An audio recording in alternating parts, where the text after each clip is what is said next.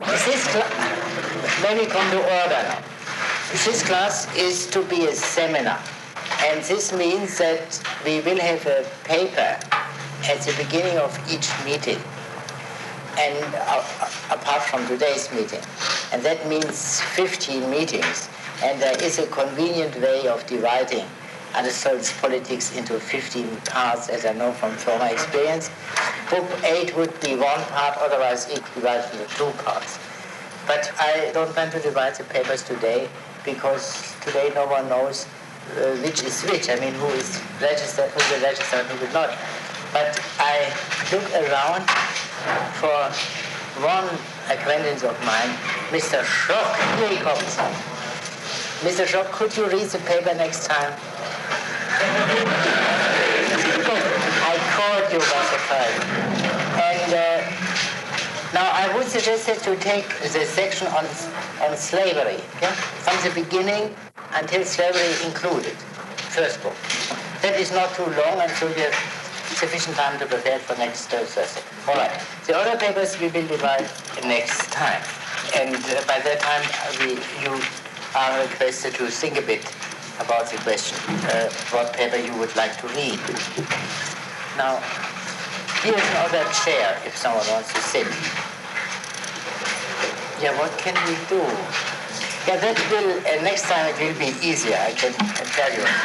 Yeah. Now, I call this course, which is devoted to Aristotle's Politics, and that reminds me of something else. I suggest that we use the translation by Ernest Barker, Oxford, of which there is now available an inexpensive paper-bound edition. That's the most convenient edition and translation available, and you could use it. Now, I call this course an introduction to political science, by which I wanted to say that I do not plan to regard Aristotle's teaching as a historical subject. Now, to treat Aristotle's Politics as a historical subject is a rather common procedure. We have to explain why I deviate from it, but in order to do so, I must first indicate the reasons why Aristotle's Politics is treated as a historical subject, or rather, what does it mean to treat it as a historical subject? Now, in the first place, to treat such a work as a historical subject means to treat it as belonging to the past. And the second implication, which is more interesting, means the teaching is not true, because otherwise you do not treat it as a historical subject. But if this is so, if we assume from the outset that Aristotle's teaching belongs to the past and is therefore not true, why should we study it at all? Now, there are indeed quite a few political scientists who say we should not, for this very reason. Aristotle, they wouldn't say he's an old fogey, at least not in writing, but that is what they substantially mean.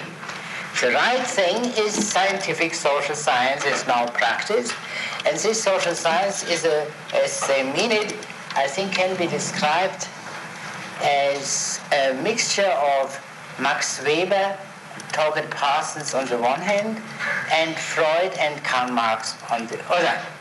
Marx less now, but still somehow.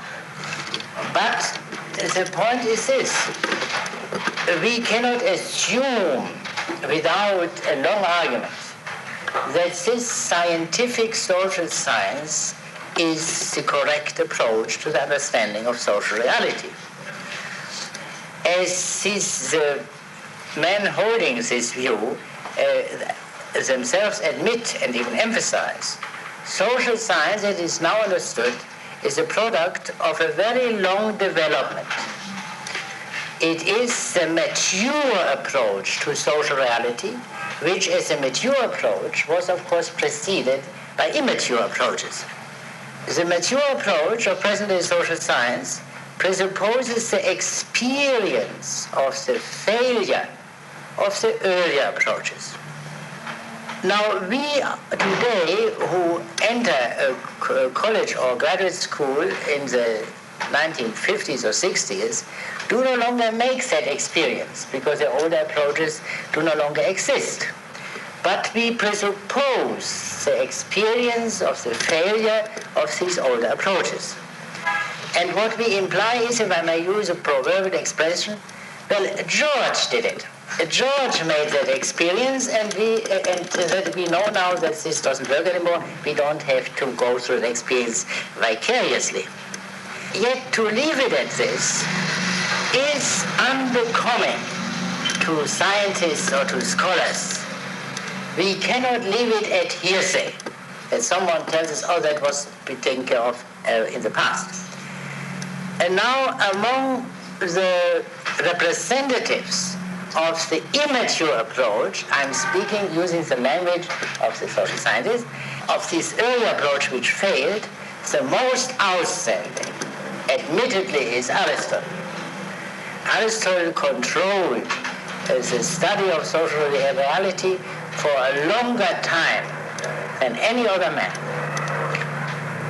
He had the greatest effect. A great effect already in classical antiquity, and a still greater effect in the Middle Ages, and even in the early modern times.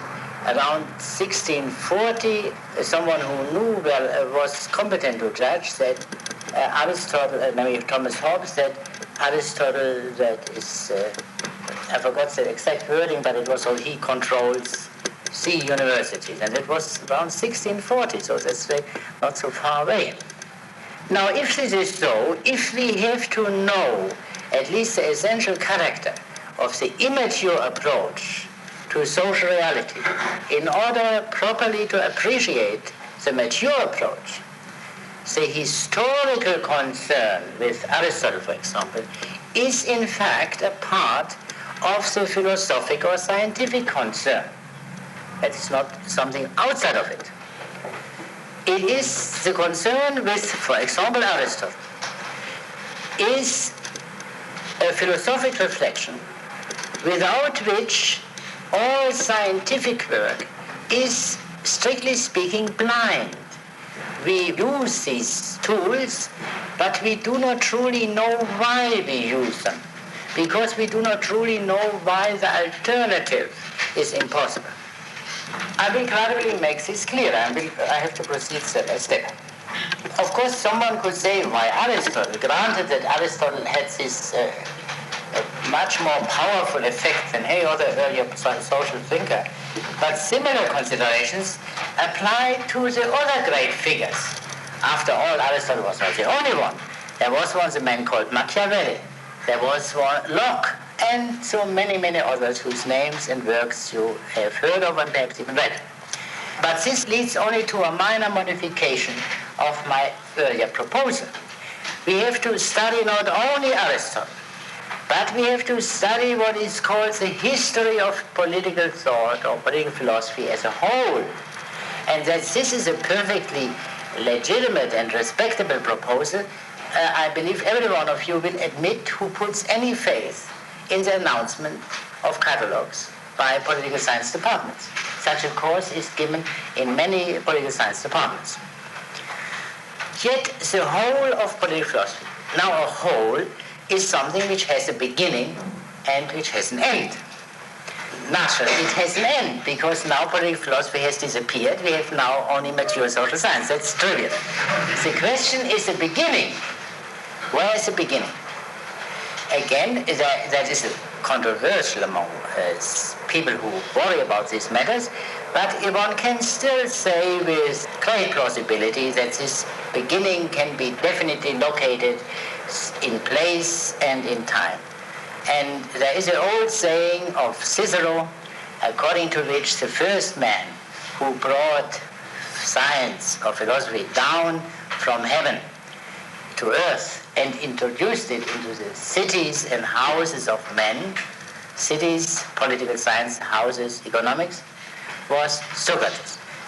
And therefore, that is still the best proposal which anyone can make, that the beginning is Socrates and the end is today. But that is not enough. A whole must also have a middle, not only beginning and end. And in the middle, if this whole is to be of any interest or of any sophistication higher than that of a one-cell animal, then there will be a division within the middle. What I'm driving at is the division of the history of philosophy into periods. That we must have some notion of that in such a preliminary consideration as we are now engaged in. Now, do you understand my thought up to this point? We cannot leave it at Aristotle. We have to study the history of political philosophy as a whole. This history must have an end. That is easy. There is a beginning that is fairly easy. But what about the middle? The middle is likely to have some articulation. And that is the division of the history of political philosophy into periods. Now, that is a very controversial thing, much more than the beginning and the end. According to one famous historian, Carlyle, not Thomas Carlyle, but somehow relatives of his two brothers, I forgot the first names, they wrote a 6 or 7 volume history of political thought, which is used by almost everyone. The whole history of political philosophy consists of 3 parts. First, the beginning, so that's Plato, Aristotle. And that was the time of the Greek city-state. And then we get something new with the emergence of Alexander the Great. The city-state becomes unimportant, the empire, and of course Alexander's empire was only a foreshadowing of the Roman Empire. And there the men who started that are said to be the Stoics. The Stoics. There was a school called the Stoa from a place in Athens, and the Stoics are the men who belong to that school. And now these men, whereas Stoics are said to be the men who developed a new kind of political doctrine, according to which the central theme of political philosophy was the natural law. That began with I had almost said with Alexander the Great, but one should say with the Stoics to follow this doctrine, and that lasted until the French Revolution inclusively. After which there began something very, very new, which Carlyle, being a somewhat old-fashioned Englishman, doesn't call scientific social science, but he would probably say a historical approach began to predominate in the 19th century in our age. Another periodization is the one which is a more simple-minded one. We all know that history is divided into 3 parts, ancient, medieval, modern, and the same applies to the history of thought, and therefore in particular to the history of political thought. There are perhaps other ways in which one can find one's bearings in this complicated story. But this mere variety of opinions shows that we are in need of a criterion which is not arbitrary, which is objective. Now there is only one way in which one can find an objective criterion, and that is paradoxically at first glance subjective. Namely, what did the people who were best informed think about the periods? What did the political thinkers, the great political thinkers themselves say? One period of political thought starts with the Stoics.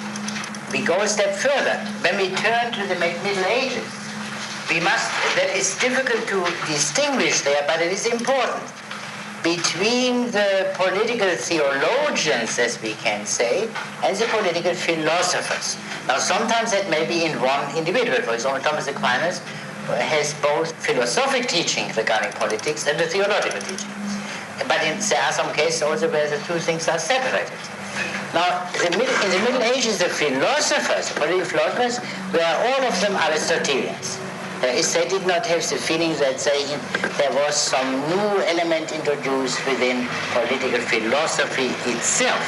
But then, when we move on, we find a moment where people say, all this teaching, starting from Socrates and culminating in antiquity in the teaching of the Stoics, is fundamentally wrong. We are in need of an entirely new teaching. And I, XY, am the one who supplied for the first time.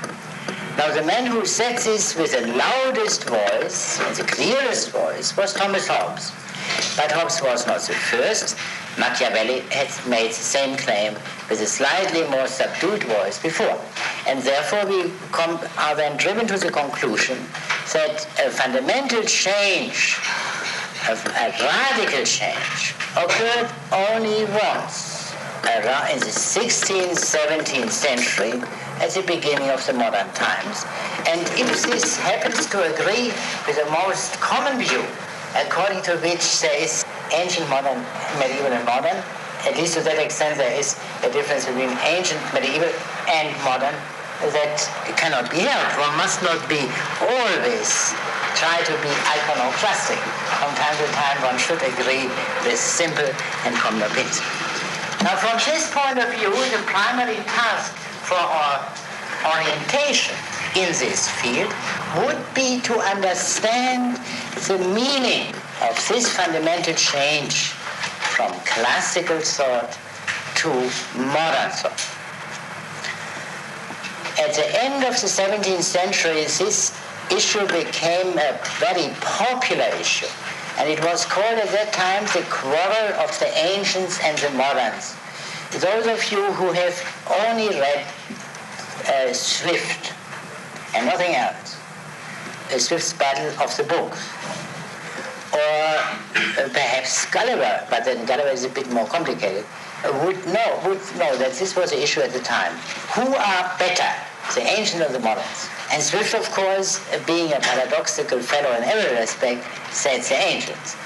But we must not forget this literary controversy, because they were chiefly concerned whether modern literature was as good as or better than the ancients. That was a kind of rearguard fight of no great interest. The big battle was, of course, that between the modern physics, Newton, which was one generation before. But before this great victory of modern physical science through Newton, there was already a fight regarding human thought as a whole, and in particular, political thought. And the greatest codices in that fight, on the modern side, were Machiavelli and Hobbes. Now we must try to understand this issue. And in order to do that, I will begin at something which is most accessible to every one of you. And I will tell you why I plan to proceed in this way in which no knowledge, factual knowledge of any kind in this field is presupposed, because I have been told that there may be college students in this class, so I do not have the usual expectations one has of graduate students, and if the graduate students think I talk down to them, I apologize. I do not plan to take down, I only don't want to enjoy them an unfair advantage compared with the younger students who may be here. Now, in order to then to get a first inkling of what this issue is between the ancients and the moderns, I proceed in the following way. I compare two comparable things in their ancient version and in their present-day version. And that is the division of philosophy. The division of philosophy. And I take as a representative of the older view Aristotle. Here, but that person, here it is. Now, Aristotle's division of philosophy is this. Philosophy consists of two parts. One he calls theoretical, and the other he calls practical. And this theoretical part is subdivided into three: mathematics, physics, which means the whole natural science. And the third he calls, or not he, but the third is called metaphysics. He calls it first philosophy, but that doesn't make any difference. Practical philosophy is divided into three parts: ethics, economics, and politics. And then there is an additional seventh discipline, which does not belong to either part, but is a kind of preamble or prelude to the whole, and that is called logic. Now let us compare that with the present situation. One thing is striking. Aristotle does not make a distinction between philosophy and science, whereas we today take this distinction between philosophy and science for granted. And that shows itself within political science. We make a distinction between political philosophy and political science, whereas according to the earlier usage, political philosophy is the same as political science. There's no difference. Now what does this mean? You see here, if you look at this list, you see that there are at least 4 sciences out of these 7, which are today clearly subsumed under science in contradistinction to philosophy. Mathematics, physics, economics, and politics. Metaphysics and ethics would still be regarded as philosophic disciplines. I'll come to that later. Now what does this mean? There was at all times, and Aristotle of course admitted it, there were certain intellectual pursuits which were not philosophic. It takes the activity of a shoemaker.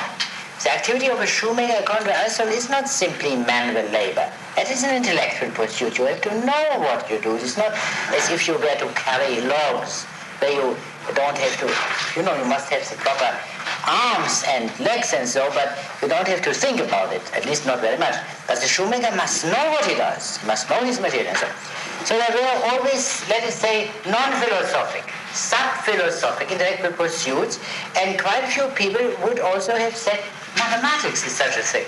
And the sciences connected with mathematics, like acoustics, music rather, and so on.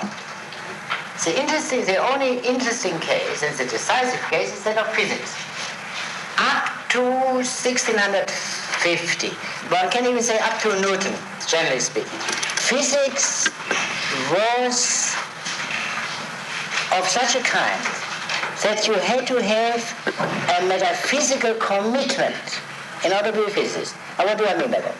Physics was either Aristotelian physics, or Platonist physics, or Epicurean physics, or Stoic physics, or what have you. There was not in existence a metaphysically neutral physics. This is a work of modern times. The emergence of metaphysically neutral sciences. Present-day physics, present-day chemistry, biology, what have you, is so that everyone has to accept them, just as the art of the shoemaker.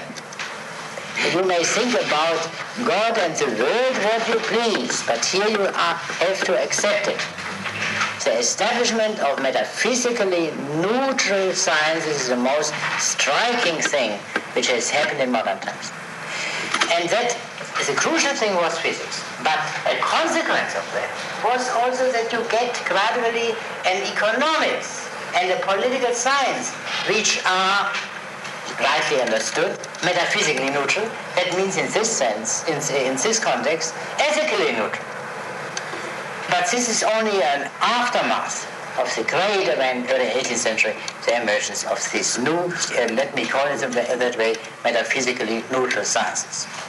I give now only an enumeration of the most important facts which show the issue. You see also from here, if you compare this with present-day situation, that the distinction between theoretical and practical sciences has disappeared. We do have a distinction which reminds of it. That is a distinction between theoretical and applied science. That the distinction between theoretical and practical sciences has disappeared. We do have a distinction which reminds of it. That is a distinction between theoretical and applied sciences. But that is an entirely different distinction, because applied sciences presuppose theoretical sciences. You cannot have physics applied in engineering, for example, without a previously purely theoretical physics. The Aristotelian distinction means that these practical sciences are fundamentally practical. They do not have essentially a theoretical foundation. They are an entirely different kind. A third point which I also mention as a brute fact for the time being is that logic, which was not a part, which for Aristotle was not a part of philosophy or science, but a mere prelude to it, is now taken, of course, as a part of philosophy like all other parts. I come now to the last point I think I should mention now, and that is this. we have in modern times, and that is now predominant, dogmatic, a distinction between philosophy and science as along the lines indicated. Now, how the sciences are divided, you all know, and you can see from any announcement in any lecture course. It's a general division at any rate. I will concentrate on the division of philosophy. And here I need again, they are so stingy that it is simple things, and if you mislay it, you are lost. Thank you. Now, let's see. I will just give an enumeration of the parts of philosophy which are now generally admitted, not universally. Of course, logic, with which they frequently put together methodology, epistemology, and this kind of thing. Then ethics is still a subject matter of treatment. And then they have another discipline called aesthetics, or aesthetics. Then you have philosophy, political philosophy, which is also sometimes called philosophy of the state. And then you have philosophy of history, philosophy of religion, and philosophy of language, perhaps. But one thing is controversial, and therefore its presence in the list is not necessary, and that is metaphysics. There are quite a few people who say metaphysics is impossible, and so on. Now, if you would now look at this whole list, you would see they have one thing, there is one common formula. I will illustrate it by the last example, philosophy of religion. Religion is, to speak in a somewhat old-fashioned way, the human attitude toward God. There isn't a part of philosophy which deals with the human attitude or attitudes toward God. There is no philosophic discipline dealing with God. That would be metaphysics, and that is excluded by the hypothesis, modern hypothesis, by the present-day hypothesis in many schools. So it is not God, but the human attitude toward God. Now let us generalize from that. All these parts of philosophy deal with man. They deal with man differently than the sciences of man, like the social sciences, like linguistics and other things, but they deal nevertheless with man. Look at a few famous book titles of modern philosophy. Locke, his great philosophic work, an essay concerning the human understanding. Berkeley, Principles of Human Knowledge. Hume, a treatise on human nature. Kant, critique of pure reason, critique of practical reason, critique of judgment, which are all human faculties. They all deal with man. Whereas the older books in ancient times had entirely different titles. And these titles correspond, of course, to the subject matter. They dealt, a typical title in the ancient time, prior to Socrates, was on nature, the philosophy. In the Middle Ages, the subject was much more theological, or you can also say metaphysical. But the man was not the guiding theme of philosophy. In our age, and that age dates back some centuries, the guiding theme of philosophy has become man. The philosophy, we can say, has become, quote, humanistic, unquote, as distinguished from cosmological or theological. There is a connection between this most interesting phenomenon and the perhaps still more interesting, which I mentioned first, namely the emergence of modern physics, of the metaphysically neutral physics. For what is the outcome of the emergence of the modern physics? That was not yet the view of Newton, but it gradually became the view of physics about itself. Physics, the science of the universe, has the character of a human construct, naturally not of an arbitrary construct. There are certain devices by which we distinguish between better and worse constructs, experiments and such things. But fundamentally that is a human construct. By this very fact, the starting point, the center of the modern physics, proves to be a man, the human mind. One can also say this, for as has been stated, that in pre-modern times, the emphasis in the word, in the expression natural science, was on nature. In our times, the emphasis in that expression is on science, method, on procedure, on forms of proof, and so on, rather than on the subject matter itself. So there is a connection between this change in the meaning of philosophy and the more basic change, the emergence of what I call metaphysically neutral sciences. Now, this is only meant here only as one illustration, and I believe good enough for the beginning illustration of the fact that a fundamental change in human orientation has occurred, and a change which we can very well identify historically as a transition from pre-modern to modern thought. Now I come back. I will give an opportunity to raise your objections and so on at a very short moment, but let me only finish one point. Now I said my concern was not with the historical subject.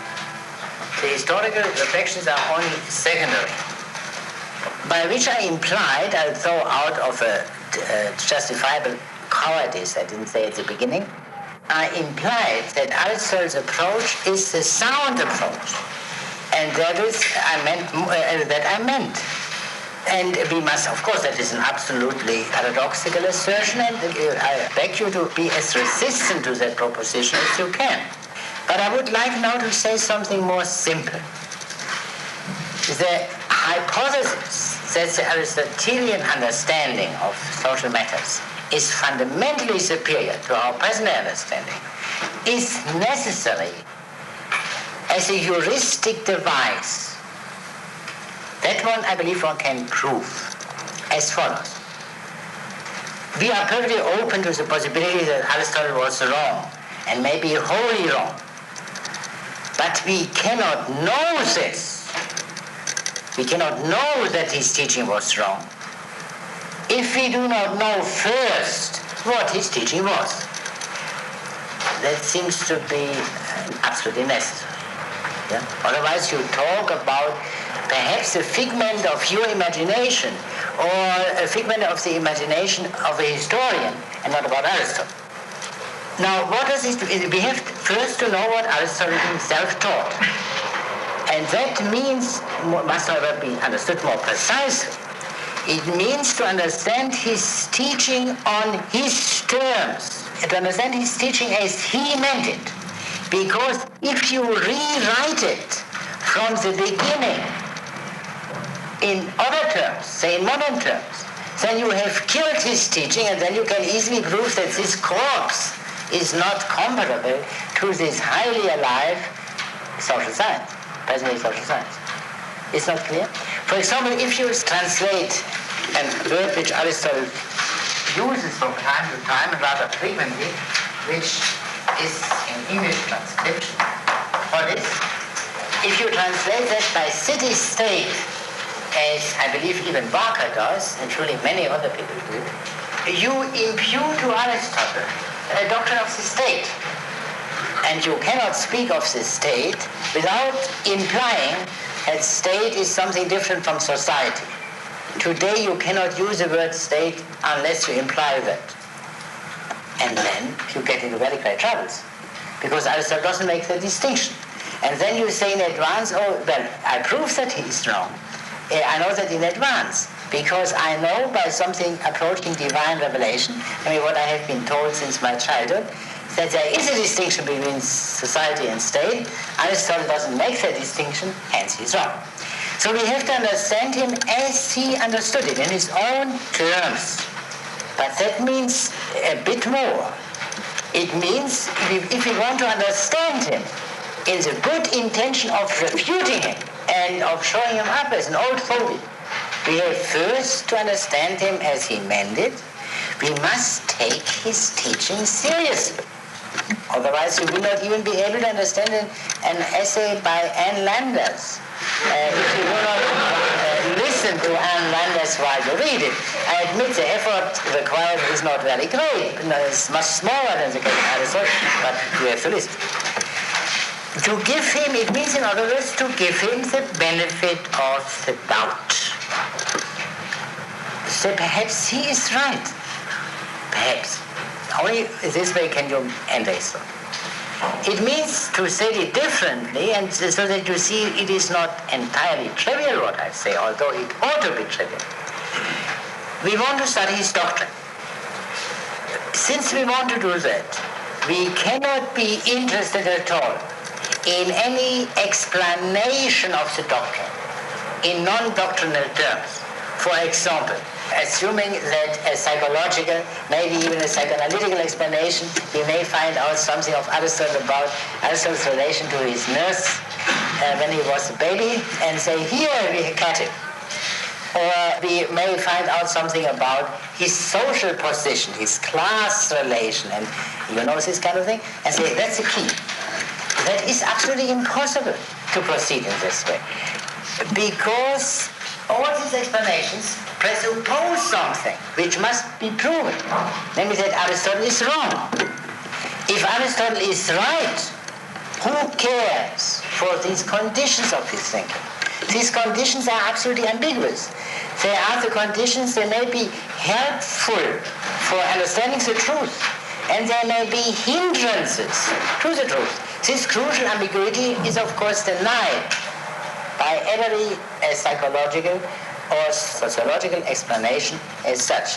Once we know that Aristotle was wrong, either in general or in particular, then it becomes necessary to raise the question, what could induce such a great mind to commit such a strange error which no child would commit today?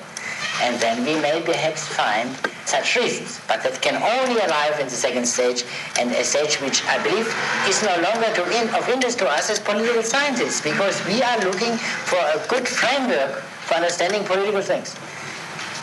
Does Aristotle supply it? We must see. If Aristotle does not supply it, throw him out. And these are rational and sensible procedures. But the explanations are of no interest for our purpose at all. I did not mention the fact why one should consider at all such an outlandish proposition, namely that Aristotle might supply us with a framework. This is, of course, connected with the question, namely, do we have such a framework now? If we have a satisfactory framework for the understanding of social phenomena now, then it would, of course, be a waste of time to study Aristotle with any intensity. But that's the question which I will turn later. Now, before I turn to that subject and say a bit about it, I would like to know whether there is any point where I have made too many jumps and should proceed more slowly and more step by step, in your opinion. Yes? What is the paperback edition that we No, that's a perfectly legitimate question. That is also Oxford Press. Oxford University Press. And that you get, there are bookstores. Do you also want to get direct to bookstores? And there you can get, there you will probably get it. Yeah. And there are two editions. There is one which contains only the text of Barker's translation, and the other contains also his introduction. I would advise you to buy that with the introduction, because Barker's introduction contains quite a few things which are valuable, which I will not take up in class, but which would be quite helpful to read. Yes. What did you mean? I didn't quite understand when you said that modern-day physics is based upon human concept.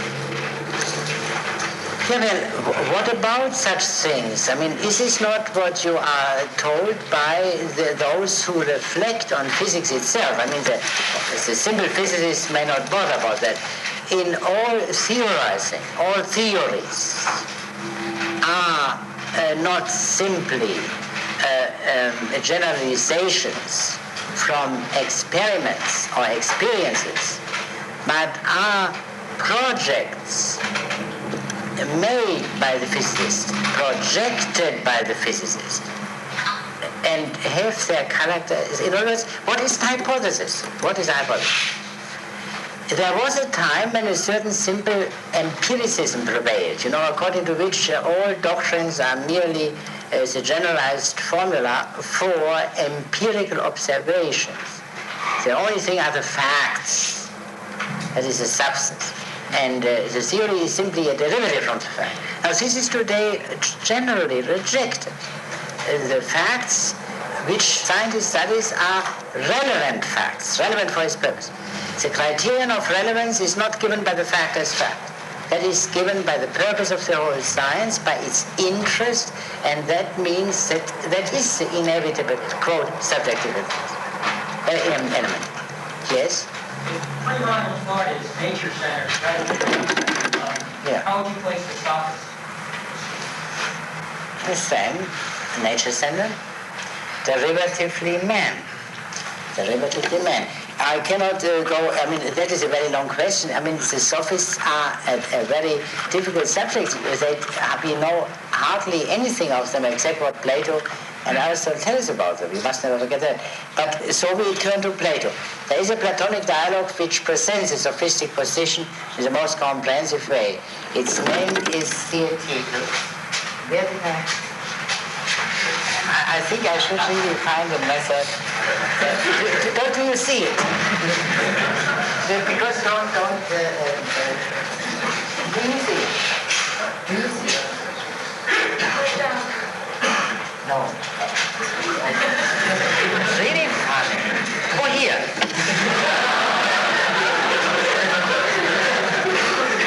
And you must not laugh about it. Only there. That is the title, Theaetetus. In this dialogue, Plato presents a famous thesis of the sophist Protagoras that man is a measure of all things. But that is what you think of, I believe. But that is a derivative from a certain cosmological thesis that everything is in flux, that there is nothing but motion or process. It's a derivative from that, that's the basic thesis. Perhaps we come to that at a later occasion when we come to Aristotle's mentions of physics, of sophists. Yes? I believe one of these statements was the practical is mere practical for Aristotle. It has no theoretical foundation. I wonder if... Essentially, yeah. Yes? You think that's Aristotelian? It was, as all statements, I have to make this connection, somewhat overstated, but I said that, yeah. Because in the metaphysics or some other places, he seems is not really trying to divide this sharply. And I wonder if this is a sort of a modern look at Aristotle, a Kantian look. Yeah, that would be fatal, but I think it is not, and I will prove it as follows. Aristotle makes a distinction between the wise man and the man of practical wisdom. Now, the latter word, practical wise man, is translated to Latin and therefore also in the English by prudent. But prudent does not mean here a smooth operator. It has a moral connotation. So, but let me use it now to speak of the difference between the wise man and the prudent. The wise man is not a prudent man, and vice versa. So the wise man is not as such able to conduct his affairs or the affairs of his city. Not even his affairs, because there is a famous story of a wise man who contemplated the whole and fell into a ditch. So little was he able to take care of it. The prudent man, on the other hand, the highest form is a statesman, is not a wise man. He does not, he knows practically nothing of the stars, and, except whatever he would try not more. That is so. Prudence is the highest form of practical understanding. Prudence is autonomous. That's how it is. Ethics 6 book. Then there arises a difficulty, a complication, and that is what you have in mind. Men cannot help having opinions about the whole, which is the theme of theoretical science. Yeah? Even the most primitive tribes has such opinions. You don't have to have science for that. There may also be sciences of various degrees of development. Now, there are opinions about the whole, theoretical opinions, which are harmful to prudence, which are destructive of prudence as far as they go. Therefore, prudence cannot defend itself against that enemy. Therefore, prudence is in need of a wise defender of the whole realm of prudence. Is this clear? To that extent, and that is indeed what Aristotle claims, that his philosophy, or something like his philosophy, let's say, is indispensable if there is to be prudent handling of human affairs. In other words, if the universe had a mechanistic structure, and people believe that, this would inevitably lead to a false handling of human affairs individually and collectively. That is it. So one can put it this way. De jure, as of right, prudence is autonomous. But de facto, in fact, prudence is always in need of a defender, of a philosophic defense of prudence. Then take a case today. Marxism would be an example, from Aristotle's point of view, of a false theoretical view which is bound to have a fatal effect for the prudent handling of political matters by those who believe in Marxism. And therefore it is necessary for the defense of prudent political action that theoretical men refute Marxism. You see? But you must not underestimate, however, the first part of the statement, that fundamentally man is so equipped by nature that he would develop prudence on the various levels, from the very simple level of a father of a household to the level of broad statesmanship. He has all the materials there, but there is something which enters and reflects false theories. That, I think, is what Aristotle is. Because the other side of the statement you mentioned is that wisdom would know all things, but not imitate. And this would include the fact that's why it's a sovereign over the fact, isn't it? It is not so simple. You see, I can also show it in other way. The premise of the fundamental of the practical sciences is ethics. Ethics deals chiefly, you can say, with the virtue. Now, how does Aristotle get his knowledge of the virtues? If you were right, the knowledge of the virtues would be derivative from a preceding theoretical science, say metaphysics, say psychology, whatever it is. Not the case. That is a new beginning.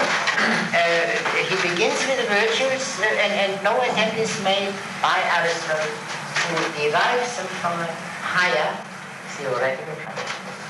But this is what I meant, really. There should not be that separation, because he starts with the sense of it. He starts with the that may be a deplorable defect of Aristotle that he did it. But in fact, he did that. Perhaps that is the point where we have to criticize him. Perhaps he had good reasons for this seemingly inelegant procedure. That we must see. But there is a difficulty, you're perfectly right. But you must not underestimate that part of the picture which I emphasized now. Yes? I had one question about political science. Would you say it's possible for a modern political scientist, and I use the word scientist advisedly, not to be ethically neutral and yet use quantitative methods? No one, in a sense, would have anything against quantitative methods where they are manifestly required by the subject matter. For example, if you want to find out the proportion of poor and rich, to use old-fashioned language, in the society, How can you find out except by counting? I mean, counting both the gnosis and the property, and the various kinds of property, and figure out how you can assess the monetary value of non-monetary property, such as fields, houses, or sure. The question is only if someone tells us that any statement in non-quantitative terms is inadmissible in science, then he makes an unwarranted assertion. Yeah? You know, I mean, that's clear. Yeah. Sure, no, there is no question about that. Now, I will turn to the question of political science in particular very soon. As a matter of fact, as soon as I'm certain that no one among you would like to raise another question regarding my previous statement. I'd just like to say that it seems to me that this division, therefore, I would draw the conclusion from what we've agreed on, the division between political philosophy and political science is not an absolute or rigid one in terms of at least a fair number of political scientists today who seem to be interested in both. Yeah, sure. Yeah, you see, these people are, in my opinion, wiser than the fanatics who throw out political philosophy altogether. But they are also a public menace. Because the other fellows, the young Turks, the radicals, who say political philosophy is bunk, allow us to see the problem more clearly than these people who are wiser and therefore say political science is fine, political philosophy is fine, but don't help us very much in clarifying the relation between the two. You know, I suggested some time ago, precisely for this peaceful reasons, public relations, I suggested that we should make a distinction between political knowledge and political philosophy or political science. Political knowledge is something which is absolutely unproblematic for all practical purposes. Yeah? I mean, that is something which every one of you and even every man or woman in the street possesses to some extent. Yeah? You know?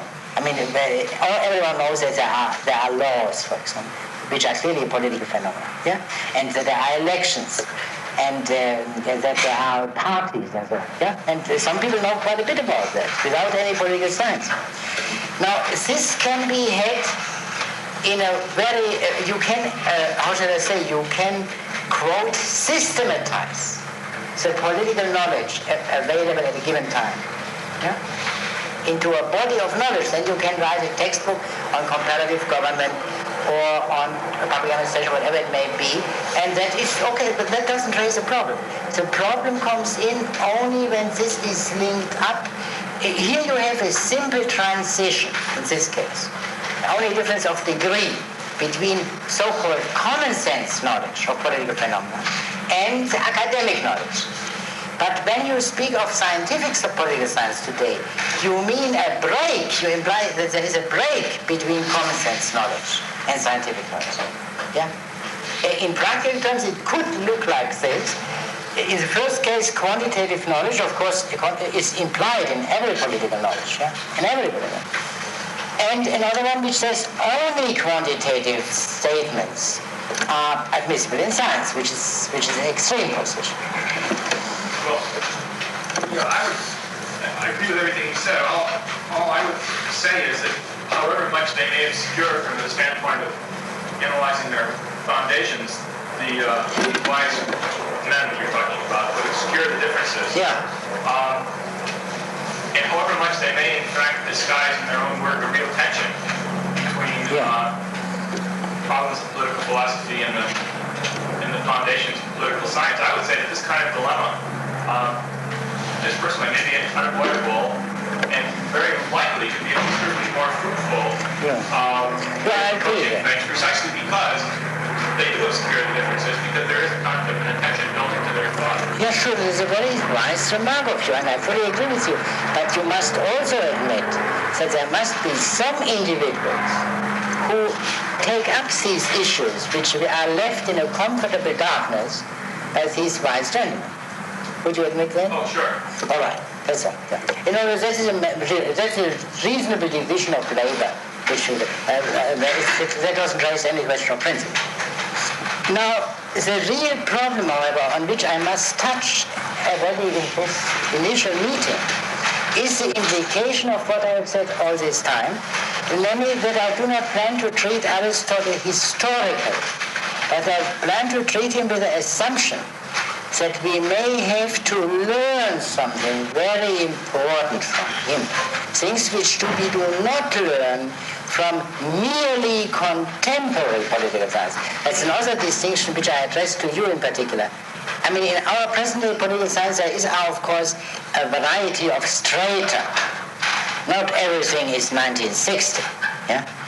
And even the various disciplines, for example, public law is a much older discipline in our present setup than the other disciplines. Yeah? It's much more old-fashioned in its structure, except those who who are too much concerned with the psychology of the Supreme Court judges rather than with the juridical logic. Yeah? There's this modern tendency. But public law is, of course, infinitely old. And so there are many strata, many strata, and one cannot reduce it to a simple formula. That is done, the people who try to do that are these scientific political scientists who would like to have all parts of political science treated in this particular, quote, scientific, unquote, way. Yeah? Now, I say, so in other words, every sane or normal political science would admit, even today, that there are certain things which Aristotle has seen which are true. That I think one can say. But I say a bit more about it. I say that his overall approach is sound. I do not say that every individual statement is scripture. Now, one cannot say that without being aware of the fact that this assertion encounters a very great obstacle in the certainty that Aristotle's teaching is fundamentally wrong, in the prejudice against Aristotle. This prejudice can be expressed simply by two propositions. A, Aristotle's teaching is unscientific. I mean, those of you who have had any training in social science at the college level must have come across that opinion. And the other is still, the academic prejudice against Aristotle, but there is a non-academic prejudice against Aristotle, and that says Aristotle is undemocratic, and therefore nothing to boast about. Now I will try to take up these two prejudices, if I can, in today's meeting. First, the academic prejudice against Aristotle, or the difference between Aristotle and present-day scientific social science. Aristotle's view of the situation is, as I have indicated before, political philosophy is identical with political science.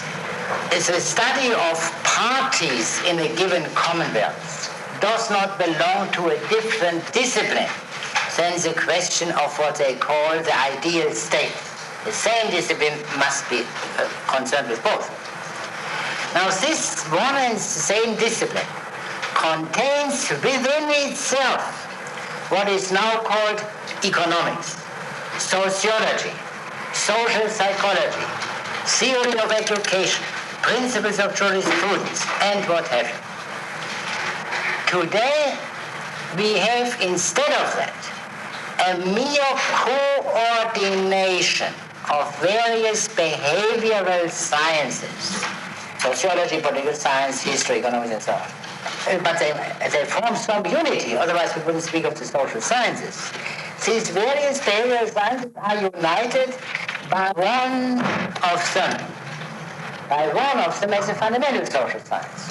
And that is controversial, which it is. Some say sociology, others say psychology. This man does, but he looks in the same direction. Now what is written today? If this is the locus of the citizen, and these are social phenomena here, Aristotle says that he looks deeper into that, same direction. The position of the modern social scientist is radically different. It's not here. Here. He looks from the outside as a spectator, as an observer, as a contemplator, as a theoretical man. These are all synonymous terms. It's a whole thing.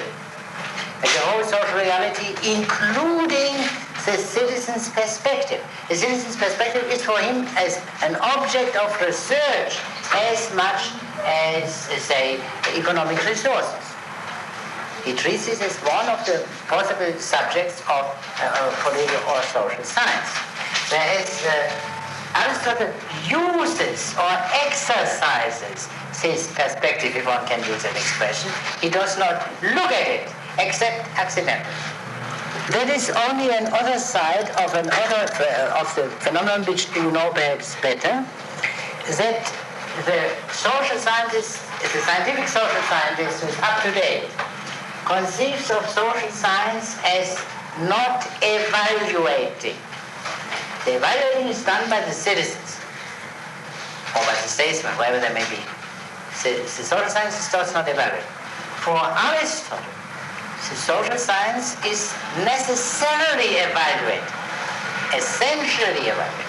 In other words, Aristotle was a rather theoretical man. He did not run for elective or appointing office, and he did not give political advice to Alexander the Great, as far as we know. Or when he gave one, it was turned down by his practicing statesmen. And there may be a present-day political scientist who is terribly active politically, obviously. But that is not with which I am concerned. I'm concerned now with the approach to social phenomena he has while being a social scientist and not while being engaged, as it may happen, in political activity. I hope that is clear. In Aristotle, the approach he has in his capacity as an analyst of political phenomena, not as a politically active man. In this analysis, his perspective is identical, in principle, with that of the citizen or statesman.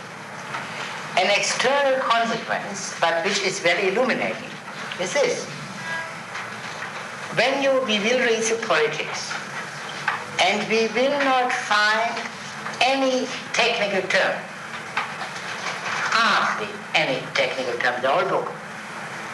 All the terms used by Aristotle, which refer to political or social phenomena, are all called common sense terms used by citizens on the marketplace or by councillors in cabinets of kings or whatever. Whereas it is of the essence of present-day social science to abound with technical terms. Now that these technical terms are fed back into the market, and then very innocent people use them maybe even in election speeches and so. I know, but that doesn't do away with the fact that they originate in the schools, in the academies. Whereas for Aristotle, just the opposite is true. The terminology is of marketplace origin and is clarified to some extent in its academic use, but it is fundamentally the same. The third point, which I would like to mention, is this. Modern social science, as it is now understood, conceives of itself as essentially dependent on natural science, whereas Aristotelian social science is relatively independent of natural science. Now that is a difficult question. We got a sketch of it before in our discussion, and let me first develop this point. How does it come? And from which point of view can we understand? Now Aristotle's political science starts from a premise which he develops to some extent at the beginning of his politics, that there is an essential difference between men and brutes, an essential difference. Man has a certain character or characteristic which no brute possesses. Everything is involved in that little proposition. Now, when we speak today of natural science, we mean thereby, in the first place, the science dealing with the subhuman, animate or inanimate. What Aristotle implies is that our understanding of the subhuman, animate or inanimate, is of very limited use for the understanding of what is characteristically human And political life surely is characteristically human. When we speak of political matters, we presuppose, in ordinary language, the essential difference between men and brutes as a matter of course. If I may use an example which I may have used once too often, when President Roosevelt spoke of the four freedoms and mentioned among them the freedom from want, everywhere, what did he mean? Did he mean freedom from want for all tigers, rats, skunks? No. Of course, only for human beings, sure. And so lions, tigers, rats simply don't count in this country. We take that for granted. That is, Aristotle would say, is we take it rightly for granted because there is an essential difference between men and brutes, and we cannot, it doesn't make sense to speak of the rights of brutes in the same way which one can speak of the rights of men. Now, science, this crucial presupposition of our present-day social science, is based on a premise which is today obscured by a great sophistication, but this science understands this basically. To understand something means to understand its genesis, to understand its coming into being. Therefore, the essentially human, or what we ordinarily understand by the essentially human, is not understood if it is understood as essentially human. It is understood only if it is understood as having come into being. And that means, of course, as having come into being out of the non-human. Only by the reduction of the human to the non-human, to the subhuman, do we understand the human. In other words, speaking commonsensically, scientific understanding is essentially, according to this modern notion, to understand the higher in the light of the lower. Now, if you take these two schools which have exercised such a very great influence on social science, Marx and Freud, you see that almost immediately. That is an attempt to understand the higher in the light of the lower. Now, the whole Aristotelian project implies that man is higher than the brutes, and that which distinguishes man from the brutes, if he takes that in its purity, isolated, is the end of man, the purpose, the goal of man. In other words, what Aristotle says is man is, of course, also has many things in common with the brutes, naturally. Eating, digestion, propagation as such. Man has many purposes, many ends. But there is an order of these. And the highest place among the ends is occupied by that end, which is purely human, which transcends the bestia. This one specifically human end is the one thing needful, if we can use this New Testament expression, and hence it is the one overarching end. Now, since there is a variety of ends, there is in principle a variety of practical sciences dealing with the procurement of these ends. But there must be an order of these sciences.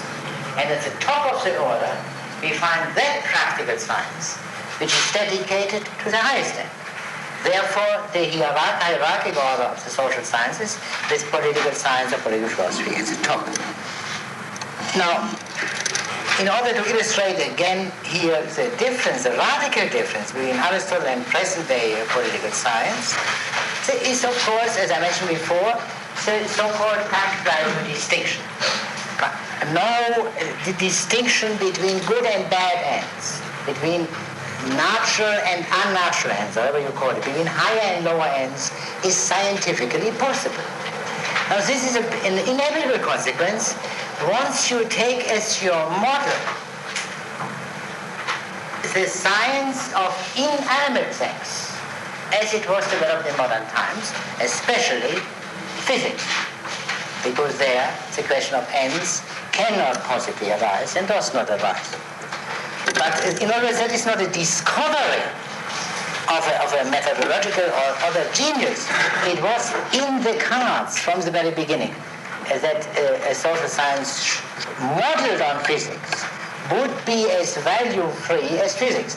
The interesting question is why it took such a long time until it became accepted, and you know it did not become accepted, this distinction, until about 30, 40 years ago.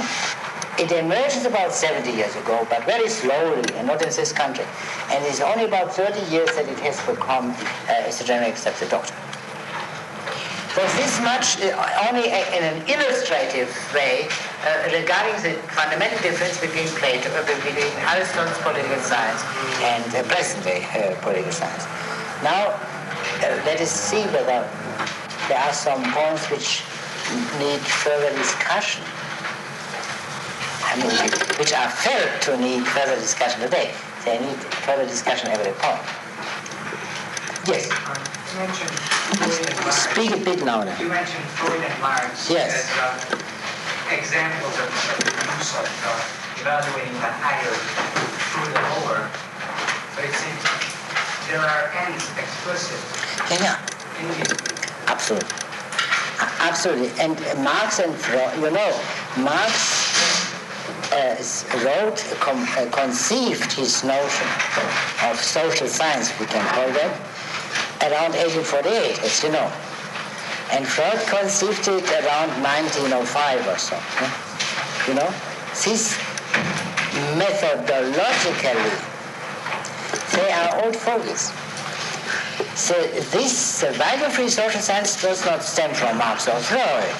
I mean, not that they did not have some influence on that, but they were not the same. That comes from an entirely different point. I can tell you the stories, the main story. It's very simple. It emerged under the influence of Nietzsche. Nietzsche himself was not a value-free social scientist, but somehow a part of his teaching led to that. And now I come to facts which I've learned from Arnold Brecht, Political Theory, a book of about 600 pages, which has the great merit of giving a straightforward history of this distinction, you know, or value distinction. And it seems that the first man who made it in the context of social science was Georg Simmel, a German sociologist. Some of his works have been translated into English, 1892. That's the first.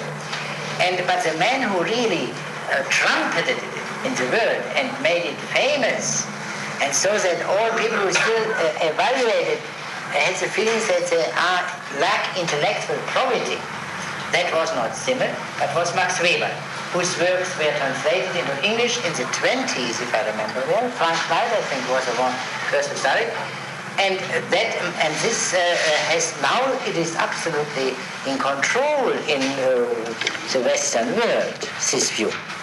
And it was then, there are various different versions of that. Prior to Max Weber, if you want to speak of that, prior to Max Weber's influence, I think the greatest power in the Anglo-Saxon world was a kind of modified utilitarianism, you know? I mean, the people who spoke of the greatest happiness of the greatest number, you must have heard that. And you must have heard of people who spoke of progress and of underdeveloped countries. Have you ever heard that expression? Which are all value judgments. And who spoke of prosperity and long life and such things as desirable things. Did you know that there were once such fogies? And who had a great influence on that? That all existed, but that in the last 30 years, that has disappeared and is permitted only at the margins or when the same people take political action. But as social scientists, they can't do that. That's a long history, and it's really difficult to understand what this value-free social science means. But it is undeniably today the accepted methodology. Yeah. I mean, accepted, I mean generally accepted. Yeah? And sure, you are perfectly right, Marx and Freud are evaluating all the time. But there are nevertheless subtle, in other words, the understanding of the higher in terms of the lower does not as such mean value-free. But it is a part of it. Of this development. Now, someone wanted to say something? I saw another. Mr. Sachs?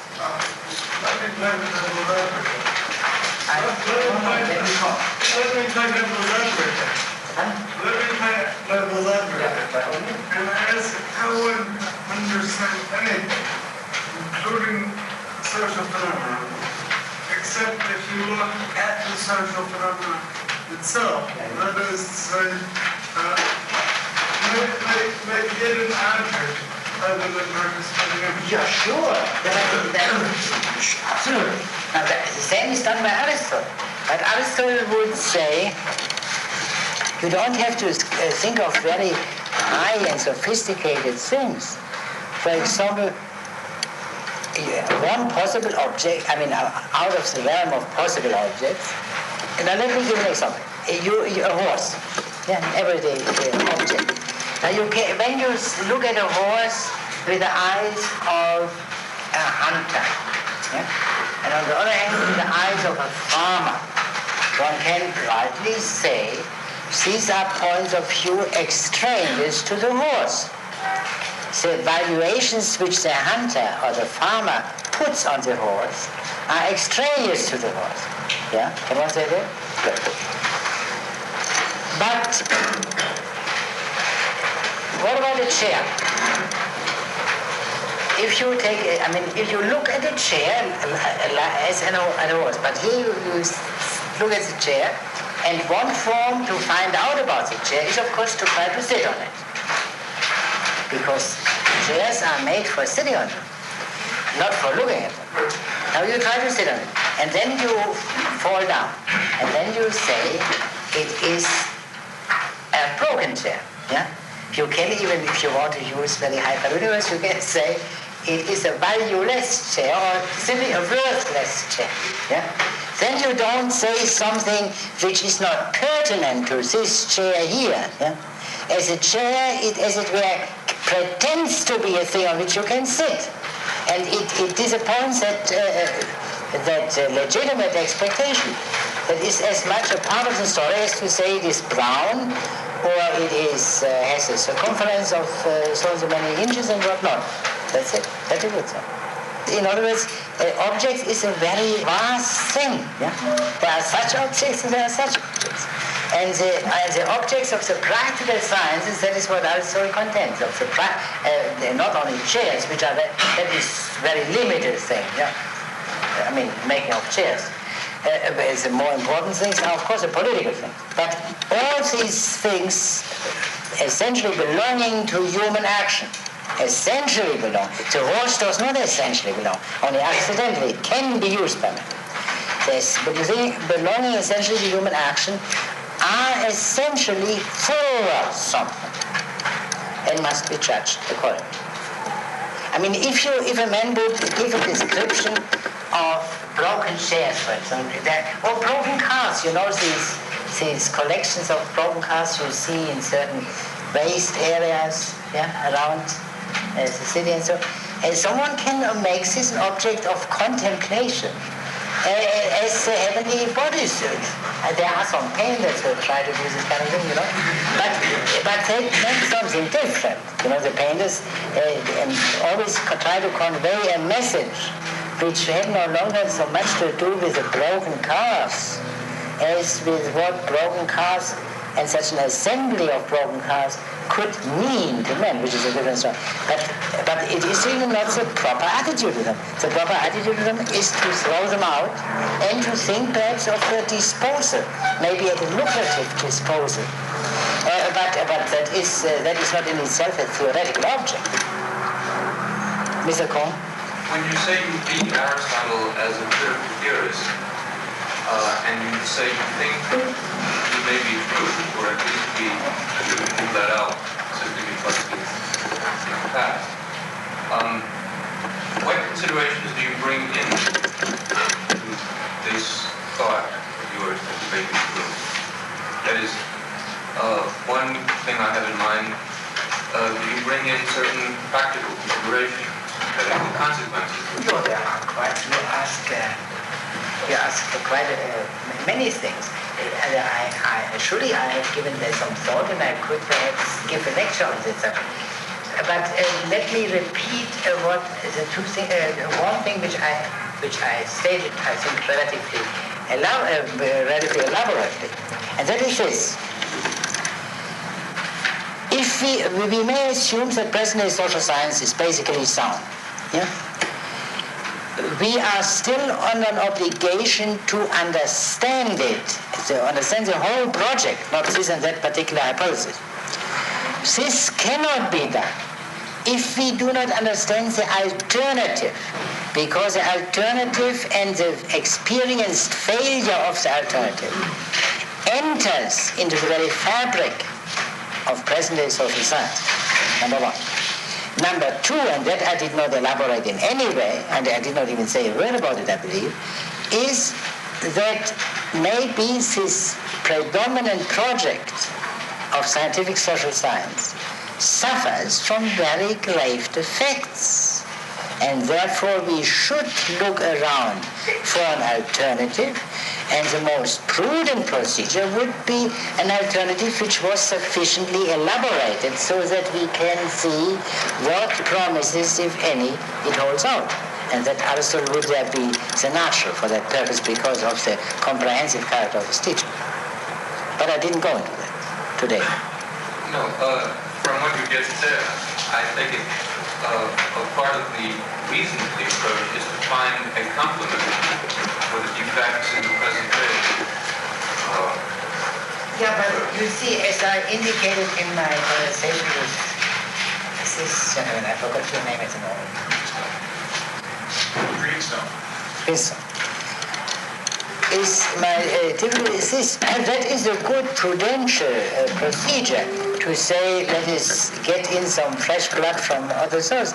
But in theoretical matters, that obfuscates clarity. I think it is really theoretically necessary, if the foundation of present-day social science are unsound, to look for the foundations and try to integrate the good or tolerably good things which were developed on the new basis into an Aristotelian framework rather than the other way around. That is theoretically more satisfactory. Yeah, but perhaps this is a difficult question, but in this theoretical consideration of Aristotle's teaching, is the question of the truth of political teaching a theoretical question only, or must you then consider also the practical What do you mean? of the application? I believe I understand what you mean, but I would like to find out whether it's true. How do you mean?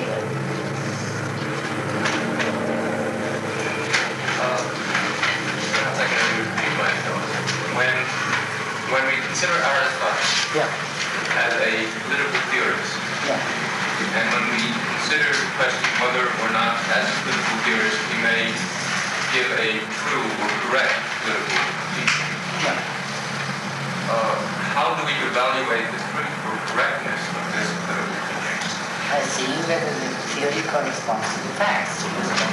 All questions are That's it. So when we consider this correspondence, we necessarily then take into account the consequences of the teaching. You mean the consequence for what? Well, that's another question, whether the consequences of the teaching are beneficial or harmful. Sure. Sure. Naturally, in other words, if one could show that Aristotle's teaching, political teaching, is excellent for producing crooks and very bad for producing nice people, then I think that's a proof that it's wrong. Because a political theory is meant to be to do good of it. I doubt if you could show anything so specific as that, but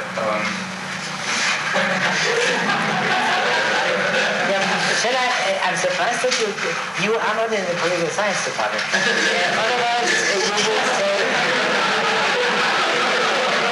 Aristotle didn't have an inkling of the atomic age. All our problems are problems of the atomic age. What can a fellow who lived in an economy of scarcity in a predominantly agricultural and even rather primitively agricultural world, what can he teach us? So that is an objection which is frequently made, and I don't believe that Aristotle gives us any recipes for how to deal with the Eastern Bloc, for example, and or with a farm problem in this country. Surely not. But the question is, I didn't speak of political theory, I spoke of political science. But if you want to introduce that distinction for a moment, then we would perhaps say this. From the fact that there have taken place incredible changes of which Aristotle did not have any inkling, it does not yet necessarily follow that the principles are wrong. Yeah? Maybe, if I may again use somewhat loose language, maybe the spirit for handling our situation is as the spirit the same in which every situation should be handled. Or stated more theoretically, every political situation, however unprecedented, has something in common with all political situations. Aristotle's political situation with which he was familiar, had one thing surely in common with our political situation. And that was that it was a political situation. Meaning, I thought, that was a situation of men who had a certain understanding of for example, of the division of power, both within the city or state and internationally, and of the intentions of the various cities and their proclivities and whatnot. And now I come to the crucial point. And we are absolutely unable to predict in the decisive respect. And that is the same situation in which we still are. Now, if we are unable to predict in the decisive respect, think of this very simple thing. The future of the human race will depend considerably on whether there will be thermonuclear wars or not. No one can make a prediction on this absolutely crucial. No one. One can say it's unlikely, sure, but everyone who thinks about it knows that even granting that neither of the atomic clock people wants to have a thermonuclear war, it may go off by itself. You read it daily in every paper. That's the situation. So you cannot, and you cannot even predict who's the next American president. And not even that. You can have guesses, and the guess can prove to be right.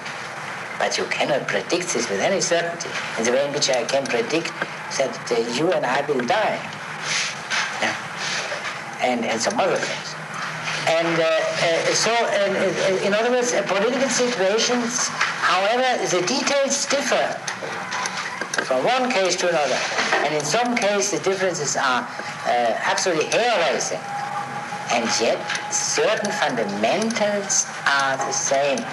And what the most fundamental issues concern that, the most fundamental things, and with which Aristotle is concerned. There are other reasons for that. Other reason is this, to which I can now only allude. Aristotle's subject, at first glance, seems to be that thing, the polis, which I will translate the city.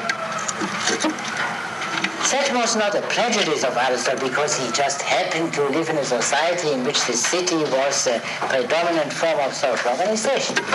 Aristotle gives a very philosophic reason of it. In other words, polis is for Aristotle a philosophic concept. And to say the Greek city-state shows a deplorable lack of understanding. The city is the preferred form of human society, quite regardless of whether you can have it everywhere on the globe or not, say in the North Pole or so. That's uninteresting. But it is a preferred form of social organization. One reason is this. The reason is this. It is the natural form of association. Now, why it is natural? Of course not because Greeks are accustomed to it. It would be absurd. But because it is large enough so that all natural purposes of men can be satisfied, and not too large So that the mere bulk might prevent the proper solution of this problem. One can state it descriptively as follows. A society in which everyone knows everyone else is too small for fulfilling all purposes of man, performing all functions of man. A society in which most members do not have any personal knowledge of most other members is much too large, because then you make all real decisions on the basis of very insufficient knowledge. For example, if you elect people to governing offices. The right mean is a society in which everyone knows and personal acquaintance of everyone else, so that if someone is running for election, you have a reliable way of finding out about him, and not too small. This was the notion. And in other words, that was despised as a silly prejudice, and Hobbes and such people heaped scorn on that. And yet, in our society, suddenly, and Aristotle called the other thing, which was unbearably big, he called Babylon, with a word which also plays a certain role in the biblical tradition, as you know. Yeah? It so happens. Now, Babylon, the big city where no one knows one another really, and where all kinds of terrible things can go on, and no one is aware of them. Yeah, and that's was old-fashioned city and all those other things. Yeah, but now, what is the problem of the metropolitan areas, except in a complicated roundabout way, a return to Aristotle's problem? And don't think that I, who somehow have some love for Aristotle, say that other people who are studying this urban problem are compelled to use the Aristotelian model, in order to articulate this problem of the metropolitan area. So this that is not merely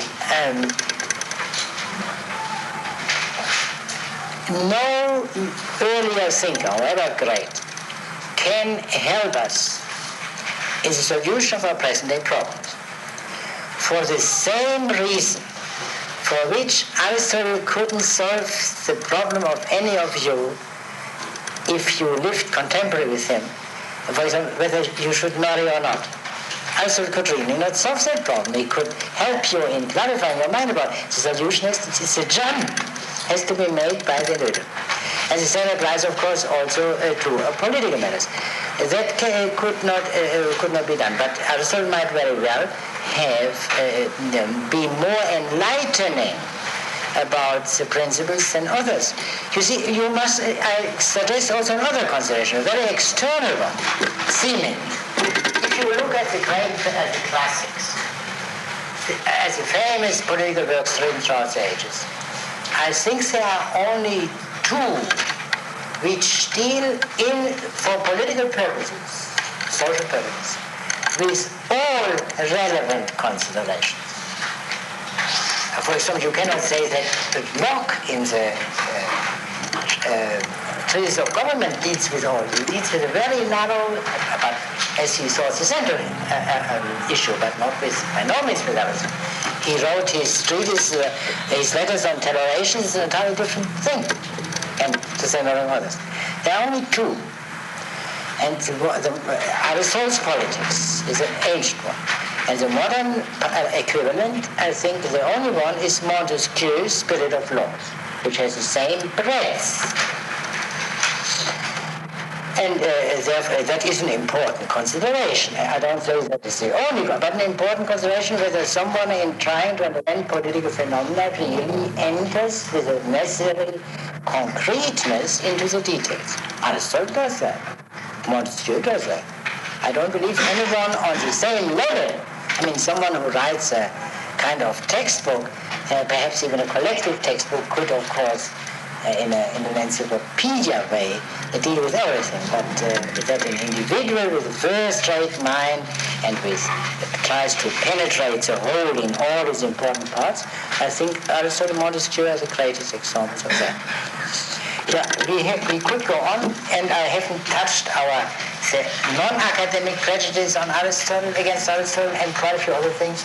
But perhaps Mr. Schrock and I will divide the next meeting among ourselves.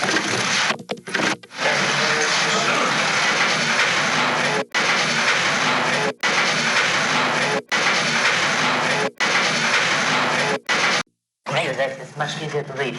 And I urge the others who read papers to elaborate them, really to type them out, because otherwise there is also no proper judgment possible regarding the length of the paper. Now, Mr. Schrock, did you find a seat in the meantime? Yeah. No, you can have here one. Here's one. Go in through the other door.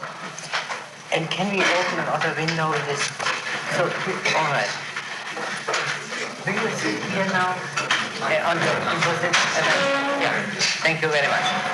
So, now, I don't know whether the main features of Aristotle's argument in this part of the Politics has become clear to those of you who have not read, as you are supposed to have read, this part. Now, the question which, after Aristotle has described at the beginning, the relation of the polis to the primary associations. And the most important primary association is a household, because the village is superseded by the polis. You cannot live in a village and a polis at the same time.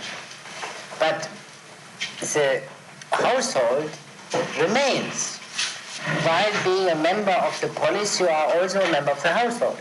Therefore, the household is more important, the most important of the primary associations, because it survives in the polis. And now Aristotle speaks then of the household first, or more precisely of the art of managing the household. The household is called, managing the household is called in Greek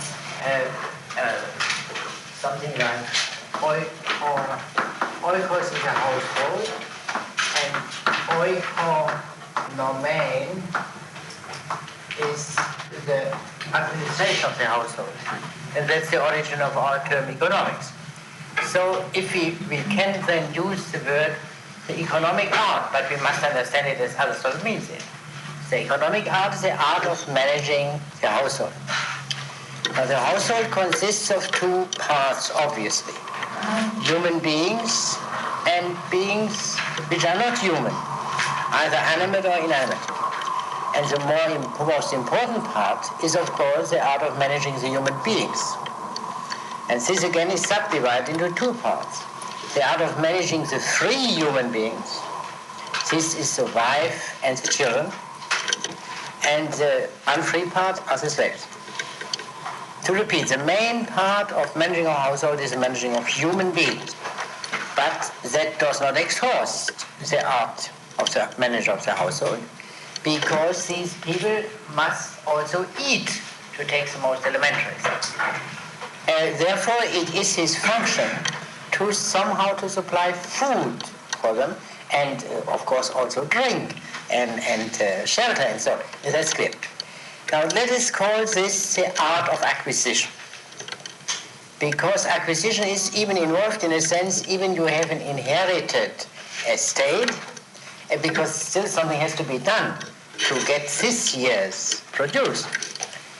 Now this art of acquisition is absolutely essential to the art of managing the household, but subordinate, because we do not live in order to eat, but we eat in order to live. And the difficulty which arises here on this level is this. By some strange accident, let us say to begin with, it happens that many people say the art of acquisition is an art of making money. And Aristotle regards this as an atrocious error, as a perversion of something. Therefore, the discussion of money-making plays such a great role. If men were sensible and this would not be necessary. But unfortunately, they are not sensible, and therefore this great error has to be discussed at great length. This is the main subject of this part. It's the distinction between the genuine art of acquisition, the natural art of acquisition, and an unnatural art. Now, we must read some of these sections in the text that is indispensable. And now, you have, Mr. Schock, you have the Bible? Good. Well, we do not have to read everything. Yeah, perhaps in 1256a15.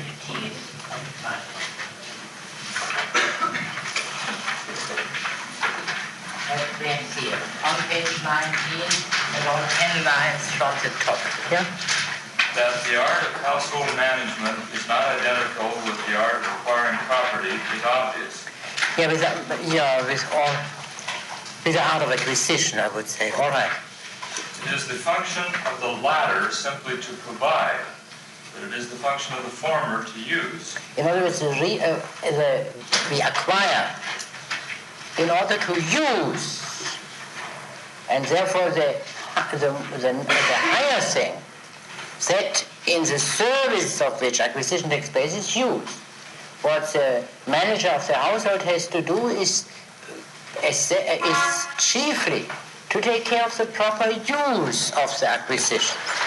Well, for example, to take care that people don't ruin the furniture, and that they get the right kind of food, and it's properly taken care of. The acquisition is only subservient, but indispensable. Yeah? For what art can there be other than that of household management, which will deal with the use of the resources of the household? But the question whether the art of acquisition is a part of it or a separate art altogether is one which admits of a divergence of views. Indeed, if a man who is engaged in the acquisition has to consider from what different sources he can get goods and property, and if property and wealth include many different parts, we shall first have to consider whether farming is a part of the art of acquisition or a separate art. Indeed, we shall have to ask that question generally in regard to all modes of occupation and gain which are concerned with the provision of substance. This leads to a further observation. There are a number of different modes of substance, and the result is a number of different ways of life, both in the animal world and the human. It is impossible to live without means of substance. And in the animal world, we notice that the differences in the means of substance have produced consequent different ways of life. Yeah. So in other words, that is a very broad question, this question which seemingly belongs only to the household. The question of how to acquire food in the first place. This affects the whole way of life of man, and therefore it affects the polis too. Aristotle will then go into the various forms in which men can take care of their food, and the outcome, although not explicitly stated, is this, that there is only one way of supplying food, as general way for the community, which is appropriate to the city, and this is agriculture. But he leads up to that, so that, in other words, that has a very grave consequence regarding the polis. Therefore, Aristotle enters into it. Now let us read that. Some animals live in herds, and others are scattered in isolation, according as they find it convenient for the purpose of getting sustenance. Some of them being carnivorous, some herbivorous, and some again omnivorous. Nature has thus distinguished their ways of life, with a view to their greater comfort and their better attainment of what they need. Indeed, as the same sort of food is not naturally agreeable to all the members of a class, and as different sorts suit different species, we also find different ways of life even inside the class of carnivorous animals, and equally in that of herbivorous, distinguishing species from species. What is true of animals is also true of men. Their ways of life also differ considerably. The most indolent are the pastoral nomads. They acquire a subsistence from domestic animals at their leisure and without trouble. And as it is necessary for their flocks to move for the sake of pasturage, they also are forced to follow in their tracks and to cultivate what may be called a living and moving farm. The implication is they can never live in a polis because they have to live to change their domicile. Yeah. There are others who live by hunting, and of these again, there are different kinds according to their different modes of hunting. Some live by being freebooters. Some who live near lakes and marshes and rivers or by a sea which is suitable for the purpose gain a livelihood by fishing. Others live by hunting birds or wild animals. Most men, however, derive their livelihood from the soil and from cultivated plants. Yeah, so in other words, they are, these last class, the agriculturers, are those from which the citizens, the inhabitants of a polis, stem. Polis is a community that is mentioned here only at the beginning, but that goes without saying throughout the book. The polis is a community primarily of agricultural people. That doesn't mean that each one has to do the farming himself. He can have servants and so to do it. But the source of livelihood is farming. Yes? What is a freebooter? A robber. Oh. Barker was a very delicate Englishman. And a robber would probably do his translation. Yeah. Robbery, yeah, sure. We come to that question of robbery later. You see also that Aristotle distinguishes the ways of life in a manner which might remind you, and may have reminded Mr. Khalil, of Marx. Yeah? The economic conditions determine the way of life. That could almost be read out of it. Yeah, we have to make one correction immediately. What determines the way of life according to Marx and what according to Aristotle? How does Marx call that basic stratum, which according to him determines the whole human life? Production. Aristotle doesn't speak of production. Aristotle speaks of food or sustenance. That is important. And the second point, of course, Aristotle never says that this is determining of everything else. He only says it is one determinant, or rather, to speak more in the manner of Aristotle, is one condition. You cannot have a polis without agriculture, but you can have agriculture without a polis. And moreover, you can have an agriculture and a good polis, or an agriculture and a bad polis, and a culture of this type and of that type and so on. But agriculture is only a condition, not a determinant. Yes. And you see throughout the emphasis on nature, just as nature assigned, as it were, to the different species of animals different food, a similar division is affected by nature regarding men. Some are nomads, others are fishers, others are robbers, others are farmers. Now, is there another point you would like to bring up? We must put the emphasis on the big things. And yes. I'm sure I understood that. That was the Aristotle says that the economic conditions.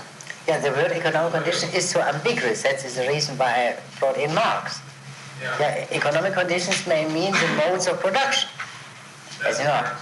That's Marx. It means ways of getting food. Yeah, the ways of getting food. Does that determine the way of life? To some extent, yes.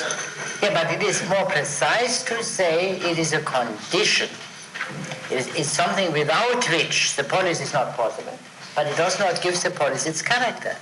It does not even as such necessitate the polis, because there are tribes, agricultural tribes, who live in villages and have no polis. That's also possible.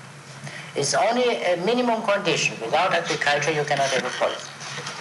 And what Aristotle is going on to say, if in the sequel, while agriculture is absolutely essential and healthy, trade is a problem. To some extent, it's necessary, Aristotle admits that. But it must be subordinate in the overall picture to agriculture. That's also Plato's view, and we must come to that later. Now let us go on where we left off. Different ways of life, at any rate, if we take into account only those who follow an occupation dependent on their own labors and do not provide themselves with substance, the different ways of life may be roughly classified as 5. The pastoral, the farming, the freebooting, the fishing. Yeah, but why, he changes the order without any... The nomadic, that of the robber, the fisherman, the hunter, and the farmer. Yeah? Yes? But there are some who live comfortably by means of a combination of different methods and who eke out the shortcomings of one way of life when it tends to fall short of being sufficient in itself. Yeah, that is uninteresting now. In other words, you can mix the various ways, yeah? By adding some other way. For example, some combine the pastoral way of life with freebooting. Others combine farming with the life of the chase. And similar combinations may similarly be made by other ways of life as needs and tastes impel men to shape their lives. Property of this order is evidently given by nature to all living beings. Yeah, by nature herself, that's emphasized, yeah? Yeah. From the instant of their first birth to the days when their growth is finished. There are animals which, when their offspring is born, bring forth along with it food enough to support it until it can provide for itself. This is the case with insects which reproduce themselves by grubs, and with animals which do so by eggs. Animals which are viviparous have food for their offspring in themselves for a certain time of the nature of what is called milk. Yeah, the nature of the so-called milk. You see, Aristotle steps outside for a way. Yeah, it speaks then of the so-called milk. You see, as if he did not know of it. Everyone knows of milk. Yeah, milk, that is, now after we have understood milk, we understand really what we name by that word milk, which we use thoughtlessly all the time.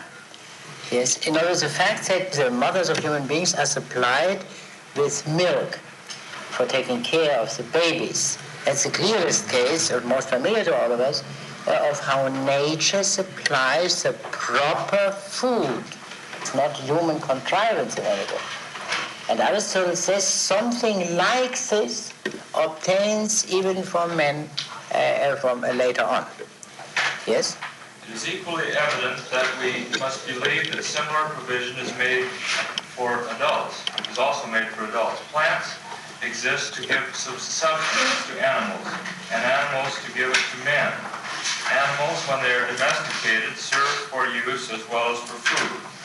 Wild animals, too, in most cases, if not in all, serve to furnish men not only with food, but also with other comforts, such as the provision of clothing and similar aids to life. Accordingly, as nature makes... If, that's a crime. If nature makes you nothing... see what that's a crime, because as stated as a fact, if stated conditionally, yeah? Accordingly, if nature makes nothing purposeless or in vain, all animals must have been made by nature. No, purpose is also not correct. Nothing incomplete, which of course is not quite true, as Aristotle says. Nature makes many mistakes. There are people born without sight, and so on and so on. So he makes it. I mean, the statement is rather extreme for Aristotle, but Barber makes it still more extreme.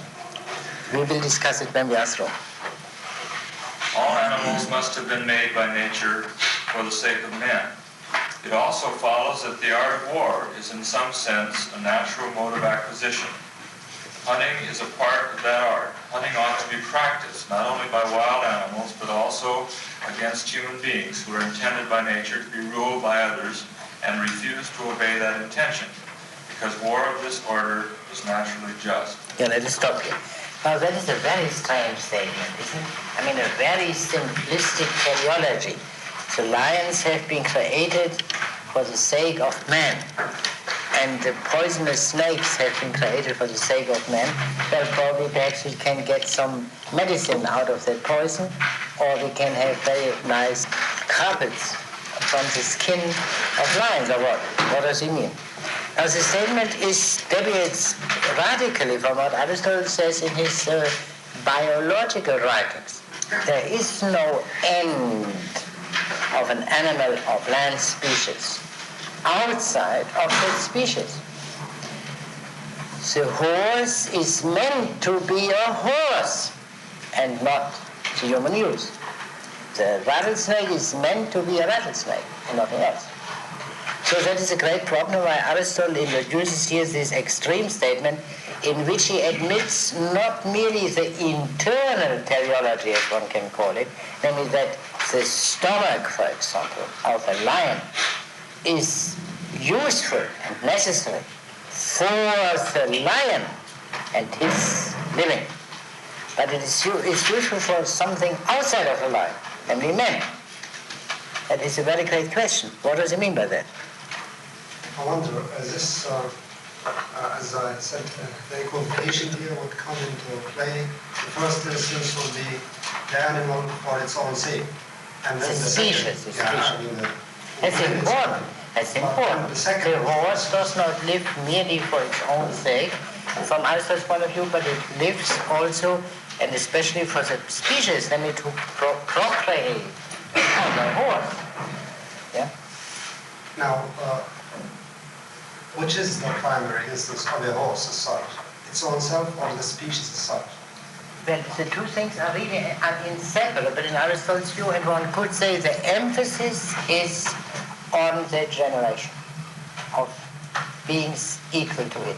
Yeah, the horse generates the horse. The fact that the desire for self-preservation and the desire for the preservation of the species. Yeah? Now, there are certain signs of that. For example, the latter is called in the case of man love. Yeah? Love. And that naturally gives rise to poetic presentation of love. Yeah? It is much harder to give a poetic presentation of the desire for food than the desire for procreation. Yeah? That is not a proof, but it's only an indication that even on our ordinary understanding, we admit that this procreating is of a higher dignity than the mere preservation of the individual. And it is also indicated by the fact that the pleasures deriving from these two, or connected with these two desires, are so much more intensive in the one case than in the other. So that from Aristotle's point of view, the procreation of the species, that has something to do, procreation has something to do with eternity, to put it very simply. Yeah? Always. Whereas self-preservation has not, mere self-preservation of a mortal being cannot have anything to do with eternity. Yeah? These are some of the reasons which Aristotle has in mind. But the difficulty here is this. The difficulty here is the external, the simple and almost unqualified statement of an external teleology. We must try to understand that. Yes? Barker translates here. He says it is equally evident that we must believe similar provision. That you see the ambiguity. It is manifest that we must believe. Yeah? That we must opine, one could translate. Yeah? The one thing is seems to convey the notion of necessity and knowledge. The verb then takes it back. There are more indications. Let us try to understand the thesis in itself. And I think we should start in considering that from the other paradox occurring here. The other paradox you must have observed is a statement about robbing. You see, it is very strange. Aristotle thinks that trade is something rather low and morally dubious, not natural. But robbery is more natural form of gaining one's livelihood. Is not strange? Well, what he means by that robbery is, of course, are all kinds of things. Hunting. But that means not only the hunting of animals, but also slave raids, as it appears. Naturally, you have to be decent about it and have to raid only such people as are by nature slaves. That goes without saying. But unfortunately, we know that the slave raiders do not make these nice distinctions, and therefore it seems to be a rather shocking proposition. Now, what then does Aristotle mean? What does it mean? the statement of that external teleology, that all plants are the sake of the brutes, and the brutes are the sake of man, and that is so simple, no problem. Let us call that a simple expression of the belief in the beneficence of nature. Yeah, but that is so. And there is some evidence that this was taught in Greece prior to Aristotle. But Aristotle makes a certain change in that immediately on the surface. That beneficent nature authorizes work. So this beneficence is not such a simple beneficence. Because slave rate is one part of the art of war, as he indicates. Now, in order to understand that, let us consider the alternatives. The beneficent nature authorizes only the most peaceful activities. Then nature would be perfectly beneficent. But then you must be radical. Then you have even to exclude agriculture. Because agriculture is a harsh thing that we have forgotten. It means violating the Mother Earth. Then we must be radical and say only a nomadic vegetarian life is worthy of man. And that is that we have traces of that in Plato's Republic. In the first city they are vegetarian. And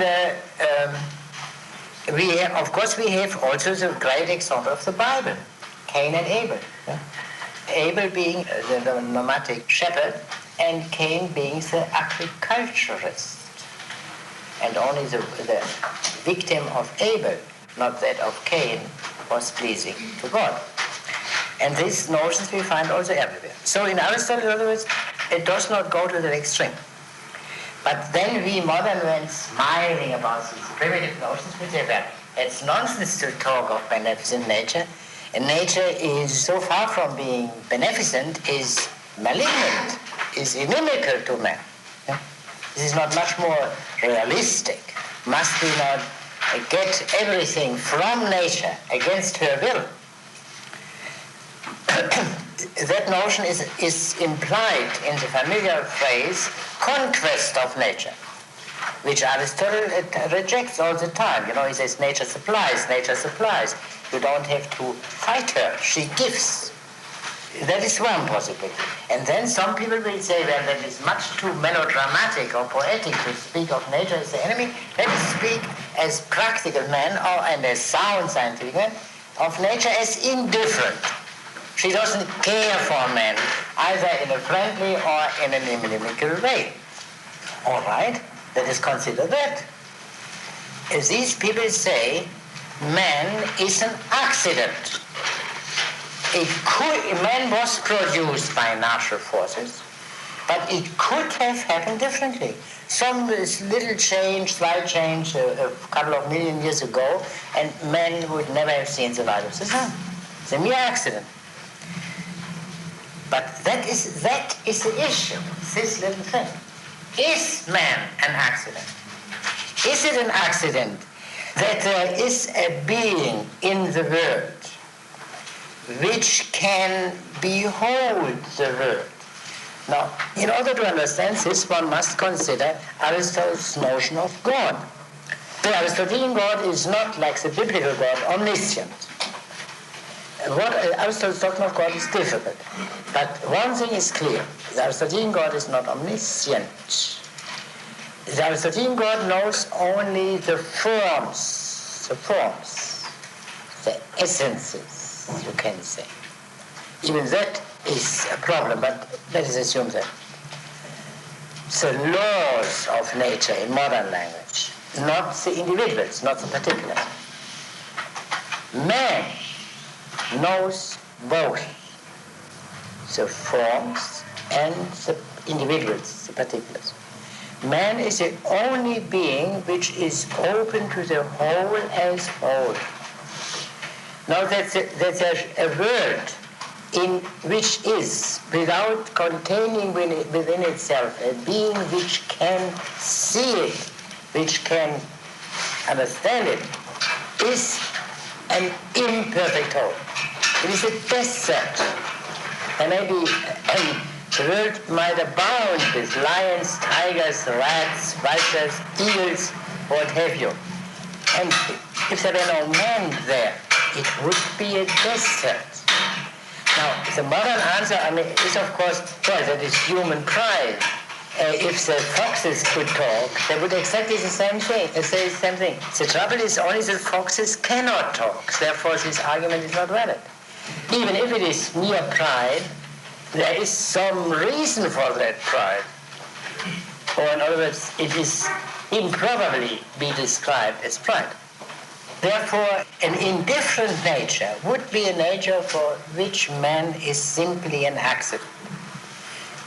That is denied by Aristotle. Whether that denial is defensible or not is a long question, but it is a serious question. It's not something which one can dispose of like that.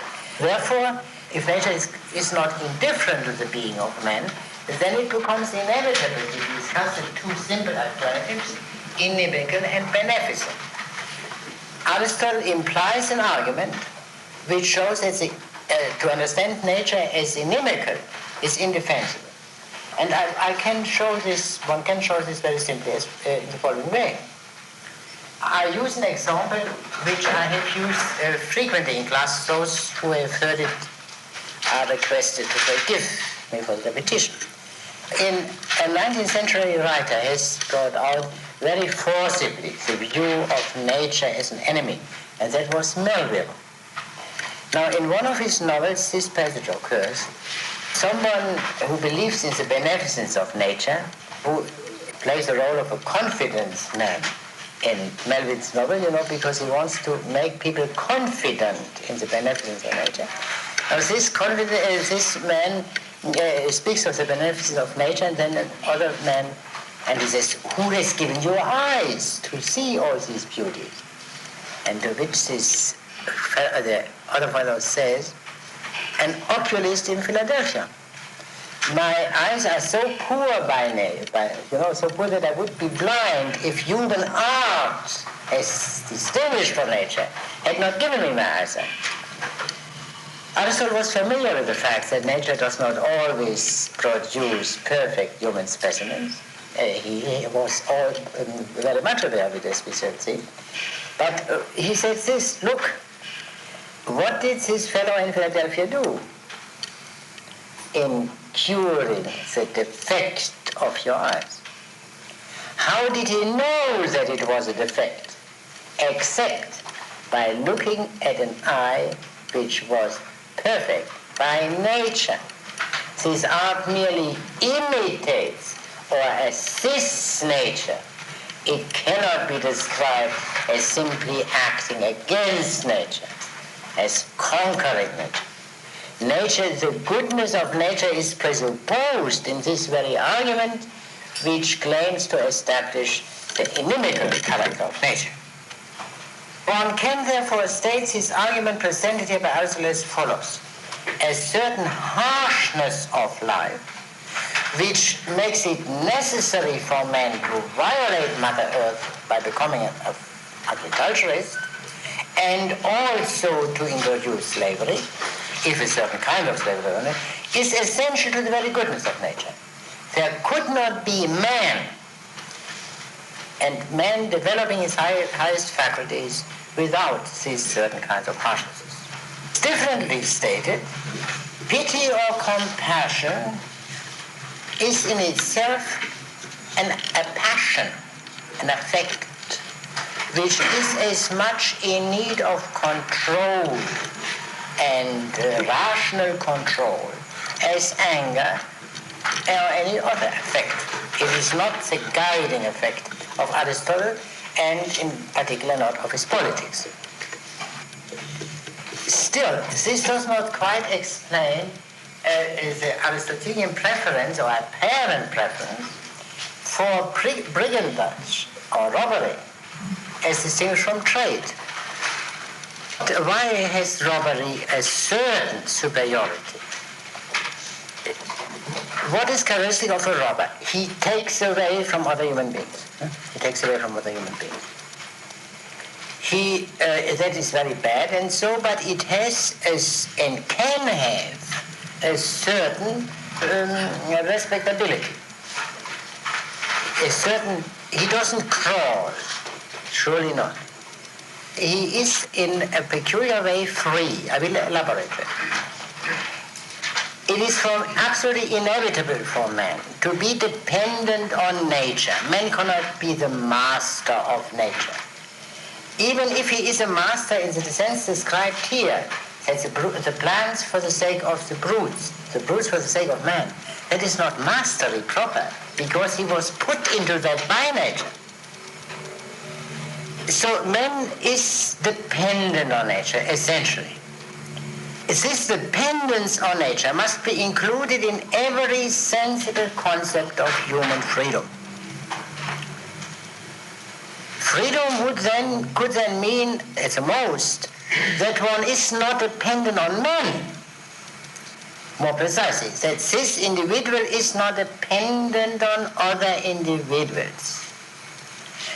Still more precisely, that man is not dependent for his livelihood on other men's goodwill.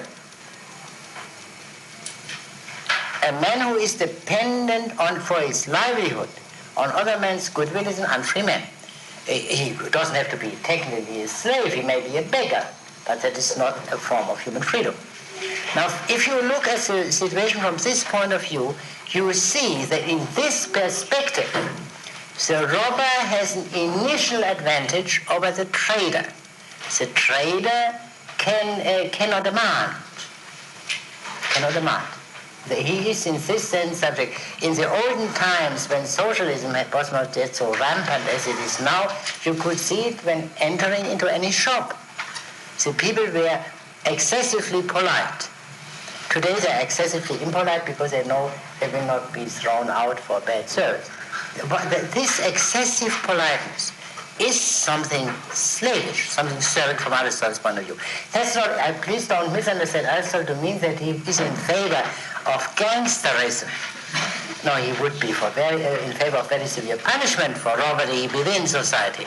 But only in this broad consideration at the beginning, where he does not yet speak with necessary precision as to what is to be done within civil society, he expresses this slight preference. Now he develops in the sequel the crucial point, because the great question for Aristotle is the difference between two arts of acquisition. The natural art, which in the most desirable case, and also the most frequent case, is agriculture, and the unnatural art, which is trade. What is the distinction between the two? Let us read the sequel where we left off. It follows that one form of acquisition is naturally a part of the art of household management. It is a form of acquisition which the manager of a household must either find ready to hand or himself provide and arrange, because it ensures a supply of objects necessary for life and useful to the association of the polis or the household, which are capable of being stored. These are the objects which may be regarded as constituting true wealth, and the amount of household property which suffices for a good life is not unlimited, nor of the nature described by Solon in the verse, "There is no bound to wealth that stands fixed for men." There is a bound fixed, as is also the case in the means required by the other arts. All instruments needed by all the arts are limited, both in number and size, by the requirements of the art they serve. And wealth may be defined as a number of instruments used in a household or state. It is thus clear that there is a natural art of acquisition which has to be practiced by managers of households and statesmen. And the reason for its existence is also clear. Yes, this is the conclusion of the discussion of the natural art of acquisition, which is based on this notion of nature of which I spoke, and which leads to the practical conclusion that the natural form of acquisition is the most favored form of natural acquisition is agriculture. Most favored because without agriculture you cannot have a polis. You cannot have polis on the basis of nomadic life and of fishers and so on, except very accidentally. Now we have to understand that other art, that other possibility of understanding the art of acquisition. You see already here a point. The natural art of acquisition is finite, limited by its nature. Of course, a man can collect innumerable sheep, innumerable forks, innumerable spoons, but that is plainly silly. But if someone would collect innumerable dollars, it is not so plainly silly. There is no intrinsic limit if you look at money as money, whereas there is an intrinsic limit if you look at things for use. I mean, you can have surely a house. You can also have another house in the country. But 15 houses, if you are 3 people, doesn't make any sense. This consideration does not apply to money because of the homogeneity of dollars. Yeah? $1, whether it is the first dollar you have or the 40 millionth, is homogeneous to the first. There is no natural limitation here. Someone raised his hand. Someone has said, yes. Well, the first fork is the same as the 14 millionth fork, too. Yeah, but still, what do you want to do with 14 million forks? If you are 3 people in your house. Yeah, but the thing is that you have to apply the thing that you can do things with $2 that you can't do with $1, whereas with a fork, if you have a fork, you can't use a second one to eat the same meal. So the forks are by nature limited, yeah? That's right. And you can even make a distinction between forks used for this kind of food. Yeah, not because they're homogeneous, but because there's a limit to a number that you can use at any one time. Yeah, no, but that is precisely what I mean. You can have a very large number of objects, yeah? And still there would be a very small number of each kind. Houses, forks, combs, whatever have you.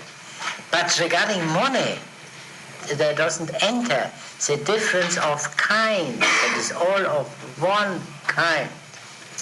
And therefore there is no natural limitation. So that is a basis for the fact that the object of avarice is money, coins, or banknotes, and not forks. I mean, the typical, look at all the famous presentations of misers in the tradition. I mean, these people who collect forks or pancakes for that matter, there's a famous joke about that, they are plainly crazy. As a miser who collects money is not plainly crazy. That's the problem. Now, I think the point being raised here comes out when he talks about usury, that the money isn't in any sense real or useful in itself. Isn't that what the point is being that is also a point, that both things are connected. The derivative character of money, the abstract character of money, is the reason for the possible infinity. Yeah, that's the reason for what you talked about. Yeah. Now there was someone else who was displeased with his answer. Why are there many kinds of forks and only one kind of money? Oh, well, I don't know this well, but I suppose you use a different fork for eating a certain kind of fruit cake than for a steak, yeah? Or am I completely wrong in that? I believe it is really true. Is there someone here who has a greater familiarity with these things? I think it is true, yeah? There's a difference between tablespoons and teaspoons. Spoons, yes, we did know.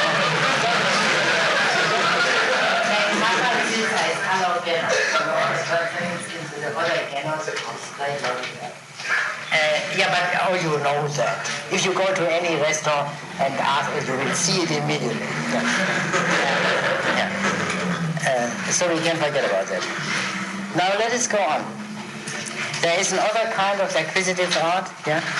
It is thus clear there is a natural art of acquisition which has to be practiced by managers of households and statesmen, and the reason for its existence is also clear. Oh, pardon me. Yeah. Sure.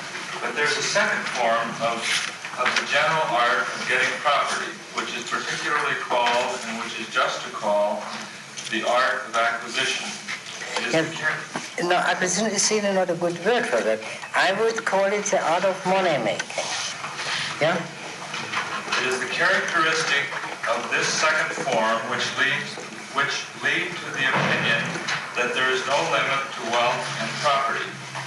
There are many who hold this second form of the art of getting property to be identical with the other form previously mentioned, because it has affinity with it.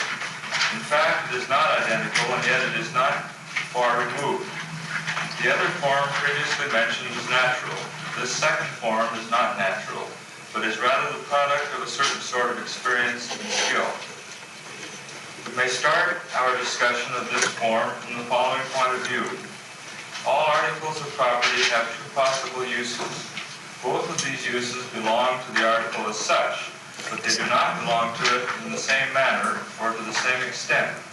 The one use is proper and peculiar to the article concerned, the other is not. We may take a shoe as an example. It can be used both for wearing and for exchange. Both of these uses are uses of shoes as such. Even the man who exchanges a shoe in return for money or food for the person who needs the article is using the shoe as a shoe. But since the shoe has not been made for the purpose of being exchanged, the use which he is making of it is not its proper and peculiar use. The same is true of all other articles of property. Is this clear? Is this distinction clear? That everything of this kind of, but in principle everything, is susceptible of a twofold use, of its proper use and of the use of it which is not proper. Not proper does now not mean improper, but it means it's not peculiar to the thing. You can exchange shoes, trees, chalk, eyeglasses, what have you. That applies in the same way to everything. But then there is also a peculiar or proper use for the thing, of eyeglasses to see better with, of shoes to be protected against stones while walking, and so on and so on. And the whole discussion, later discussion follows from that. Some of you will know that this is in a way the starting point of Marx later on, for his understanding of what commodities is. The commodity is distinguished from the thing itself. Yes? Well, what would he say about gold? What would he say about gold? Is that exchange? He will say that, but you know quite well that gold has a twofold use. Yeah?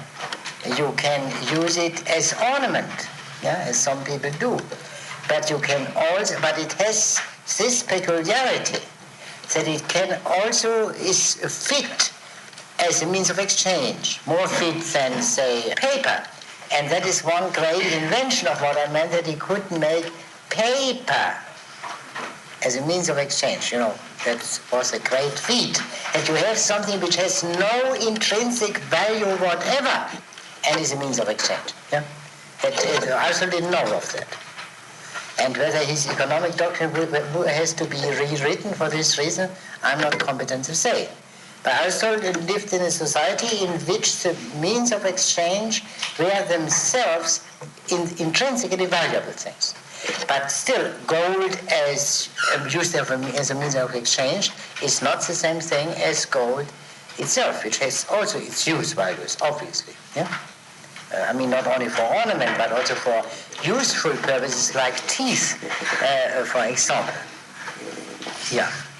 Now, is this point clear, that everything is susceptible of this twofold use? For it takes a shoemaker. He doesn't make the shoes for wearing them. He makes the shoes, except perhaps one pair from time to time, for exchanging them. So he uses the shoes for a purpose not peculiar to the shoes. He could do the same thing also with chalk exchange. Is this clear? Exchanging, one could say, is the abstract use of a thing, as distinguished from the concrete use. Yeah? Is it totally irrelevant to bring up the point that Plato says this is very natural. This is the essence of being natural, to have the shoemaker make shoes because he's naturally fitted for it, or is that irrelevant? No, yeah, it must have, since it probably has something to do with that. But perhaps, do you believe that there is a contradiction between Aristotle and Plato at this point? Well, I just have the sensed feeling that given the fact that division of labor is, after all, I think, the basis of the exchange in the first place, and since that's considered so radically natural, I just have a feeling. Infinite units of grain to get infinite other things. You will produce grain all the time, and what will happen to you? That's what Aristotle is driving at. What will happen to you? You will forget to live while becoming ever better at acquiring. And that is absolutely unnatural. That is the point at which he is driving. Acquisition is essentially something subservient to living. But by the perfectly natural and necessary exchange, and even money, because exchange would be much too cumbersome if there were no money, we create the possibility that men become acquisitors and cease to be livers, if I may say so. You understand? That is the point. As long as production manifestly serves the purpose of life, there is no danger, there is no error possible. Yeah? Good. Money creates the danger, although money in itself is innocent, but it creates a danger which wouldn't exist without it. Now he's working up his way towards it. Will you go on? Exchange is possible in regard to them all. It arises from the natural facts of the case and is due to some men having more and others less than suffice for their needs. We can thus see that retail trade is not naturally a part of the art of acquisition. If that were the case, it would only be necessary to practice exchange to the extent that sufficed for the needs of both parties. In other words, the retail trader is a man who does nothing but exchange. Whereas Aristotle thinks of the case where one neighbor has too much milk and the other has too much grain, and then they exchange. And there is no problem here, because no one will become a mere acquisitor because of this inevitable convenience. Huh? Yes? Barker has here in parenthesis that if that were the case, it would only, this is Aristotle, if that were the case, it would only be necessary to practice exchange to the extent that suffices for the needs of both parties. And then Barker says, and not to the extent of the making of profit by one of the parties at the expense of the other. Is that, do you think that that's a justification? Well, that is in a different way in different words what I said. I mean, that was, in other words, exchange is not necessarily retail. The retail trader as retail trader does nothing but exchange. And he is speaking here of neighbors who on occasion exchange. This occasional exchange is inevitable. It's inevitable because let us assume that everyone has the same plot of land. Let us take the simplest example, the same amount of cows or sheep or whatever he has. There is always, by some accident, some shortage at one point. Yeah, for example, the farmer may have been ill, yeah, and couldn't work properly. Or something else, or they might have two children too much. There is a shortage, but they have something else which they can offer their neighbors in exchange. But is the great harm that Aristotle sees in this that somebody is gaining at the expense of the other, which is what? That is in the spirit of Aristotle, but it is not said here. We come to that later. Yeah. Yes. In the first form of association, which is the household, it is obvious that there is no purpose to be served by the form of exchange.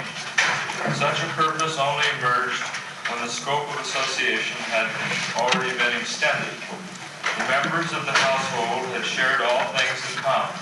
The members of the village, separated from one another, had at their disposal a number of different things which they had to exchange with one another as need arose by way of barter. much as many uncivilized tribes still do to this day. On this basis, things which are useful are exchanged themselves and directly for similar useful things, but the transaction does not go any further. Wine, for instance, is given or taken in return for wheat, and other similar commodities are similarly bartered for one another. When used in this way, the art of exchange is not contrary to nature, nor in any way a form of the art of acquisition. Exchange simply serves to satisfy the natural requirements of sufficiency. In other words, it is not essentially different from what you do when you cultivate your plot and milk your cow. Yeah? That's no essential difference. That you get the milk today from your neighbor because your cow, for one reason or another, doesn't function. That is not a fundamental change situation. Yeah? Nonetheless, it was from exchange, as thus practiced, that the art of acquisition developed, in the sort of way we might reasonably expect. The supply of men's needs came to depend on more foreign sources, as men began to import for themselves what they lacked, and to export what they had in superabundance. And in this way, the use of a money currency was inevitably instituted. The reason for this institution of a currency was that all the naturally necessary commodities were not easily portable, and men therefore agreed, for the purpose of their exchange, to give and receive some commodity, which itself belonged to the category of useful things and possessed the advantage of being easily handled for the purpose of getting you see now, it's easier to handle gold than cows. Yeah? Think of transportation. Yeah. Such commodities were iron, silver, and other similar metals. At first, their value was simply determined by their size and weight, but finally a stamp was imposed on the metal which, serving as a definite indication of the quantity, would save men the trouble of determining the value on each occasion. Now let us stop here. Now, what Aristotle describes in the sequel is that once there is such a homogeneous element, let it be iron to begin with, that doesn't make any difference, but which is exchangeable everywhere, and therefore indirectly usable for every purpose, then the desire for acquisition has no longer a goal, a natural goal, as you have in the case of forks, of houses, and what have you. And therefore, this way of life starts, which is simply the acquisitive life. One can state the Aristotelian doctrine as follows. Life is impossible without acquisition. Even if you have an estate, landed estate, which is sufficient for your life, you have inherited from your parents, so you do not acquire any new land or so. Still, the yearly produce has to be acquired again and again. In this sense, acquisition is essential to human life. But the one thing is the acquisition essential to human life. An entirely different thing is an acquisitive life. A life devoted to acquisition and so that it forgets life itself. And that becomes possible only through the introduction of money, and this is a wholly unnatural life. One reason which Aristotle gives is later on, is this one. A man may have innumerable coins of gold, and he can starve to death. Yeah? In a famine, for example. He refers to the Greek story of Midas. Whatever he touched became gold. So even his food became gold, and he starved to death. And the first condition of natural wealth is, of course, that it keeps you alive by giving you the sustenance which you need. Now, I must bring in a wholly extraneous question. I mean, what is the time? Because my watch doesn't function. 10 past 4? Yeah, then we have to hurry a bit and read only the most urgent passages. There is a remark about the infinity, which is of some interest, a bit later on, and perhaps I find it. Paragraph 13. It is a further point of difference that the wealth produced by this latter form of the art of acquisition is unlimited.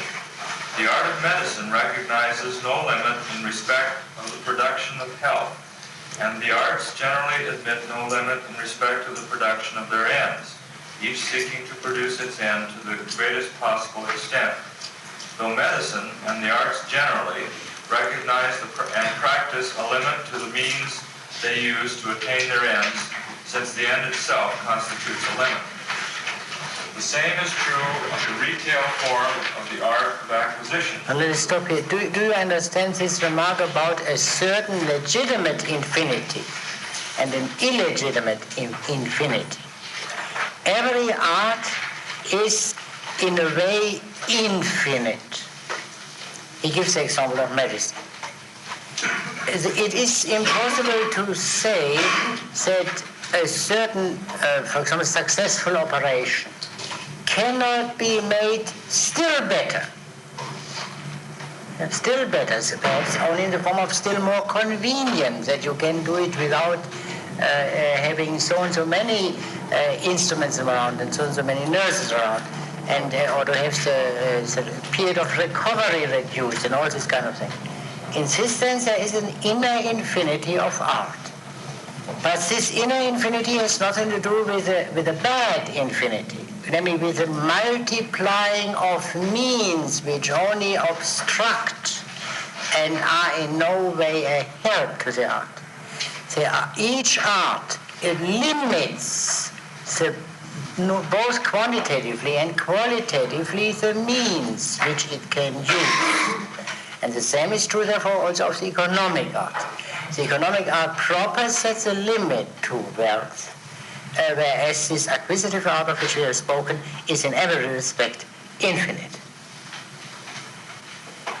Yeah, and somewhat later, when he speaks of the reason of this disposition,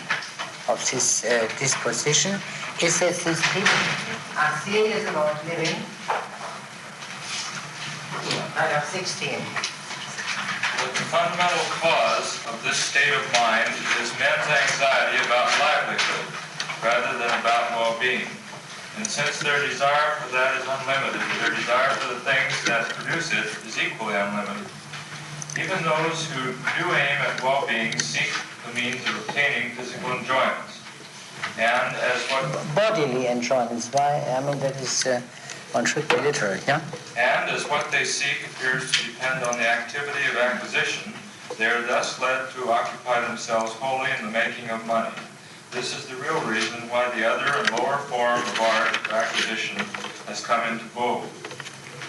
Because enjoyment depends on a superfluity, men address themselves to the art which produces the superfluity necessary to enjoyment. And if they cannot get what they want by the use of that art, the art of acquisition, they attempt to do so by other means, using each and every capacity in a way not consonant with its nature. The proper function of courage, for example, is not to produce money, but to give confidence. The same is true of military and medical ability. Neither has the function of producing money. The one has the function of producing victory and the other of producing health. But those of whom we are speaking turn all such capacities into forms of the art of acquisition, as though to make money were the one aim and everything else must contribute to that aim. Yeah, that is really the reason for everything which preceded it. The end is man's life as a human life. This human life needs acquisition as subservient function. But this function can be made, this means can become the end. However, this is possible only on the basis of money, as Aristotle explained. But Aristotle makes the apparent it is not merely the money, the hoarding of money, which is the danger, The other is the variety of mere bodily enjoyment. That is infinite. You can always have more and more comfort. Yeah? You can have air conditioning, but then you might have a more refined air conditioning so that you never for a moment have any unpleasant feeling on account of the weather. And that can go on infinitely. In other words, to use the expression of Locke, which is really brings out very beautifully what Aristotle has in mind, the wrong end is that end which Locke recommended. Comfortable self-preservation. It's infinite. The true end is a virtue, a human life, a humane life. And this humane life consists in treating everything according to its particular character, properly, as I said before. For example, to treat medicine as an art of healing and regard the monetary result as purely accidental. The physician who is primarily a moneymaker is not a true physician. As a general who is primarily concerned with booty, monetary or not, which he makes, and not with the victory for his society, is as such a better general, and so on. Now, Aristotle goes into all the kinds of questions which are important, which we cannot, unfortunately, enter. There is only one point which seems to me indispensable for our purpose, and that begins in 1259b. No, we can perhaps begin at 1259b 37. You have that? Where was it? Yeah, all right. Since there are three parts of the art of the management of the household. One, that of ruling as a master, of which has been spoken before. Do you have that? One, the art of the father. And the third, the matrimonial one. Do you have that? It is immediately called 1259. Go on. While the head of the household rules over both wife and children, and rules over both as free members of the household, he exercises a different sort of rule in either case. His rule over his wife is that of a statesman over fellow citizens. His rule over his children is like that of a monarch over subjects. The male is that... Yes, do you see the difference? A statesman cannot boss around, cannot command in the way in which a king commands. He's only temporarily in charge, so to speak, the statesman. The king is permanently in charge, yeah? Yes? In most cases where a rule of the statesman's sort is exercised, there is an interchange of ruling and being ruled. The members of a political association aim by their very nature at being equal and differing in nothing. Even so, and in spite of the same, it is nonetheless true that once the body of citizens is ruling and the other is being ruled, the former desires to establish a difference in outward forms, in modes of address, in titles of respect, which may remind us of the saying of Amasis about his footpad. The relation of the male to the female is permanently that in which the statesman stands to his fellow citizens. What it means is this: there are certain forms of rule where the ruler and ruled are clearly distinguished by nature. Say, father, children. There are other cases in which they are not distinguished by nature, and that is in a republican society, where the ruler of today will be the ruled tomorrow, and so on. Since there is no natural distinction between them, but only the accidental fact of having been elected, men must make conventional signs by which to show the difference. Yeah? Well, and you all know what these conventional signs are. For example, you say Mr. President, yeah? Don't say Ike. And this kind of thing, and others. So that is clear. Now, here he comes back to the question of male and female, husband and wife. The husband is by nature the ruler of the wife. Aristotle knew, of course, of henpecked husbands. He alludes to them here, but that is something wrong. And something that is like, say, if someone is short-sighted or limping or has some other defect. That is, as the natural thing is that the husband is severely right. Or it has something to do with this more respectful relation which the statesman has to the others who will be statesmen next year, yeah? And not the king towards his subject. But only with this understanding, of course, they won't change their places. That is what it says here. I mean, the wife of today will not be the husband of tomorrow. Yeah? Whereas the ruled citizen today may very well be a ruling citizen tomorrow. Yes? Paternal rule over children, on the other hand, is like that of a king over his subjects. The male parent is in a position of authority both in virtue of the affection to which he is entitled and by right of his seniority, and his position is thus in the nature of royal authority. Homer, therefore, was right and proper in using the invocation, God, Father of gods and of men, to address Zeus, who is king of them all. A king ought to be naturally superior to his subjects, and yet the same stock as they are. And this is the case with the relation of age to youth and of parent to child. Yeah, well, it is so difficult to follow Barker because he is so very prolix, you know. Where is the discussion of slavery?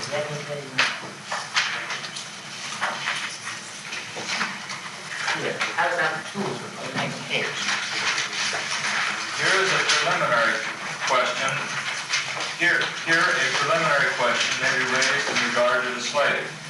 Has he any goodness beyond that of discharging his function as an instrument and performing his menial service? Any goodness of a higher value, such as belongs to temperance, fortitude, justice, and the rest of such moral qualities? Or has he no goodness outside the area of the bodily services he renders? Either alternative presents difficulties. If slaves have a goodness of the higher sort, in what respect will they differ from free men? If they have not, it is a surprising thing. They are human beings with a share in reason. Do you see the problem? Yeah, let us stop here because we cannot read on. Do you see the problem? The question is, can slaves have virtues? If they have no virtues, they are useless even as slaves. Think of a slave who is constantly drunk and thievish and lazy. What's the use of that fellow? So he must have some virtues. But if he has virtues, why is he a slave? Should he not be a free man? It's not a real difficulty. Now Aristotle finds a solution in the sequel, and I believe you should read that because that is a typical example of Aristotelian thinking and analysis. The crucial point is that virtue differs from type of man to type of man. So the moderation, the temperance of a man, for example, differs from that of a woman. Women were supposed to be more reserved in former times, not to talk in the presence of men. The opposite was not true. So if a man were as reserved as a woman ought to be, there would be something wrong with him as a man, and vice versa. Clearly, also of a child, it has been said, and so Aristotle would have fully approved of it, they should be seen but not heard. Yeah, that's the virtue of a child. It would obviously not be the virtue of a man. And now, starting from this principle, Aristotle reaches a conclusion. Of course, a slave must have virtues, but the virtues of a slave. So that what makes him a good slave disqualifies him from being a free man. So usually this is a problem is solved. And then a paradox, see, which seems very strange. What about a craftsman, free craftsman? If you ask to do some plumbing or whatnot in your house, must he have virtue or no? And Aristotle says no, because you don't live with him. He has to be sober during the few hours where he works, naturally. Yeah, otherwise he would be poor as a craftsman. But what he does outside of it, outside of these hours where he serves, that is not necessary. And so we reach the seemingly paradoxical result that a higher degree of virtue is required of the slave than of the free worker. There is no contradiction whatever in Aristotle, but it is one of these peculiar subtleties which modern thinkers try to abolish in favor of a more simplistic but also a more formalistic view. Now there is only one point which I think one thing we should discuss because it has a very important application to prejudice of the sun. That is the last part. And here, page 37, paragraph 15. This may serve as a sufficient discussion of these topics. Aim for discussion a number of questions: the relation of husband and wife and that of parent and child, the nature of the goodness proper to each partner in these relations, the character of the mutual association of the partners with its qualities, defects, and the methods of attaining those qualities and escaping those defects. In other words, that is the most important subject for the management of the household. How to treat the wife and the children. This remains. It will not be discussed here by Aristotle. The most important part of the economic art. Why?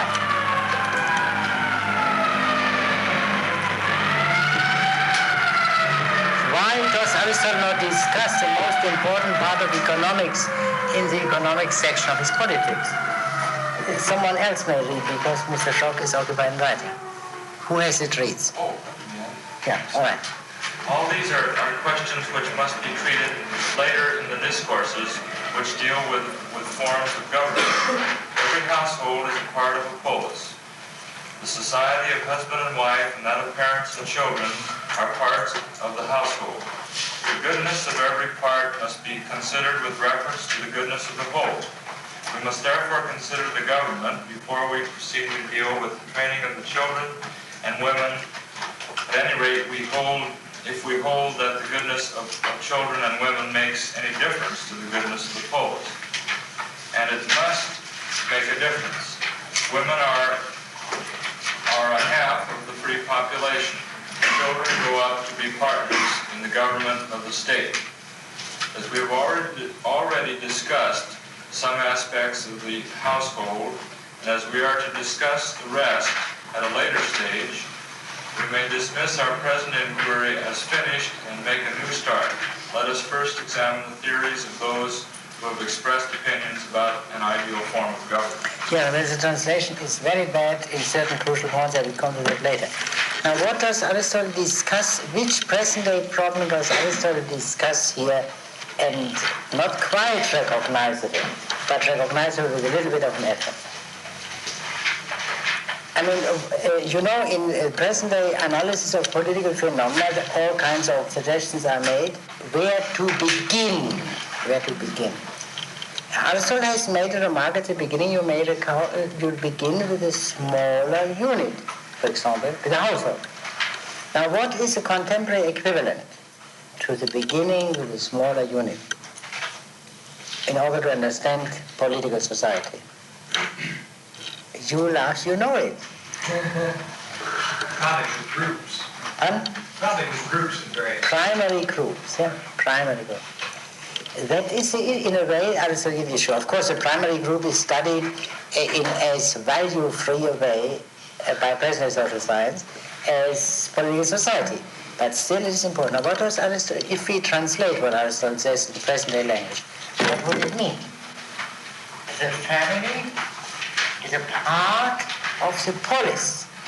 Therefore, it can, only to a very small extent, be properly studied by itself.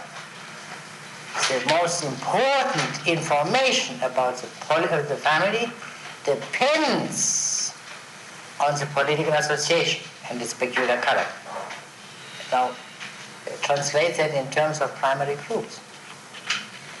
Well, he would say that you have to consider, first of all, the forms and the substance of government in order to understand primary groups.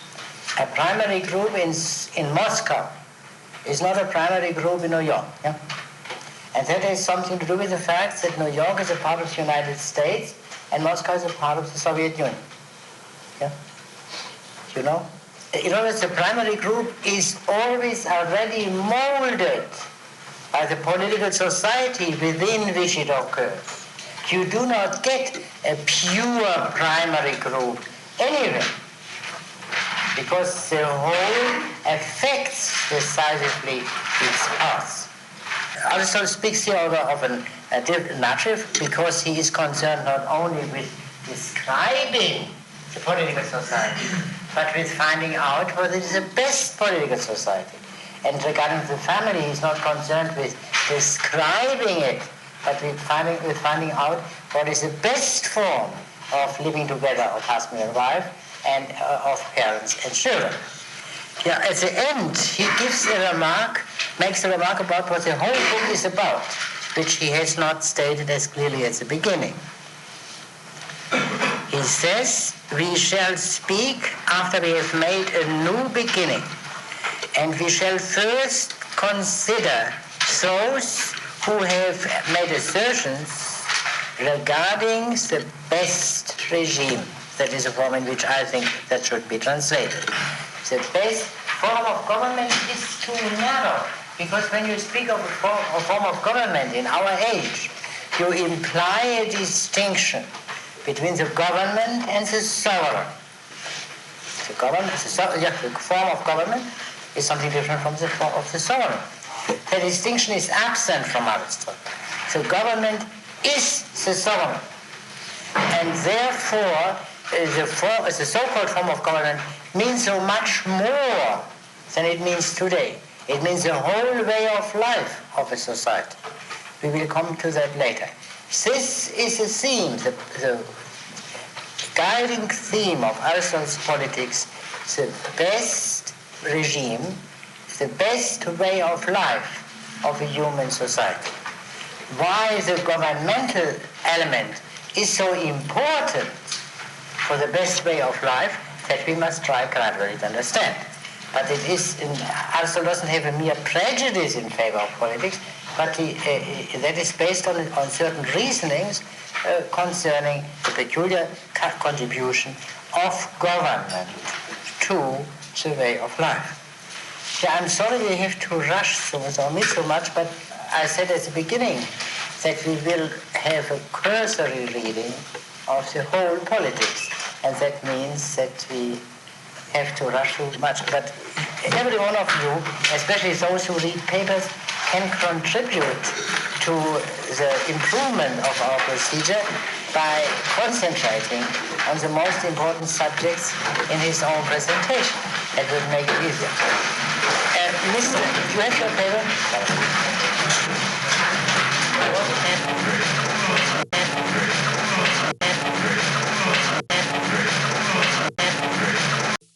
Sensible people would wish, and that is here only implied. Sensible people don't wish for impossible things. That is somehow in these old times taken for granted. So the theme is then the best political association. And this is possible only under the most favorable conditions, not always. Which is best for those who can live to the highest degree according to wish. In other words, you do not live on the North Pole, for example. That would be impossible, because there too much energy needed for keeping warm, and that energy is taken away from other purposes and similar considerations. Or on the Himalaya, you could also take as an example. Now go on. We must begin by investigating ideal forms of government other than our own.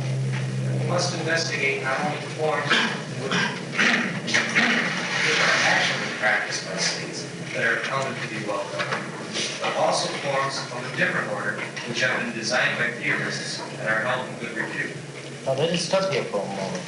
Yeah, here he introduced the word idea which he avoided before. Aristotle says we must also consider the other regimes which some of the cities use.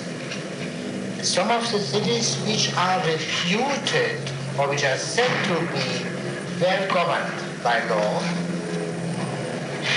and if there happen to be some others which have been said by some men, said meaning only spoken, not in practice, not actually used, and which are reputed to be all right. Now you see this point here. Aristotle says we want our theme is the best for the association. But in order to prepare that study, we look first at the other political associations. Those which are actually in use in given cities, but not at all, because there are some which have already such a bad reputation, a bad smell to begin with, that no sensible man would waste his time on their study. So we are, as prudent men, we limit ourselves to those which are worth considering, because they have at least the reputation that they might be worthwhile. This will prove to be Sparta and Crete, and Carthage especially, as we shall see later. But Aristotle says also we will consider those which are not in actual use, but which are only, as he would say today, on paper. But Aristotle, since they were not so bookish at that time as we are now, they say which are spoken, which exist only in speech. And here the most important example is, of course, Plato. Aristotle treats the actual constitutions, if I may use that term, and the blueprint constitutions on the same level. That's important. Aristotle is not such a narrow realist that he would dismiss the blueprint constitutions if they are made by sensible men and experienced men without inquiring into them. You seem to be surprised by this observation? No, I lost to see what he meant by blueprint first. Yeah, say, play. What Aristotle calls a said, a spoken one. Yeah, spoken. We would say blueprint in book form. Aristotle says which were spoken. Having what's the same thought. Yeah, now let us go on. Now why do we do that? The aim of such a discussion will be twofold. In the first place, we shall discover what is right and what is useful. Yeah, right does not mean here, that's not the way I said. I would say it's correct, because it doesn't have the connotation of justice. So that the correct and the useful can be seen. You see, the useful is not necessarily correct. Something can be useful under very unfavorable circumstances, but it is not a correct solution. Okay? Two things, two different considerations. It's clear. In other words, we can learn something from these constitutions already in existence, either in practice or on paper. Yes? In the second place, when we proceed to seek for something different from the forms of government we have investigated, we shall not be thought to belong to the class of thinkers who desire at all costs to show their own ingenuity, but rather to have adopted our method in consequence of the defects we have found in existing forms. While beginning, we must start. That's a strange reason. Isn't it not sufficient to say we look at these other things because we can learn something from them? Aristotle adds here what he does in no other book of his, another consideration. Lest we be accused of showing off. You know, Aristotle wants to show there is need for a new investigation because of the defects of the associations which are already known, either from books or from practice. Why does he make this strange remark, which he wouldn't make in his physics or in other places? One reason to do political things are things that are known, at least in some way, at least in opinions, everybody, whereas the more technical treatises would not be. I don't get it. Well, everybody has some opinion about political things, whereas, for example, physics or metaphysics, these are more technical stuff. But could one not be excused in a purely theoretical book too, of trying to be inspired by ambition, by desire for novelty, for novelty's sake, That's not all the question. I think you your only answer is that it's not theoretical. No, yes. Isn't the second view of his dialectical method, so to speak, discuss his previous... Yeah, but what is the second reasoning to do with that? The second reasoning? The second of his own doctrine come out. No, he simply says he doesn't want to be excused of wishing to show off. That is nothing good directly. I think there is, yes. Well, it would occur to me, it seems to me that if I were constructing a new system and the ideas were particularly important to me, I wouldn't want them to be dismissed on the basis of merely showing them a certain dimension of it. Right? Yeah, but why does he do that in the politics and not in the other things? Then I think it's something very simple. Ambition, to be the first, this kind of, is somehow more at home in politics than in academicism. Aristotle was not a fool, he didn't know that professors also can practice this kind of thing. But there, the inappropriateness is so clear, you know. But in politics, a certain ambition and a certain detracting, therefore, from the merits of predecessors is more taken for granted. It is not as shocking as it would be in theoretical considerations. So Aristotle, that has something to do that he is aware of the fact that even speaking as a theoretician about politics, he somehow takes on the character of a politician. And it has something to do with that. Now let us go on. Our beginning must start from the point which is the natural starting point of such a discussion. One of three alternatives must be adopted. All the citizens must have all things in common, or they must have nothing in common, or they must have some things in common and others not. It's okay. That is a complete challenge. Yeah? I mean, all cases are covered by that. In everything, in nothing, or in something. Whenever this simple logical procedure is helpful, Aristotle raised himself a bit, of course, as every sensible would, because now, and then he disposes immediately of one, that the citizens should have nothing in common. That is impossible. They must at least have in common the place, at least. Some more things, but at least. But still, which of the two other alternatives? All or some? Now, that becomes interesting because such an enormously wise man as Plato said, they should have everything in common. So, in other words, Plato's Republic is of the utmost importance because it deals one of the basic alternatives regarding society. Aristotle regards it as a wholly wrong position today. But to begin with, logically, it is as important a possibility than the other which Aristotle goes. The third, which is possible, is immediately impossible, the face of it. The Platonic alternative is investigation, to which he then turns. Now, we cannot read that all, of course. I mention only a few points here.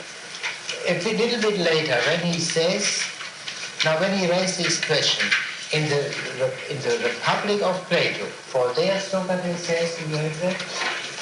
A few lines further on, 6, 7, 8 lines further on, that children and women should be common. It's certainly possible that the citizens should share children and wives and property with one another. This is the plan proposed in the Republic of Plato, where Socrates argues for the necessity of a community of wives and children and community of property. We are thus faced by the question whether it is better to remain in our present condition or to follow the rule of life laid down in the Republic. Yeah, I would translate this more literally. Or according to the law written in the Republic. that is, I think the expression is deliberately chosen. Plato's Republic contains a written law. This written law, in other words, Plato's Republic is not simply the rule of living intelligence. It is entirely without law. There is a law, there is a law governing this rule of living intelligence. That is of some importance.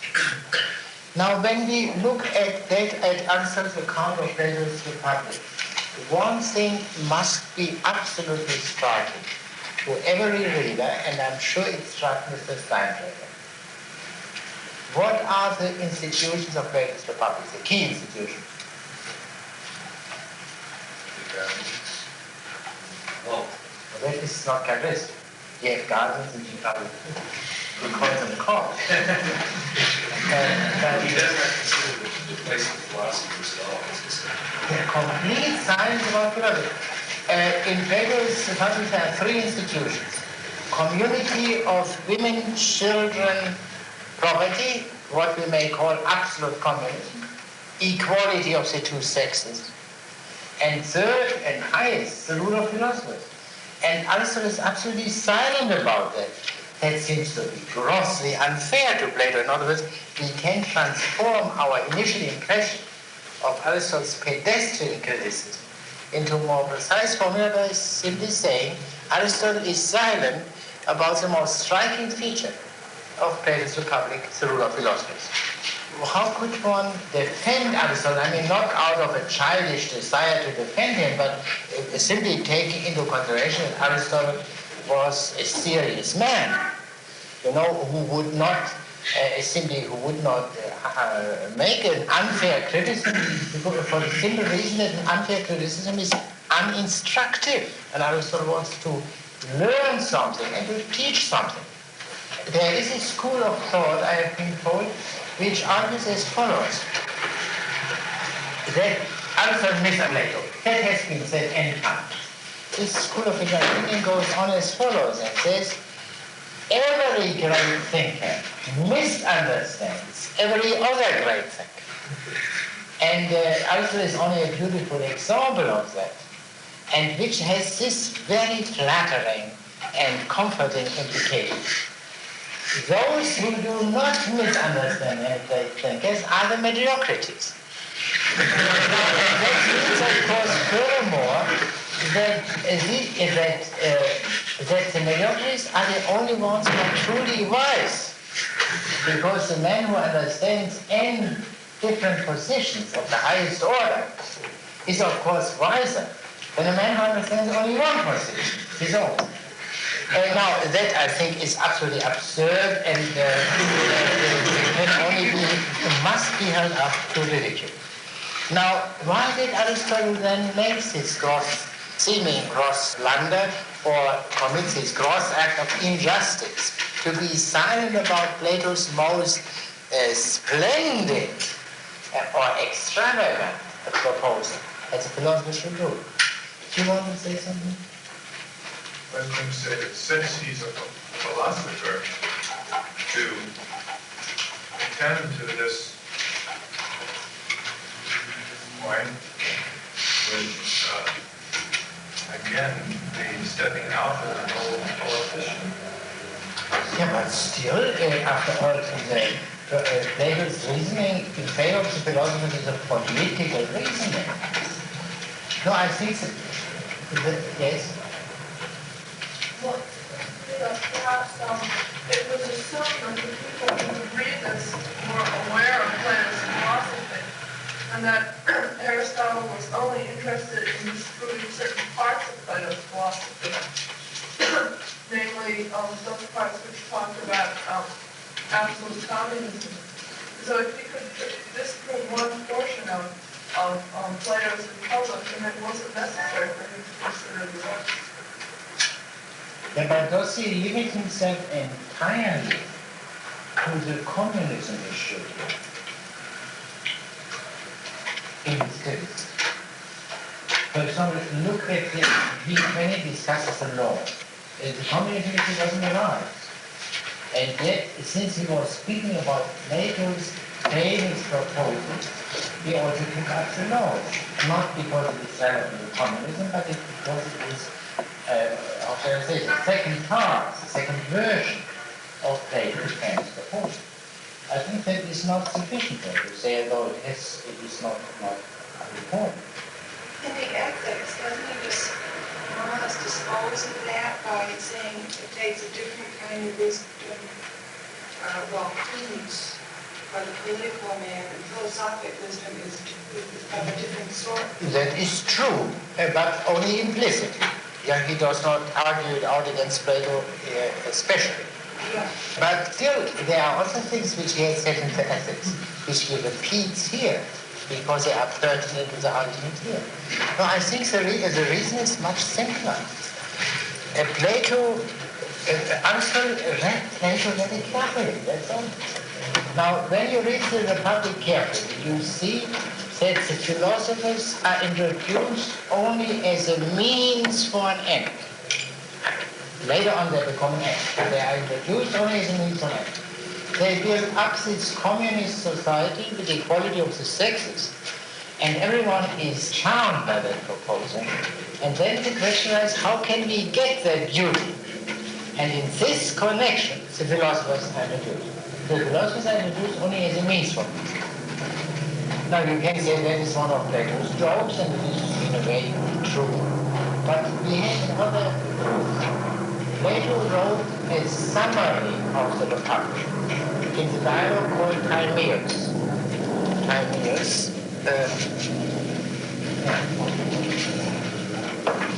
At the beginning, Socrates gives a summary of a conversation they had the day before, and that makes sense only as a reference to the Republic.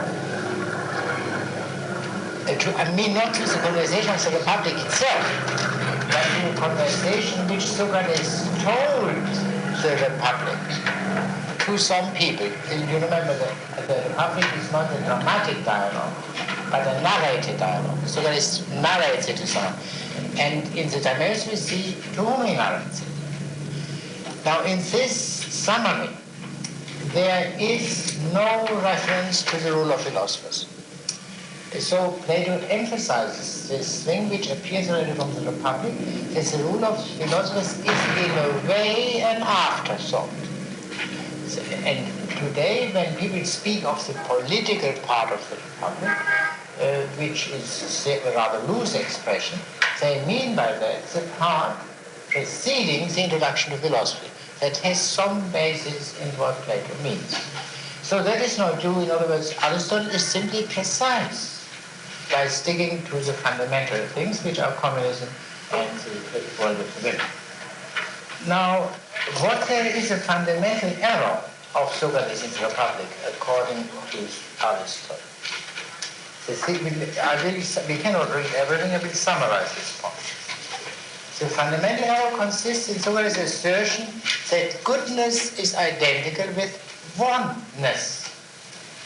If goodness is identical with oneness, that city is best, which is one to the highest possible degree. But a communist city is more one than a non-communist city, hence a communist city is best. The reply of Aristotle is generally this. Of course, in one sense, a city must be one. But it cannot be one beyond a certain point without ceasing to be a city. If it becomes too much one, it becomes a household. And if it would become ever more one, it would become a human individual. And hence not a city. A city is necessarily an articulated thing, consisting of many human beings, and even of many kinds of human beings, and this must be the starting point for any possible demand regarding the good city. There is a passage which has a certain difficulty, which we should read. It is towards the end of 1261a, when he says, after he has referred to the ethics. Also principle which has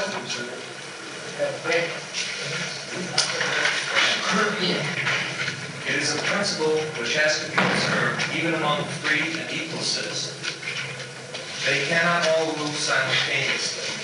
They must therefore each have office for a year, or by some other order of succession for some other period. In this way it comes about that all rulers, just as if shoemakers and carpenters changed their occupations, and the same men were not always shoemakers and carpenters. It would be better indeed if the principle followed in the arts and crafts were also applied to the affairs of the political association. And from this point of view, it is better for the same men always to be rulers whenever possible. Where this ideal is impossible, through the natural equality of all the citizens, and also it may be argued too, because justice requires the participation of all in office, whether office be a good thing or bad. Let us stop there. Now, what does he mean by that? And what does he mean in the context? Now, let us first see this. Even if men are equal, i.e., even if there is no difference of kind, they all are members of the same species, all are free citizens, it is necessary that some of them should rule at a time and others be ruled. The qualitative difference between rulers and ruled is one crucial qualitative difference, qualitative multiplicity within the city. This qualitative difference is compared by Aristotle for a moment to the qualitative difference between shoemakers and carpenters. A city cannot be a city if it doesn't have craftsmen of various kinds. And Aristotle refers then in passing to another possibility. There might be, he might go, under certain conditions we could have a clear-cut, permanent distinction between rulers and ruled. Some people rule always, and others are always ruled. And that is a preferable possibility according to Aristotle. Let us keep this in mind for further reference. It's a good idea which one introduces, of course, not there and should simply be dismissed. That's the best. The reasons are not stated. But the best is not always possible.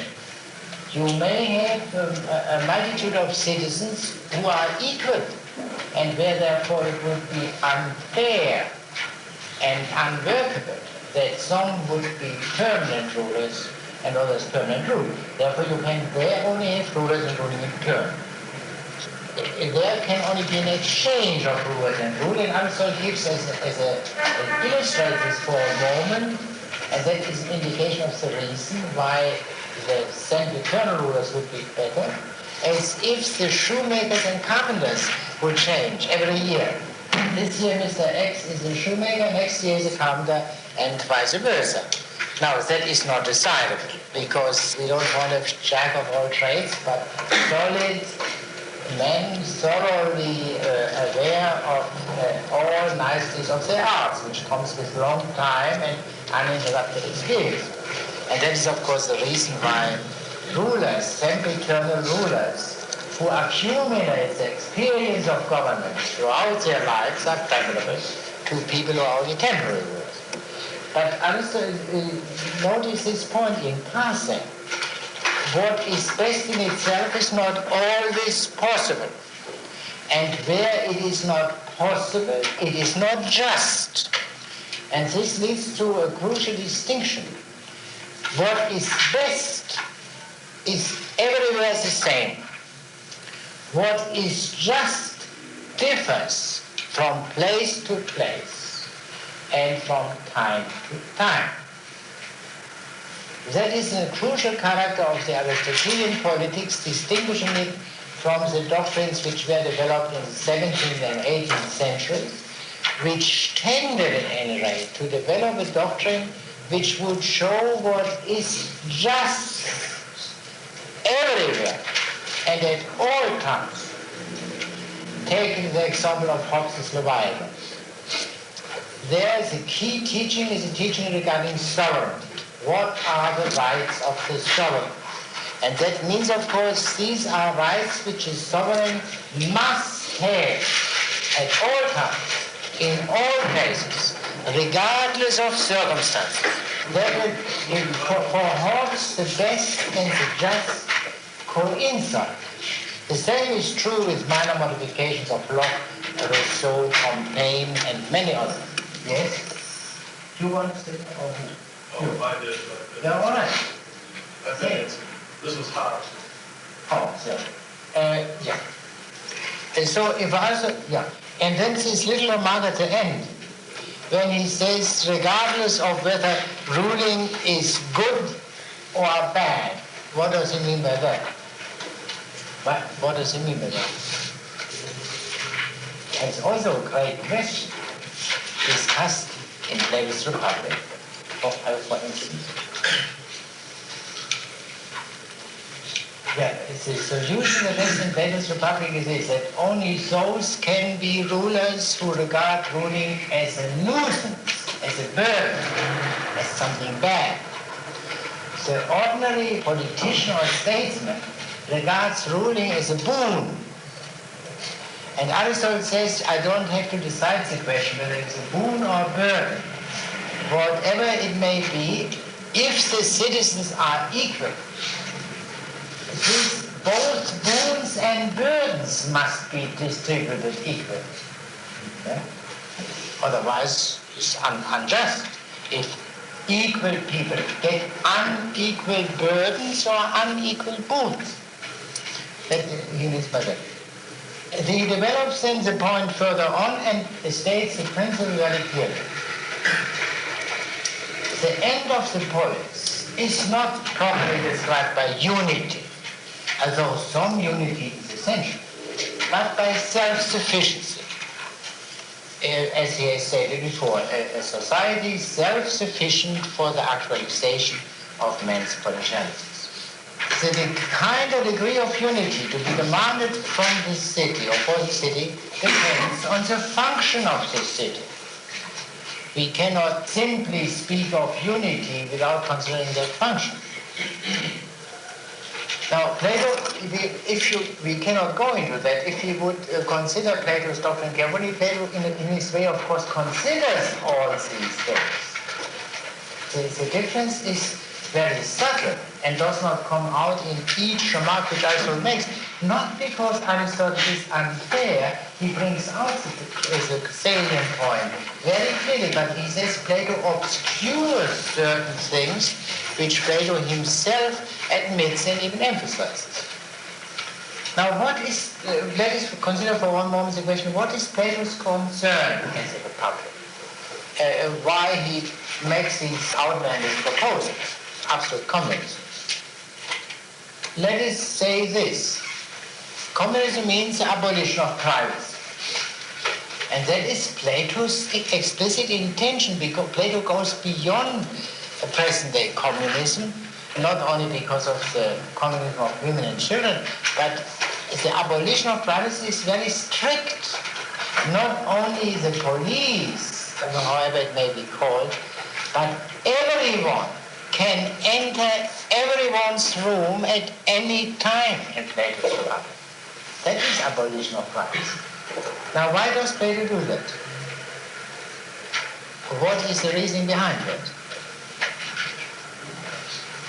Privacy means to have a sphere where you are somehow exempt from the city, from supervision by the city, where you can do what you please.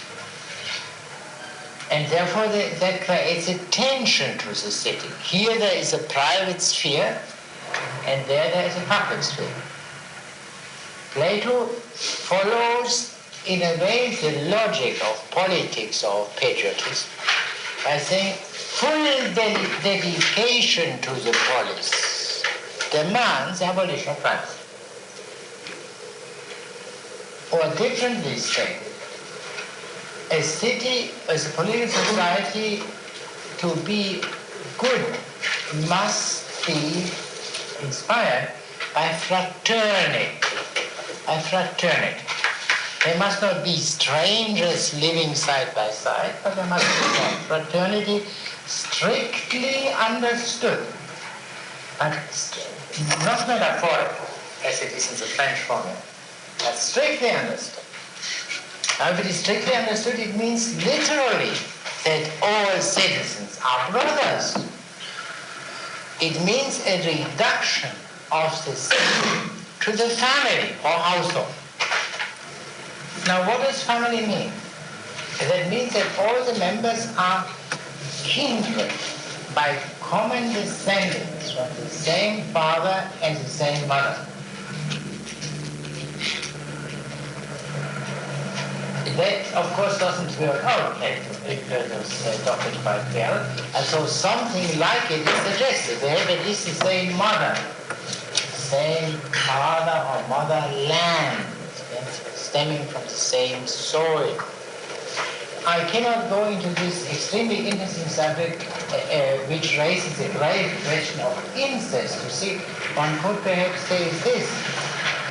In Plato's Republic, you have the strongest bond among the citizens through incest. It's a very paradoxical one.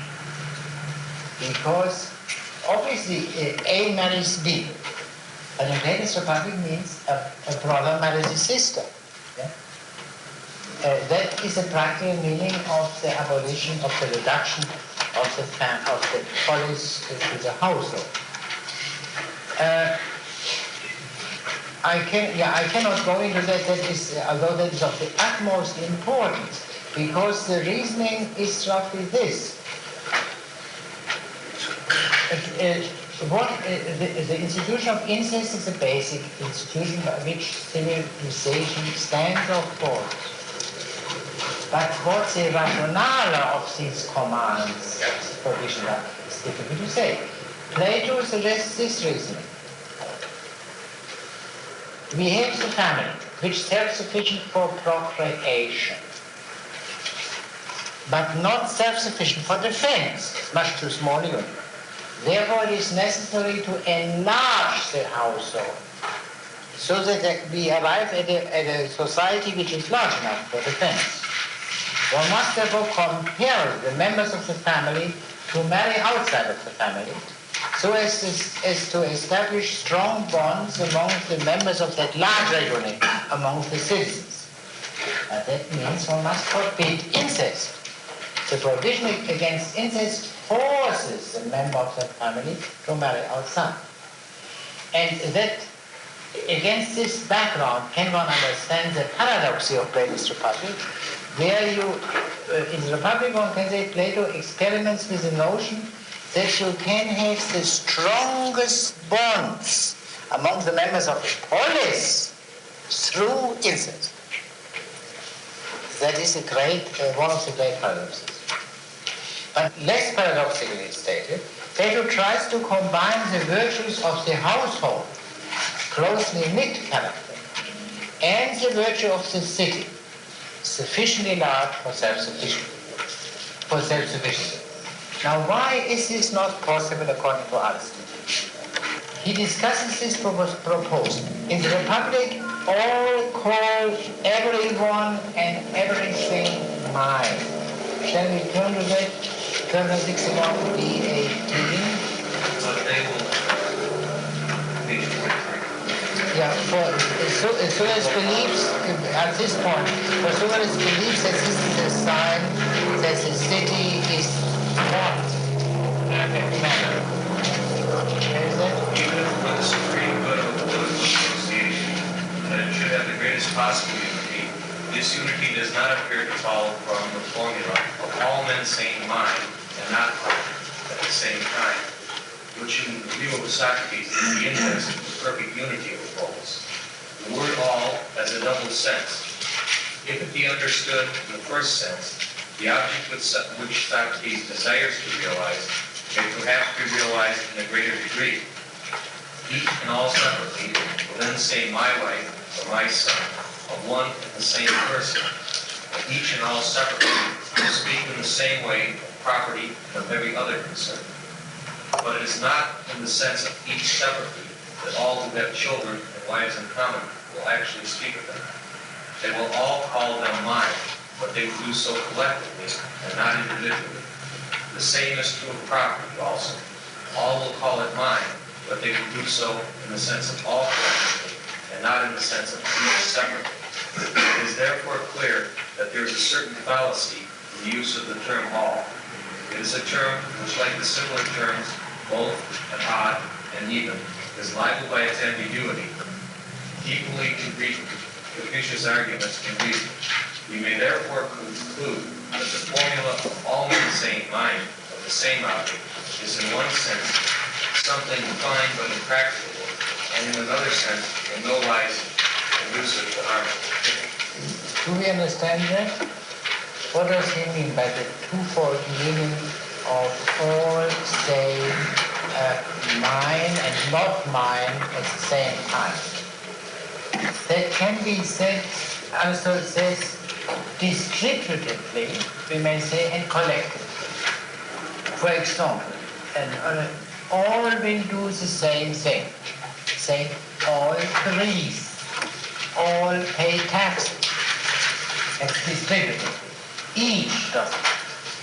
But when you say collectively, we all elect the president. There is not a single individual who can say, I elect the president.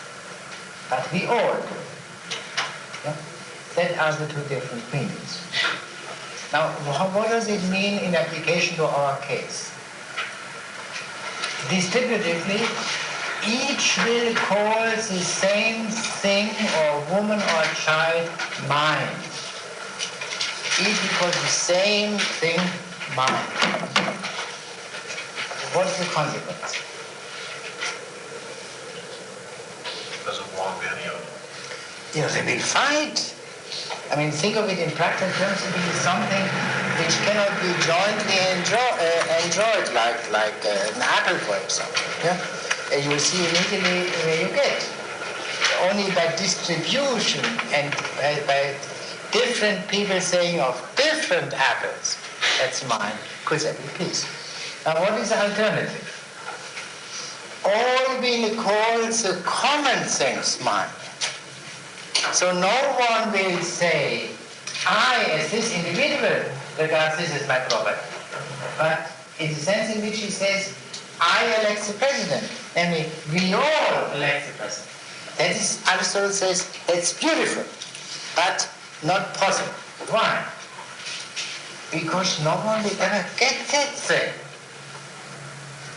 It will remain common property. It cannot be appropriate. So that sounds fine, is impossible. The other is manifestly leading to enmity and destruction. So why is it have to be appropriated? Why do the children have to be appropriated? Well, let us think of food, simple example. That is the same that the individual must take some. Now, what the other developed state? Let's assume that all men regard all children as their children. Yeah? That it is translated. It is the most understandable solution. Because it is as good to have no father than to have all as fathers of all. And then it develops later on. What he tries to make clear was now only a certain ambiguity in the very formulation. Yeah? In the formulation, all say of the same is mine.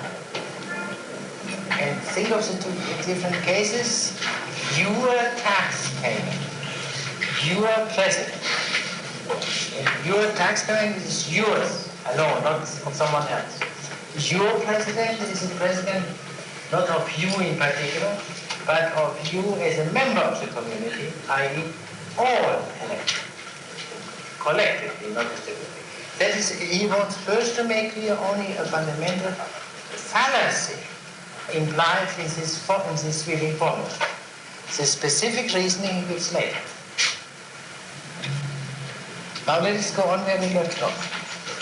These considerations are sufficient to show, first,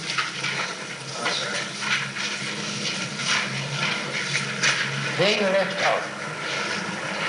Not only does it not conduce to harmony, the formula also involves natural laws.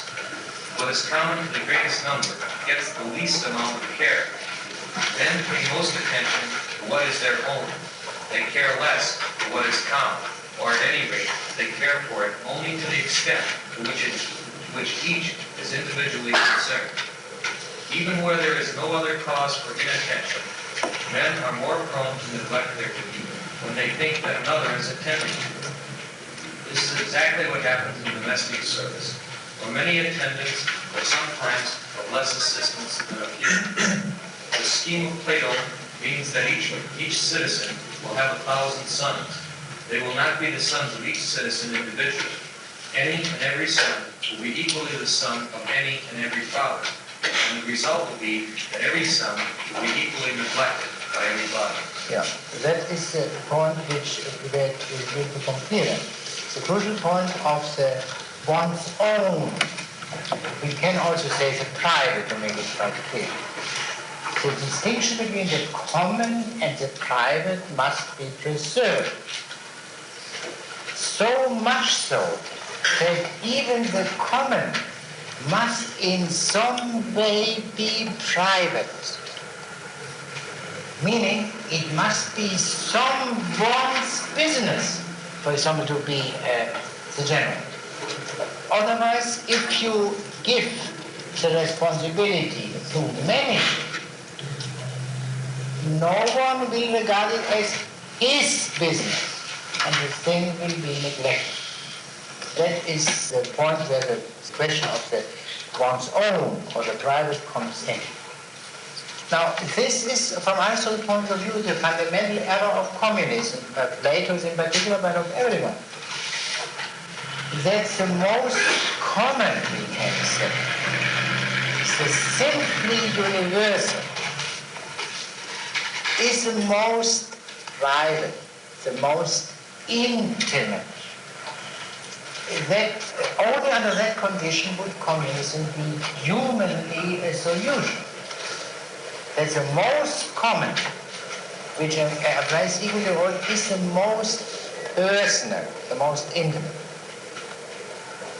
Now, I have spoken of that before, I believe. I don't know whether it was in system or not the other. Yeah, I think when I discussed what Aristotle means by saying that man is the most social of all beings, of all animals. Man is more social than any beast, and so because it is an animal which possesses reason or speech. Pure thought, pure and true thought alone makes possible a perfect union among human beings. Every other union is less perfect. Think of bodily union as in contrast to that. Bodily union can never be as perfect, there can never be this full identity of feeling which you can have, it takes extreme case, in the case of a mathematical demonstration, where there is full identity of the thought in each mind, and at the same time knowledge that we both think the same thing. But precisely for this reason, communism is impossible. That is, one can say, Aristotle's reason. Let me first finish that. Because a political association is not an association of thinking beings regarding their thoughts. These are living beings which possess reason, animals which possess reason, but which have also something else than reason. Now, what is that? What is the fundamental reason for privacy? What is that which makes privacy and something which cannot be overcome. Plato has said that. He hasn't said it clearly in the Republic, but rather in that passage of the laws, that single passage of the laws, in which he refers to the Republic. I always think it is either 719 or, no, 749. Laws 749. There he speaks of the difference between the setup of the laws and the setup of the Republic. In the Republic, that is almost said in these terms, everything is made common, except the things which are by nature private, which are by nature not collectivizable, if I may use this word. Everything else can be collectivized. That is for us a paradoxical thought, because we think the mind or the consciousness is the most private. It was not Plato's. That's the body. The body is the least communicable. Well, you have simple examples. If one man has hunger, he can have the greatest compassion and sympathy with a hungry man. He doesn't have the hunger. Or look at that. Yeah, I'm taking now mental phenomena which are obviously inseparable from the body. The body is necessarily each one's own body. And because man is a bodily being, communism is impossible. Pure minds could have such a perfect communism. If one would go, which I cannot do here, to Marx, for example, one would see that at the origin of Marxist doctrine, there lies such a notion. German philosophers had developed a certain doctrine, and the paradoxy of Marx is that he believes he can have communism not in spite of the body, but through the body, through bodily labor and its derivatives. I cannot go into that here. Man is not a purely thinking being, but an animal. Therefore, he has things which are ineradicably his own, and therefore there must be private property. The first step is a very simple one. The most elementary form of appropriation. This point has been elucidated very beautifully by Locke. The most elementary form of appropriation is eating. Because that you know from everyday experience, once you have something, I don't say in your mouth, but surely once you have swallowed it, cannot possibly belong to anyone else. That is absolute appropriation. And Locke builds his argument for private property on this fact, which is in a certain agreement with both Plato and Aristotle teach. Now, there was someone who, yes. I don't think, however, reasoning even from this analogy of Locke's, that it's self-evident that possession is required for intimacy. In other words, the assumption of Aristotle is that the relation of father to son and the fatherly relation, and also the relation of husband to wife, the heterosexual relation, is impossible without possession. Yeah, it all depends what you mean by that. I mean, if you refer to the derogatory meaning as implied in possessiveness, did you mean that? That would be partly taken care of by mutual possession, yeah? Yes. Well, my point is the analogy, for example, with food doesn't seem to hold, because the food is consumed. Once you eat it, no one else can eat it. Yeah, but the question is whether this elementary fact does not have consequences on the less elementary level. Aristotle will speak of that. Yeah. But I wanted to say only one thing where there is agreement between Plato and Aristotle. And that concerns the fact that there are things which are by nature private, so that they cannot be collectivized. And that is primarily the body. And according to Plato and Aristotle will admit that. And that from Aristotle's argument means fundamentally this, that has consequences on the highest levels. Yeah?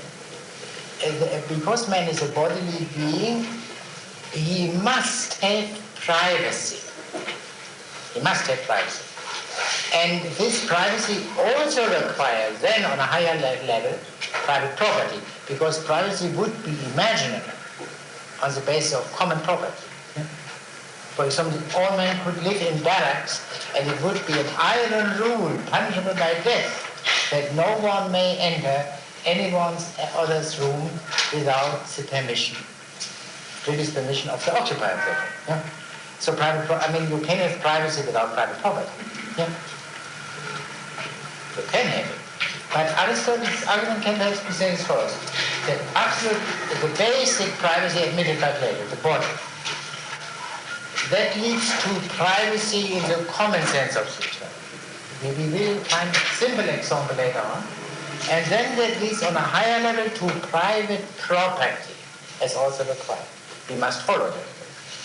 I only try to bring it down to the principle involved.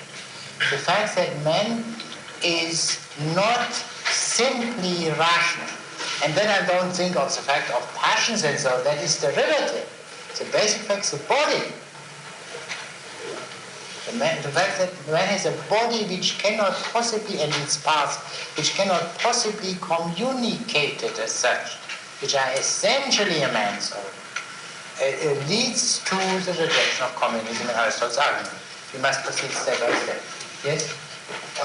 In this section where he refers to a father and son relationship being destroyed by every son having to say 1,000 fathers, and therefore having none. Does he mean that this will be pernicious to the physical development or to the existence of the child?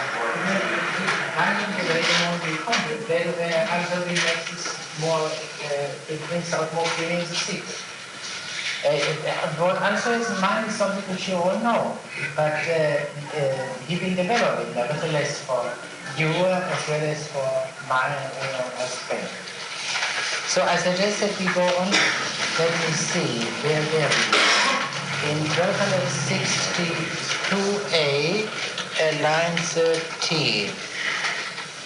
Yeah, this sentence where he says, it is better to be one's own nephew, another man's nephew, than to be a son in fifth grade. That's the answer to your question. The whole relation becomes watered down. But we can read that. I just want to throw out another thought that you can find a way in the back of your minds and go on. And that is, I thought that Plato's idea wasn't an absolute communality of fathers and sons, but rather that in practice it would seem to me that as Plato would have it work out that these children would be kept with the parents for a certain number of years, and then put into private classes to be instructed, so that they wouldn't be completely ignored or neglected. No, what Plato makes absolutely no one is supposed to know who his parents and who his children. That's the idea, because otherwise privacy would develop, which Plato regards the public as such an evil. That is what I must be thinking of something else where the children stay with parents. I guess it was Sparta. Oh, Sparta was not communist. No. Very bad. I think, Mr. Sandlinger, if you go on where you left off, that will be the best. From the 62A beginning. There is still a further objection. Each citizen, when he says mine, of any child who is prosperous or reversed, is speaking fractionally. He does not mean that the child is wholly mine, but only that he is mine to the extent of a fraction determined by the total number of citizens. When he says he is mine, or he is so-and-so's, the term mine or so-and-so's is used with reference to the whole body concerned, the whole thousand, or whatever may be the total number of citizens. Even so, he cannot be sure, for there is no evidence who had a child born to him, or whether if one was born, it managed to survive. Which is the better system? That each of 2,000 or 10,000 persons should say mine of a child in this fractional sense, or that each should say mine in the sense in which the word is now used in ordinary states. As things are, A calls by the name of my son, the same person whom B calls by the name of my brother.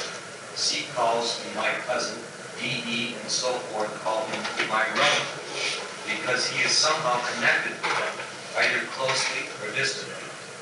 And whether by blood or by marriage, while besides these different forms of address, X and Y may use still another and call him my clansman or my tribesman. It is better to be own cousin to a man than to be his son after the Platonic fashion. And let us stop. Do you see the point? That is the answer to your question. You see, it becomes absolutely watered down. It becomes a mere convention that you say of people younger than you, say 20 years younger than you. These are my sons and my daughter.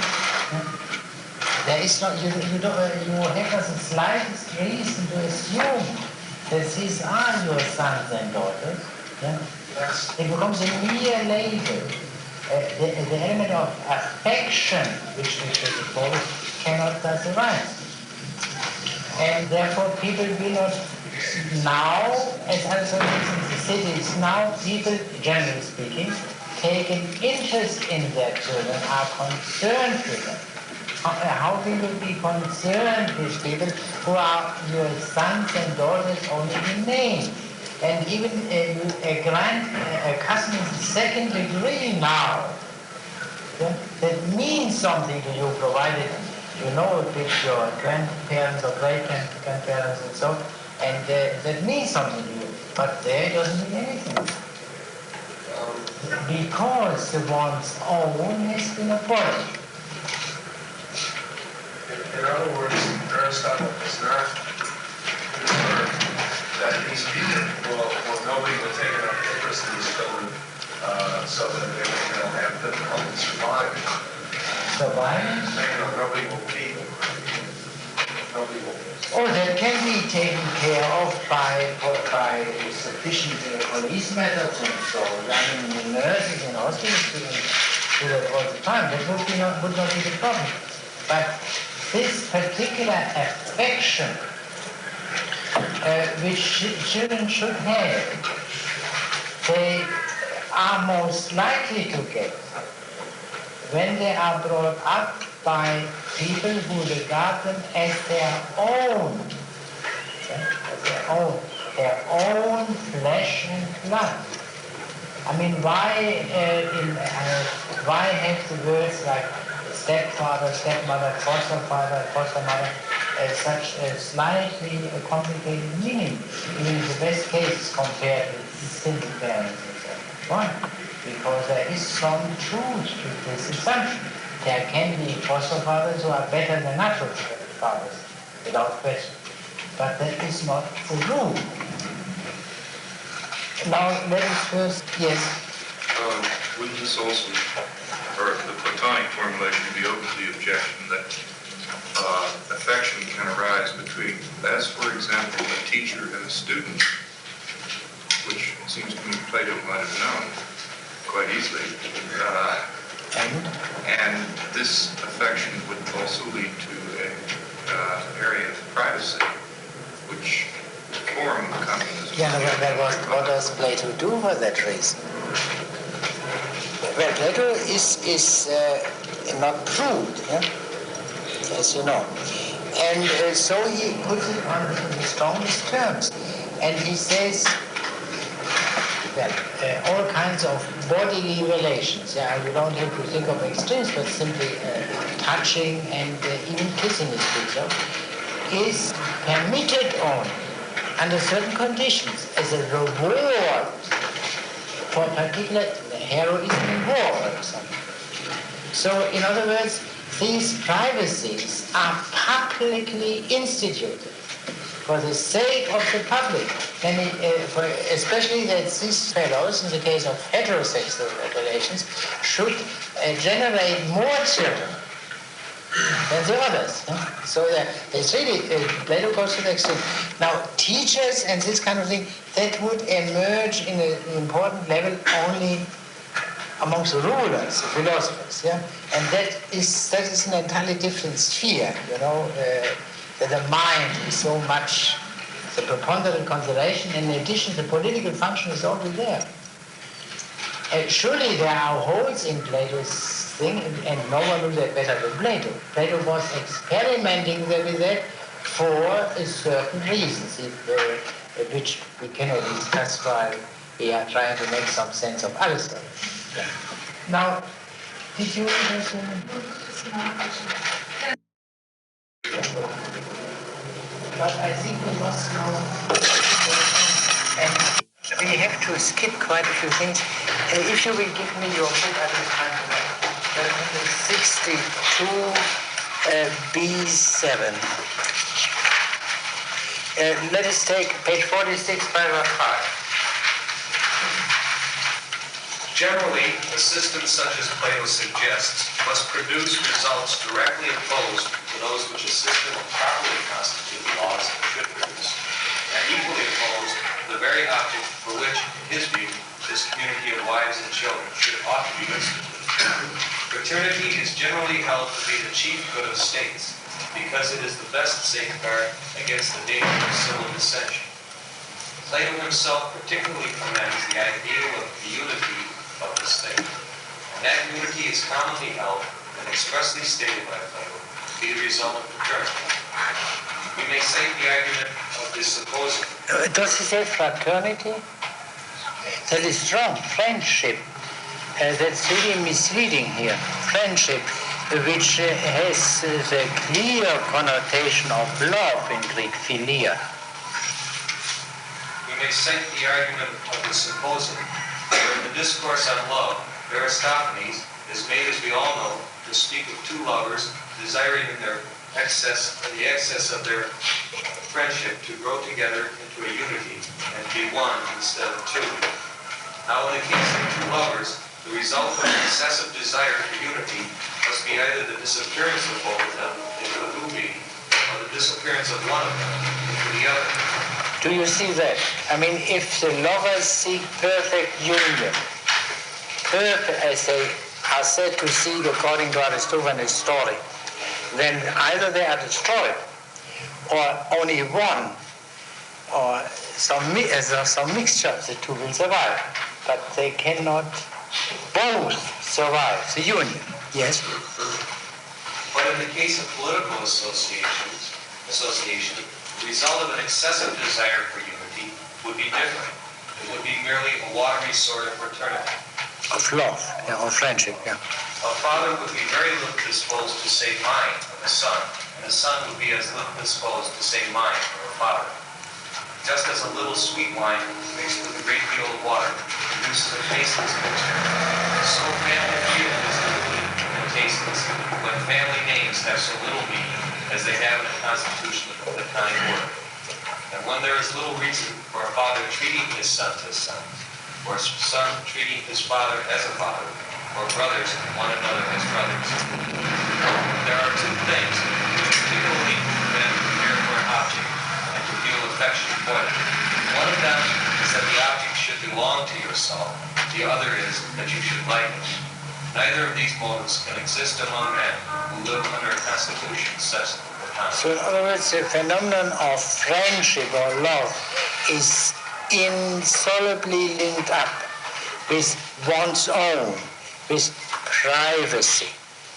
There are two things which to the highest degree make men caring for someone and loving it.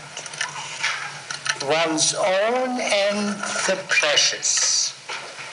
One's own and the preciousness. The preciousness goes together with rarity. I think that is what Aristotle means. If something is very common, we don't love air. Well, after someone has tried to strangle us for a moment, but not ordinarily. But the precious is rare.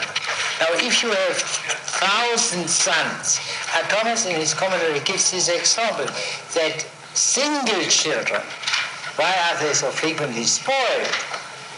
Because of their preciousness. They are the only one. If there are 10, there is a reasonable watering down of the maternal and paternal affection, and which perhaps is better than this kind of preciousness.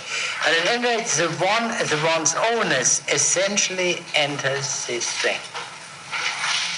This gives, by the way, here is a reference to Aristophanes, which is of some interest, perhaps not in connection with this seminar in particular, but I would like to mention that.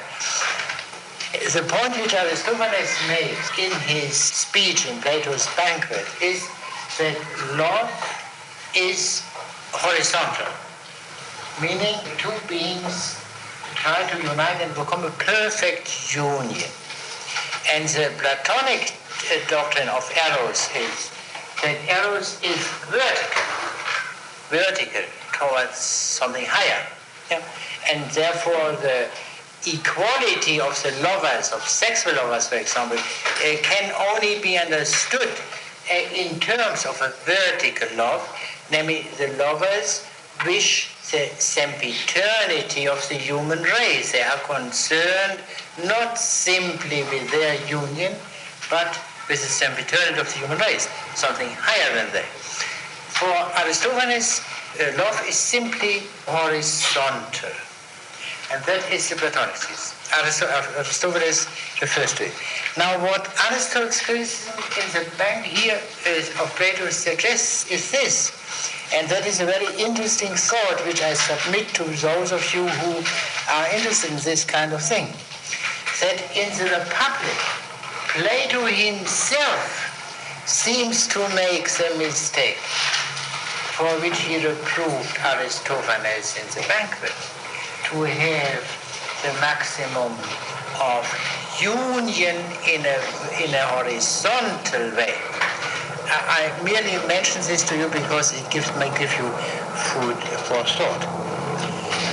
By the way, that is by no means far-fetched, because Plato's Republic is reply, an extremely ingenious reply to a comedy of Aristophanes in which communism was suggested, the assembly of women. But this is only in passing. Let us go on where we left off. There is still a further difficulty. Concerns that part of Plato's scheme, which may be called the transposition of ranks, under which children born to parents in the inferior rank of farmers and craftsmen are to be transferred to the superior rank of the guardians, and vice versa, children born to parents in the superior rank are to be transferred to the inferior. How such transposition is actually to be effected is a matter of great complexity. And in any case, those who transfer such children and assign them their new place will be bound to know who are the children so placed and whom they are being placed. In addition, those problems of assault, unnatural affection, and homicide, which have already been mentioned, will be raised even more by this part of the scheme. Transposition of ranks will mean that those transferred from the rank of guardian to an inferior rank will cease for the future to address the guardians as brothers or children or fathers or mothers, as the case may be. And it will have the same effect for those who have been transferred to a superior rank. Such persons will thus lose entirely any deterrent which kinship provides against the commission of these offenses. This may serve as a determination of the issues raised by the idea of request. Yeah. What he means is this. That's a special point of criticism. The baby transferred from the lower class to the guardians. You remember in the scheme of Plato's Republic, may very well beat or kill his own father, for he becomes a guardian, say a policeman. In that function, he may very well kill his father without knowing it. Now, this would lead to, in other words, he commits a terrible crime, and he does not have the possibility of purgation from the crime, religious purgation, because he does not know that. Impious deeds will be done without the possibility of purgation. Similar considerations apply also to incest. Now, I mention this only because that is one of the parts. Aristotle argues here from common opinion. There are certain common opinions regarding what is pious and impious, and he accepts them. Plato does not do that. Plato's Republic is a very iconoclastic book. Plato reduces the pious, or the holy, to the useful. He makes explicitly the remark, we will regard only those marriages as holy which are useful. Aristotle does not do that, and we must keep this in mind. On the contrary, he keeps these standards intact. Now we have to read a few more passages. Can you turn to 1263a11? That is about half a page later, must be, when he speaks about the problem of privacy. That also is a point. The cultivator of the soil are a different body from the citizens who own it. The position will be different and easier to handle. When the citizens who own the soil are also its cultivators, the problem of property will cause a good deal of trouble. If they do not share equally in work and recompense, those who do more work and get less recompense will be bound to raise complaints against those who get a large recompense and do little work. Indeed, it is generally true that it is a difficult business for men to live together and to be partners in any form of human activity. But it is especially difficult to do so when property is involved. Fellow travelers who are merely partners in the journey furnish an illustration. They generally quarrel about ordinary matters and take offense on petty occasions. So again, the servants with whom we are most prone to take offense are those who are particularly employed in ordinary everyday services. Yeah, you see, that is very much to do with privacy. One can put it this way, perhaps. The lower and pettier the things are, the greater the need for privacy. That is, we begin with the fact that the parts of the body, and the body is not communicable. And then we see that immediately reflected in these low and petty things. When we get nervous because people are too close on us, in barracks, in boats, or wherever it may be. And then we gradually ascend to that. And if precisely in low and petty things, precisely because property is not such a high thing, is it necessary to make it private because it will lead to constant annoyances. And now this question which he raises there, that some work hard and get little, and some the opposite, this problem of course arises under any form of communism. Does anyone of you remember how Lenin solves this problem in his State and Revolution? Because he has to admit that such shirkers might come up even in this, after the complete collectivization of the means of production. There are people who can cut corners under any conditions, and such a radical regeneration of human nature will not be brought about by the socialization of the means of production. Well, the state will wither away, and it will have withered away in the end. Of course, there will no longer be courts of law. What do you do in such a case? I forgot the words. Remember? He says that they'll adopt socialism for the time being as sort of a capitalistic system where each man will receive according to what he puts into the system. Finally, but when you have this... Oh, well, after the state withers away, then every man will become so accustomed to working to... Yeah, but there is one passage in which Lenin admits, somewhat grudgingly, that even then you might find this kind of shirkers. Well, his suggestion is consistent and at the same time outrageous, which is perhaps not true. I shouldn't have said at the same time. Kind of lynching. The other workers will take care of him, but there is no longer a law court, so there is no possibility of a real fair investigation whether this particular individual is or is not a shirker. Now let us see. Let us read the summary judgment on the Republic in 1263 B15, that this legislation has a beautiful face. Legislation such as Plato proposes may appear to wear an attractive face to argue benevolence. The hero receives it. Yeah, may seem to be, not benevolence, seem to be philanthropic. Philanthropic in the primary Greek sense, love of human beings. It had a very limited meaning originally. It could be used as Socrates occasionally says, some people love dogs, others love birds, and he loves human beings. Yes, it exists. It did not have this full meaning which he took on later on. Yeah? The hero receives it gladly, thinking that everybody will feel towards everybody else some marvelous sense of fraternity. All the more as the evils now existing under ordinary forms of government, lawsuits about contracts, convictions for perjury, and obsequious flatteries of the rich, are denounced as due to the absence of a system of common property. None of these evils, however, is due to the absence of communism. They all arise from the wickedness of human nature. Indeed, it is a fact of observation. Human nature is a criminally bad translation. Because of wickedness, Aristotle would never say human nature is wicked. Yeah? Indeed, it is a fact of observation that those who own common property and share in its management are far more often at variance with one another than those who have property in several. Though those who are at variance in consequence of sharing property look to us few in number when we compare them with the mass of those who own their property privately. Another consideration must also be pressed.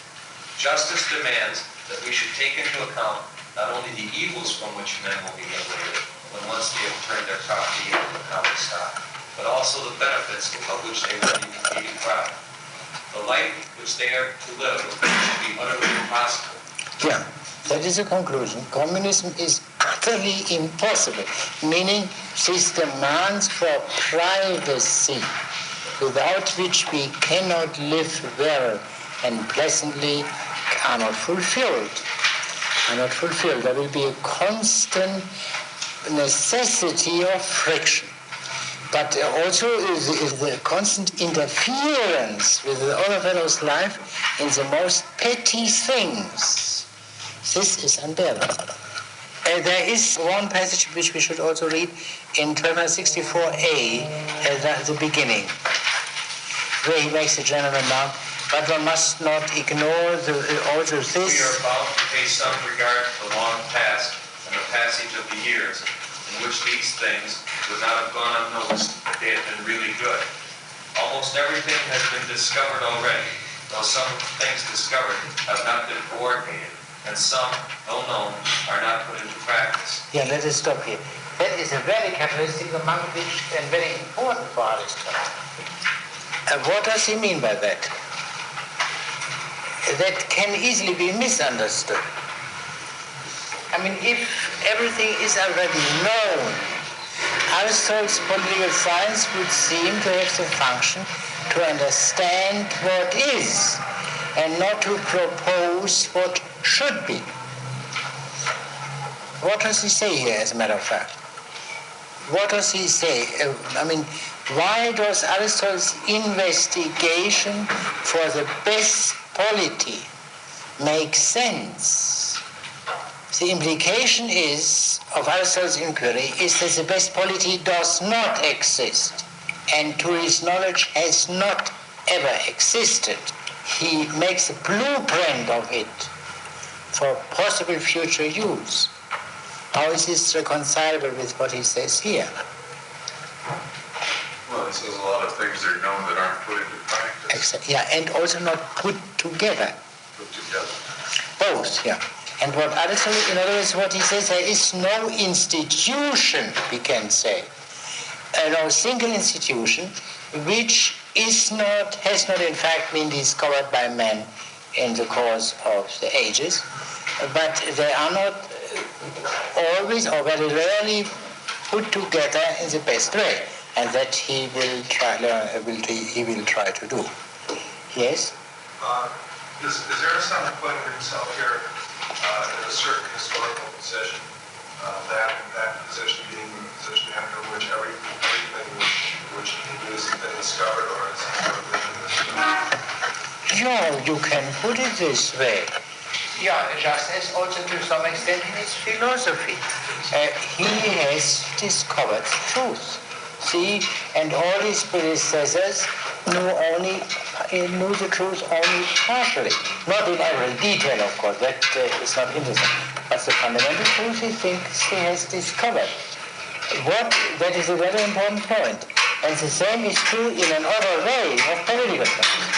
Only there the proper putting together is being done by him in speech, in books, not yet in practice. What's the difference between him and Hegel? You know, Hegel himself regarded himself as the modern Aristotle, the man who summed up the whole previous development, but so that Hegel is now the true end, whereas Aristotle was only the Greek end, as we could say. What is the difference between Aristotle and Hegel, apart from that, apart from what Hegel said about it? For Hegel, not only did he know the things, but they were in actual existence for the most part, already getting the best possible level. In other words, that's one point. For Hegel, the factual establishment of the just society is a condition for the completion of the theoretical philosophy. Yeah? The metaphysical truth, to use that, could not have been seen before the just society was in principle established. Nothing of this kind in Aristotle. Yeah? There is no such connection between the establishment of the just society and the finding of the final metaphysical truth. But there is something else which is perhaps more important. What about the future? What about the future? From Hegel's point of view and from Aristotle's point of view.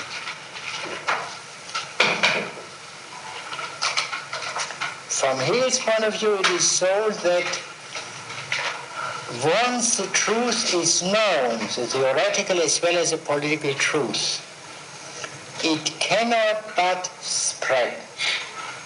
There cannot be, at least not, there may be temporary lapses and errors, but they cannot last because they have the conscience of the time against themselves. So there cannot be a relapse into barbarism. For Aristotle, of course there can be relapses into barbarism. And for Hegel, the older schools of thinking, say Kant, say Descartes, or what have you, say Aristotle, are finished. There is no possibility of their return or of a return to them. For Aristotle, all the errors which are possible can have a most fantastic future. There is no law of progress in this way. There is a word of Hegel's contemporary Goethe which is roughly to this effect. He compares progress to this situation. A ship displacing water. Yeah? The ship is the truth. Displacing error. Making headway. And at the end, the water, the displaced water, is getting control. Yeah? Ship passes through and the situation remains through. That is Aristotle's view of this, the older view generally of the situation. But this peculiar, quote, optimism, unquote, is Hegelian and not Aristotelian. So, in other words, for Aristotle, the situation is, if I may conclude that, there is 1,000 years, 5,000 years, 10,000 years, I don't know exactly how Aristotle would have figured it out, there would be a destruction of all civilization through natural causes. Floods, earthquakes, what have you. And then there would be, after a long lapse, a recovery. And not in every detail, of course, but in principle, there would be a new development, and there could be another Aristotle in the next period. And that could happen infinitely often. Okay? Infinitely often. Because the world is eternal, according to Well, I think even if a truth has been discovered, to discover it again is really to discover it anew. Yeah, if there is no memory, surely, yeah. In terms of political science, however, it seems to me, am I right in saying that Aristotle is saying to Plato that you, Plato, didn't rest your search for wisdom not on an examination of past and present policies and states? In other words, Aristotle did not know for especially the modern development.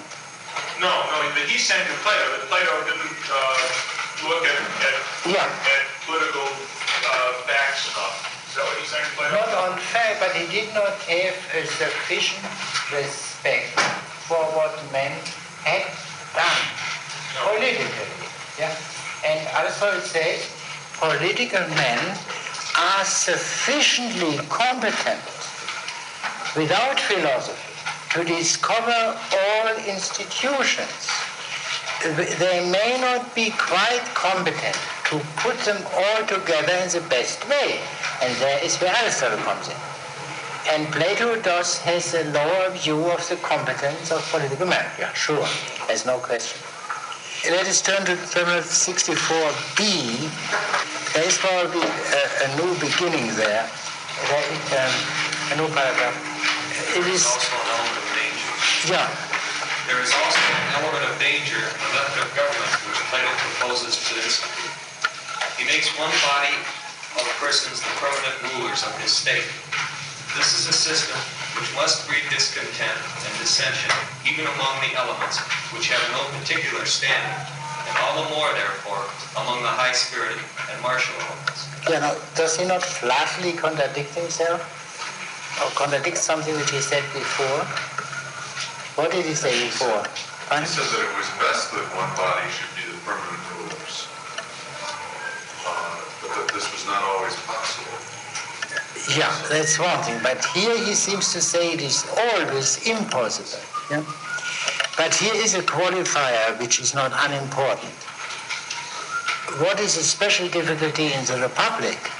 That Plato makes some men, the philosophers eventually, the permanent rulers, and who are the ruled.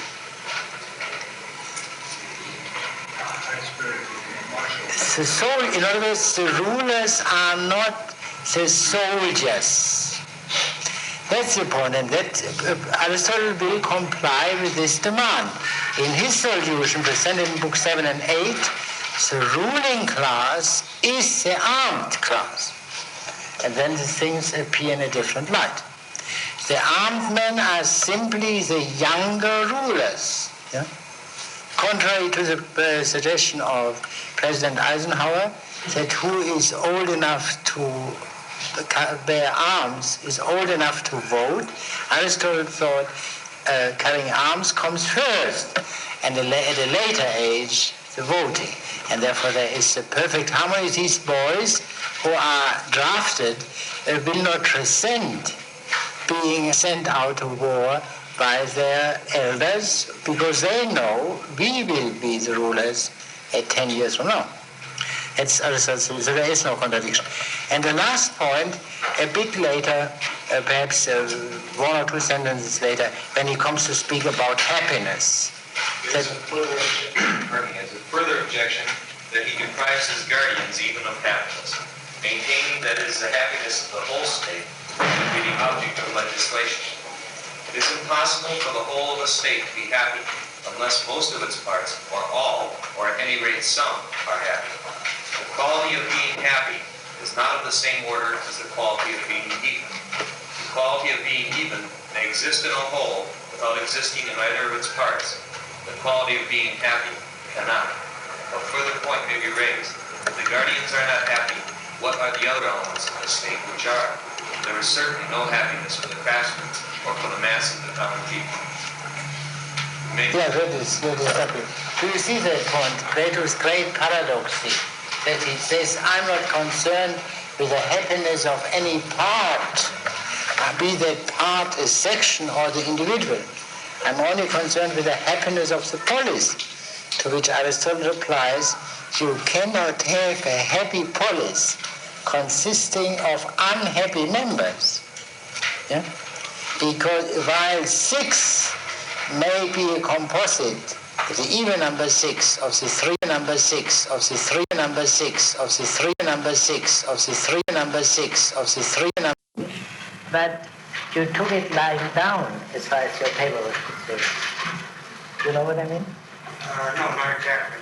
I mean, after all, you must have had a reaction to it. Yeah, I was impressed mostly by Aristotle's thoroughness. As the book says, when he criticizes, he criticizes. Yeah. Yes, still, but the question, of course, is whether the criticism is, I mean, there are certain cases where I believe we are unable to judge when he speaks of, at that time, well-known political arrangements and presupposes some knowledge of it which we may not have. That can't be helped. But still, you noted one difficulty. He criticizes Sparta and so on very severely. And yet he says of these 3 regimes, Sparta, Crete, and Carthage, they are justly famous. That sounds almost like irony. I put it in there because I didn't understand it. Yeah, it was worth mentioning. Yeah, sure, I'm grateful. And I wasn't prepared to explain it. But I could have tried. It can be said that for all their defects, they are better. They try to be mixed regimes. This is practically closer to an ideal form than most of the unmixed regimes and most of the existing regimes in the Greek world. But I didn't think that would have very much to say there. No, I think it would be helpful. The only trouble is, I believe, that this is not what Aristotle himself says. No, I was trying not But still, I'm grateful to you that you tried at any rate.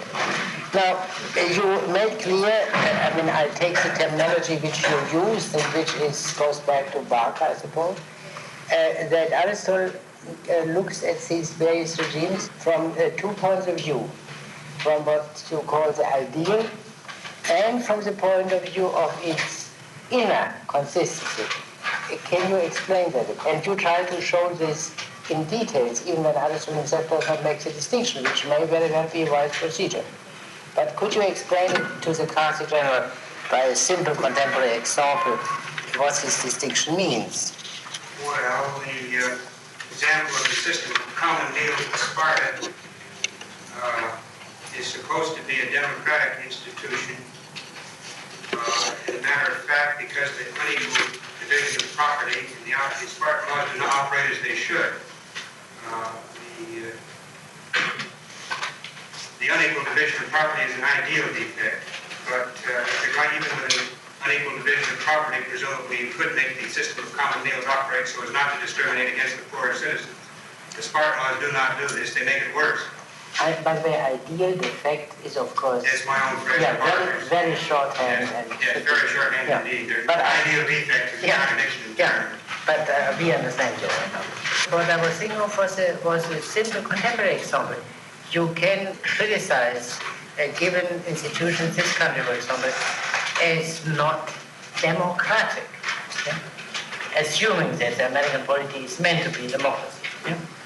That's one thing. And then you can raise a more far-reaching question. Is the basic intent of the legislator, of the founding fathers itself, sound or not?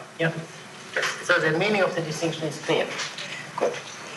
But before we, thank you very much then. before we turn to today's assignment, we have to consider a few things occurring in the preceding section, because we naturally devoted the time, all the time last time, to Aristotle's critique of Plato, and which we couldn't discuss sufficiently, even then. Now there are two more blueprints which Aristotle discusses in Book 2. One is by Phaleas, Phaleas, and one is by Hippodamus. Now, Phaleas' notion was, do you remember, Mr. Strickland, the key idea of Phaleas, or the key conceit of Phaleas? That all disturbances within the society result from an unequal distribution of property. Yeah. And do you remember what Aristotle says about that? He says that even if property were made equal, this does not get at the real problems, the real causes of disturbance, because there are at least two other causes of disturbance that are lack of moderation on behalf of an individual and seeking after some kind of pleasure which is independent of any other kinds of pleasure, being philosophy. Yeah. Now that is wait a moment. You remember that in the section on Plato, Aristotle had made clear that private property is absolutely essential. Yeah? And Phaleas takes up the question of property again. And he makes a more specific suggestion regarding property, namely equality of property, which means, of course, also equality of private property. And now, Phaleas' suggestion implies a considerable interference with private property. For example, inheritance must be watched. A man cannot leave his property as he sees fit. And other kinds of interference with private property. That raises the question of principle. Is the legislator, according to Aristotle, entitled to interfere with property, to some extent to redistribute property? What would you say? I think he does say that it's all right to interfere with. Sure. So in other words, Aristotle is in favor of private property, but he is not opposed to government interference with property. Yeah?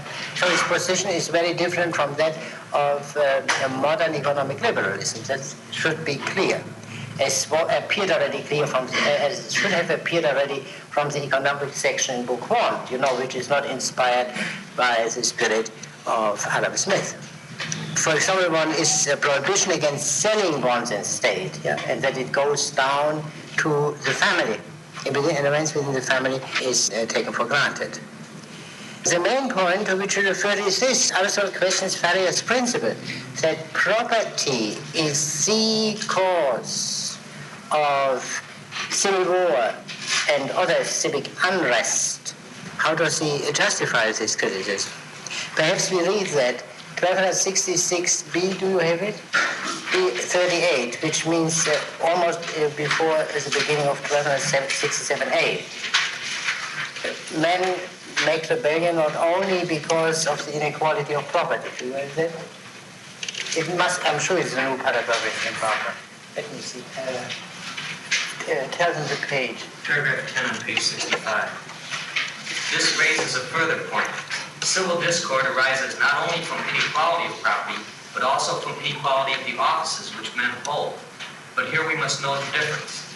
The distribution of property works in the opposite way from the distribution of office. The masses become revolutionary when the distribution of property is unequal. Yeah, Aristotle, of course, says only the many. The term masses is itself a very interesting thing. I don't know when it came into general use. Surely in the French Revolution it was levé en masse that was used. But it is not much older, I think. And I wonder whether it has not anything to do with modern physics, mass. Yeah. And the theological term, the mass of perdition, in which, as far as I know, goes back to Augustine. Yeah, it does not have this meaning of mass. It has more, as a concentrated, powerful thing. It has a Latin word masses means originally something like dough. And my pronunciation being so bad, I spell it D-O-U-G-H. So I think it really stems from physics. Aristotle simply says the many, which is masses would be an absurd expression in a Greek city. You know, if there are 4,000 or 5,000 men, or perhaps less, who would be men, but the many is clearer. Yes? Men of education become revolutionary when the distribution of offices is equal. No, when the distribution of offices, when the honors are equal. In the one case, when the property is unequal, the multitude is dissatisfied. When the honors are equal, the gentlemen are dissatisfied. Yeah? This is the point of the verse in Homer. Office and honor are one and the same for the good and the bad man. There are some crimes which are due to lack of necessities, and here Phileas thinks equality of property will be a remedy and will serve to prevent men from stealing simply through cold or hunger. You know this in modern times this doctrine is quite popular. That is a part, if a subordinate part in the Marxist argument. Yeah? There is a part of the population which suffers very great need. They don't have the necessities of life. And others live in plenty. And then the many need rebel in order to get a redistribution of property. But Aristotle says that is only one cause for change. The other? But want is not the only cause of crimes. Men also commit them simply for the pleasure it gives them, and just to get rid of an unsatisfied desire. Vexed by a desire which goes beyond the simple necessities of life, they will turn criminals to cure their vexation. Men may not only commit crime to cure a desire they already feel, they may start some desire just in order to enjoy the sort of pleasure which is unaccompanied by pain. What is the remedy? Do you understand the difference? I mean, some want the mere necessities of life. That's one thing. And the others want things which are not necessary. And they are subdivided. Yeah? The first class of non-necessary things are those they want to have more than the necessary things. Yeah? Big houses, parks, and what have you. And that is the reason why they commit crimes, and conceivably also political crimes. A change by virtue of which they come at the top and can milk the population. Yeah? That's one thing. The others, what are the kind of things which he means by this rather strange remark? Those that they enjoy the pleasures not accompanied by pains. The first ones who want to have wealth, these pleasures are not without pains, as you can easily see, because if you have wealth, you have the pains of watching it and administering it, which is a great nuisance. But there are pleasures not accompanied by any pain. And they are, of course, the most desirable ones. Does anything occur to you? I mean, everyday experience. Pleasures not accompanied by any pains. The bodily pleasures, however pleasant they may be, are accompanied at least by the pain of satiety. But there are pleasures where you cannot become satiated, and nor do you have any pain like the pain of administering your will. Pardon? That's the question, you know. You have to look these people running for office. Or even ones that are in office. Or something very simple. I give you an example from Plato. Here there are chairs. You can sit if you want. You just walk, and suddenly you smell, say, orange blossom. Yeah, quite unexpectedly. There was no preceding desire, and you enjoy it. And it is not so that if it stops, you are unhappy. Yeah, but this kind of thing exists. Now, of course, you can say no one assassinates a ruler in order to. That's clear. But Aristotle, taking a broad view of the situation and trying to consider all kinds of motives, it makes first a distinction between desire for necessities of life and desire for things which are not necessary. And here in the latter case, he makes a subdivision. Those luxuries which are necessarily accompanied by pain, and other, quote, luxuries, unquote, which are essentially free from pain. And now let us see what he says about that. What is the remedy for these three kinds of crime?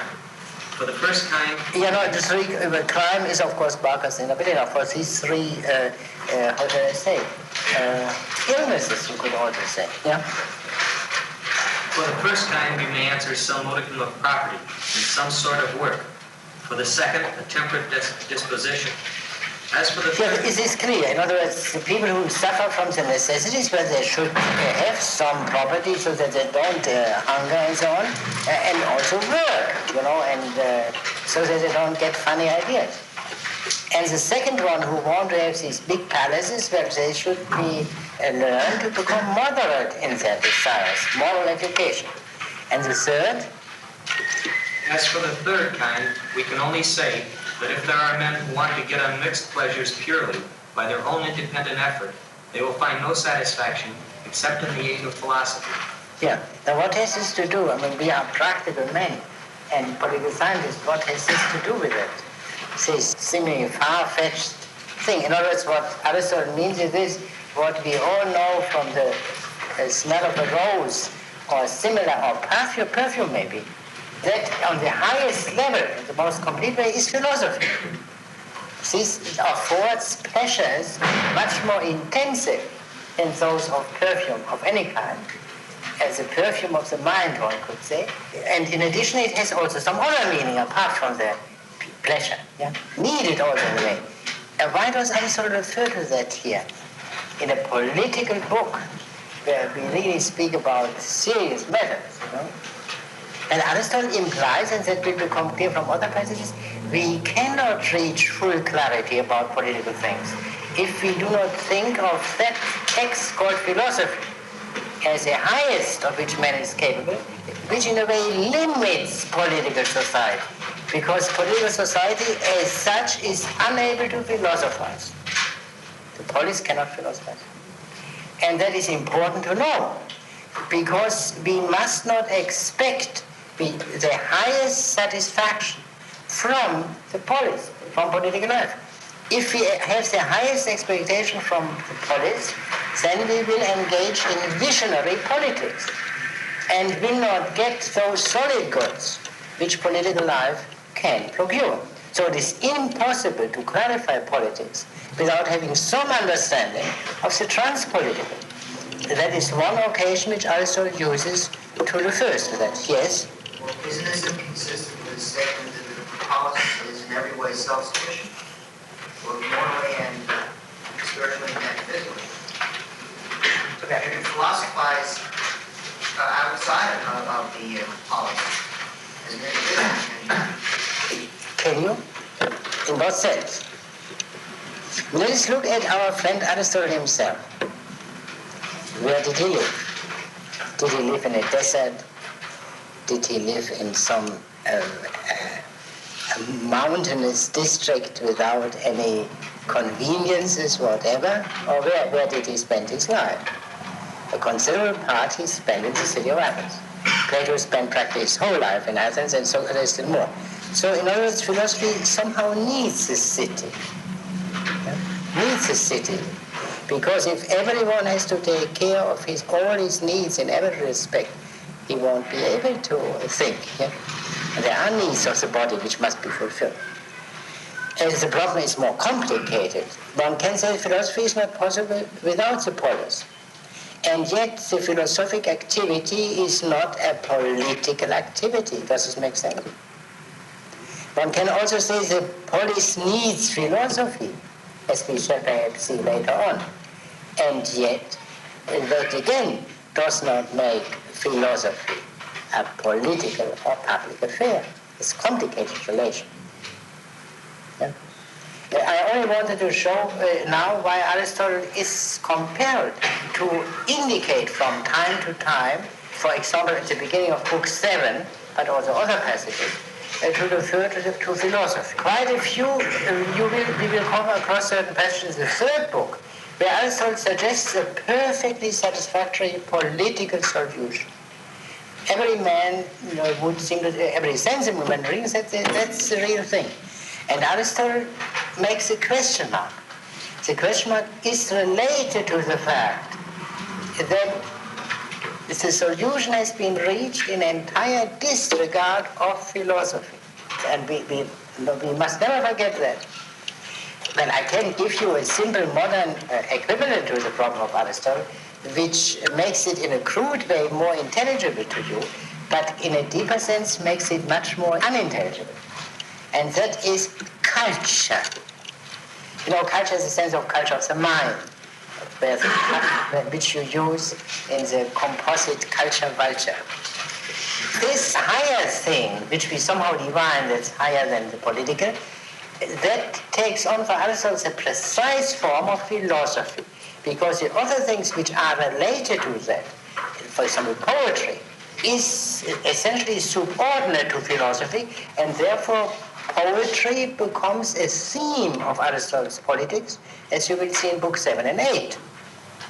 The polis has somehow to take care of poetry. It cannot take care of philosophy. A great problem up to the present day, all questions of censorship today are naturally affected by it. Yeah?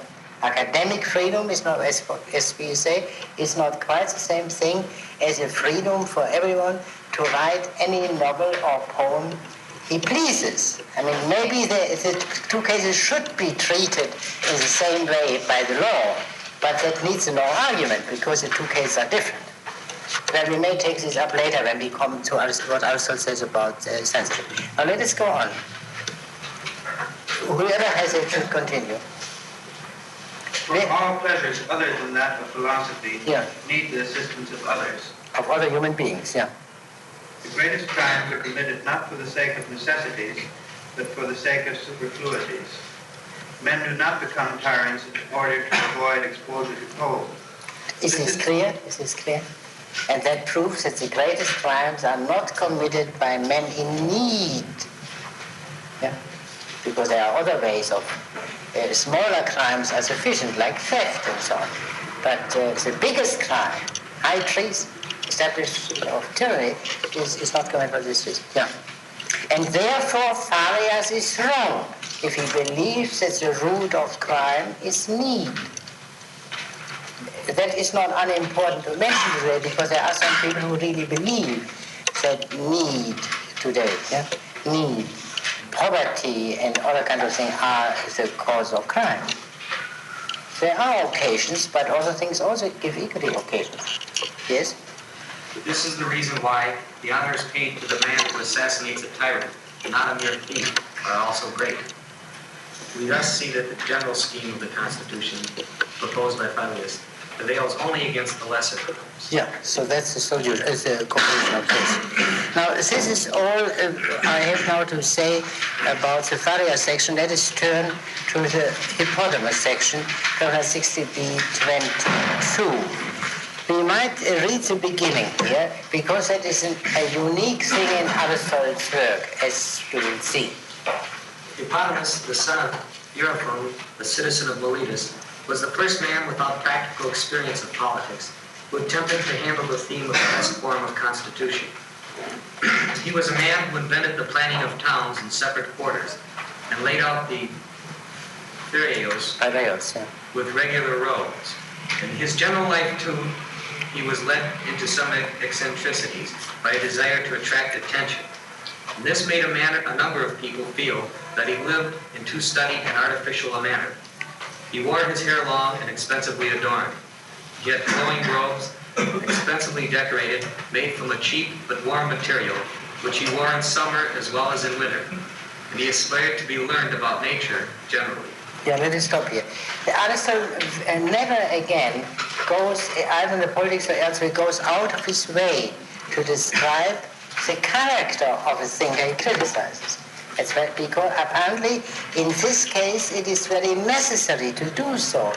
You remember when he, at the beginning of this book, when he said, we must study the earlier doctrines lest we be accused of ambition, what he only says in the political book.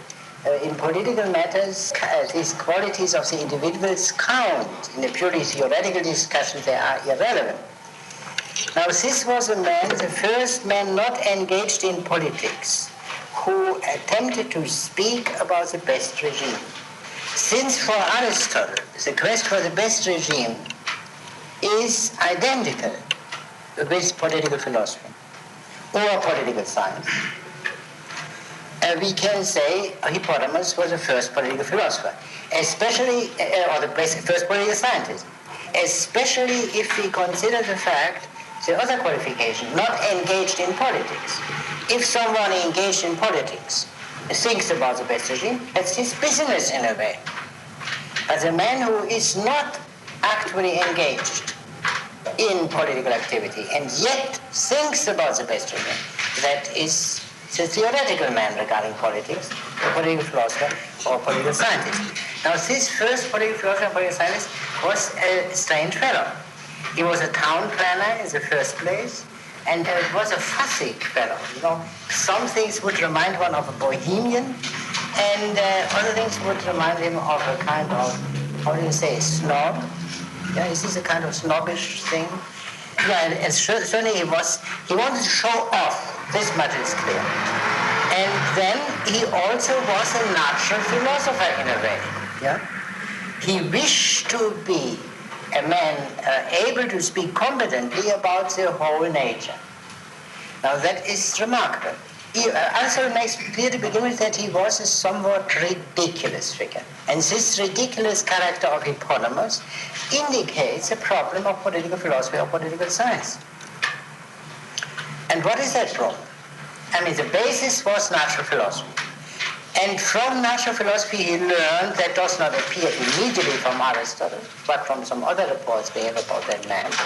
He believed he had found the key to all natural phenomena. And this key was number 3. Everything, every being proved to consist of 3 elements, 3 parts, and once you understood them, once you had the formula, you had understood. And then he is trying to apply this natural science to politics. And he divides all political things, laws or what have you, or the policy itself, into 3 parts, as lucid as the natural science was. The result was utter confusion. That is the first form which political science or political philosophy takes on, a simple imitation of natural science. And some essential difference between natural things and political things is missed. A simplistic view of political philosophy and political science, not limited by any means to Hippodamus. And as is shown by the following fact, one of his suggestions is the legislator ought to encourage inventions, these innovations, the same spirit, in other words, which is at home in the sciences and arts, in progress, necessarily there, should also be at home in the polis. There is a perfect coordination of the polis and of science or knowledge. That view, which in modern times was so powerful and triumphant, and is known by the name of the Enlightenment. The society is subject to the same law to which science is subject, the law of progress. And therefore, the most important part of the discussion of Hippodamus has to do with this problem. Is the polis, are the political things, and especially the laws, of the same character as sciences or arts? By the way, there is this formula from Dewey. The method of democracy is identical with the method of intelligence. Now, what is intelligence? Method of intelligence, of course, a method in science. The democratic method is a scientific method. That is one version of this thought. There is no essential difference between political thinking and scientific thinking. Now, let us see how Aristotle discusses this point. Now, we cannot read the whole thing, there are only a few points. I mentioned the main point. I stated in modern language, fundamentally the thought is the same.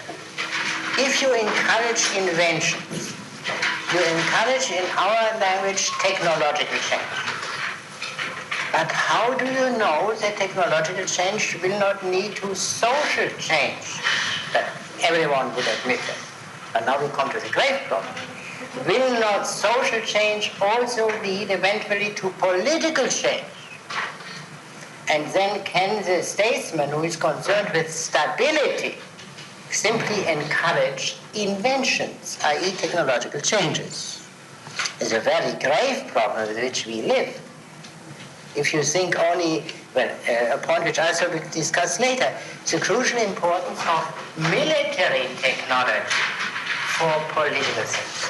If you have a situation as it existed in the Middle Ages in Europe, and the Greeks had a similar period which they remember, where the nerve of the army was the cavalry, the knights.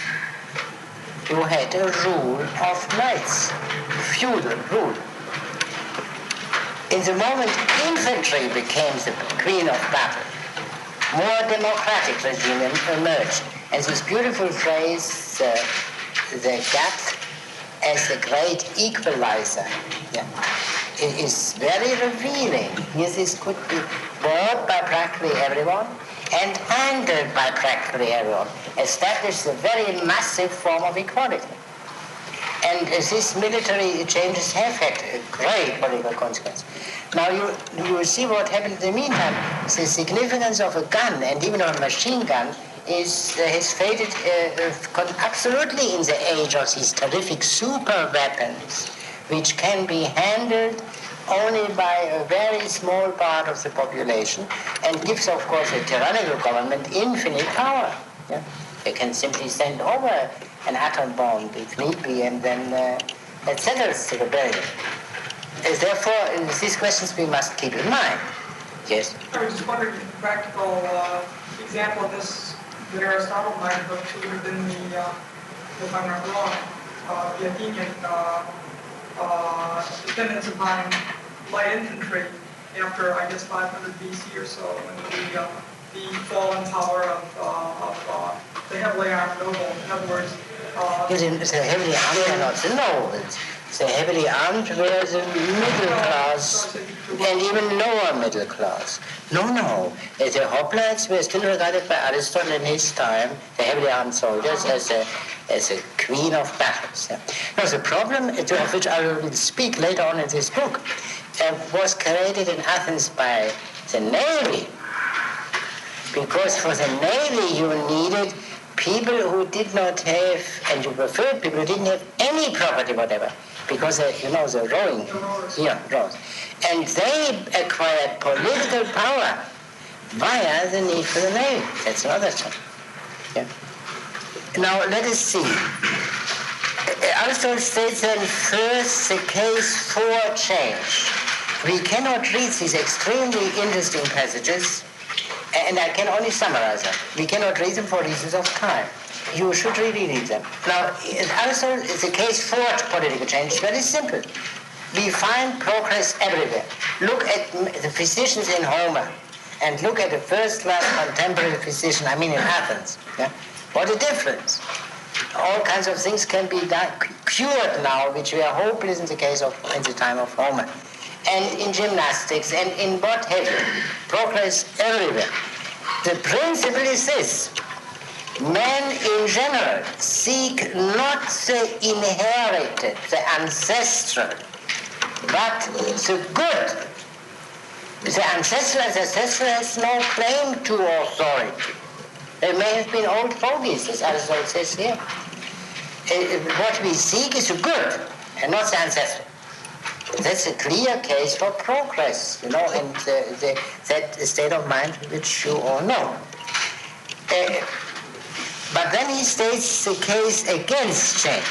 And that is more interesting because we are less familiar with that. Will you read that in 1269A12? The arguments go to show that in some cases and at some times law ought to be changed, there is another point of view from which it would appear that change is a matter which needs great caution. When we reflect that the improvements likely to be effected may be small, and that it is a bad thing to accustom men to abrogate laws lightheartedly, it becomes clear that there are some defects, both in legislation and in government, which had better be left untouched. The benefit of change will be less than the loss which is likely to result if men fall into the habit of disobeying the government. We must also notice that the analogy drawn from the arts is false. You know, listen carefully. Law has a fundamentally different character from art or science. A fundamentally different character, and this was overlooked by the others. What is that? To change the practice of an art is not the same as to change the operation of a law. It is from habit, and only from habit, that law derives the validity which secures obedience. But habit can be created only by the passage of time, and a readiness to change from existing to new and different laws will accordingly tend to weaken the general power of law. Now that's all we need. So that's the crucial point, to repeat it, literally translated. For the law has no power whatever toward being obeyed, apart from habituation or custom. That's the crucial sentence. That's a very paradoxical sentence in a way. Does it not mean that the law derives no power whatever from its reasonableness, from its convincing character? Yes. What of the initial acceptance of law? Obviously, when a law is enacted, it is followed first for some time. What is it then that... We come to, that is a point, yeah, but must it not have some correspondence to other habits already in existence? I meant it in this sense that perhaps in the initial acceptance we find some of the other requirements involved. Yeah, but let us assume that people were to begin with, in the remote beginnings, less intellectually active than they are in a more sophisticated age. Yeah? Yes? Isn't this perhaps more an argument for incremental change rather than against change at all? Against what? Incremental change, small changes. Yeah, sure. Naturally, it's not against change at all. Aristotle is only against cautious change. Yeah? Cautious change. You know, what Aristotle says is it were the case for the burden of proof rests always on the changers, not on the preservers. But of course, they may have a very strong case, the changers. Sure. Yes. Would Aristotle see a distinction between two different peoples, one of whom, since it's more law-abiding in general, would tend to follow bigger changes in law than another people, which has less respect for law in general, and therefore you couldn't be trusted to accept fluctuations? Do you mean to say this, that a part of the population might very well be rationally convinced this change is good, but not all? Did you mean this? No, I don't think so. What I meant was that, say the English tend to be more, tend to obey laws simply because it's passed by a parliament or something, even if it's new and it has a certain amount of radical nature, whereas another people with less experience in government might be much more upset by any change in their... Yeah, that would amount to the same thing. If a high degree of rationality exists, yeah, laws can easily be changed. And the question is precisely, let us radicalize that. It would mean that the most rational man wouldn't need any laws. It is perfectly sufficient to prove to them that this is sounder to do it that way, then they do it. So the law is primarily addressed to those who do not follow reason. Yeah?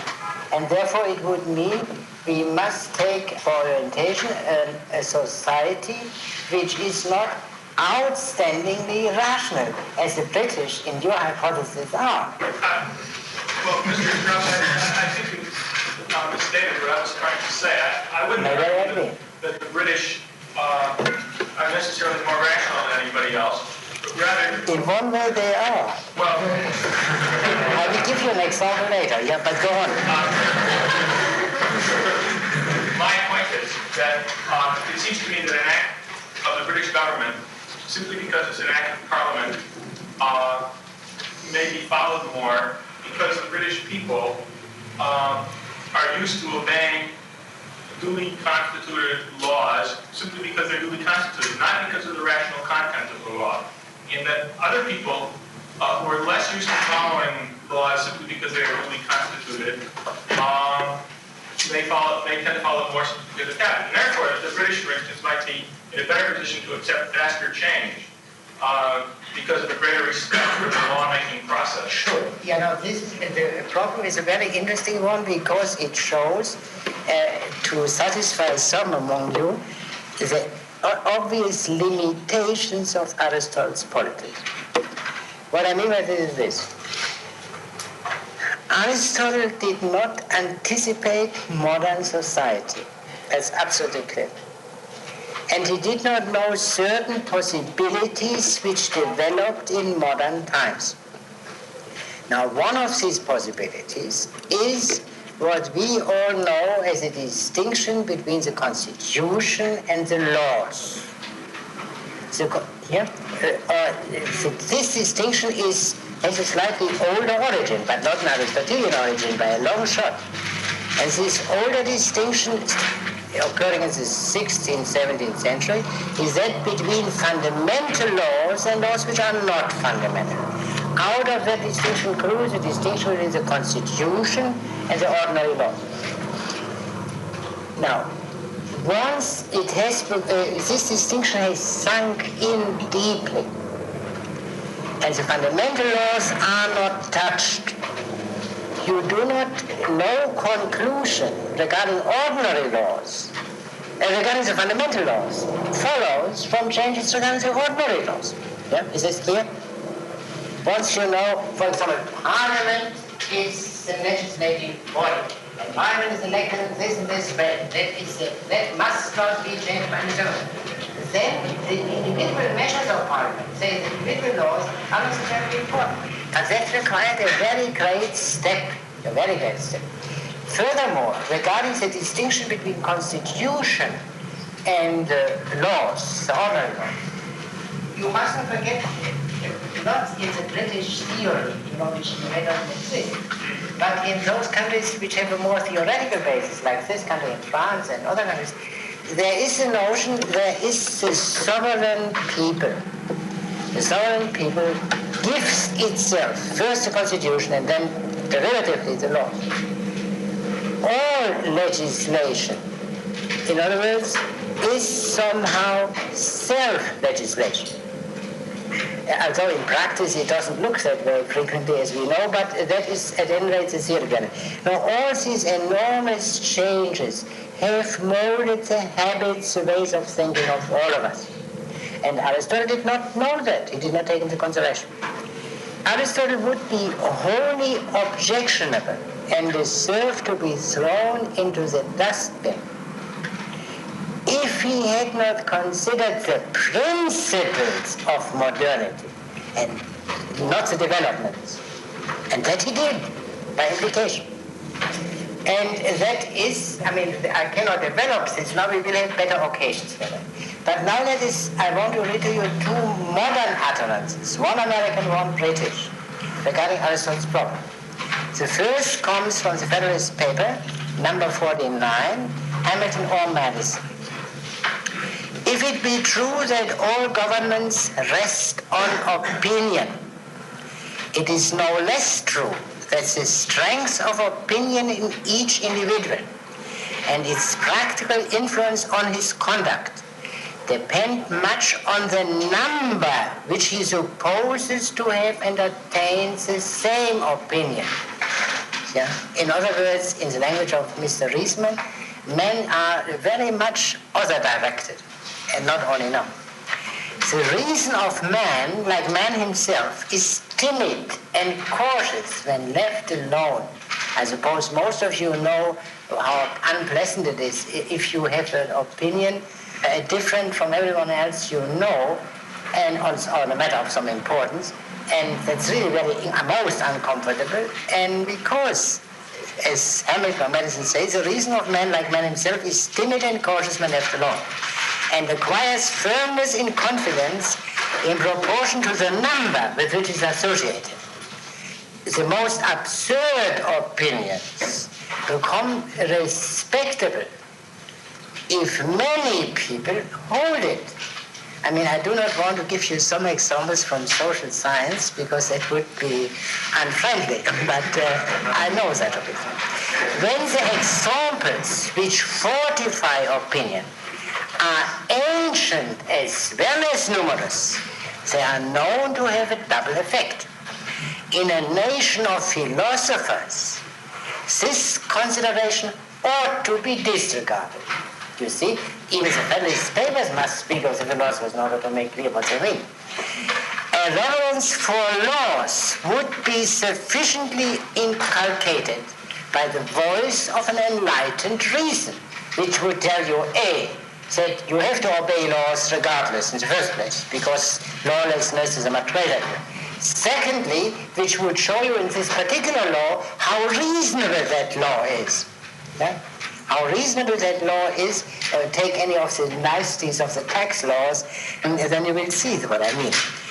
But a nation of philosophers is as little to be expected as a philosophical race of kings wished for by Plato. And in every other nation, the most rational government will not find it a superfluous advantage to have the prejudices of the community on its side. That is what you see. Now let us look at the arts. It would be absolutely fatal to any art, whether it is that of the shoemaker or that of the physician, that this would be based on prejudice. It would detract from its quality as an art. In the arts, instruction proper is necessary. The young apprentice of a shoemaker is instructed by the shoemaker. He tells him why to use this kind of needle and not that, why to prefer this material to that, and every action is rational. There is perfect rationality here, based on one premise, that man should wear shoes. That is no longer a problem for shoemakers, naturally. But still, we all have some access to a rational discussion of that problem. So, in the laws, there is no instruction possible, because the transmission of prejudices is not instruction. In the extreme case, when you say to a child, do this, do not do that, or a nice child will never do this, and a nice child will do that. That is not instruction. That is the kind of training, whatever you call it, but it's not instruction, because you cannot give a reason. And even if you give a reason, that is in most cases not the sufficient reason, because the child will not understand it. That is what Aristotle means. And that transfers over to grown-ups. Now I read to you a British thing, and there you, let me see whether I find it. And that occurs in Macaulay's History of England, in the third volume. Well, the edition which I have is so bad that it's not nice to give the page. Of all the acts that have ever been passed by Parliament, the Toleration Act, when was it, 1695 or so, is perhaps that which most strikingly illustrates the peculiar vices and the peculiar excellences of English legislation. The science of politics bears in one respect a close analogy to the science of mechanics. This is the same problem which Aristotle has, the arts and laws. The mathematician can easily demonstrate that a certain power applied by means of a certain lever or of a certain system of pulleys will suffice to raise a certain weight. But his demonstration proceeds on the supposition that the machinery is such as no load will bend or break. If the engineer who has to lift a great mass of real granite by the instrumentality of real timber, real hemp, should absolutely rely on the propositions which he finds in treatises on dynamics, and should make no allowance for the imperfection of his materials, his whole apparatus of beams, wheels, and ropes would soon come down in ruin, and with all his geometrical skill, he would be found a far inferior builder to those painted barbarians, who, though they never heard of the parallelogram of forces, managed to pile up the Stonehenge. What the engineer is to the mathematician, the active statesman is to the contemplative statesman.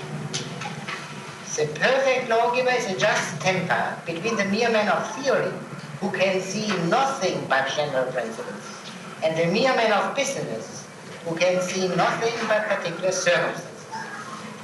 In English legislation, the practical element has always predominated, and not seldom unduly predominated, over the speculative. To think nothing of symmetry and much of convenience, never to remove an anomaly merely because it is an anomaly, never to innovate except when some grievance is felt, never to innovate except so far as to get rid of the grievance, never to lay down any proposition of wider extent than the particular case for which it is necessary to provide. These are the rules which have, from the age of John to the age of Victoria, generally guided the deliberations of our 250 parliaments. Our national distaste for whatever is abstract in political science amounts undoubtedly to a fault, yet it is perhaps a fault on the right side. That we have been far too slow to improve our laws must be admitted. But though in other countries there may have occasionally been more rapid progress, it would not be easy to name any other country in which there has been so little retrogression. And that was written 100 years ago, and so on. But I don't want to I'll come to the main point. The Toleration Act approaches very near to the idea of a great English law. To a jurist versed in the theory of legislation, but not intimately acquainted with the temper of the sects and parties into which the nation was divided at the time of the Revolution, that act would seem to be a mere chaos of absurdities and contradictions. It will not bear to be tried by sound general principles. Nay, it will not bear to be tried by any principle, sound or unsound. But these very faults may perhaps appear to be merit when we take into consideration the passions and prejudices of those for whom the Toleration Act was framed. This law, abounding with contradictions, which every smatterer in political philosophy can detect, did what a law framed by the utmost skill of the greatest masters of political philosophy might have failed to do.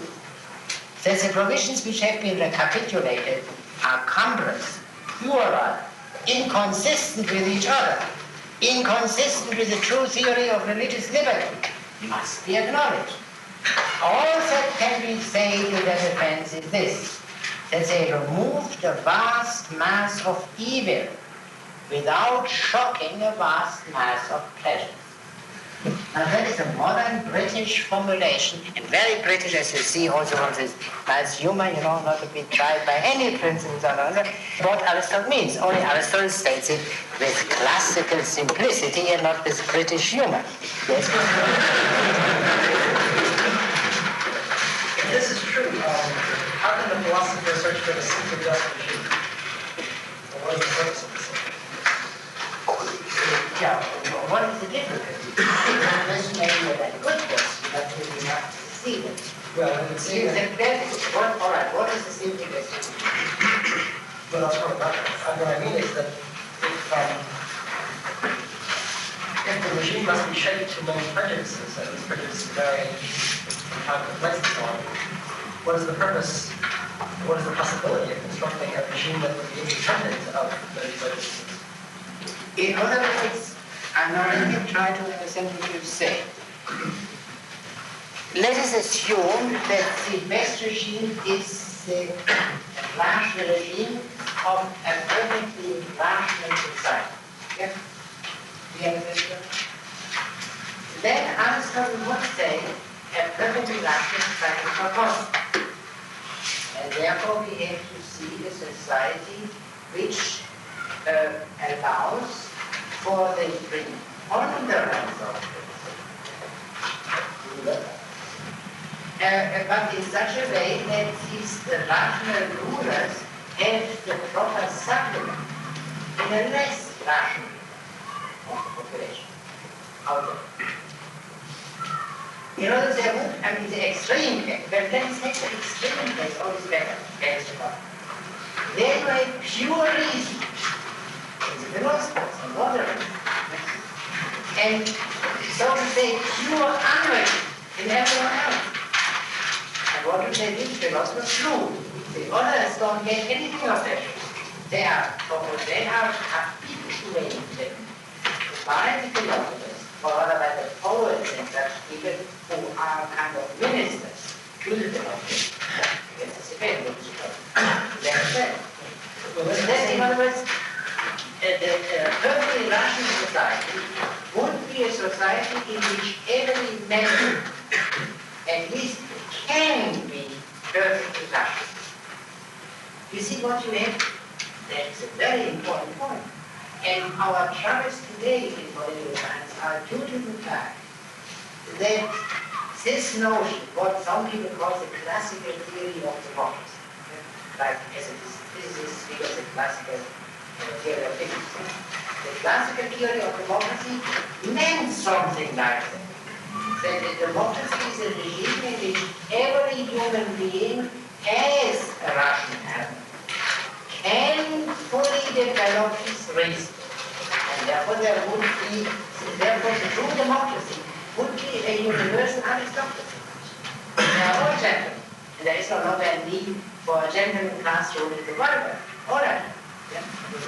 Now, when you read today, I'm familiar with the present approach, especially by the more energetic people, Howard Russell and such.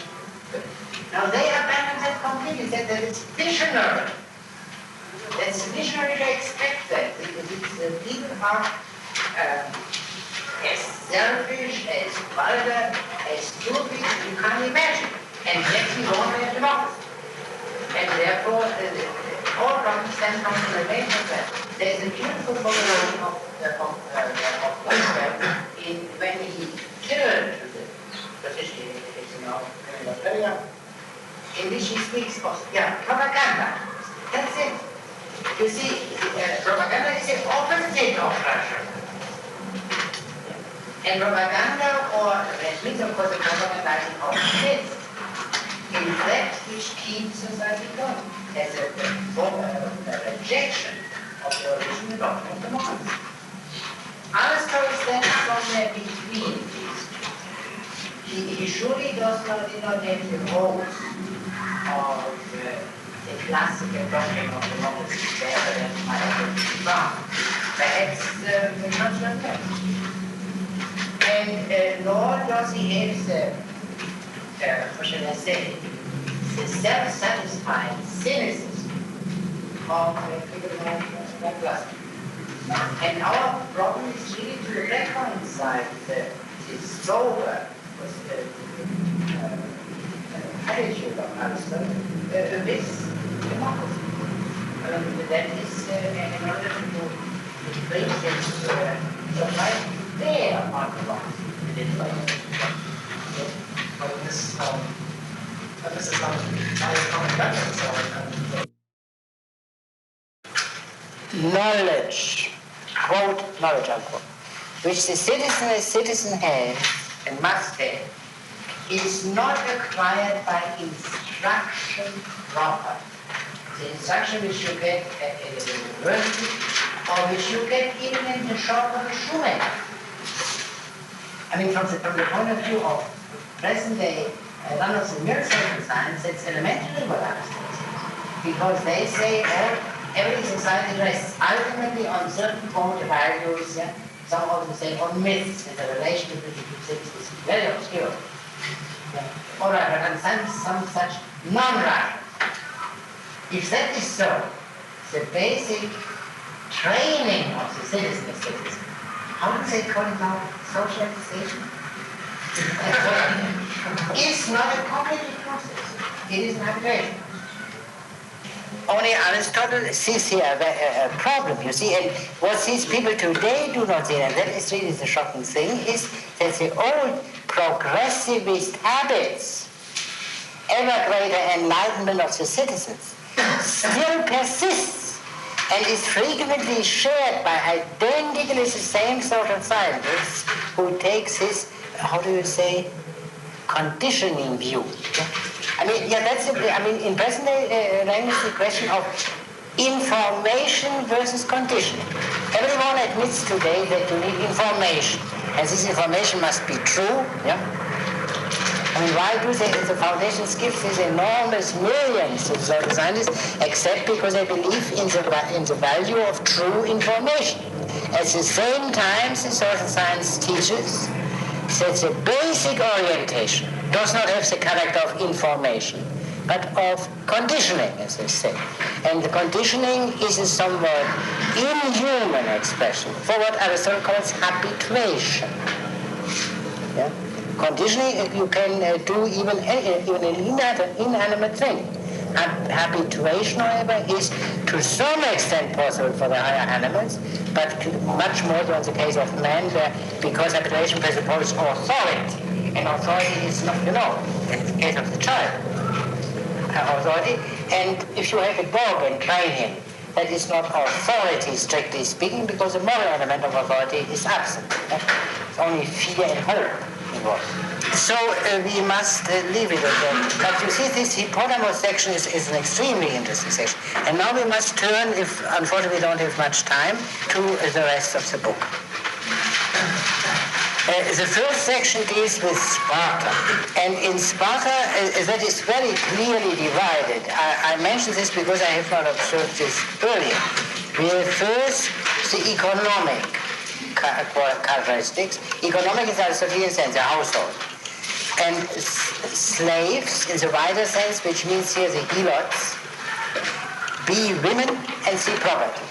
And the main theme are the women, who are most unsatisfactory in Sparta, and he makes many remarks here about the fair sex, which it is better and not to read in class. And of course, the question whether Aristotle is right and wrong here would lead to a dog and cat fight if we would enter into that. So trouble. The Spartan women had a very bad reputation. Don't forget the most famous of all Greek women, Helen, came from Sparta. Yeah. Yes? Aristotle says that it's a well-known fact that martial nations or military men are controlled by their wives. Why was this a well-known fact? Why is Then you get easy. I'll give you an example. This is gone out by many experienced guys who are German girls because they made it easy to do compared to American girls.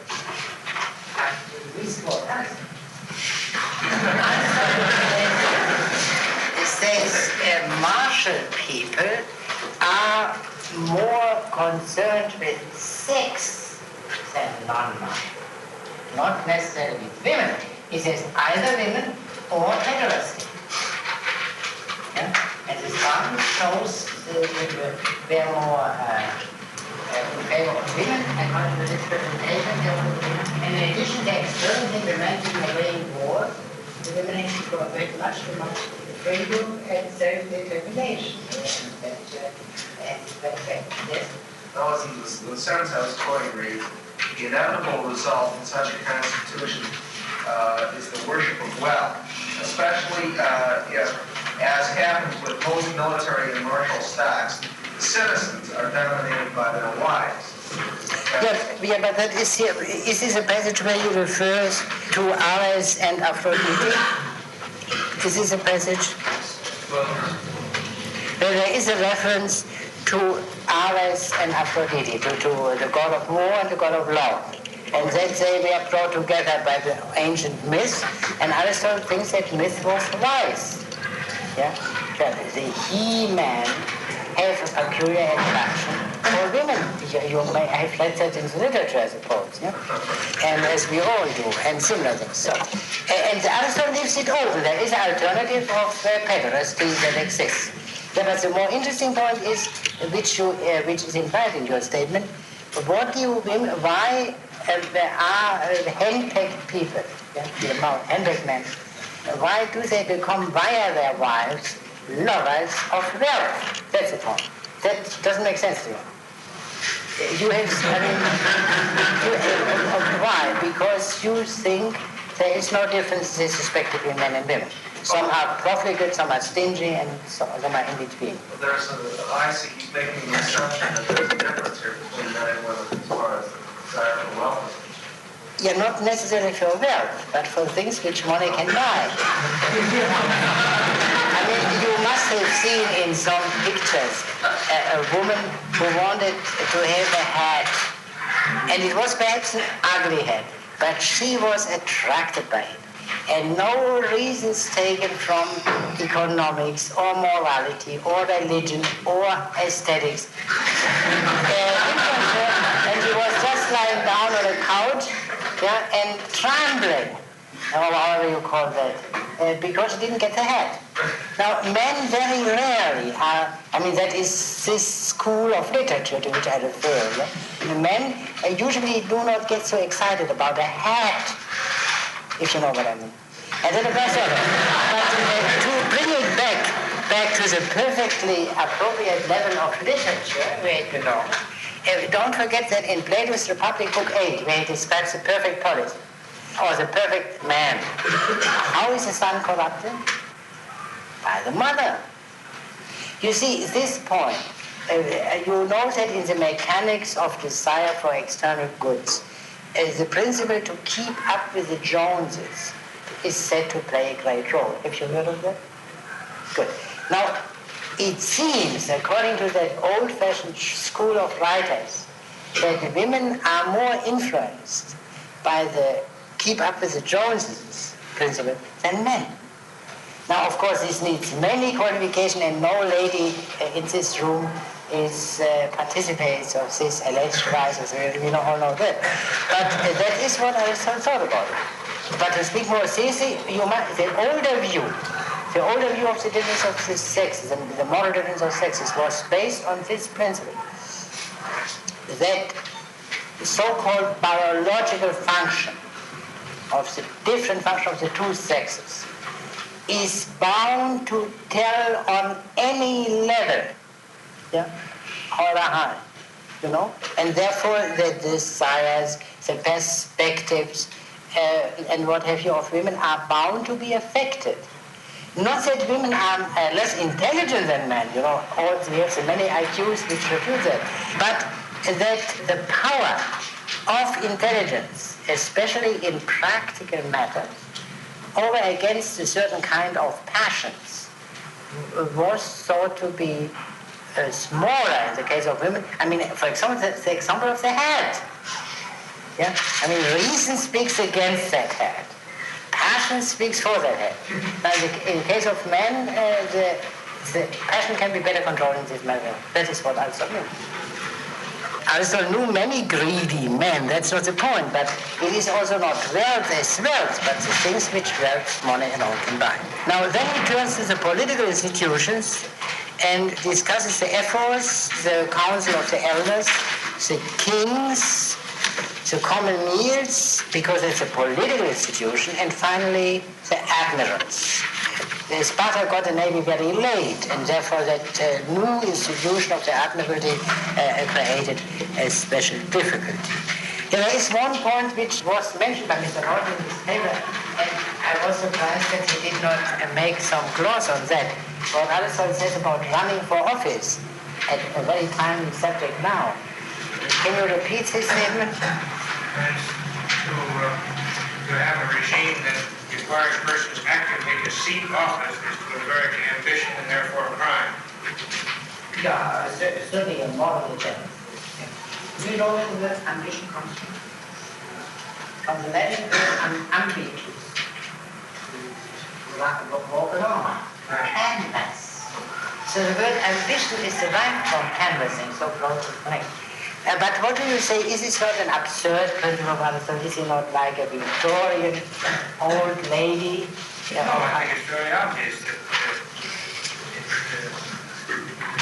ideally, I suppose the author should seek the end. It just never does. Yeah, but if it never does, Aristotle would be But it's a standard of a best regime. Why would it a best regime? Yeah, but then you see, we must not use the best regime as a kind of box into which we put all unintended things. We must It's not unintelligible. It's perfectly intelligible because you can see in a city like Chicago just about any misuse of ambition for honors and offices that you care to find. Yeah, no, but the question is alternative. The prohibition against canvassing and not wholly unreasonable. No, it would not be wholly unreasonable. Under what conditions? What's the point? Well, he doesn't make it. He says the man who's best suited should have the office if he wants it or if he doesn't. Yeah, but no, I would. No, he praises the system in Carthage, the system of indirect election. But I don't know what you mean by indirect. Election, well, you mean by raising the hand? No, substantially non-democratic, but selection by lot would be, has no relation to merit. I suppose you have to have a small community where people know each other to start with. Now you come up with close, but do you have any experience of your own where you see how right Aristotle? And that is not Surely any organization you're in, you're likely to worry how to get the best person elected because very often you will not want the office. But I take it upon that I see things every day. The people who are best fit to be chairman, don't want to become chairman without any hypocrisy. And that is so. And now that is general concept. Why this statement doesn't make sense if you take a modern large society? It makes sense in smaller societies. In smaller societies of a certain level, because we must assume that a department has a higher level than the more degraded kinds of unions. Yeah? So now, if that is so, then we have already some help for the understanding. Perhaps these large societies, these tremendously large societies, are by their nature prevented from developing a kind of excellence which was not possible in smaller societies. And then we have to accept that, quote, realistically, unquote, and seek for another locus of excellence. If it is true that a respectable society cannot be respectable without having some provisions, legal or non-legal, for human excellence. That's the way in which I think Neutrality does. Yeah? Good. Doesn't Aristotle criticize Plato on this point because he doesn't approve of the idea of the rulers not being happy in the job they're having because they have not seeked office and don't want it? Yeah, there is no, I don't see I don't know, but the thought which Aristotle expresses is of course completely what Plato says. Then if one does not regard, I mean, if someone who wishes to rule is in almost all cases who is ambitious. But there are cases where someone makes clear, there are cases which a man says, if I don't run, if I don't, I'm not elected. So impossible cases, elected and people run. And all kinds of hypocrisies are possible because a man who is ambitious will of course say all the time, I'm unwilling to run, and I do it only because I'm a very strong person. We know that. But we have other means of distinguishing between men and practice to some extent. So in other words, Aristotle is not unrealistic. He only took into consideration a different kind of society, and this different kind of society is not condemned by the fact that it does no longer exist as political society. It teaches us something about our political society, which is of importance at least for proper analysis, whatever the practical prospects may be. Yes. Now, there are a few more points, and I take up here and limit myself to the most important one. Mr. Norton noted the fact that Carthage is not a Greek city. And this, the three cities which are placed by Aristotle are Sparta, Crete, well, Crete is of course not a city, but the city is in Crete, and third, Carthage. Carthage was a Phoenician city, not a Greek city. And this disposes once and for all of the idiotic phrase occurring in so many textbooks, the Greek city-state. It is a city. That the city happened to be more common among Greeks than among non-Greeks is an accident. The polis is a natural form of human association, according to Aristotle, for the reasons which he has indicated in Book 1 and which will partly occur later. And Carthage is as good as, it's defective, but it is not more defective than Sparta. Yeah? I do not want to go into certain subtleties there. But now, when one reads Aristotle's criticism of these three famous regimes, one sometimes has the impression Aristotle is ironical, because what is good at these three things, he hardly leaves anything. There may be some irony here, but it is not such a simple irony. What is the principle in the light of which Aristotle says that these three are the best of those which actually exist? Now, Mr. Norton said the mixed regime. That Aristotle doesn't say, and even if he said it, we would have to know the reason why mixed regimes is said. Aristotle gives a very simple statement of the principle in 1272b, 29 to 33. Well, that is at the beginning of the section on Carthage, after he had made this statement, yeah? That these three regimes are close to one another and differ from the others considerably. Yeah? The Cretan, Spartan, and the third of those, that of the Carthaginians. Now, will you read that? 72b 29. Whoever has it. It is a proof of a well-ordered constitution that Carthage, with her large population, steadily keep to the same political system. It has had no civil dissension worth mentioning or any attempt at tyranny. Yeah, let us stop here. These are the criteria. Now, the first point, no rebellion, no civil wars, no such bloody dissensions. The first criterion is stability. And the second criterion is no tyranny. Now let me translate the letter by a positive formula. Stability and freedom. These are the two criteria. What is the use of a free regime which is absolutely unstable? As anarchy. What is the use of a regime which is 100% stable, but in which you can't breathe without permission by the authorities? In other words, it's really commonsensical, the criteria. Stability and freedom. Needless to say that Aristotle does not understand by freedom that high degree of license without which we couldn't live a single day. That's not a matter. We'll come to that later. But still, it has something in common with what we do by freedom. These are the commonsensical criteria. Stability and freedom. And he says that is a preserve of these three. Now, before we jump off and say, how absurd, let us consider the most famous example which comes to our minds and with which Aristotle was familiar. What about Athens?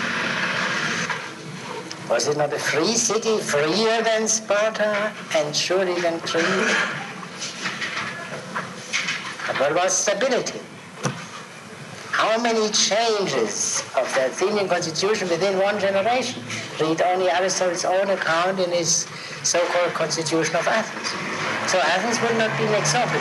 Whether there were not others, yes? I wanted to interrupting, but I want to raise this point. How does he reconcile Crete with this? Crete emphasizes the civil dissension, the complete breakdown of the system, and only it's an island, because it's an island. That is quite true, but but still it is so that you can say this. Crete, as described by him, reminds of the Middle Ages, yeah? In the later part of the Middle Ages, and also of Poland, liberum veto and all this other thing. There was a high degree of lawlessness, and so but it was still the regime as such lasted. You see, there is a difference. For example, take this, a contemporary example. You have this constant change of governments in Italy, as you have in France. Still, that is very bad, and of course, the causes of that are worse than the... It stability, but still, he says in so many words, it seems to suffer from time to time from a tyranny of faction. Yeah, no, but that is not technically precise. You see, in other words, certain organs of that regime took very great liberties, but the regime as such was preserved. Now, if someone would say there are other Greek cities, for example, which Aristotle knew, which were better than these, regarding the two criteria of stability and freedom, for example, that island of Chios, which is praised so highly by Thucydides, Aristotle has a very simple and commonsensical reason. He is speaking only of the most famous ones, whether there was a wonderful violence somewhere. Is of course not unimportant from other point of view, but when we speak politically about big models, we legitimately discuss. So the procedure of Aristotle is very sensible. Now, this point, stability, must be interpreted and they will see that he doesn't mean quite exactly what we mean. It means especially by that, no popular unrest. The demos, the common people, is tolerably satisfied. That is the practical meaning of stability. In other words, and now I bring out the anti-democratic element, the proper subordination of the demos. They must be reasonably docile. Therefore, there is another expression for what Aristotle means. The standard which guides him in all this critical analysis. He would appeal to every politically experienced man, say, well, don't you want these two things, stability and freedom? That's my criterion.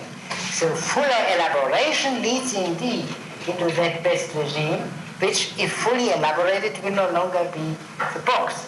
Yeah? The Pons Asininos.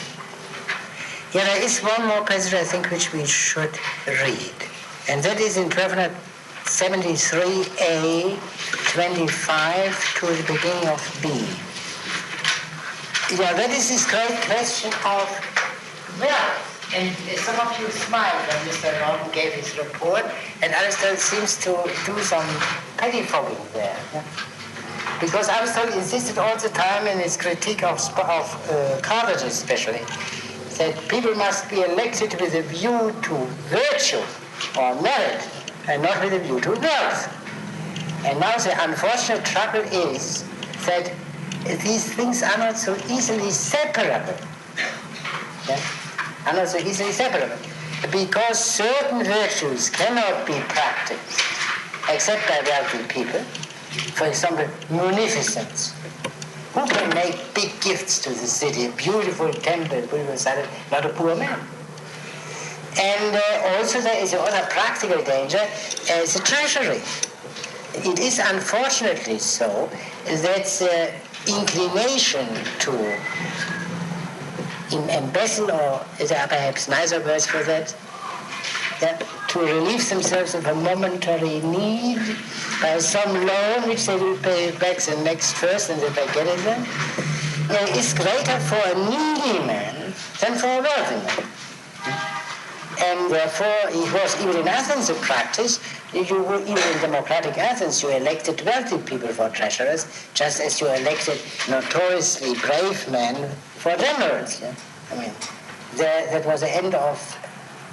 You didn't elect Caesar officials by lot.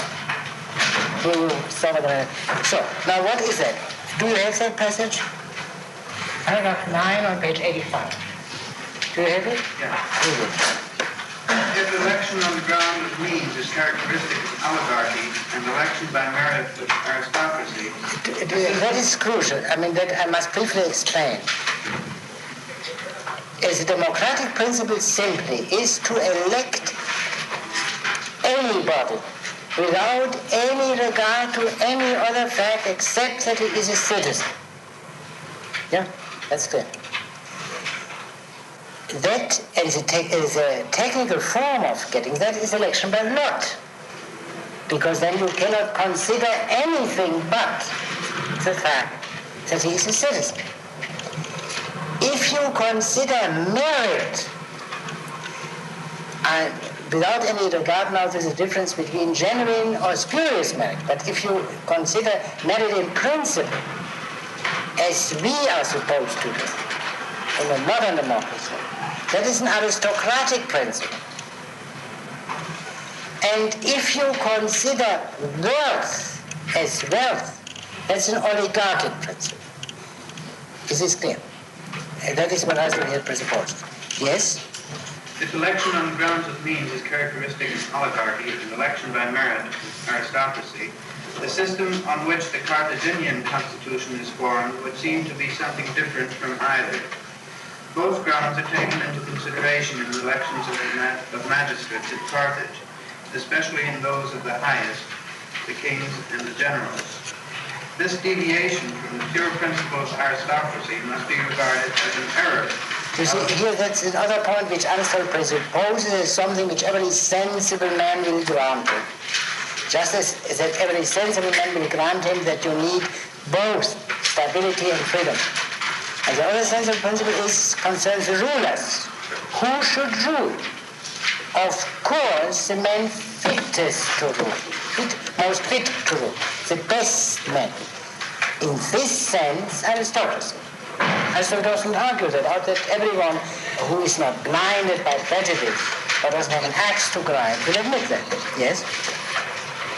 This deviation from the pure principle of aristocracy must be regarded as an error of the original lawgiver.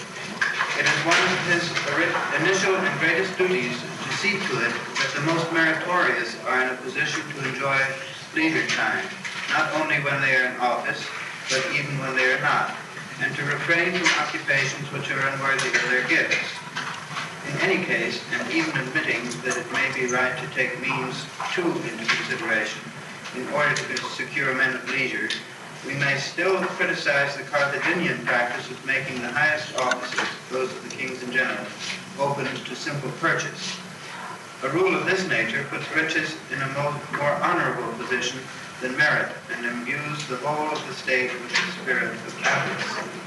The values attached to things by the heads of the state will necessarily determine the opinion of the rest of the citizens, and a constitution in which merit does not receive the highest place of honor is one in which aristocracy cannot have a secure existence. Yeah, all right. Let us stop here. Now, do you see the point which in other words, that's the most meritorious man, the most fit man, because you need not only cleverness and efficiency. That is not enough. You need also some moral qualities, at least justice and fairness, and some other moral qualities. So that then the virtuous man should rule. Virtuous doesn't mean, how shall I say, weak-headed, decent fellows, as some modern men are likely to understand it. Because weak-headedness is, of course, a vice, a defect. Intelligence and virtue, moral virtue. So we will elect such people. Yeah, but how many, such a man might be a poor man. So what do we do? Well, we know what we do. We pay them salaries. If they are presidents, or we pay them salaries even if they are representatives of the people, in the narrower sense, congressmen.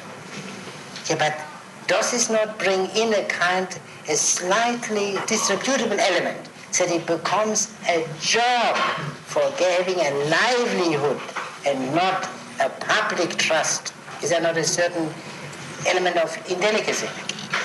So Aristotle says therefore one should try to do that those who are most promising to become fit men, fit for rule, that they should live in such a way that they should have some competence, independently of their office, so that there is no necessity for them in any way to run for office in order to live.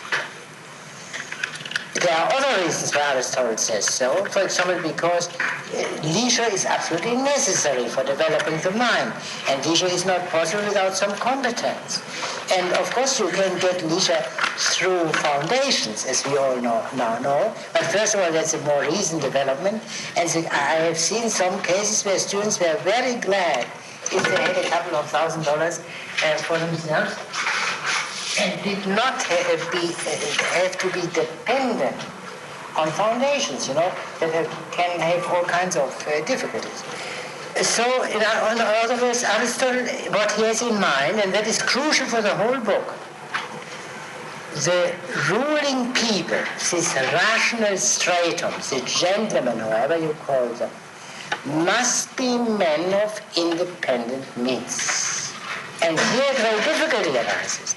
Whether a fellow is wealthy or not can very easily be seen, generally speaking. But whether he is virtuous and wise is not so easily seen, at least not by everybody. You must have some degree of intelligence to recognize a virtue and wisdom, a higher degree of intelligence than to see that he is wealthy. Because even the greatest fool can know if he's wealthy, if he has access to the banking account of that man and what in his tax sheet, That's not so difficult. And therefore, a difficulty arises, will the rulers not be in fact wealthy men? That we know. But they are virtuous men we do not know. Now Aristotle makes therefore some qualifications to make the clarity. In the first place, he distinguishes between various kinds of wealth. Which kind of wealth is most conducive to intelligent public spiritedness? And his general answer is a certain kind of gentlemen farmers are better than merchants and industrial people. Then he takes another point which is more important. Education. Even if these people are originally nothing but lucky fellows, they're sons of wealthy fathers. If the education of this ruling stratum is proper, at the end of this educational process, they will have acquired some fitness to rule, which those who do not have become educated this way will surely miss. Well, we will comment to that later. The Aristotelian argument, also starts from certain elementary verities, which we do no longer know because of that radical change in the conditions of man, modern life. The tacit premise of Aristotle everywhere, and not only of Aristotle, but of everywhere run up to a certain time, is scarcity. It is impossible to have a society in which all members of the society are properly educated. It's physically impossible. And hence the question arises how to select in the fairest way souls who should get the highest education. That's a problem in Plato's Republic too. In practice, if we disregard that visionary solution of the Republic, in practice it will not work without a certain arbitrariness, without a certain injustice, if you please. That is true. That is a problem. That is one reason why the human problem cannot be solved entirely by political means, because this cannot be helped, this basic difficulty. Now, and one last point. In his survey at the end of the book, Aristotle speaks of a number of men who were either legislators for a given regime or even established the regime at the same time. And the most important part, of course, there is the section on Solon, the Athenian legislator. Aristotle defends him and defends Solon against the charge that he originated God forbid, democracy.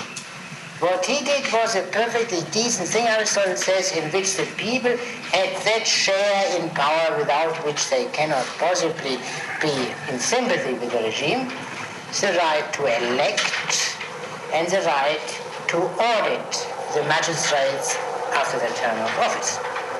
And here he gives one of these historical explanations which are so eminently sound and which, of course, that doesn't stem from him, that it was the Persian War and the crucial role which the Navy acquired there under Themistocles, an accident and not Solon's planning, which accounted for the emergence of democracy in Athens. I think I must leave it at that. Next time, I repeat, Miss Flormenhaft, you read the paper, and Mr. Candorini, Dubnov, and Sayed, Miss Sayed. Mr. Gilden.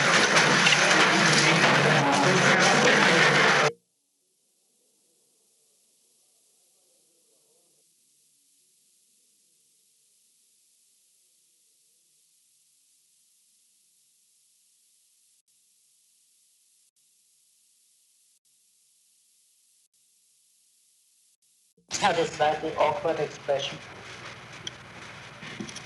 I mean, wouldn't we ordinarily understand that a revolutionary change is not a constitutional change and vice versa? Oh, and revolutionary change, not the Constitution. Yeah, so it's good to think of these little things, and that's trivial. Now you say, made one point which is more important. There is no new polis, you said, where the Constitution does not change. Yeah, but I think that is not what Aristotle means. For example, you have a polis, say, in New England, a town, and this town migrates to California. Body. Is it the same polis, according to Aristotle? I mean, not agree that point. No, I mean, I think, for example, if say Middlebury becomes New Middlebury in California, yeah, it's a new polis. So that the conditions are very important, and also, well, we will discuss it when we come to that. I didn't understand two remarks which you made.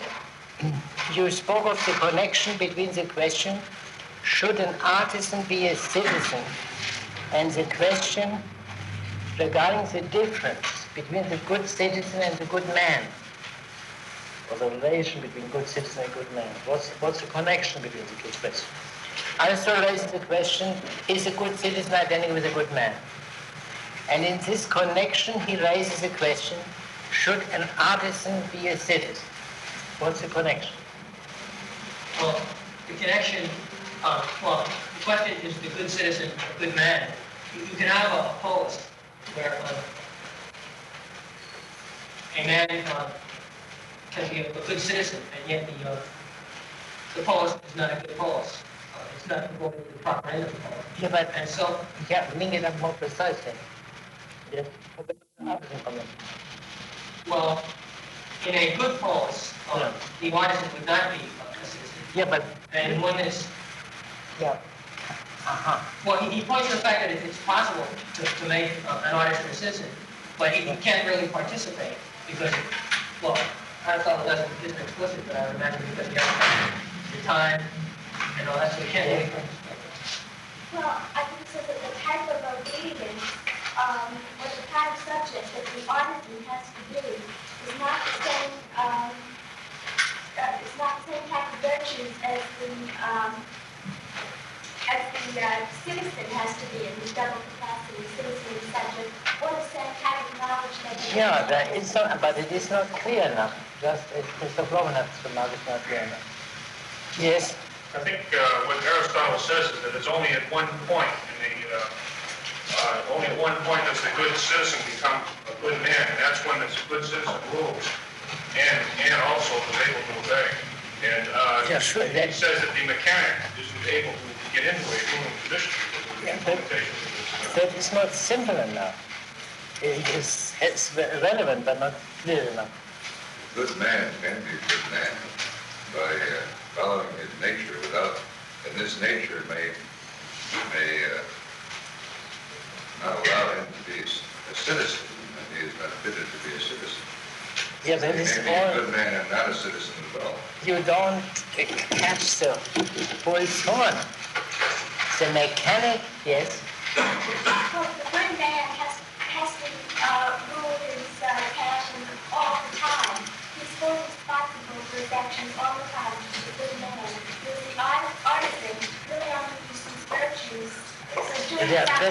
That is related to it, but still the main point is very similar. Aristotle, I think, states it explicitly. The artisan cannot be a good man, but he may be a good citizen under certain conditions.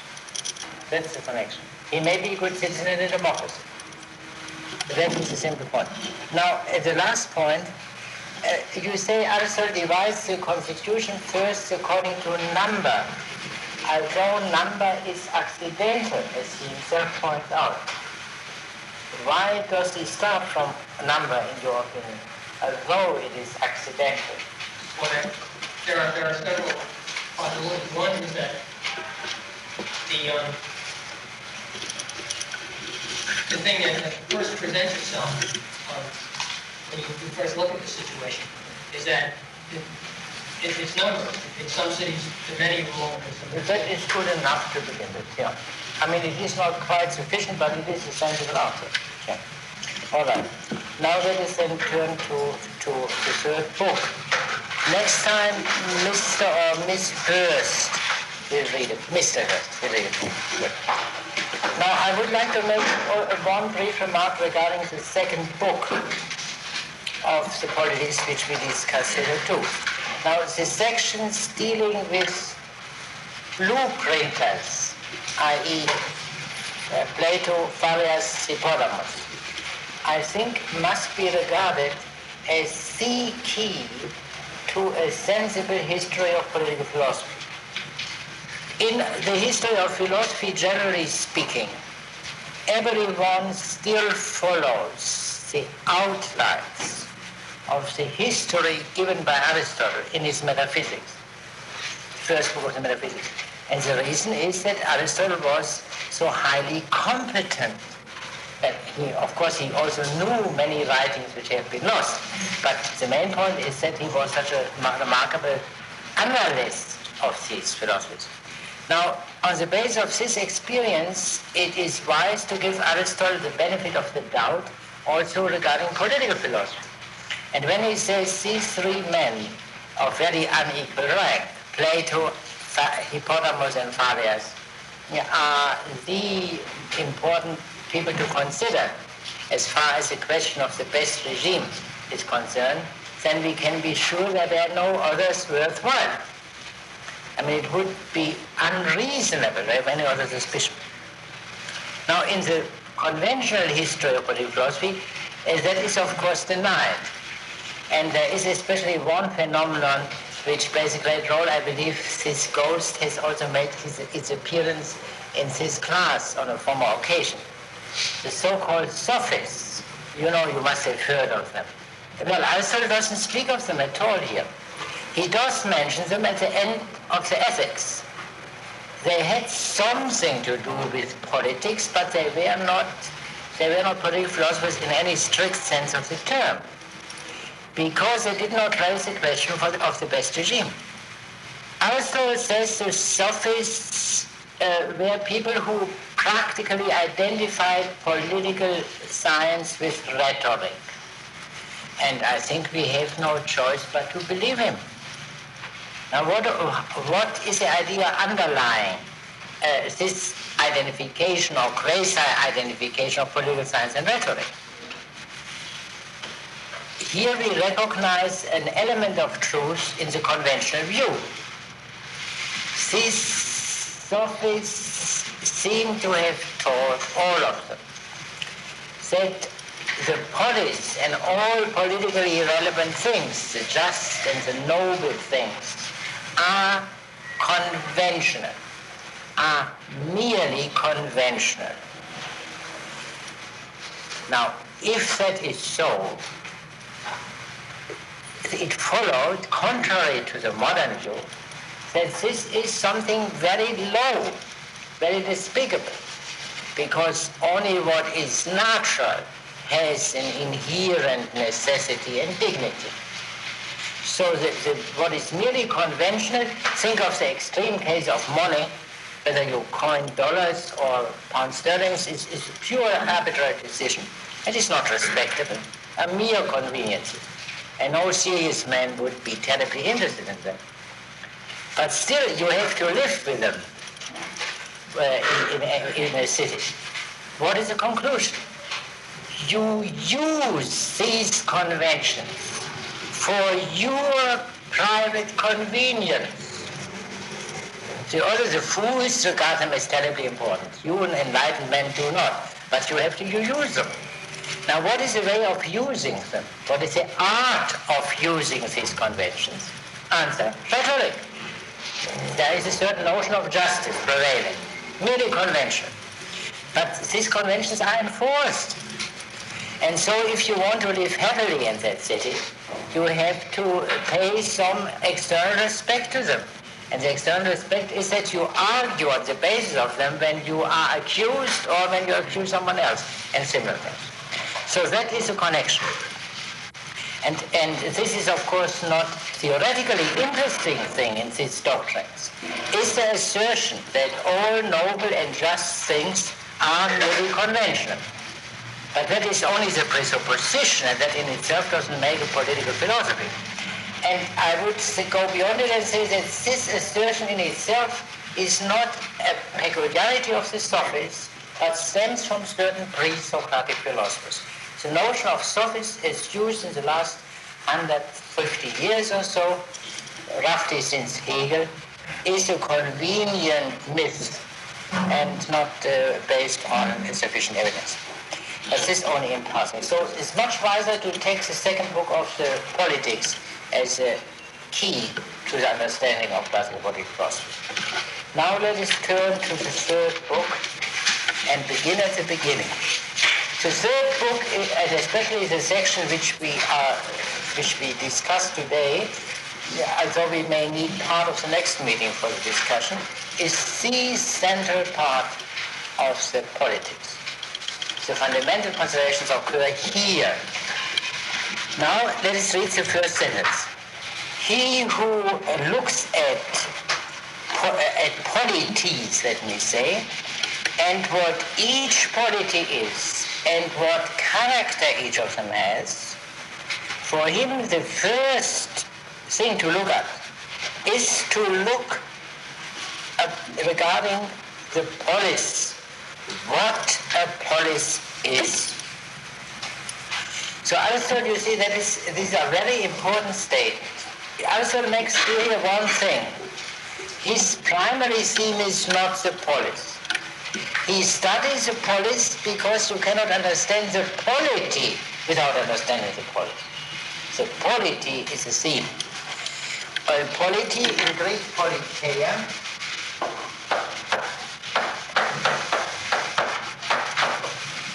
Politeia, and that is, by the way, the title of Plato's Republic, politeia, and which I translate as regime, which is not a wonderful translation, but the best I know, and someone perhaps will find another one on another occasion. And so I will now use the word regime, and I will later on Aristotle will explain to us what that means. So the regime is the first thing, and the polis is interesting only because we are interested in the polity. He who wants to find out about the polities or the regimes, and which each is, somehow we know there are many regimes, i.e. many kinds of regimes, and also of what character or quality it is, which means also, and most importantly, the good or bad, the just or unjust ones. So in other words, the question of the most just regime, of the best regime, is really the guiding question, and from which we turn to the question of the polis. But perhaps it is not a question what a polis is. Everyone knows it. Why is polis a question, a problem? That he says in the next sentence. For at present, do you have it? For at present they are of different opinions. Some people say the polis has done the act, and others say, no, not the polis, but the oligarchy or the tyrant. Now, oligarchy and tyrant are forms of the regimes. And here we see the difference between polis and regime in practice. Someone says the polis did it, and others says no, the regime did it. I'll take an example. Some say Germany did it. Others says no, the Nazis did it. The distinction is immediately intelligible to you. That's what Aristotle means. The polis never exists without an order, without a regime. And yet this necessary distinction is in practice always obscured, necessarily. That's the problem. We will gradually recognize very familiar phenomena behind this seemingly abstruse distinction. The first who say, in this case, we could say the polis is identical with the regime, and others say there's a difference. At any rate, the problem of the polis, the difficulty of finding out what the polis is connected with the problem of the regime. For the question concerns the relation of polis and regime. Who are the people who say, no, not the polis did it, but the oligarchy or the tyrant did it? What kind of people are they? Let us talk as political people, I mean not as abstruse speculators. Who are the people who will say that? What? The Democrats, of course. I mean, let us not fool ourselves about these nice things as aristocracy and so on, but in crude practice, you find tyrannies, oligarchies, and democracies, and perhaps in rare cases, someone which are much better and aristocracies. But that is a very subtle thing. To begin with, crudely, we have these alternatives. The Democrats say that. Now, we draw from this conclusion that the distinction between the polis and the regime is primarily a democratic distinction. And we will find other examples of the same kind. The polis, we may say, has in itself a democratic bias. Aristotle admits that. He thinks that's a bad bias. That's not the matter. But the polis is somehow tending to be democratic. In an earlier passage, in 1259b, 4 to 6, we have seen the polis tends to be a society of equals and free. That is so. And Aristotle sees so. Now, but what does it mean from Aristotle's point of view? Since Aristotle rejects democracy or regards it as bad, what does this fact mean? That the first clarification begins here, as well as later on when he speaks of the citizen, with a democratic notion. That political philosophy, what Aristotle is doing, emerges in a democracy. That's not entirely an accident. In an old-fashioned, stable aristocracy, there is no need for political philosophy. But in the moment of conflict and tension and all kinds of decays, their political thought arises, and therefore it takes its starting point from what is given first. It's given immediately. But what is given is a democratic order.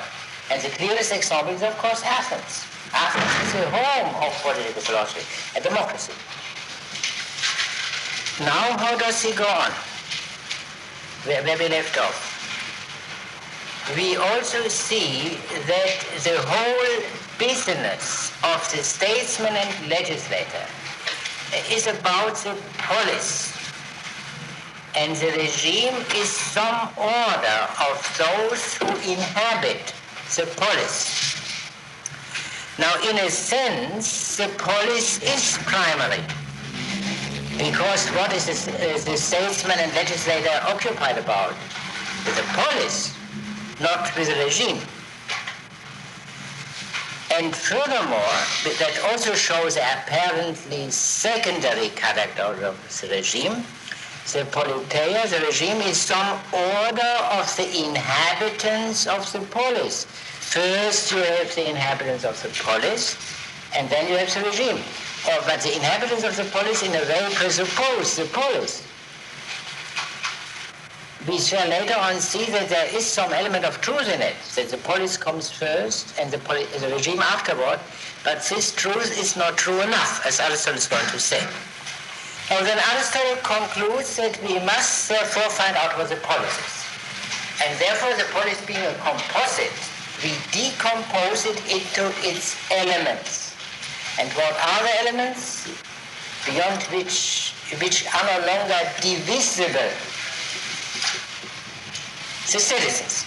Because if you divide the citizens, you come into politically irrelevant distinctions. Yeah? I mean, think of what happens if you are cut into parts. Yeah? You are dead. And the dead man is not a possible element of the polis.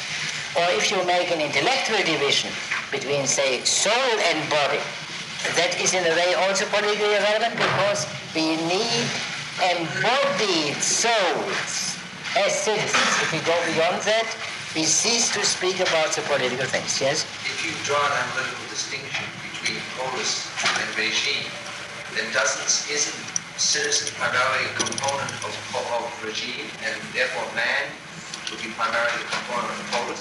Yeah. That is, sure, you can say that. But let me state it differently. How did Aristotle proceed in Book 1? You remember, in Book 1 he did in a way exactly the same thing what he did here, to go back from the polis to its elements. But what were the elements there? Associations. And in other words, he never goes back to the mere individual, because as mere human being that would be politically unenlightening. The associations are politically enlightening, the family, the village, and what have you. But the mere individual is not. There is another reason, but he could, and that is crucial, I think, and shows you the subtle procedure of Aristotle. By dividing the polis into the association, he arrived at a better understanding of the polis without any reference whatever to the phenomenon of regime. By dividing the polis into the citizen and finding out immediately that the citizen is relative to the regime comes in immediately. Now you have a beautiful 19th century equivalent to that. And in the 19th century, last half of the 19th century, political philosophy was frequently called theory of the state. The state. What kind of state? What kind of regime? That was not clear from the question. Now what Aristotle does in Book 1, the polis, without any reference to regime, reminds externally of a theory of the state, a theory of the polis.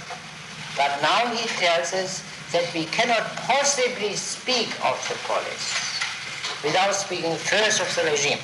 And the way in which he proceeds is this. We are concerned with the regime. Somehow we know that. And you will see later on that Aristotle is dead right in what he says. We cannot talk about politics today without taking into consideration, into primary consideration, such things as democracy and communism. That is what he means. If you don't talk on political matters in the light of such distinctions, you do not talk politically. You may do something else, but it's no longer politically. So that everyone knows. But then we have to go back to the condition of any possible difference of regimes. That's a political association as such. The polis. Yeah, all right, but the polis is a composite. So we go back to the elements of the polis. The citizen. And what do we meet again? The regime. We cannot avoid the fact that the political is the politically relevant, the politically controversial. There is the neutral. There are certain neutral things in politics, Aristotle speaks some of them, but they are not strictly speaking political. They are technical in our language. And the common usage that when people say in accusation, that is politics, they understand something of politics. Politics does have this controversial, at least potentially controversial character, which the merely technical as technical does not have. What's your difficulty? This may seem somewhat naive, but if this is what you said earlier about reducing the polis to its elements being associations, then why does he contrast? It seems to me when he contrasts the good citizen with the good man, he doesn't speak of the good man in the context of a lesser association. He seems to speak of good man. Then isn't he returning then to... what? To the village or family? No, to man. That's it. Man out of association. Man as he stands unassociated. But the good man, as he is understood here, is essentially a political being. We will see that. Let us proceed step by step.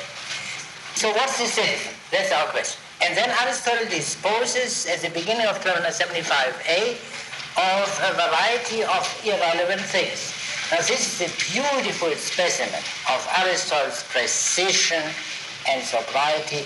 Unfortunately, we cannot read it. We have to stick to the nerve of the argument. Such nice questions, for example, is the status of a boy. Yeah? A boy is the son of a future citizen. But a future citizen is not a citizen simply because we have to add this qualifier, a future citizen. And all these other things into which we cannot go. Now, then Aristotle gives first the definition of the citizen and defines him. The citizen is a man who participates in judging and in ruling. In judging and in ruling. Is there any difficulty?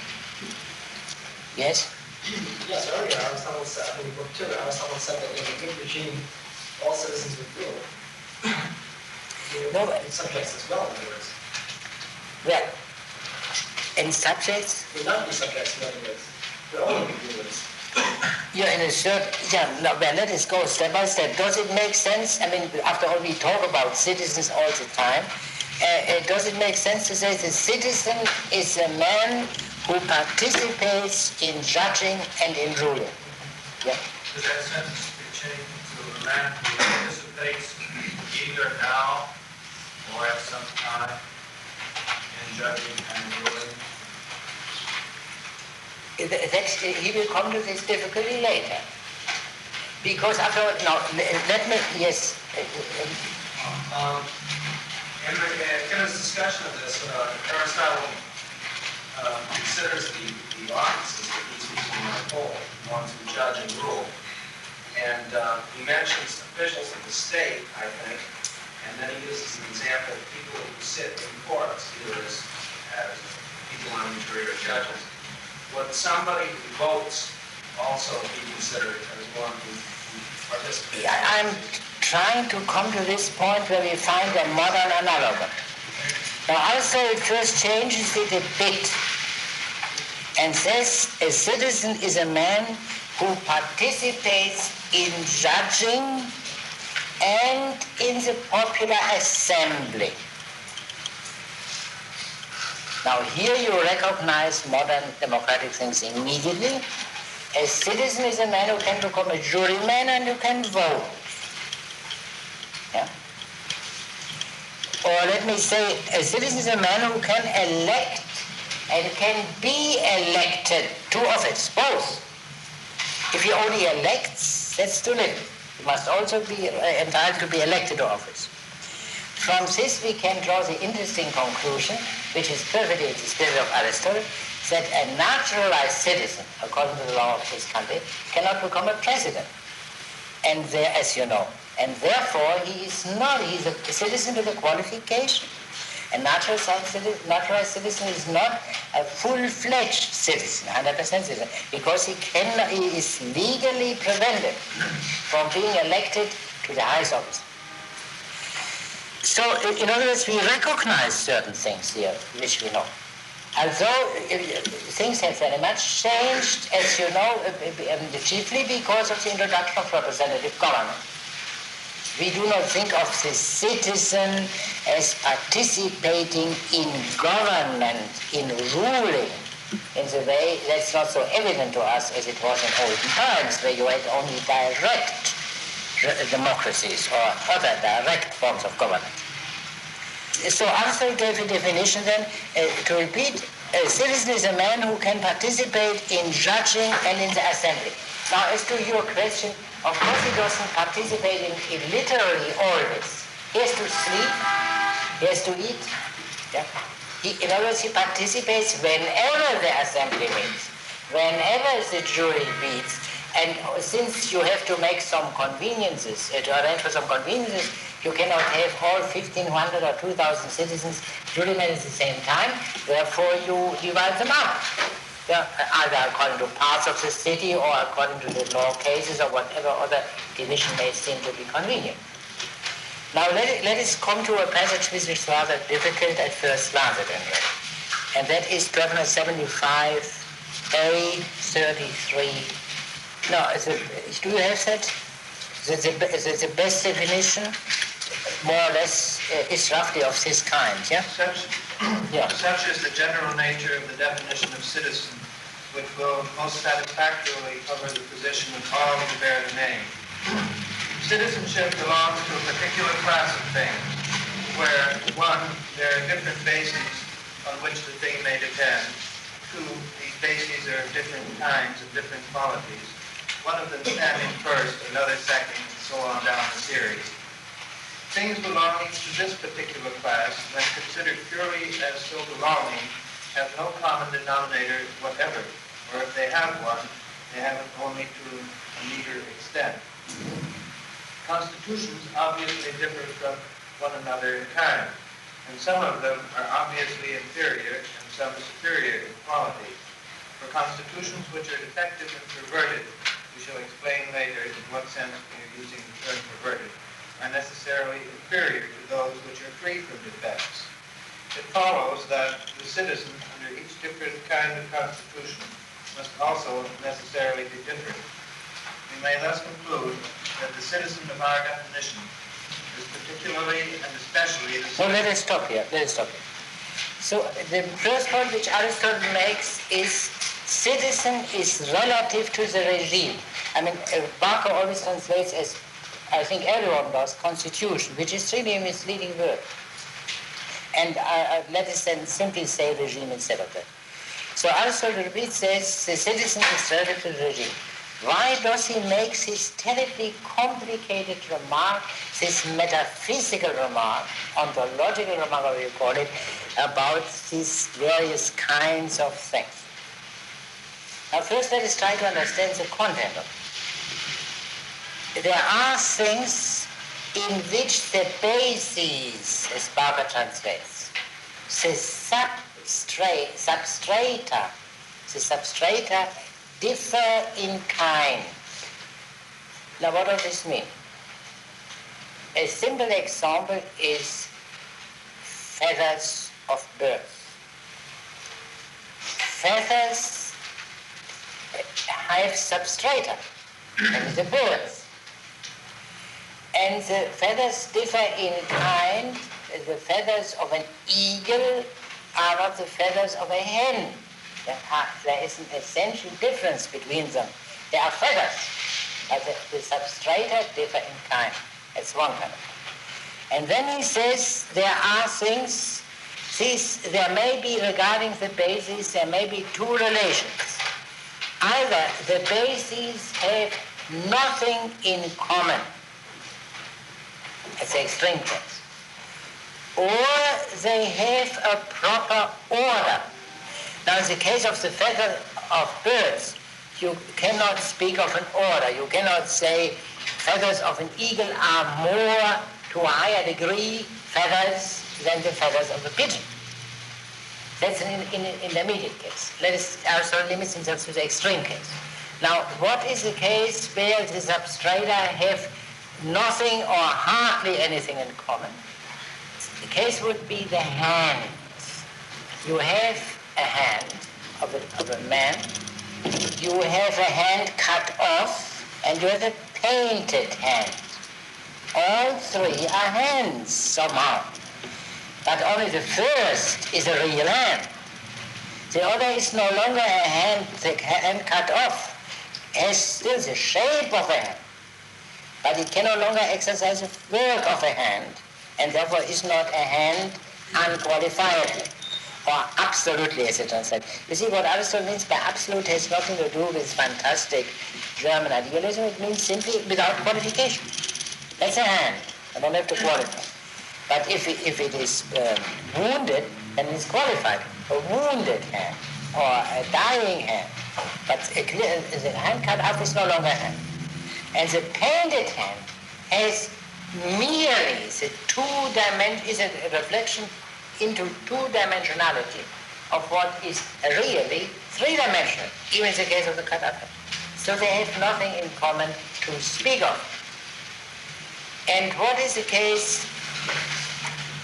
But there are other cases in which the substrata differ in kind, and the substrata have an inner order of rank. And that is here the case. The citizen has as his substratum the regime. That must be properly understood. The citizen is always relative to the regime. He can only be understood in terms of the regime. So the substrata of citizens are regimes.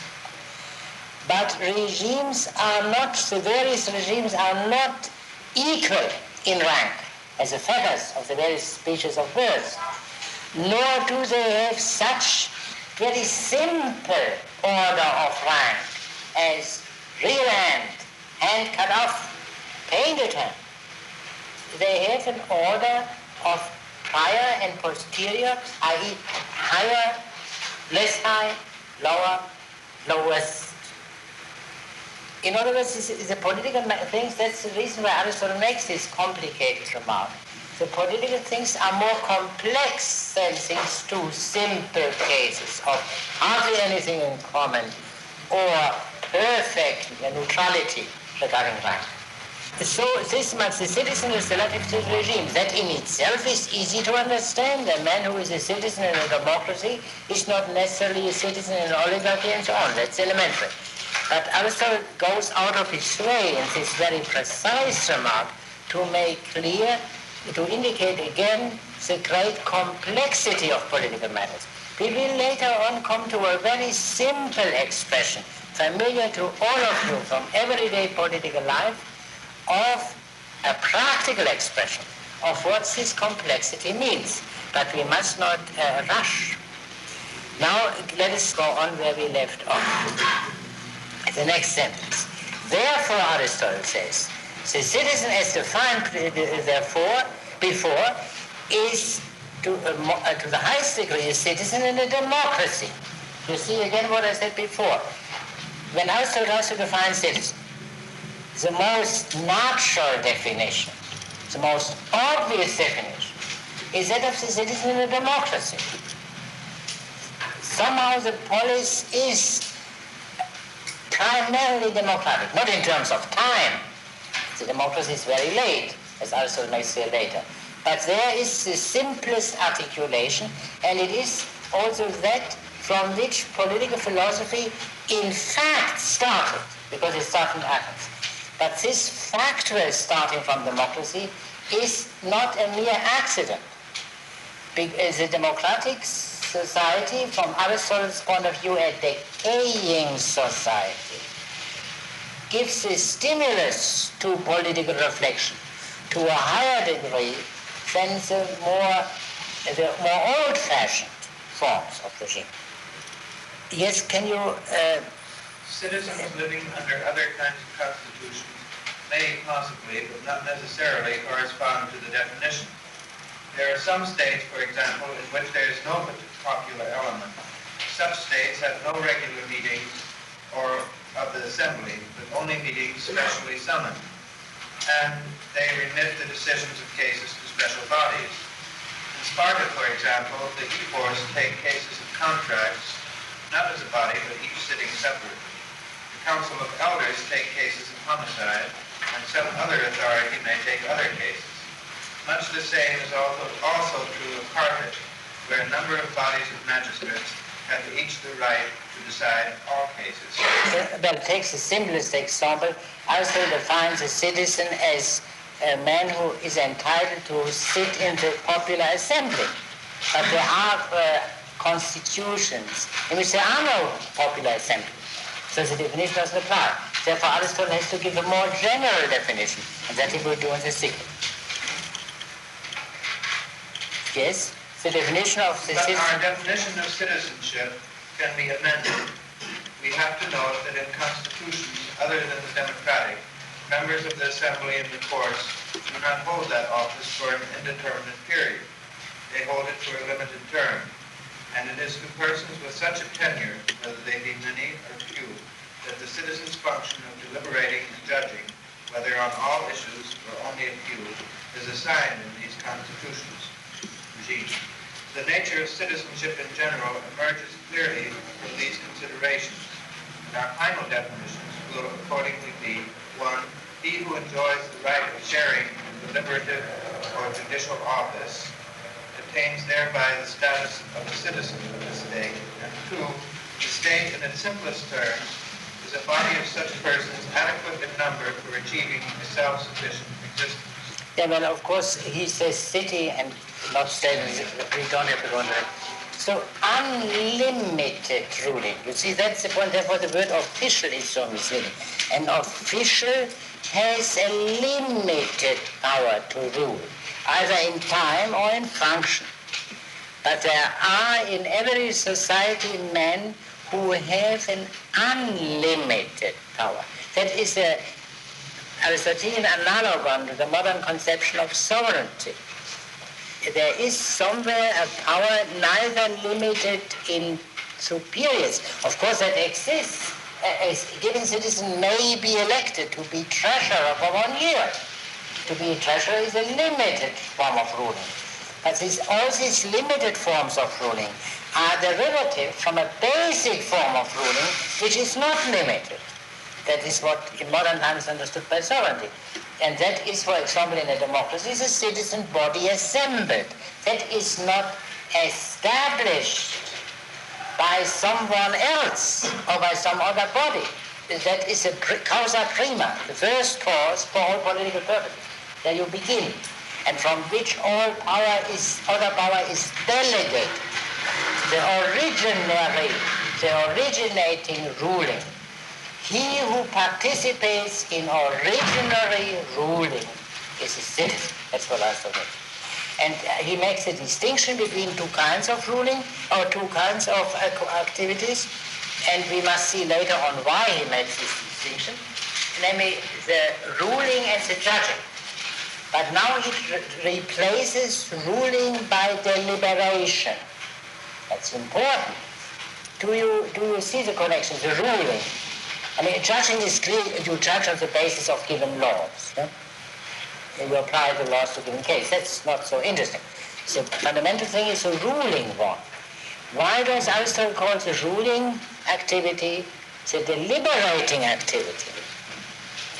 A term, of course, which is still used in older constitutional theory in this country, the deliberative bodies. Why does Aristotle, and it stems from Aristotle, yes? Because deliberate indicates that you're deciding value choices as to which way is the best way to go. In other words, the ruling is not truly what the police officer does. Yeah? And when he says go this way, that is absolutely derivative and uninteresting. But that goes back to a primary ruling which empowers the policeman to do that. And this primary ruling is called by Aristotle deliberation. But is this not a strange expression? And let us assume that the outcome of the deliberation is a law. Yeah? But it is the outcome of a deliberation. As long as it is still under deliberation, it is not yet a law. Why does Aristotle call it deliberative? How is it called today? It's the equivalent of it. Yeah, sure, but that is a part of the deliberative. But it's an ordinary word used for this kind of thing today. Legislative? That's what this lady said. Lawmaking process. Yeah, but then you refer it, no. The word which comes naturally to the mouth of everyone today, I believe, you must know it. Decision making. Of course, on the highest level. But Aristotle does not speak of decision. He speaks of deliberation, and that's very important. Then we understand it a bit better. When you speak of decision, you do not necessarily imply preceding deliberation. Decision may very well be tossing the coins. Tossing the coin. For Aristotle, the rational element comes out clearly by the term deliberation. And deliberation naturally ends in a decision. It goes without saying, otherwise it will not be consummated. But the emphasis is on the deliberation which brings about a rational decision. This, by the way, is an interesting problem. How did the term decision acquire the tremendous importance it has in present-day political science language? I don't know, but it's worth considering. I'm sure that 50 years ago, the term decision-making did not enjoy that vogue which it enjoys now. It would be interesting to go into that question. I believe it has something to do with the weakening in the belief in reason, which has taken place in the last 2 generations. In Germany, where I was brought up, the key political thinker who made use of this term, was Carl Schmitt, who later on became a leading Nazi jurist. And in his doctrine, the link up with certain philosophic things, like Kierkegaard and so, was quite obvious. I do not know whether this did not migrate via such people like Laswell and so into this country. I don't know. It would be worth considering that decision takes the place of deliberation. Now then, Aristotle has now achieved a universal definition of the citizen. A citizen is a man, we can say, who participates in originary ruling. A ruling or governing or commanding which does not have a further source. These people in the assembly do not receive dictation from someone else as a cop on the beat. And even the judges too, receive dictations, the law. But then Aristotle is confronted with a minor difficulty, which is very interesting. Namely, when people ordinarily speak about the finest citizen, they don't go so high up. And let us see how Aristotle disposed of that. Immediately following. For practical purposes, it is usual to define a citizen as one born of citizen parents on both sides, and not on the father's and mother's side only. But sometimes this requirement is carried still farther back to the length of 2, 3, or more stages of ancestry. This popular and facile definition has induced some thinkers to raise the question, how did the citizen of the 3rd or 4th stage of ancestry himself become a citizen? Do you see the difficulty? For practical purposes, it's good enough to say every citizen is a son of a citizen father and citizen mother. Or maybe you add the grandparents on both sides, that doesn't alter the problem. But then you get into a very great difficulty. What about the first founders? They were not the sons of a citizen father and a citizen mother. Now, in other words, then all citizens are descendants from non-citizens. Yeah? The first citizen, that shows the theoretical absurdity of the definition. Still, for practical purposes in a given society, it might be all right. And he says, when they define a citizen thus politically and crudely, rashly, the text is not quite there. The political definition is not good enough. The political is good enough for practical purposes. We have to go beyond that. But Aristotle did. And now the next point, where he shows to what system needs funding. Gorgias of Leontini, perhaps partly from a sense of this difficulty, partly in irony, said, as mortars are things which are made by the craftsmen who are mortar makers, so Larisseans are persons who are made by the craftsmen who are Larissean makers. Yeah, that is a joke which is not immediately intelligible because the Greeks called natural citizens made citizens, meaning artificially made. And what Gorgias says is this: if you think that through, you arrive at the conclusion that all citizens are naturalized citizens, even the indigenous ones, because it is ultimately due to an act of convention who is and who is not to be citizens. We can leave it at that, unless you would like to raise further point.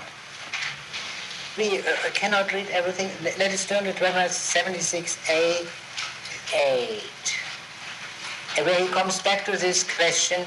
Some are in doubt whether the city did it or not. Yeah? For example, when a democracy arises from oligarchy or tyranny. Do you have that?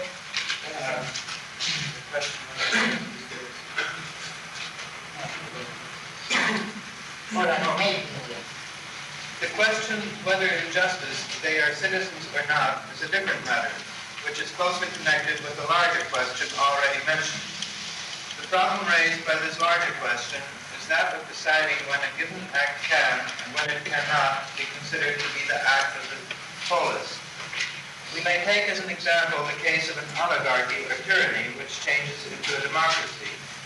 In such a case, there are some who are reluctant to fulfill public contracts, arguing that such contracts were made by the governing tyrant and not by the polis, and unwilling to meet other obligations of a similar nature. They hold the view that some constitutions exist only by virtue of force, and not for the sake of the common good. This argument, however, leads us to the conclusion that when we find a democracy which exists by virtue of force, we have to admit that acts done under the government of such a democracy are no more acts of the polis concerned than were acts done under the oligarchy or tyranny. Let us stop here. Now, the practical question to which it refers is familiar to you. For example, the last big case when the Soviet government at the beginning refused to pay the debts of the Tsarist government. And they simply said that was not done, this debt was not incurred by the polis, by the Russian people, but by the tyrant, by the Tsarist government. Yeah? So, I mean, the question is easy to understand. So Aristotle says, why he admits there is a problem here, and a very important problem. Not so much the practical problem, whether you should pay debts or not, but that you have to make a distinction between the polis and the regime. And now Aristotle says, yeah, but you cannot leave it at this democratic argument, because a democracy may be as illegitimate, as tyrannical as an oligarchy and a tyranny. In other words, the democratic distinction between the regime and the polis is a partisan distinction. And Aristotle wants to give a non-partisan distinction. That is what he's trying. Now here we can take a look into Aristotle's way of thinking about political matters. Well, in a way, we all know that problem from present-day political science. The scientist cannot be a partisan. He must be neutral. Is Aristotle neutral? No, he's not neutral. Nor is he a partisan. Macaulay said about Sir William Temple, Temple was not a mediator. He was merely a neutral. A neutral and a mediator are two different things. Aristotle wishes to be a mediator, an arbiter, a judge. He wants to be impartial. But to be impartial is not the same thing as to be neutral. The neutral says, I don't care. The impartial man cares very much. Impartiality is a quality of the arbiter or judge. And justice is a virtue. I mean, the impartiality is the same thing in a way, some aspect of justice. We can therefore say, in a paradoxical way, Aristotle is in a way a partisan. He's a partisan of virtue. He thinks we cannot be neutral when confronted with the distinction between virtue and vice. And he's gradually preparing his way toward that. Will you go on immediately where you left off, Mr. Avery? But the question here raised would seem to be closely allied to a question which takes it still further. On what principles ought we to say that a polis has retained its identity, or conversely, that it has lost its identity to become a different polis? You know, in order to understand that, let us take the case of a democracy replaced by a tyranny. Yeah, that happened in our century, and so. What do the Democrats say in such a case? Who say it was not Germany that did it, but the Nazis? What do they say? They say, in a way, Germany has disappeared. It was completely overlaid by Nazis. Still more simply, and more generally, the polis has disappeared. The polis, there was a tyrant. The polis has disappeared. And of course, say, an oligarch would say, when there was a democracy, the polis has disappeared, and the polis has disappeared because of the disappearance of oligarchy. Now, Aristotle's position among these partisans is underlying the secret. Aristotle says, no, that's exaggerated. If the Democrats say the polis has disappeared when the tyrant ruled, or when the oligarchs ruled. There was an other polis. The partisans say the polis has disappeared. The impartial Aristotle says the polis was transformed into another polis, and that he will develop. In other words, Aristotle is now obliged to show that the change of a regime transforms one polis into another polis.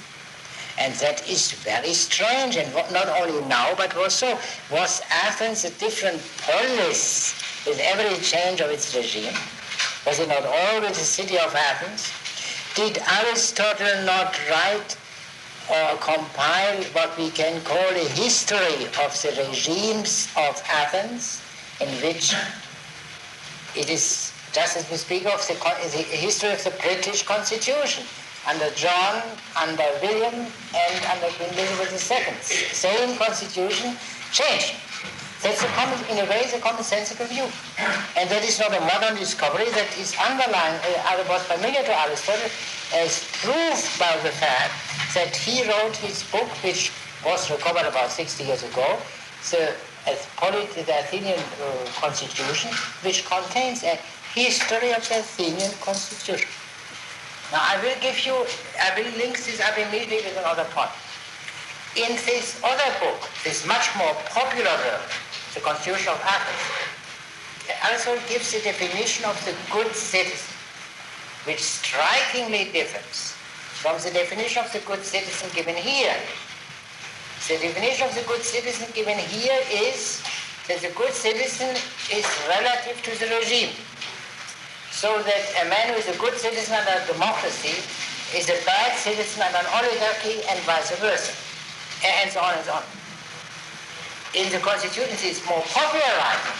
He takes a much more commonsensical view and says the good citizen is a man who is public spirited or just, regardless of the difference of regimes.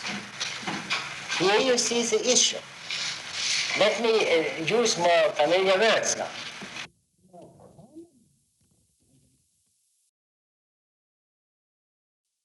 For the country, regardless of the regime.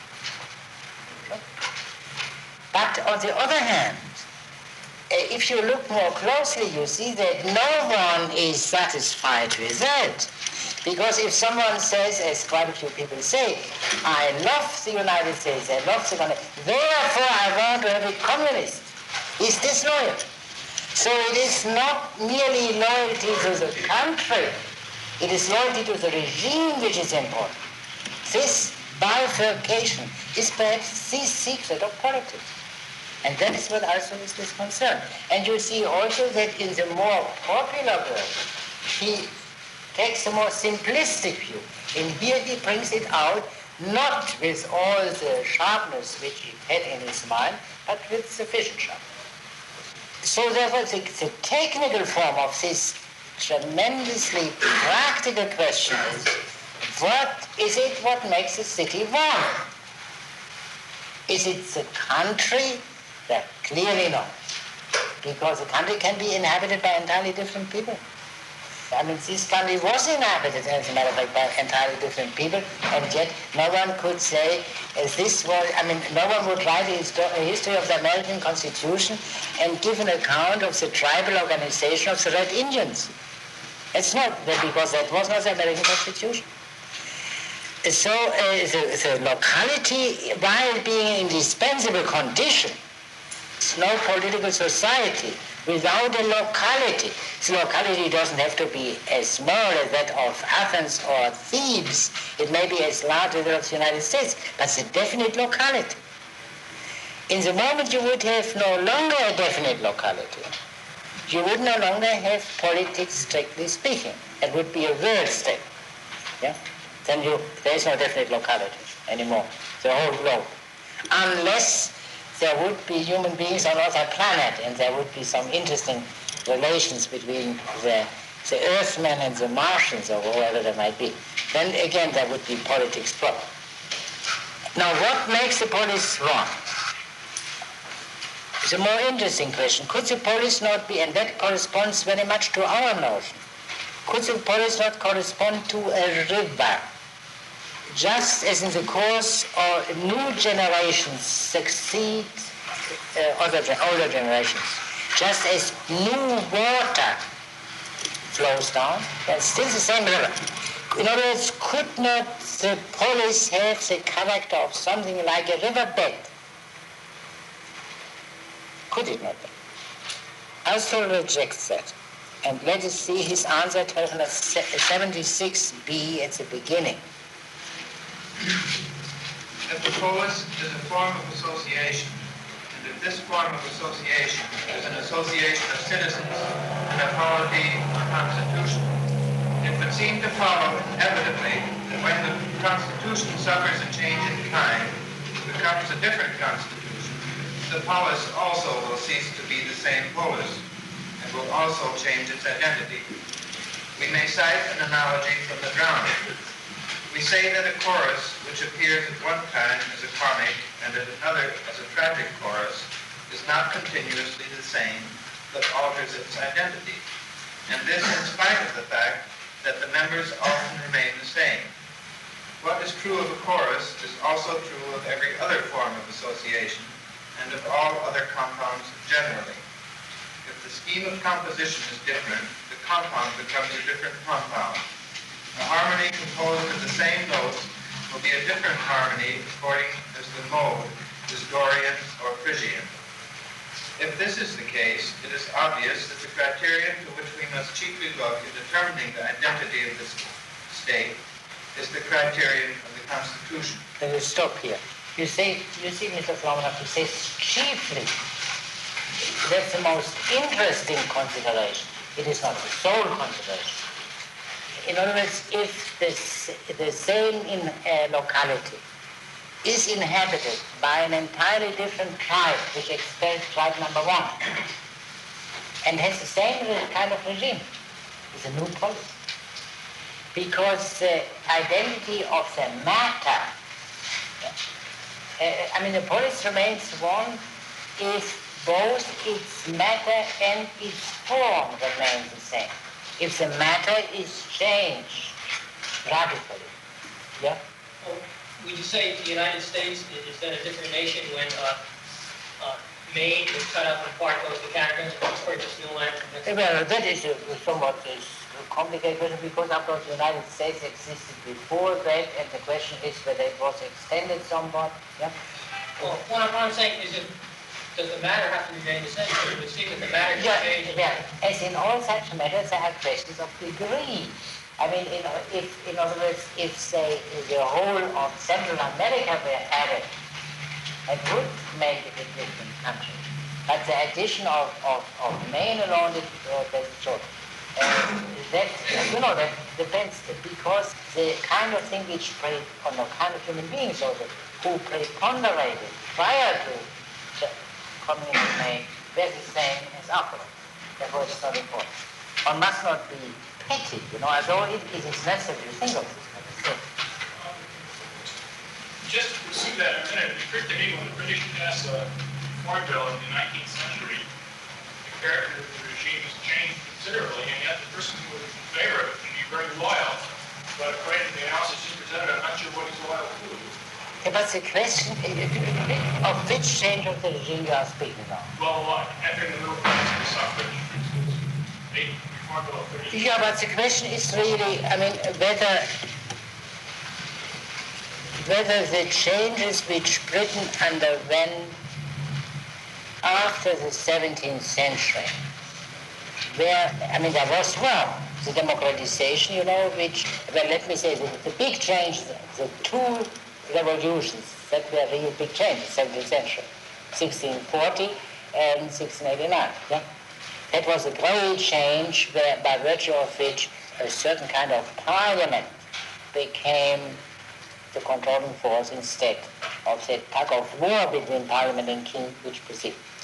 Then you got two big changes in America, and one was 1832, and the other was about 1911 or so, Lord George. Yeah? By the latter, Britain became really a democracy. Previously, it was a qualified democracy. Yeah, from Aristotle's point of view, he would say that by these three changes, Britain changed its character fundamentally. Sure, but not a smaller change. For example, the changes you have in this country, I believe, are infinitesimal compared with such change, because there was never a question of hereditary nobility here, and there's a property qualifications I have been given to understand they are very small, and therefore there was not such a fundamental change. And the addition of women, of course, whether that is politically important change is a very long question, whether it is not simply a duplication of the previous division of votes to different groups. That's a long question. It differs in France, I suppose the situation is different, but I believe, as far as I know, not in this country. Surely there are all kinds of transitional things. Aristotle will speak of that. He distinguished later on four kinds of democracy. The types are clearly distinguished, but there are always transitional forms, and that's infinite. Now, what was this point? That the polis is one chiefly with a view to the regime. That may sound very formalistic, not to say legalistic, but you see immediately that it is not so if I use now an un-Aristotelian word to describe what Aristotle means. He will bring it out later in his language. In order, a city is won with a view to its spirit. If its spirit changes, that is the most important change which a city can undergo. If the spirit is feudal and then turns into commercial, that's the greatest change, or changes of the same nature. But we have to know a bit more about regime than we know now. And let us read only the immediately following point where you left off. Or is this question, whether it is just to pay or not to pay, yeah? When the police changes into a different regime is a different question. You remember that was a practical question on which Aristotle started, or to which he referred. That when a change of regime takes place, people sometimes say we don't pay, they have to pay the debts of the previous regime because not the police incurred the debt, but the oligarchs or the tyrant. And Aristotle returns you to the question but doesn't answer it and says that's another matter. Now, I read a statement by Professor Vögelin in which he drew the conclusion that Aristotle doesn't answer the question because he cannot answer the question. And is he not able to answer the question? Because of his erroneous notion that the unity of the polis resides essentially in the regime. In other words, Vögelin starts from the common notion, especially today, but also in older times, that the constitution of that's a country. The country, or say society. Only society is a less political expression for what we also mean by country. May I say this in general? If you try to understand any classic text about politics, if you substitute in reading it for polis, the country, then you are much closer than another point of view. The country, which has a much more political connotation, as you know, no one would say right or wrong my society. Society is an unpolitical concept. So, in other words, Vögelin says Aristotle cannot account for continuity, because of his assertion. The regime, that's not the point. Aristotle has a perfect answer to that question, although he doesn't give it here, nor explicitly elsewhere. But it is trivial. Every man of common sense can answer. What would you say? What is a fair decision? If the regime is changed and there are debts, well, what one should do?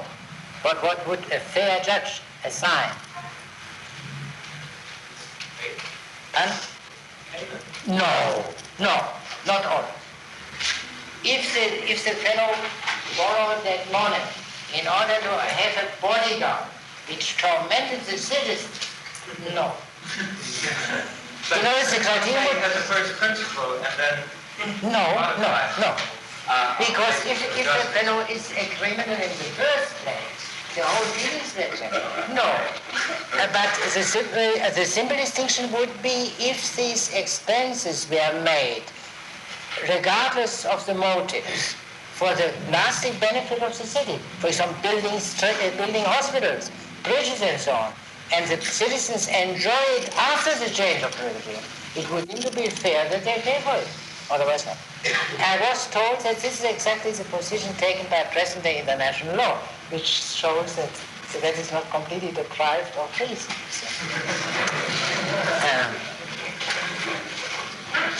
Now here Aristotle turns then to the question which is abruptly, but of the good man and the good citizen.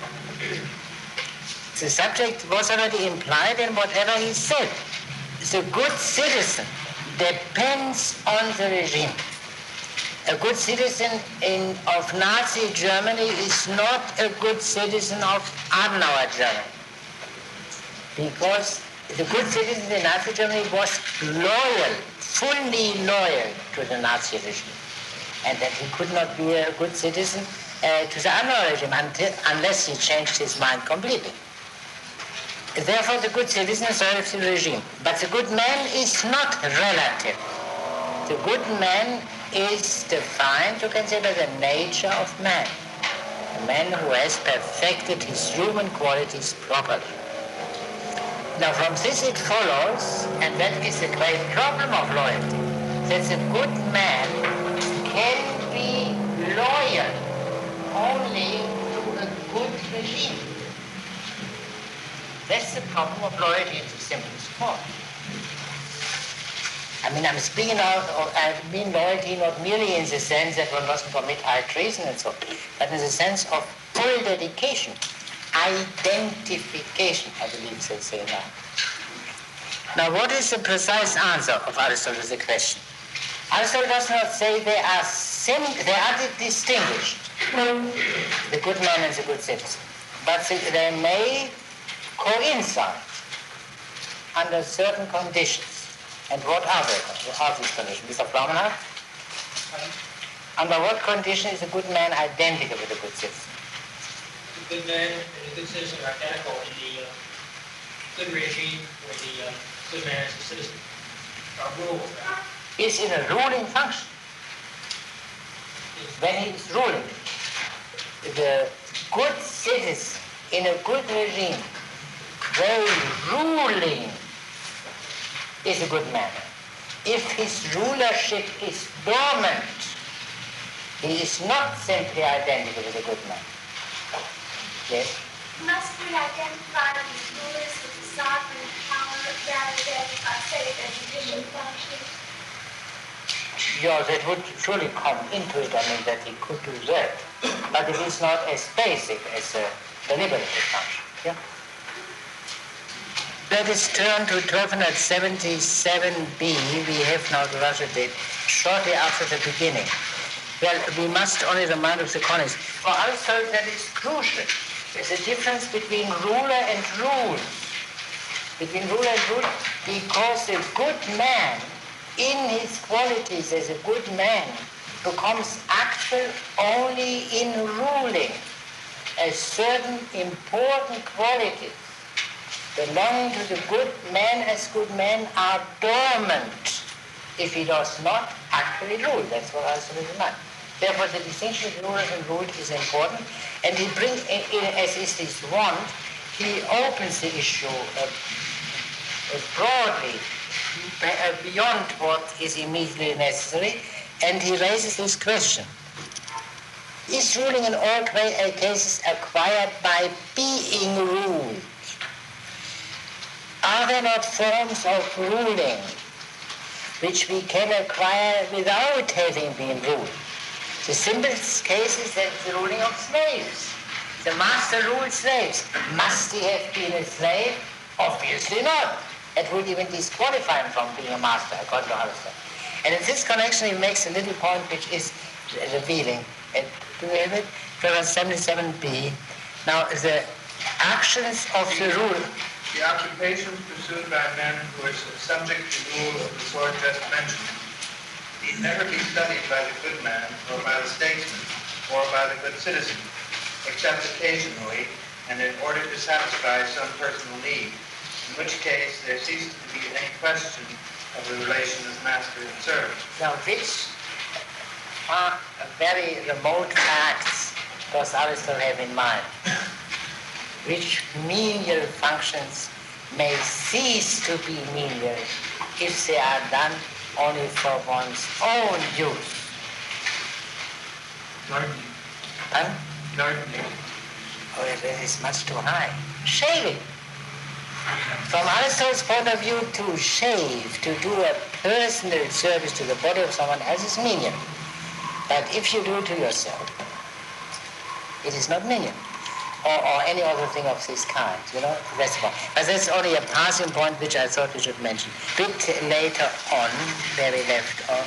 The general principle, however, Aristotle makes clear for free men is that they acquire the art of ruling free men by having been ruled as free men.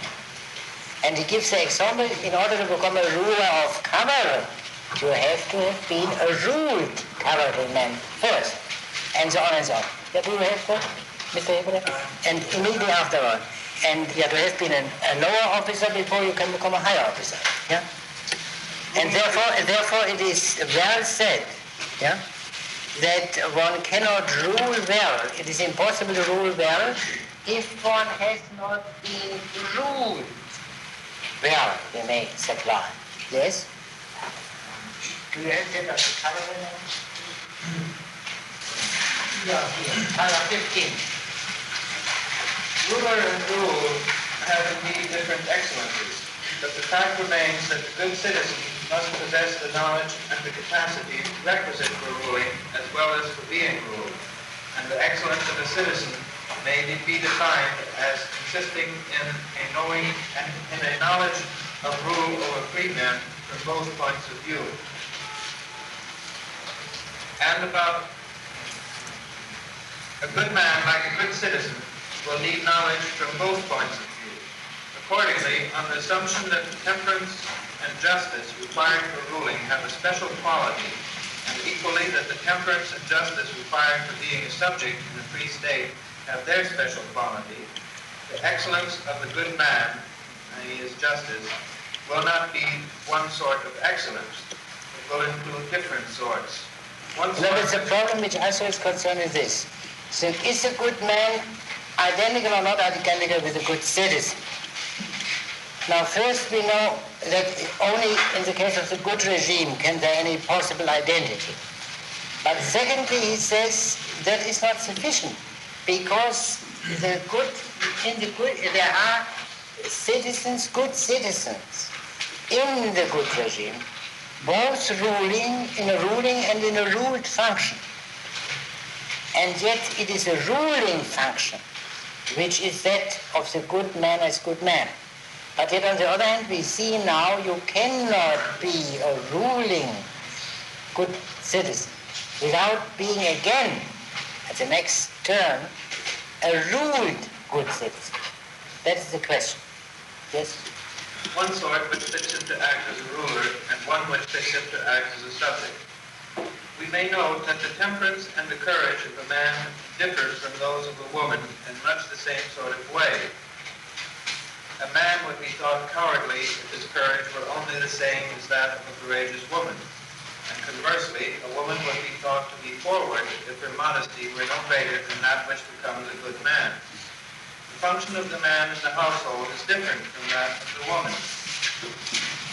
It is the function of the one to acquire and of the other to keep and store.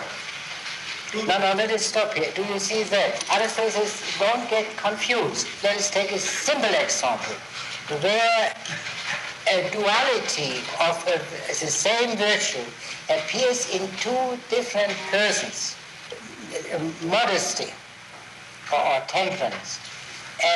Of a man is temperate, a woman is temperate. And yet the temperance in the one case differs from the temperance in the other case. Now Aristotle says that may happen within the same person, something similar, that in his ruling capacity his virtue may differ from his virtue in the ruled capacity. And now he will say in what it precisely consists. Prudence is the only form of goodness which is peculiar to the ruler. So in other words, the examples hitherto were uninteresting of temperance and justice. Prudence is a point. The prudence of the ruler is different from the prudence of the ruled. So much so that we may say, as Aristotle is going to say, that what corresponds to the prudence of the ruler in the ruled is not prudence, properly speaking. Read on. The other forms must, it would seem, belong equally to rulers and subjects. The form of goodness peculiar to subjects cannot be prudence and may be defined as right opinion. The rule may be compared to flute makers. Rulers are like flute players who use what the flute makers make. Yeah, here Aristotle takes again two different persons to make it clear. Now what's the difference between the flute maker and the flute player? The flute player is a commander, is a commanding man. And he tells the flute maker what to make. He tells him, i.e. the flute maker does not have knowledge of his own of the end served. He is told only what he has to know for making it. So the ruled knows is less knowing than the ruler. That applies to political things. As ruled, I am given the results of the deliberation. As ruler, I deliberate.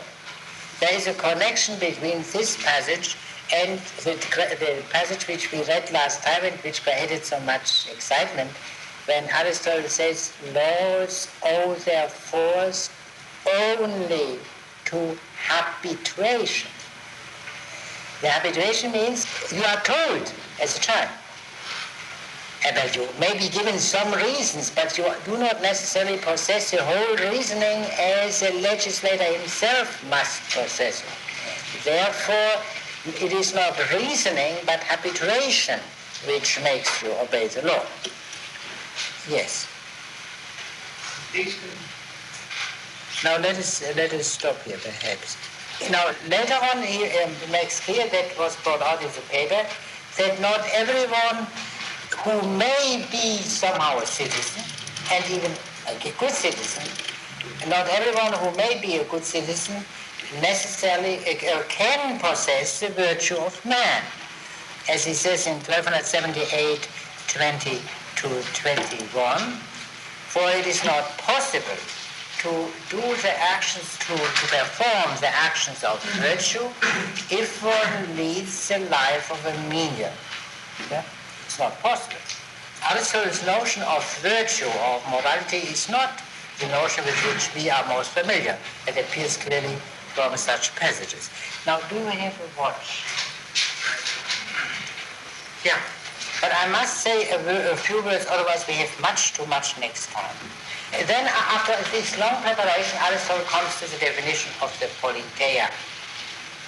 Or rather, what we can say is the definition of the politeia. There are two elements in it. One is brought out here, the other one is mentioned much later in the fourth book. But both, it is good to see both together from the beginning. And the first is the regime has to do with the ruling offices. The ruling offices means not the particular appointed officials. That is also proper, that's not important, but the ruling offices mean the participation in deliberation and judgment for the whole policy, the political functions proper. This is one consideration. The other consideration is applied by Aristotle's remark later on that a regime is a way of life. So this shows immediately that for Aristotle, the so-called constitutions are not legal or merely legal arrangements. It is the legal is for Aristotle absolutely derivative. Therefore, I avoid the word constitution, because constitution is a legal document or something of this kind. Aristotle has something much more fundamental in mind. The laws presuppose a legislator. And the first question is, the legislator cannot be himself be appointed by a law.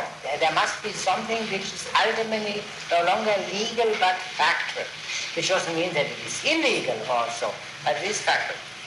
In every society, we find, in the language of the present day, such a thing as stratification. People who are looked up to and people who are not looked up to. Everywhere.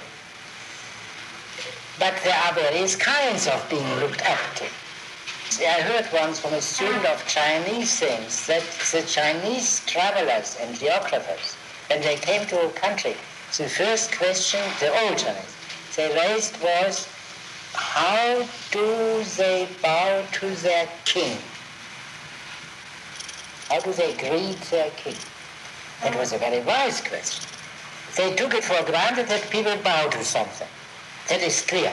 And therefore the only question was how to bow. But the first question still in a more reflected approach would be, To whom do people belong? Now, in this country, you sometimes have the impression that the people looked up to are certain actors and actresses in Hollywood. Yeah? That is true, but that is by no means unimportant, these so-called social things. But they are not fundamental from Aristotle's point of view, because ultimately we come to something, to some people who are looked up to in the way that they rule openly in broad daylight, and not in this way. If you don't look up to Cary Grant, Betty Davis, that's your private business. But you have to look up to, not even to the President Eisenhower for that matter, but you have to look up to the Constitution. That's not left to your arbitrary will. Because the Constitution, of course, ultimately leads back to something which is called the people who have established the Constitution. So now, for Aristotle, this notion of the people, which means all, doesn't exist. There is either one or a few or the many. A rule of all is a very complicated problem. That is, and when he makes a division to which Mr. Fromhoff referred, there is a division not in one, few, or all, but one, few, many. And what Aristotle has in mind is this. Let us assume the people who are looked up to in a non-arbitrary way, as we look up to Cary Grant, are, for example, such people as the merchants, the great merchants. Or there may be warlords, or there may be squires, or there may be the common man. It also exists. There may be also combinations of these things, and that is more difficult to analyze, but in principle the same thing. There is always some kind, some human type which is looked up to. And that is what Aristotle means by the regime. The regime is always that by human type. Therefore, the simple classification, according to numbers, one, few, many, is, as Aristotle in his wisdom says, accidental. That is, as we would say in a bad un-Aristotelian language, formal, and not the substance of it. And Aristotle proves this very nicely by saying, well, if you say the few, rule of a few is oligarchy, and rule of the many is democracy. But we also think of the rich and the poor, and then we get this interesting possibility, but which isn't a possibility, that the few would be poor, and the many would be rich. Is a purely academic question.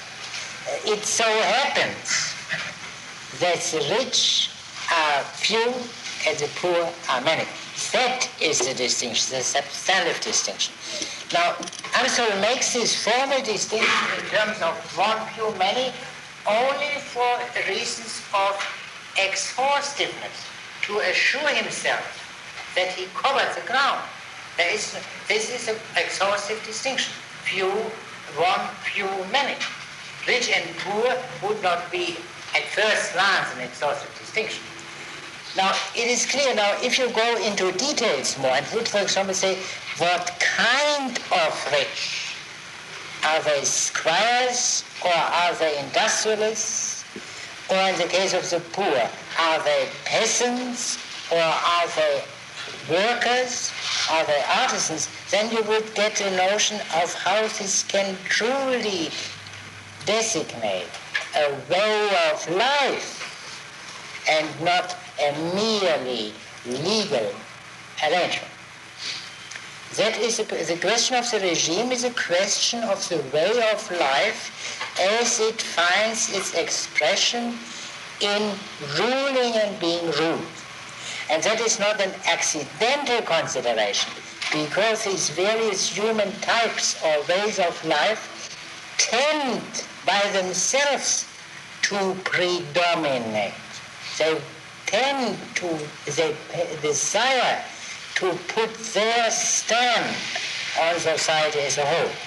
And one way and that leads to all kinds of questions. And the key question, of course, is which is a desirable type? And that's the question of the best regime, which Aristotle tries to answer. You can also say that you never get the desirable type, are not likely to get it. What is the best combination of types that would be more practical? And that is underlying the notion of the mixed regime, to mix them up. But you can never divorce the merely political from this moral element, whatever you call it, which means as a constitution, as a way of life. Only one point I would like to mention for those who are interested in this kind of thing. In order to get his classification of the regimes, Aristotle says we must know first two things. First, what is the end of political association, purpose of political association, and second, what are the forms of rule. Now the purposes are three.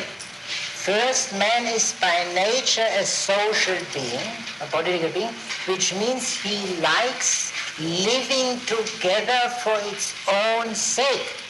That's the one point. In other words, without any regard to interest, that he gets benefits or conveniences from it, man is by nature a social being. Secondly, the common good or the common benefit. And thirdly, mere living, i.e. protection or security. The latter is, of course, the Hoppian or Lockean notion. Here one might mention in passing a nice difference.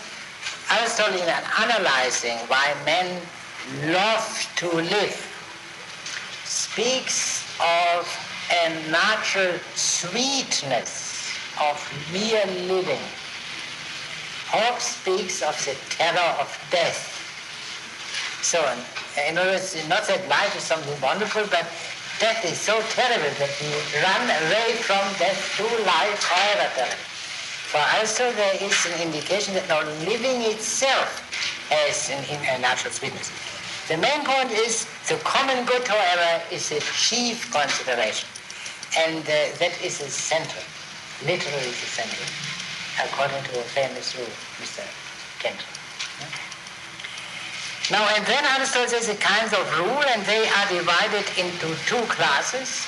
Despotic rule, which means the rule of slaves for the benefit of the master. And this obviously cannot be a good political rule, because political rule is rule over freemen.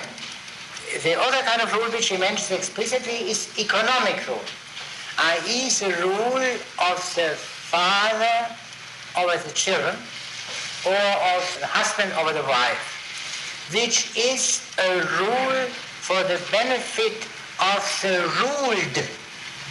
But then the situation seems to be very one-sided.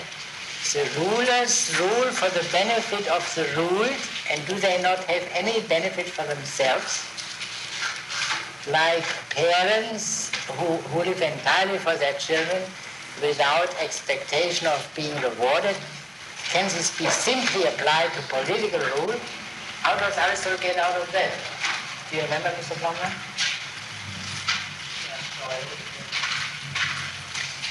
Yes? Well, he compares it to someone who practices a lot of medicine, say, when you are practicing assuming the position of the ruler, your interest should be primarily in the ruler.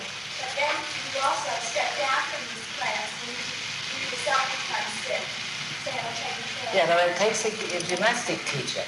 He is a ruler of the pupils getting the training. Yeah? And he does it entirely for the pupils.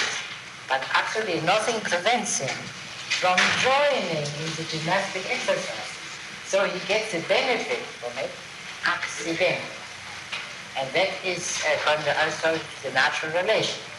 He means, of course, this, that in a republican society, the ruler now will be the rule next year, and vice versa. So there is the common benefit.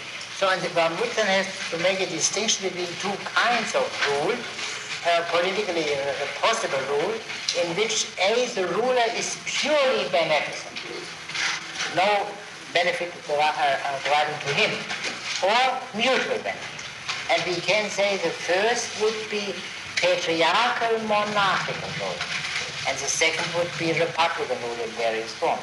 From this we understand partly why Aristotle has a certain preference for kingship, because there is a higher degree of beneficence involved if the ruler is like a father, thinking only of his rule and not someone who derives benefit, as in a republican society where he would be the ruled next year. And the distinction of these six classes is crucial for the whole later development of political science, political science, political science, political science, political science, political science.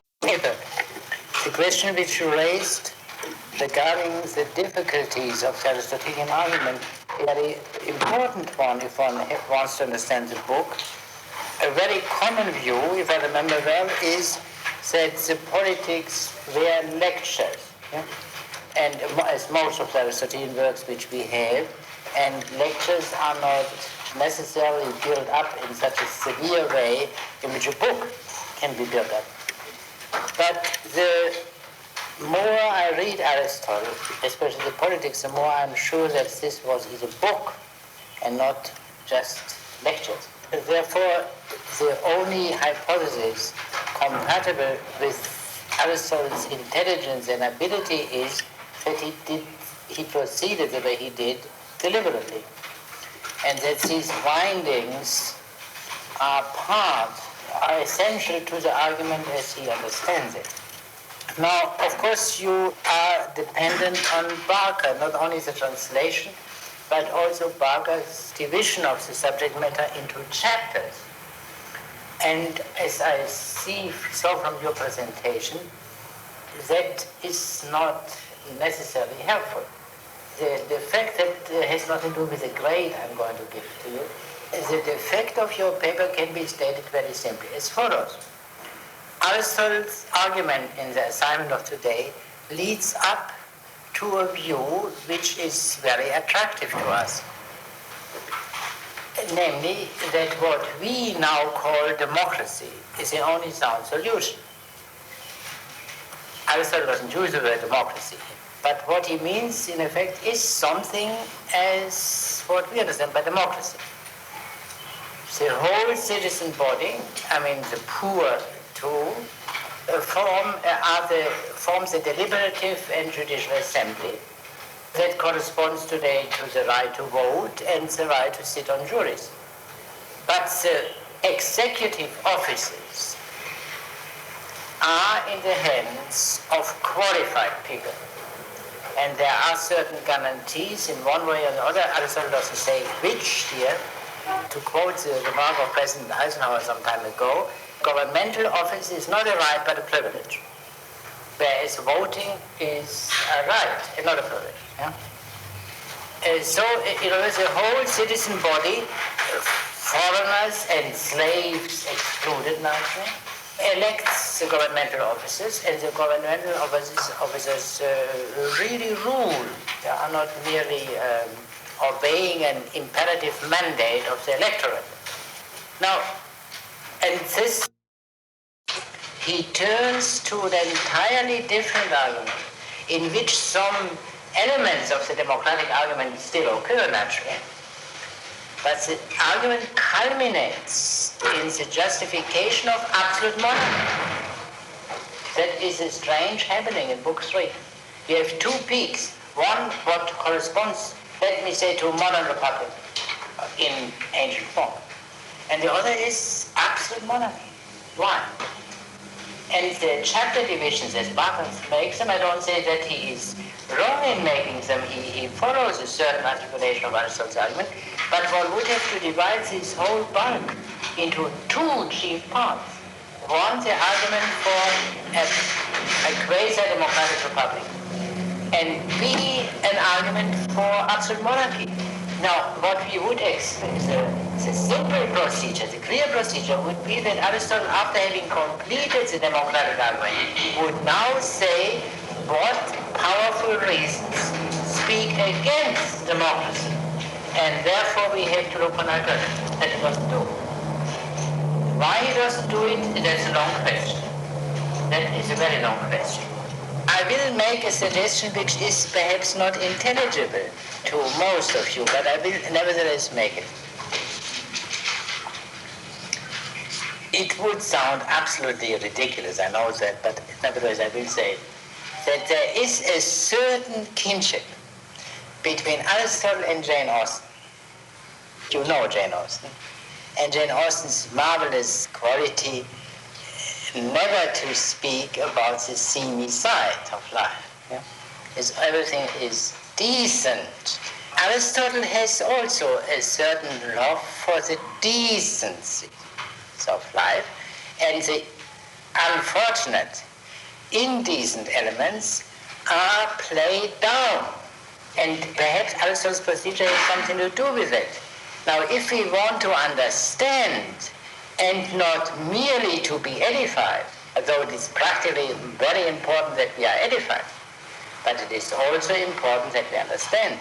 We have to dig a bit deeper and try to recognize these difficult things, these abysses, so to say, which Aristotle does not think it wise to set forth. Aristotle's Politics is not a theoretical book simply. Aristotle's book is practical, just as his Ethics, trying to make people good citizens or good statesmen. The theoretical difficulties involved, the abysses, that is not his purpose to set forth. And one can easily read the Politics without, or for that matter the Ethics, without becoming aware of these abysses. For example, this discussion of the good man and the good citizen can be read, and it is wholly enjoyable and edifying. But that this has something to do with the harsh problem of loyalty, as we know it today. That doesn't appear immediately. You have to think about that. And perhaps we can find something out while going over that. Yes, I think I leave it at these remarks regarding your paper and we turn to the text. The book 3, as I repeatedly said, is the most important book of the Politics, and I'm by no means certain that we can finish the discussion, even our very preliminary discussion today. We might be compelled to devote next meeting still to the third book, and therefore we would have to add another meeting at the end, and it would mean a postponement of all papers. But this does not mean that you should not have ready your papers at the assigned time, because I don't know. I only reserve the right. Now, what we must understand before we go on are certain crucial points from last time. And that's the crucial point is the distinction between the polis, the political society, and the regime. No polis without a regime, nor a regime without a polis. That's clear. Nevertheless, they must be distinguished. Now, let us take a simple example. Yeah, what is the polis first? Well, we know a certain association which is, in the modern sense of the term, sovereign towards outside, toward other cities. It is of fairly small size, but not so small as not to enable its members to develop their faculties fully. You know that. But that is not sufficiently illuminated. I suggested that we, in order to understand the human meaning of the polis, we translate polis not by city, nor still less, of course, by state, and still less by city-state. City-state is only a silly attempt to solve a problem by concealing it, because if we don't know what a state is, how can we know what a city-state is? But by country. The country is, quote, emotional, unquote, equivalent to what polis means in Greece. And therefore it is not the same as society. Because when we speak of country, we don't mean the same as society. It may be terribly difficult to articulate the difference, but we all understand it. And permit me to repeat my example. No one would say right or wrong my society, whereas it makes sense to say right or wrong my country. So that we must understand that. The word which is used by the Greeks as well as by the Romans as well as by the continentals and less in the Anglo-Saxon countries, polis is frequently used synonymously with the Greek word patris, which is in Latin patria, and in English translation fatherland, which is in very common use on the European continent, disliked by some more subtle people because of its crude patriotic implications, but this is a political reality, of course, of the first order. We cannot be squeamish in this matter. The Anglo-Saxon equivalent is the country, sure. Now, the country, let us say, corresponds to the polis. And everyone is supposed to love the country, to devote himself to it, to die for it if need be. Let us take an example from private life to make this clear. Parents and children. They are supposed to love their children, and in many cases they do it without being told. It's a natural love. Just as in many cases people love their country without being told. That is clear and simple. But it becomes complicated. Let us assume the parents have a child on whom they dote, but that's good for nothing. That creates a problem. So the situation would be simpler if the child were a good child. But a child is not necessarily a good child. And therefore there can be a conflict in the parents between their love for their child and their loathing of the child because it is not a good child. Apply this to the country, to the political society. There can be a cleavage between the simple love or patriotism and the dissatisfaction with the character of the country. That's the distinction between the polis and the regime. The polis is neutral, we can say, to the distinction between good and bad. That is not literally true, but let us say this for in itself, the polis is neutral. The regime cannot be neutral, and there must be a regime. The city must have a quality of good or bad, or medium, or best and worst, whatever may be on the rainbow. But if it is not good, a problem is created, and now this is not solved out by Aristotle. The experience in our century has shows it all the time. The people who escaped from behind the Iron Curtain and many other examples which show that these Poles love Poland, but they loathe the Polish regime. Now in practice, of course, it means they abandon Poland. They escape from it. That's the situation always existed, and it was, of course, very familiar to Aristotle because the difference of regimes played a very great role in Greece. You can have periods which are perhaps more happy, perhaps not, in which there is everywhere the same regime. So if you are dissatisfied, you don't know where to go. It can happen. But there are also times in which there are different regimes in different countries, and that was situation today, and was it in Aristotle's time. But you wanted to say something. Yeah, I didn't understand the analogy. What part in the, let's see, we have the parent, child, yeah, and polis, and what else? Parent to child equal to citizen to country. Or fatherland. For making clear this point, yes. I mean, is the problem not clear in itself?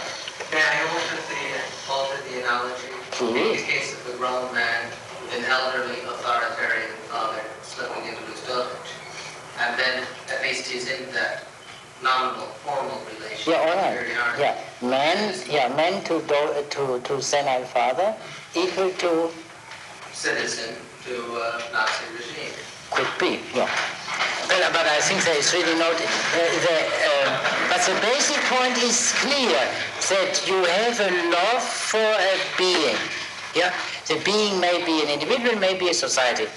Love for a being, and this love for the being is in itself indifferent. Literally, parents can love their children even if they are terrible, or even if they know that they are terrible. That's their suffering. And yet they have necessarily the wish that the children be good, be not terrible. It's a simple thing. That is another one on the private level of the difference between polis and regime. And one can say that the distinction between the polis and the regime, which is very obvious once you think of it, is nevertheless the mystery of politics. All deeper difficulties stem from that. If the political situation were that of a simple member of a tribe to his tribe, no problem would arise. No. Except that consisting in the difference between love, between egoism and dedication to the common good, that would still exist there. But the much more subtle difference is due to the difference of regimes, which in this form requires a much more developed society, a political society. Now, we will have to come back to this problem on a somewhat different level. Now, Aristotle's thesis was then that the authoritative thing is the regime. The polis owes its character to the regime. The polis is, or if we may use convenient expressions from Aristotle's ontology, the polis is in itself the matter. The regime is a form, but the form is that which gives a character to a thing. And the example of Aristotle, which was read last time, is really very illuminating.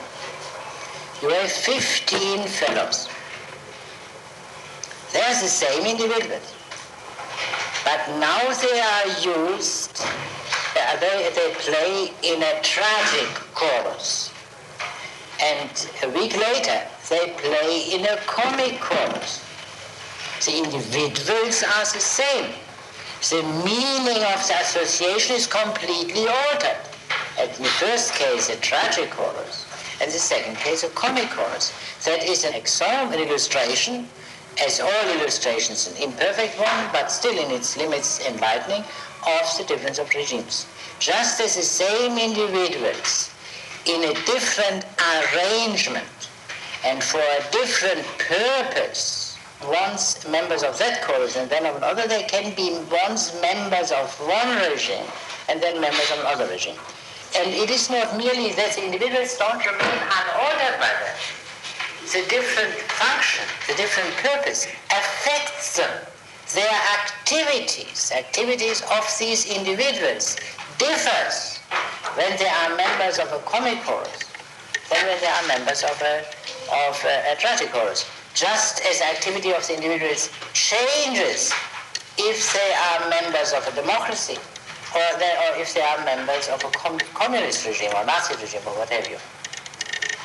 So these are not far-fetched things. These are things which we immediately recognize in spite of the profound changes in present society. Now, once it is understood that the authoritative thing, the thing by which we take our bearings, is a regime, the regime becomes then the key subject of political science, as it was in Aristotle. By the way, it is really the trivial thing which you all know. The exciting theme today, political theme, on which the exciting character of all other themes, political themes, depends, is the struggle between liberal democracy and communism. Everyone knows. Yeah, but if you try to express this in general terms, you have to say it's a difference between two regimes. It is not the difference between a country of the size of Russia and of the size of the United States, or of this racial blends in Russia and that racial blend in the West, or what have you. The crucial point is that this is communism, and this is liberal democracy. These are two forms of regime for which Aristotle, in a way, did not provide, because Aristotle thought only of simpler regimes, and it would be our task, by an analysis which we would have to make, to use the Aristotelian basic analysis of the basic regimes for a proper analysis of what's the difference between liberal democracy and communism means. But to come back to Aristotle, we have to find out we have to get a survey of all possible regimes. That would be at least the most desirable thing if we could have it. Aristotle believes he has it. And the disjunctions from which he starts are those. The rulers are either one or few or the many. And the other consideration is good or bad, meaning directed towards the common good or only towards the good of the ruling group. And so we get this scheme which has been has had a terrific history. I mean, the basis of all traditional distinctions. Now, good, bad, one, few, many, and then we get kingship and tyranny, aristocracy and oligarchy, polity and democracy. Scheme. And it is understood that the sequence of goodness is this. The opposite of the best is the worst. And therefore democracy is better than oligarchy and tyranny, but still bad enough from us. The scheme was already sketched in Plato's Statesman, but not in this almost identical, but not quite identical. And then it was repeated with a slightly different terminology, more attractive to our ears, namely this by Polybius, the Greek historian of Rome in the 2nd century BC. Now, Polybius has it and simply calls this what Aristotle called polity democracy, and calls that ochlocracy, mob rule, what Aristotle called democracy, fundamentally the same thing. And so that is, in a way, the key system of coordinates of the traditional orientation, and I think one should at least mention that. But Aristotle doesn't leave it at this external orientation, because he is the opposite of a so-called formalist. He's always concerned with the substance of the thing. And the point is this. He takes the examples of oligarchy and democracy, and he says the rule of the few and rule of the many is not very helpful. The few who rule in oligarchy are the rich, and the many are the poor. And once you look at that, it becomes immediately interesting and ceases to be, quote, abstract, unquote. Because what do you know when you hear the words few and many? And then you know rich and poor, yet you understand that it's politically important. The formal scheme is used merely in order to guarantee exhaustiveness. And that it does. But it is of no use beyond that. In other words, the distinction in the light of numbers deals merely with accidents, as Aristotle calls it. It is accidental that the few are rich and the many are poor. But the reason why this is politically interesting is not the fewness or manyness in itself, but wealth and poverty. Now, after having made clear these points, Aristotle immediately goes over to that in 1279b to 1280a to a more detailed discussion of two of these regimes. That seems to be one of these, how shall I say, of these irrational, disorderly things which Aristotle does. Instead of beginning at the beginning, kingship first, he begins with oligarchy and democracy. Apparently because, no, he doesn't say anything. But we have seen one thing already at the beginning of Book 3, that when Aristotle tried to define the citizen, he gave first the democratic definition. You remember? And even earlier, he stated the general problem in terms in which the Democrats would state it. Not the polis did it, but the oligarchs did it, or the tyrant did it, which is the democratic argument. And I try to show that this is connected with a certain democratic proclivity of the polis, which Aristotle assumes, and of which we shall hear later. And it also leads him now to concentrate for the time being on the difference between oligarchy and democracy. And in a way, for us today, enlightened or corrupted by the so-called tough realism of present-day political science, Aristotle would have been much better advised to begin altogether with oligarchy and democracy. Now let us see how this works out. That in every political society which is not very primitive, there are the rich and the poor, is, I think, generally granted, and such heroes of political realism like Machiavelli repeated that statement with great force. So Edison says this: the most natural inclination of civil society is either to be ruled by the rich or to be ruled by the poor. In the first case it is oligarchy, and the second case it is democracy. Now Aristotle, being a sober man and not a partisan, says, well, both parties got a point. But that proves, of course, that none of them is simply right. And so we have to seek for an intermediate solution. As we would say today, a compromise.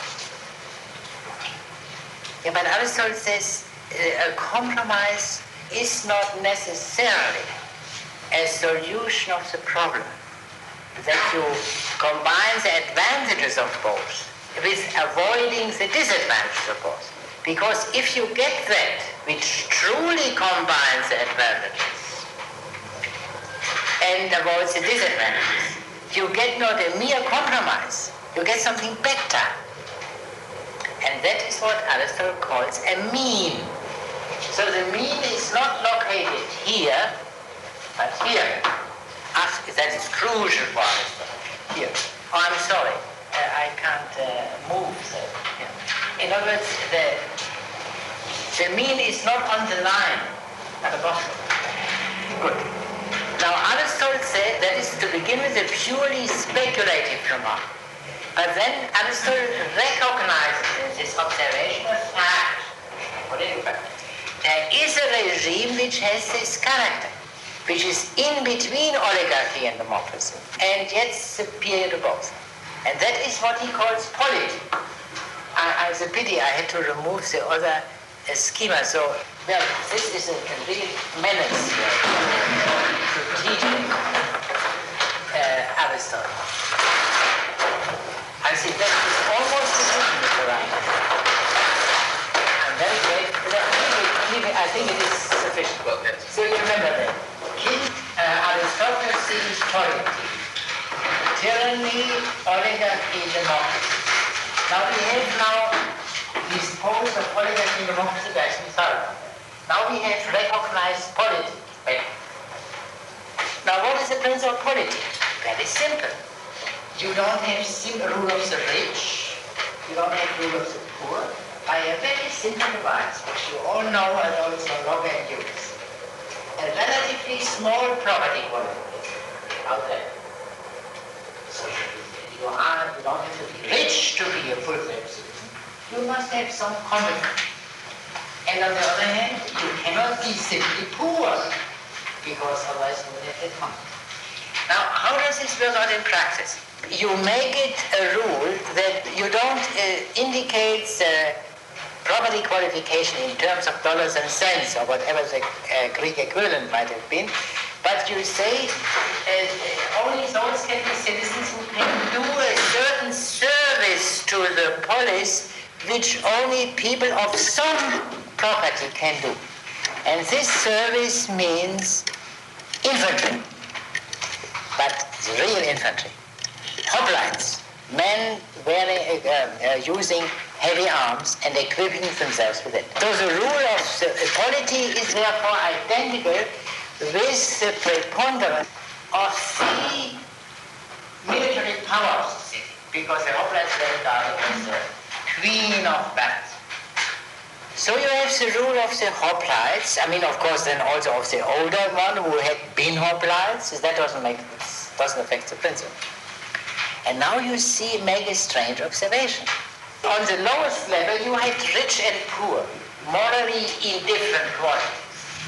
I mean, Aristotle did not believe that the rich are the rational and industrious part of the society, and the poor are the lazy and irrational, as John Locke tried to believe.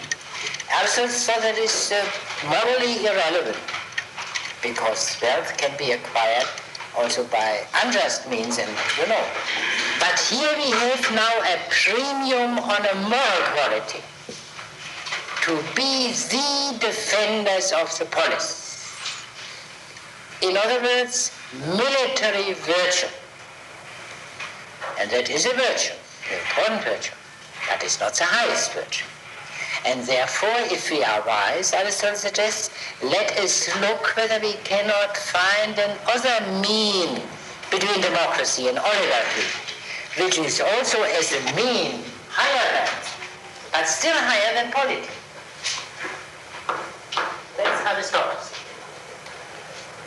In an aristocracy, there would be men, that is a general idea, who are compelled, you can say, by their social function, not only to be the embodiment of military virtue, but of all-round virtue.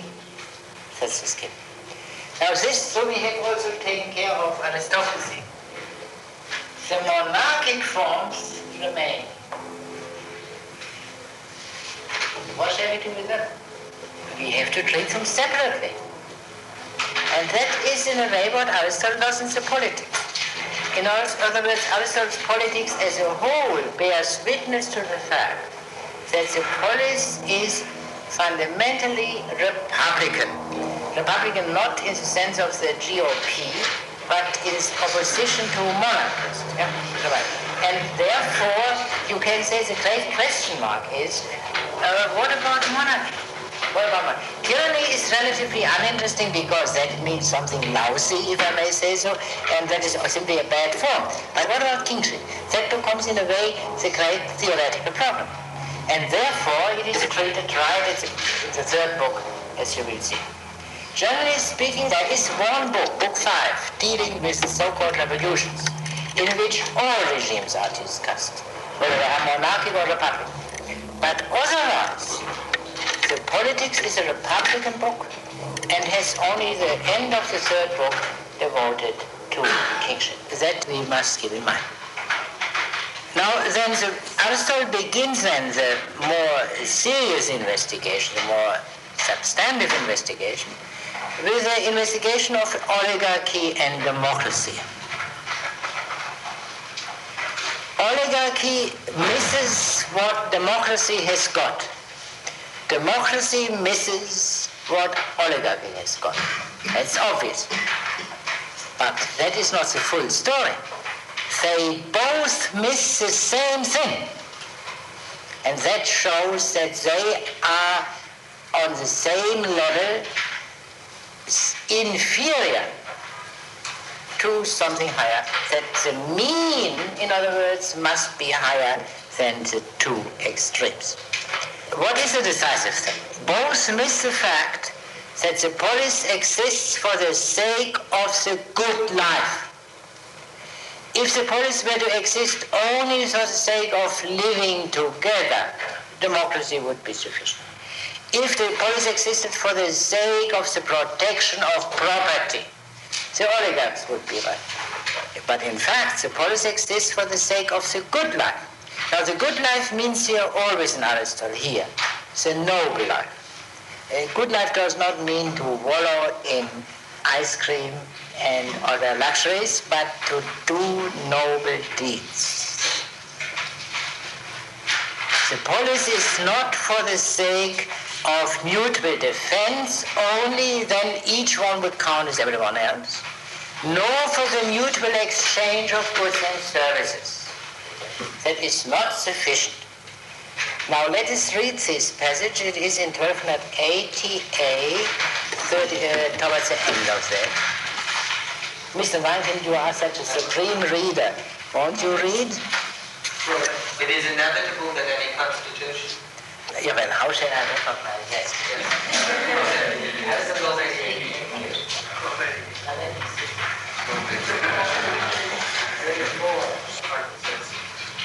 Article 6, page 118. Very good. But the end of the state is not mere life. It is rather a good quality of life. If mere life were the end, there might be a state of slaves, or even a state of animals. But in the world as we know it, any such state is impossible, because slaves and animals do not share in true felicity. And free choice, that is the attributes of the quality of good quality of life. Similarly, it is not the end of the state to provide an alliance for mutual defense against all injury, or to ease exchange and promote economic intercourse. If that had been the end, the Etruscans and the Carthaginians, who are united by such bonds, would be in the position of belonging to a single state. In other words, two independent cities who have some arrangement for the exchange of goods and services would by this very fact be a polis. Yes? And the same would be true of all peoples who have commercial treaties with one another. It is true that such peoples have agreements about imports and exports, treaties to ensure just conduct in the course of trade, and written terms of alliance for mutual defense. On the other hand, they have no common offices of state to deal with these matters. Each, on the contrary, has its own offices confined to itself. Neither of the parties concerns himself to ensure a proper quality of character among the members of the other. Neither of them seeks to ensure that all who are included in the scope of the treaty shall be free from injustice and from any form of vice. And neither of them goes beyond the aim of preventing its own members from committing injustice in the course of the treaty against the members of the other. Yeah, in the course of trade, that is an addition of Barker. Yeah, it's very bad because in order to... Delete out the brackets? Yeah, I think it's better. Yeah. Okay. But it is the cardinal nature of goodness or badness in the life of the polis which always engages the attention of any state that concerns itself to secure a system of good laws well obeyed. The conclusion which clearly follows is that any polis which is truly so called and is not merely one in name must devote itself to the end of encouraging goodness. Otherwise, a political association sinks into a mere alliance, which only differs in space from other forms of alliance, with the members limited distance from one another. Otherwise... In other words, it is an alliance of people living together, and not an alliance of people living in distant areas, yes?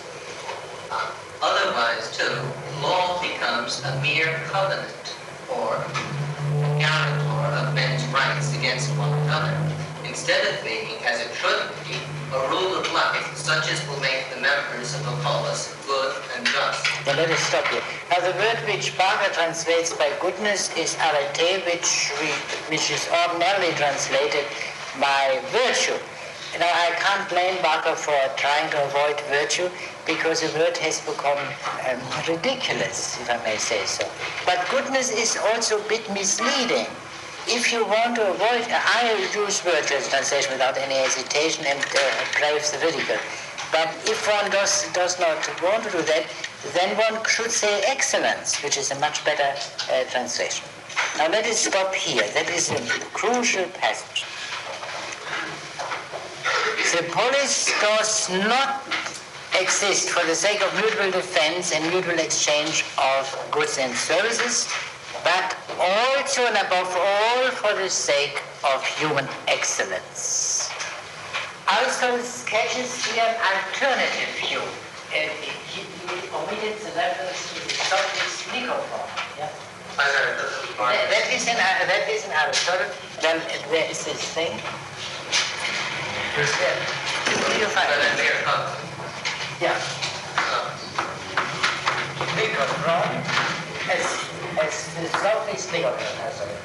He had a different view. He says the city exists merely for the sake of defense and for the exchange of goods and services, and therefore the law is a covenant, a contract. He implied the whole polis is a contract. The people make a contract with one another for the defense, for the mutual defense, and for the exchange of goods and services. Aristotle rejects it. Now he makes another point which is more interesting.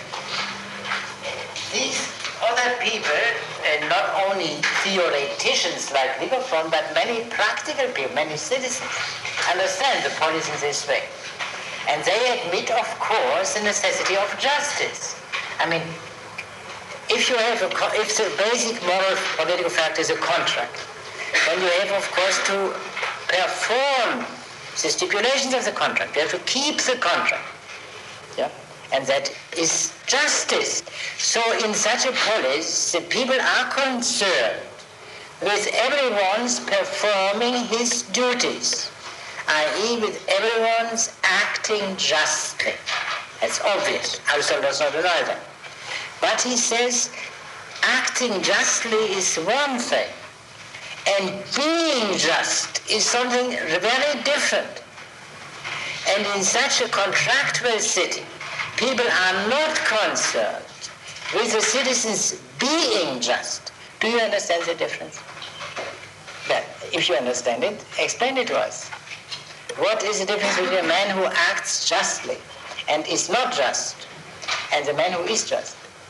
Well, I would think that the difference implied is that there's a difference between the way a man behaves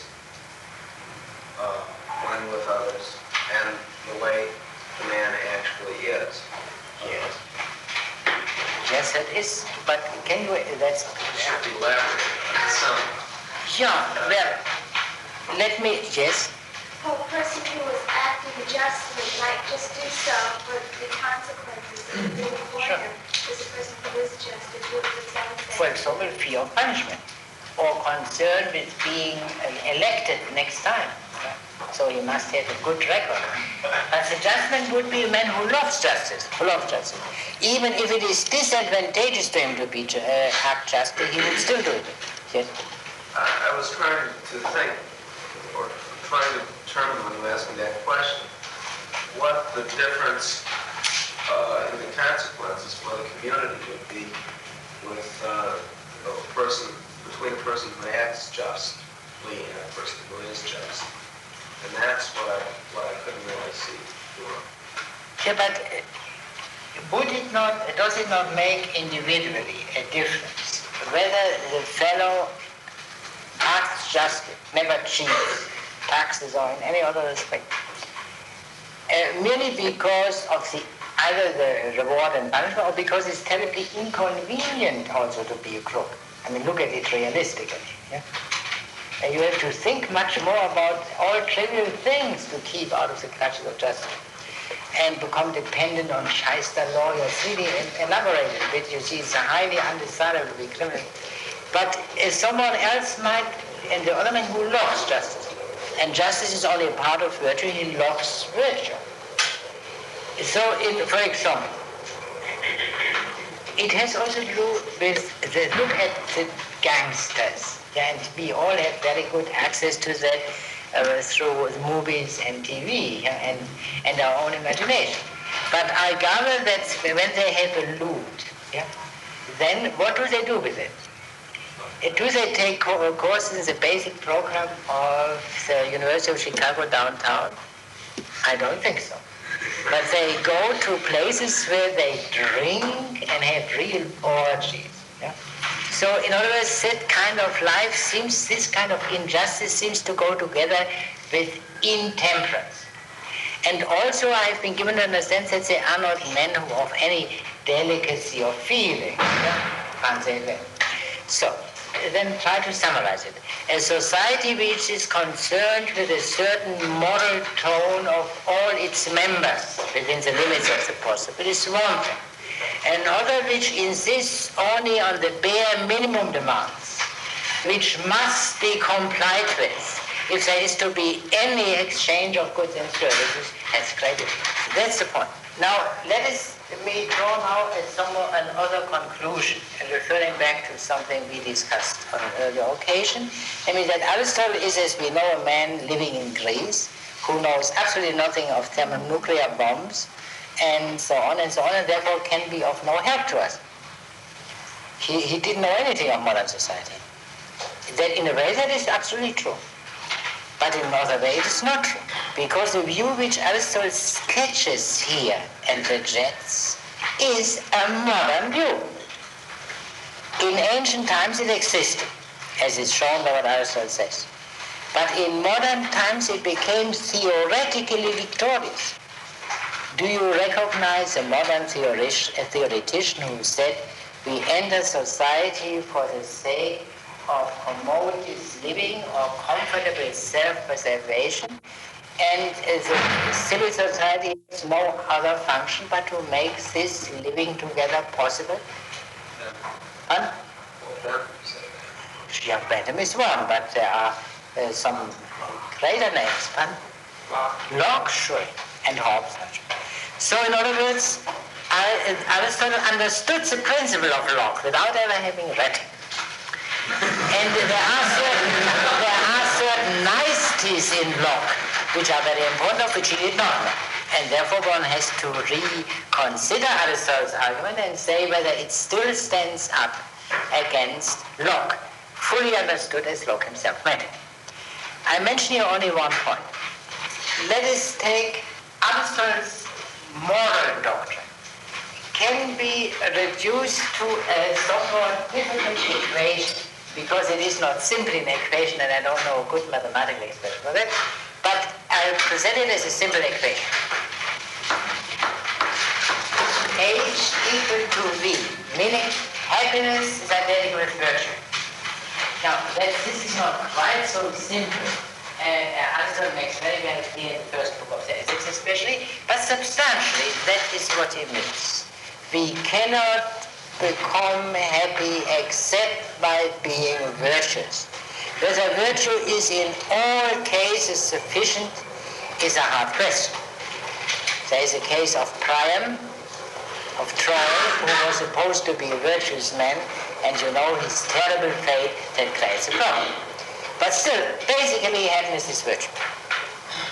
Now what do the opponents, the modern opponents of Aristotle say? Locke. Let us treat it at Locke. What does Locke say about happiness? Locke's pursuing it, but he doesn't talk about finding it. Yeah, that is one point. But the more important point, I believe, is that he says happiness, in our jargon of today, happiness is entirely subjective. For Aristotle, happiness is not subjective. Genuine happiness consists in virtue. There is not, if someone says, I find my happiness in stamp collecting, Aristotle would say, you are a very thoughtless man. Otherwise you would not find your happiness in stamp collecting, otherwise you might enjoy stamp collecting. But from Hobbes' point of view, it is possible to say this man becomes happy through stamp collecting. At any rate, happiness is entirely subjective. How can you have a political science on that basis if the end of man differs from individual to individual? You all know it from today. You can't have it in a way because of, you can have it only in a very reduced way, the value of free thought. That was not, Locke didn't believe that. Locke said, in spite of the subjectivity of happiness, there is something objective, universally valid, applying to all men. I give you a simple example. You cannot be happy if you are not alive. You cannot pursue your happiness, at least in most cases, as most people understand it, if you are prevented from circulation. So you must also have the freedom of circulation. Freedom. And there are some other things. So there are certain, while happiness is radically subjective, the basic conditions of happiness are objective. They are the same form. And these basic conditions of happiness are the aim of political society.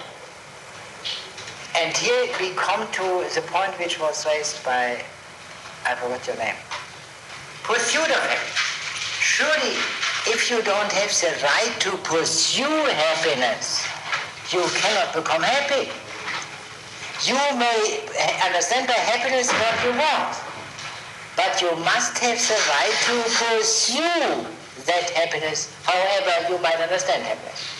Therefore, life, liberty, pursuit of happiness are the universally valid conditions of human happiness, conditions of happiness, and they can be and must be secured by civil society. That's the position of the Declaration of Independence, basically law. Yeah, but what is the consequence of that? I would like to add only one little point as a kind of comment on this famous formula of the Declaration. I believe that Jefferson meant by happiness, and not only Jefferson, but some other people too, happiness really how you understand it, i.e. including also the happiness in the other world. Now the pursuit of happiness in the other world is popularly known as religion. And therefore I believe that the Declaration of Jefferson meant by it also the freedom of religion, which was, as you know, one of his major preoccupations. But this is only impossible. Let us return to that.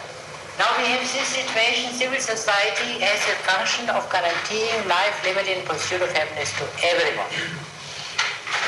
Civil society does not have the function to guarantee happiness. That is a welfare state. And the framers of the Constitution of the Declaration of Independence were not welfare statists, as we all know, and we are every day now. So the actual pursuit of happiness, as distinguished from the right to pursue it, is everyone's private business. Now, obviously, happiness is more important than the conditions of happiness. What is the use of your life and liberty and the right to pursue happiness if you are miserable? On the other hand, if you are happy, you have life, liberty, and pursuit of happiness in the bargain. So we have now a distinction on the basis of this, strictly speaking, liberal doctrine. Because I believe we should not define liberal according to the fashions of each political situation, but in a more principled way, and that is, I think, the liberal view, that society is founded for the purpose of safeguarding certain basic rights of man.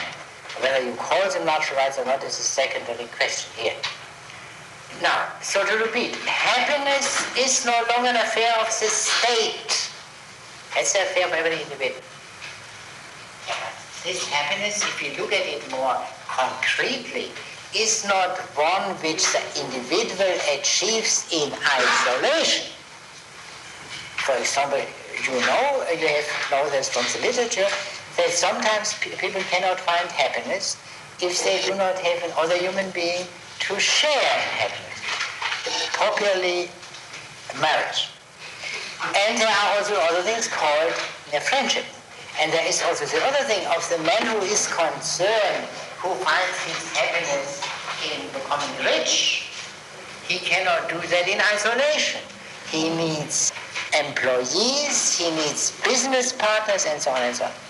So we have then not merely isolated individuals actually pursuing their happiness, but individuals cooperating with one another in a way not regulated by the state.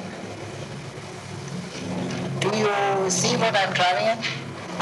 What is the name for that, for the individuals? Pardon? Yeah, that's a legal expression, but it's a thing which comes out of it. Society. So in other words, the liberal concept absolutely stands and falls, but it's a distinction between state and society with the understanding, as though that is not always clear, that society is higher. Because the state guarantees only the conditions of happiness. The happiness itself can only be found in society. And therefore, from this point of view, it follows necessarily that the political is more basic. but also less interesting. The interest is social, not political. Now this, of course, is in constant conflict with the basic facts of human life. Because when we look around, we see that all of us, I believe, admire most not those who who are successful in pursuing their happiness as businessmen or whatever they may be, but those who guarantee the foundations of that pursuit. The esteem for the founding fathers in this country, or I add also the Lincoln, for example, is by far superior to that esteem in which any other individual is held. Because, in other words, we still know in a way that the real McCoy is not the social, but the political. But on the other hand, we also have this situation that, from another point of view, the social appears to be superior. That is it.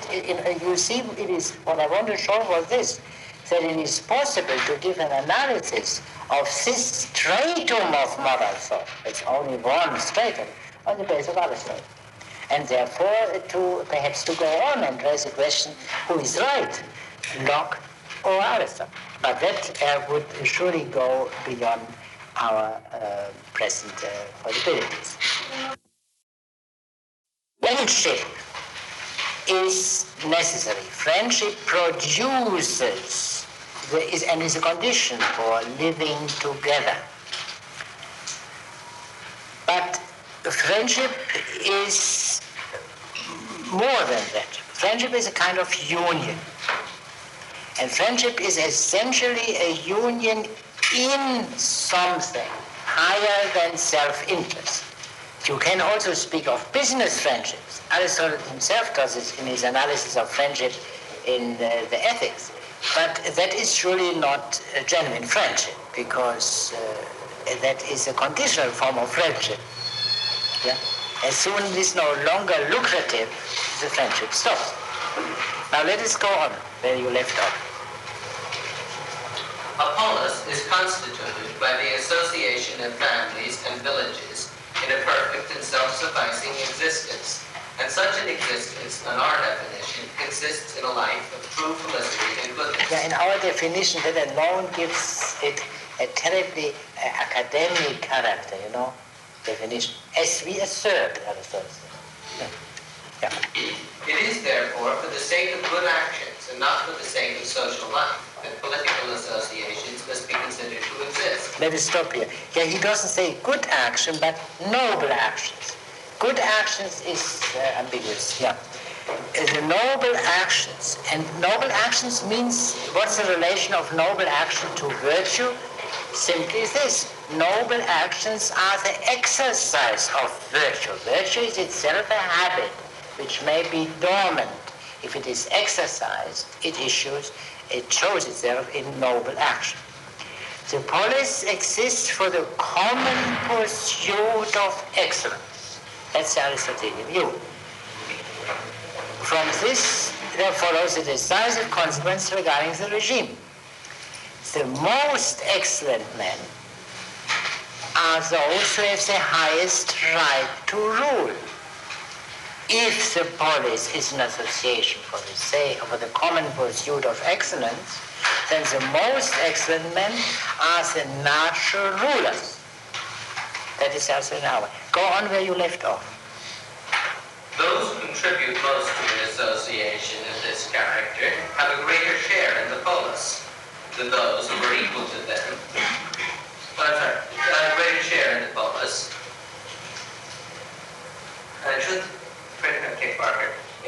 therefore in justice receive a larger recognition from it than those who were equal to them, or even greater in free birth and descent, but unequal in civil excellence, or than those who surpass them in wealth, but are surpassed by them in excellence. And it is stop here. In other words, all kinds of people raise claims to rule on various grounds. A man says, I'm a free man. I was born here and my parents were lived over there. So that's one claim. The others say, I'm rich. Who is paying the taxes? That was, of course, there was another one of the taxes. Who takes care of the ships, of the navy, builds the navy, and builds the temples? The rich. They are the benefactors of the city, more than any poor man can be. They should have the fact. And Aristotle says, no, the highest claim is that of the men of excellence, even if they are inferior in freedom and in birth, meaning in nobility of descent. But still it is understood and implied here that others too have some claim. And that is what the great problem for Aristotle is. On the first level of the argument, there can be no question. The men of excellence have the natural right to rule. Why can we not leave it at that? That would be elegant and of mathematical clarity. Why can't we leave it at that? Why must we give some right to the other claims too? Because they inherit the fact that they have some money, or the fact that they have some money implies that they also make a contribution to society. Yes, that is very nice of you to put it this way. One can express it in a tougher way. Now let us see what you say. There are enough excellent people. Yeah, but still all right. Let's say excellent rule the non-excellent. But there are enough excellent people in Aristotle today. All that is not so. But all right, then we cannot perhaps not have a police if they're not. They also have a certain amount of power, which they. Oh, now you are talking. So they make themselves felt, and that is the point. And we will see further developments of that later on. Bit later, where you left off. I think that's sort of new. A bit later, it's probably a new paragraph. A difficulty arises when we turn to consider what body of persons should be sovereign of the polis. Yeah. The people at large, the wealthy, the better sort of men, the one man who is best of all, the tyrant. But all these alternatives appear to involve unpleasant results. Indeed, how can it be otherwise? One, if the poor, on the ground of their being a majority, proceed to divide among themselves the possessions of the wealthy. Will not this be unjust? No, by heaven, a democrat may reply. It has been justly decreed so by the sovereign. But let us stop here. That the democrat might reply is Barker's addition. Yeah? Aristotle doesn't say that. But I'm sorry, I have the text here. Yeah. Sure, Aristotle simply says what the democrat replies without saying that the democrat replies it. You understand it from the context. And he doesn't say by heaven, he says by Zeus. That is one of the, not as a democrat, by the way, but as a political man. You see, here and in the shortly afterward, there is another sermon by Zeus. These are the only sermons occurring in the Aristotelian writings. It's very interesting. They occur in Aristotle's imitation of political debate. You see, when Aristotle speaks about the nature of frogs, about the essence of motion, and he argues all the time that it's always disputative or dialectical, but he never swears. I mean, as if we would now, in arguing about Aristotle, someone would say that is also by God. That wouldn't carry any weight. But in political discussions, these things come up because why do they carry weight in political debates or in quasi-political debates, whereas they do not carry any weight in theoretical debates? Why do they do that? Because emotion enters into the political debate. Yeah, but still, but who cares for emotions? Why are emotions legitimately regarded as strengthening the force of the argument? I mean, if someone gives a mathematical demonstration and would swear, I mean, that would be wholly imperfect. But if in a political debate, sermons, oaths, or equivalents of them are pertinent, how come? I mean, they are kind of argument, how come? They show how strongly people feel about it. And the strength of the feeling is, of course, a political fact. Yeah? I mean, if people have an attitude, as I say today, that can be very lukewarm and of no political importance, but it can also be a great political power, and that is indicated, for example, by the use of powerful language of both. So here Aristotle gave a sketch of the democratic argument and refutes it at the same time, as he had done before in a different form. The Democrats say the demos has reached this decision, and the demos is sovereign, but that doesn't mean a thing. The decision may be wholly unjust. I mean, whatever we may think about majority decisions, so it cannot, the majority principle does not guarantee the justice of the majority decisions. The majority principle may be a sound rule of thumb, but it can never be more, because there is no guarantee that the majority as a majority will be right or just. That is clear. And you see also the swearing, the partisan, the excited man. And this indicates again what Aristotle is. Aristotle is the arbiter, the calm arbiter between excited people. That is his function. Now then he gives in the sequel, his sketch, we cannot go into all that, the argument, to be repeat, is decisive in favor of the men of excellence, the men of virtue, the better sort, as they were called in former times. Still, can we leave it at the sole rule of the better sort? Would this not lead to the consequence that the majority is disfranchised, therefore dissatisfied, and therefore will be inclined to put down the rule of the better sort? Furthermore, if there is an inherent right of the better sort to rule in their own right, then we arrive at the conclusion that the best individual has a still higher right than the better sort, and he should be the sole ruler. People are aware of that, and therefore they say, you put the question wrong.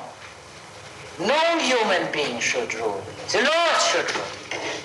A demand which always makes a great impression. But Aristotle thinks it is wholly insufficient. And why? Why can we not say rule of law? Yes? The law itself may be interpreted in our ways in terms of all democratic interests, in other words, being inclined one way or the other. Yes, that's true, but not sufficient. Well, laws can be good or bad. Either bad, rule bad laws would be just no bad. That's also true. But the right is just between what we say. It is not the mere administration of the law, it is the giving of the law. Who is the question, who is the ruler? Means ultimately who is the lawgiver. And the laws will not be politically neutral. There will be democratic laws, oligarchic laws, aristocratic laws. And therefore, the recourse to the rule of laws is theoretically wholly inadequate. And therefore, the regime is a crucial consideration. You cannot leave it as a law. The laws are derivative from the lawgiver. And the lawgiver in modern language is a sovereign. And the sovereign differs in an oligarchy, in a democracy, tyranny, what have you. And therefore the real political question is who ought to be the sovereign? Who ought to be the lawgiver? The question of the laws, very important, is however only a secondary question. Now then Aristotle argues and gives the argument in favor of the rule of the multitude. We can say it's a democratic argument. The main point, collective wisdom is superior to the wisdom of any individual. There is one passage which is particularly interesting in 1281b, line 15.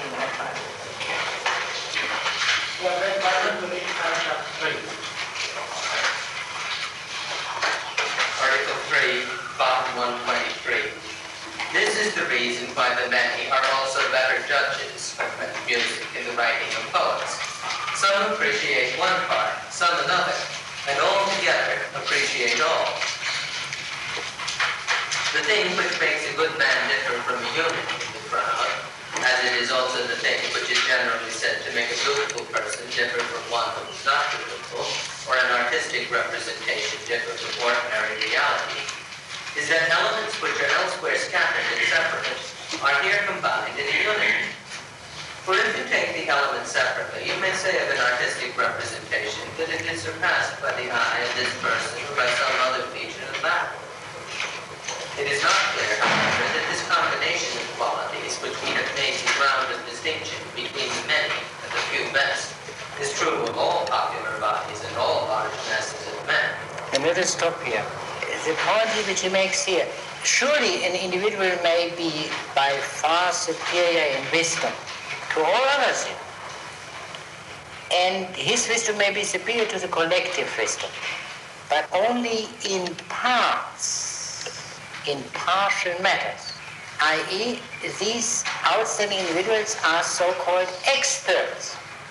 But what we understand by political wisdom is not wisdom of experts. That is a part of the democratic argument which Aristotle does not fully adopt, by no means, which he rather reports and analyzes and which he regards as useful up to a point. The conclusion which he draws then is that Aristotle does not accept the argument in favor of the multitude, even here.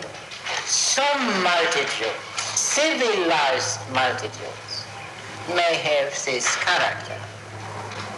And the practical solution, as was stated by Mr. Hurst in his paper, it is a perfectly defensible view to say that multitudes of a certain caliber are capable to form the popular assembly, and there to give the laws and to deliberate generally, and also to act as jurymen. But they must not be elected to the highest offices. And what this in practice would mean, I believe, is this. The laws would be prepared by a council. And this council would not be, that would also be an aristocratic institution. And so that the right of the multitude would be rather to ratify or not ratify the laws, but they would have no influence on the legislation itself. And then Aristotle goes on in this argument and raises the question, can the unwise, the multitude, judge? For example, a physician is to be elected. And must you not be a physician to judge of a physician? Must you not be a political scientist to judge of political scientists? Now the multitude consists of non-knowers, admittedly.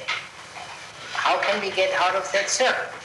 And the Aristotelian solution is a classic solution.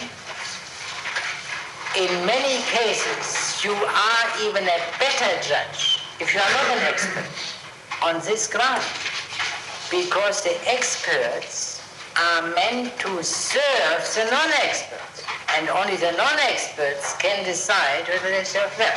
Simple case, a shoemaker is an expert. The non-shoemakers are not experts in shoes. But the decisive judgment on the work of the shoemaker is a judgment of the non-expert, of the wearer of the shoe. The shoemakers may all say that is the most magnificent shoemaker we have ever seen. He produces shoes in no time and out of the most unpromising material, what have you. But if the buyers of these shoes say, we can't wear the shoes, they are right. And not only from a democratic point of view, but obviously. Pardon? Aristotle accept this? Yeah, sure. Then he would be accepting a subjective evaluation. How is this a subjective evaluation, whether you can walk in the shoes or not? If he accepts the principle that excellence is to be determined by the wearer. Not in every respect. For example, let us take a man who is completely unable to appreciate these things. For example, regarding shoes, every wearer of shoes can judge. And every man, or at least almost every man to be exact, can be a wearer of shoes. But if it is a matter of poetry, for example, everyone can listen to poetry, but is everyone equally able to judge of a poetic work? It's a different case. The cruder the things, the more generous judgment. And political matters are partly very crude, and therefore everyone can be the judge. But other things are not very crude in politics, and therefore it's a difficulty. Political matters, you say, are essentially... Many political matters are crude. Because it seems to come into conflict with the assumption that politics is a sort of virtue. Yeah, sure. No, if that is a limit of popular competence, according to Aristotle. Because most people would say that if he gets the right kind of shoes, metaphorically understood, which we can wear conveniently and long, as all we want from the government. But that the government must do more to be truly government. Quite a few people would be dissatisfied with a government which would do not more than that. Take another example, also from everyday life.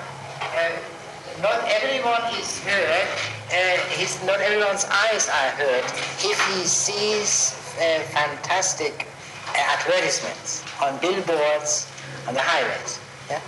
Not everyone is heard by the atrocious singing commercials on the TV. And if then you would say, since people like it, and people might even, the majority of people might even like perhaps so-called obscene things, obscene literature. Would this be, and the man ought to take a simple example. How come that the spitting is abolished, say, and is forbidden in subways, for example? Yeah? Is this simply due to the popular will as such? I really doubt. If at a certain point physicians had not entered and had a decisive say, which did not impose too great a hardship on the commuters, it might never have come through, and so on. So that is not the only, but Aristotle here gives, but your question is in one point, is very pertinent, because it gives us an inkling why Aristotle does not leave it as a democratic argument. Yeah? He presents here an argument for democracy which seems to be foolproof, and yet, without an apparent reason, he goes on to an argument which leads to absolute monarchy. And he doesn't give us a reason. We have to discover the reason for ourselves. You got one point there in what you said. Now, let us see, we have to read at the beginning of 1282b, there is one point which we... 1282b, yeah? Is this made that, yeah.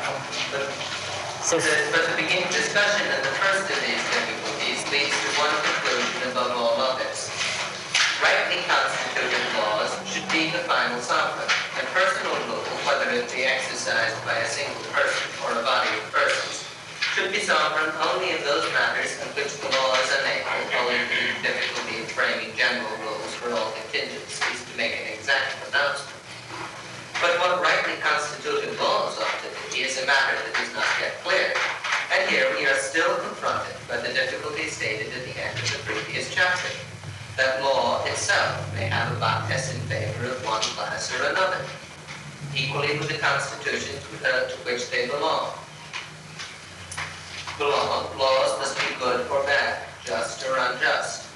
The one clear fact is that laws must be constituted in accordance with constitutions. And if this is the case, it follows that laws which are in accordance with right constitutions must necessarily be just, and laws which are in accordance with wrong or perverted constitutions must be unjust. And that is a more emphatic statement regarding the derivative character of laws. Laws, just as a citizen, are relative to the regime. The fundamental fact is a regime. And therefore, if the regime is fundamentally wrong, the laws must be wrong too, except accidentally, and vice versa. Now, that is one reason why one should not speak of constitution. Because when you speak of constitutions now, especially in this country, you mean a law, the fundamental law of the land. For Aristotle, the regime is not a law. It is a factual order of the society in regard to rule, which necessarily will find a legal expression, but the legal expression is absolutely derivative from the fundamental fact. And there is another point regarding the regime which I should have mentioned last time, but there was so much material that I could not possibly go into everything.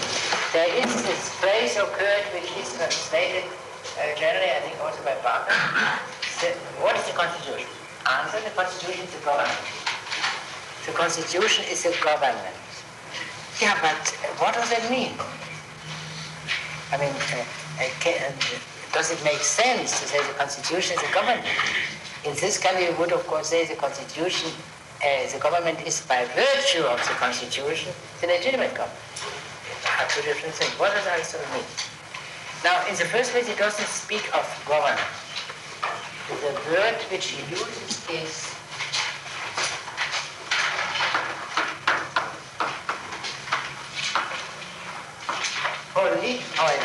politona.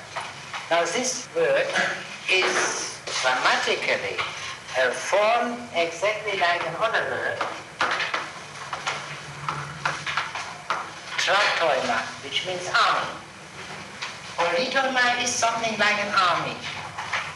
It is a body, the citizen body. The regime is a citizen body. Now, what does it mean? In every city you have many human beings. But not all human beings living in a city form a part of the citizen body. For example, not children, not resident aliens and so on. So, therefore, in every city, the question arises, who forms a part of the citizen body? And this citizen body can have very different structures. For example, you can have a structure which has this color, and so on. One man, one vote. Without any further qualification. Democracy. You also can have it in this form. And let me give an example of these cases. In other words, really stratified. And then it can be all kinds of things. But in the most desirable case, the stratification, the social stratification, would correspond to the natural stratification, if I may use the old-fashioned language. So that those who deserve to be higher are in fact higher. That would be Aristotle. And the other things would be somehow in between. That's the point. The difficulty arises in a strict monarchy, where the only one who has the right to deliberate, to give laws, to judge, would be one man, and all others, no one would be a citizen, and it would be rather absurd to say that the absolute king or the tyrant is the only citizen. No, men are not so foolish. They use other expressions then, as you know from the British. They say they don't speak of citizens, they speak of subjects. And there's a simple semantic solution to this difficulty. Therefore, this remark only confirms what I said before. Aristotle's concern is chiefly, not to say exclusively, with republics, with societies in which you have a citizen body in control, and that is the regime. Now, one more word and then we are through. Let us read the beginning of the next paragraph or chapter, where we left off. No, immediately where we left off. In all arts and sciences, the end in view is some good. In the most sovereign of all the arts and sciences, this is the art and science of politics, the end in view is the greatest good, and the good which is most pursued. Let us stop here. That is truly a new beginning. I mean, that is the way in which Aristotle begins books. I mean, not individual books of parts of a book, but whole books. A real incision, something entirely new. What is happening? The issue, who should rule, has been settled apparently in favor of democracy, properly qualified, as I said before. But then there is here a new beginning. And this beginning speaks emphatically of the sciences and arts. Shortly afterward, there are two references to philosophy. Somehow, in a way which we must try to understand, the picture of politics is, the overall view of politics, is decisively affected by our reminding ourselves of the fact of science. Science doesn't mean quite the same there as it means now, but there is, of course, a kinship between these two notions. I exaggerate greatly in order to make things clear. The quasi-democratic solution would be sufficient if there were no science. That forces us to reconsider the whole issue. We can say this: science or arts, the distinction is here not important. The difference between science and art on the one hand, and political things, such as laws in particular on the other, that is one of the fundamental themes of Aristotle. We have come across it when we discussed Hippodamos' proposal in the second book, in favor of inventions, where Aristotle says the case of laws and sciences and the case of laws differ. That is the one fundamental theme. And the other fundamental theme is that which we have discussed to some extent today and last time, the difference between the polis and the regime. And we will reach a deeper stratum of the understanding of Aristotle when we see that there is a connection between these two fundamental themes. The distinction between polis and regime on the one hand, and the distinction between science and laws, science and political things on the other. So next time we will take this up. Mr. Gray will have his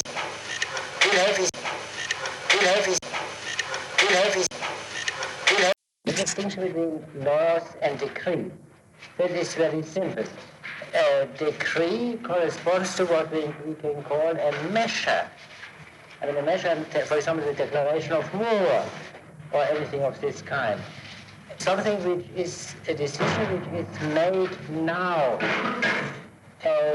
and not with the intention of permanence. A law is meant to be a permanent solution. Therefore, decrees have something in common with judicial decisions, where this individual is condemned on the basis of law.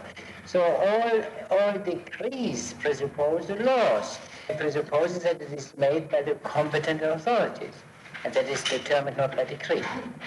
But the laws presuppose themselves the regime. The laws presuppose a legislator. And the legislator, as the origin of all laws, is ultimately not limited by laws. What the modern doctrine of sovereignty says. Because he who can make laws can unmake them. And since he has to, one cannot possibly draw a line on which subject he may or may not make laws, the unforeseeable changes in circumstances. Therefore, he must be considered to be omnicompetent. I mean, Aristotle, of course, the ancients never developed the doctrine of sovereignty. That's interesting enough that they didn't. But something of this kind is implied. So we come back to the legislator. Now, the legislator differs from regime to regime. In a democracy is a citizen body. In a monarchy is a king and all intermediate possibilities. What is behind the regime? Politically, socially, nothing. It's an ultimate fact. Once you go beyond the regime, you come into a kind of chaos where there is not yet any social order. Or there is a sub-political order, individual families or clans, but not yet a civil society.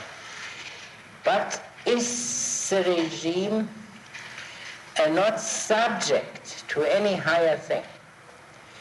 To which Aristotle would say, yes, it is, as is shown by the fact that we are compelled to distinguish between good and bad regimes. Therefore, there are criteria in the light of which we can make the distinction. But do these criteria have the character of law? Answer, no.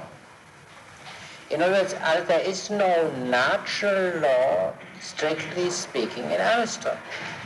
For Aristotle, there is something corresponding to the natural law, but it is not natural.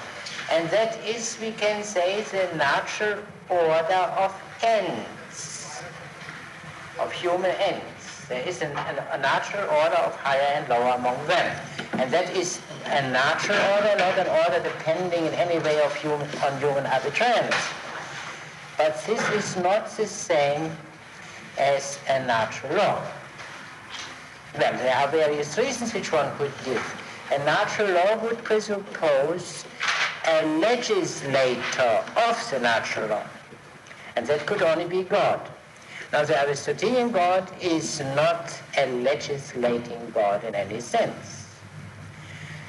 God does not rule, Aristotle says occasionally, by issuing commands including laws. He rules by being what he is, by being the end of everything else, not by legislating. That's one reason which is not altogether negligible. But there are other reasons. Aristotle speaks of natural right in the ethics. Now, let me state this whole issue as far as is possible within the compass of a few remarks. The Aristotelian statements on natural law or natural right occur in two writings of his. One is the rhetoric, and the other is the Nicomachean ethics.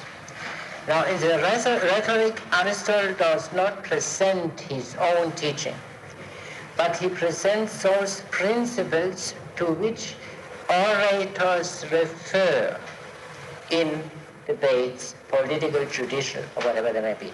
And there, an appeal to a higher law, to a natural law, was common in Greece. And Aristotle therefore presents this way of arguing as he would any other. But that does not present Aristotelian teaching.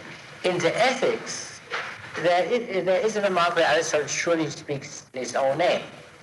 But this is one page, and perhaps the most obscure page in the whole ethics.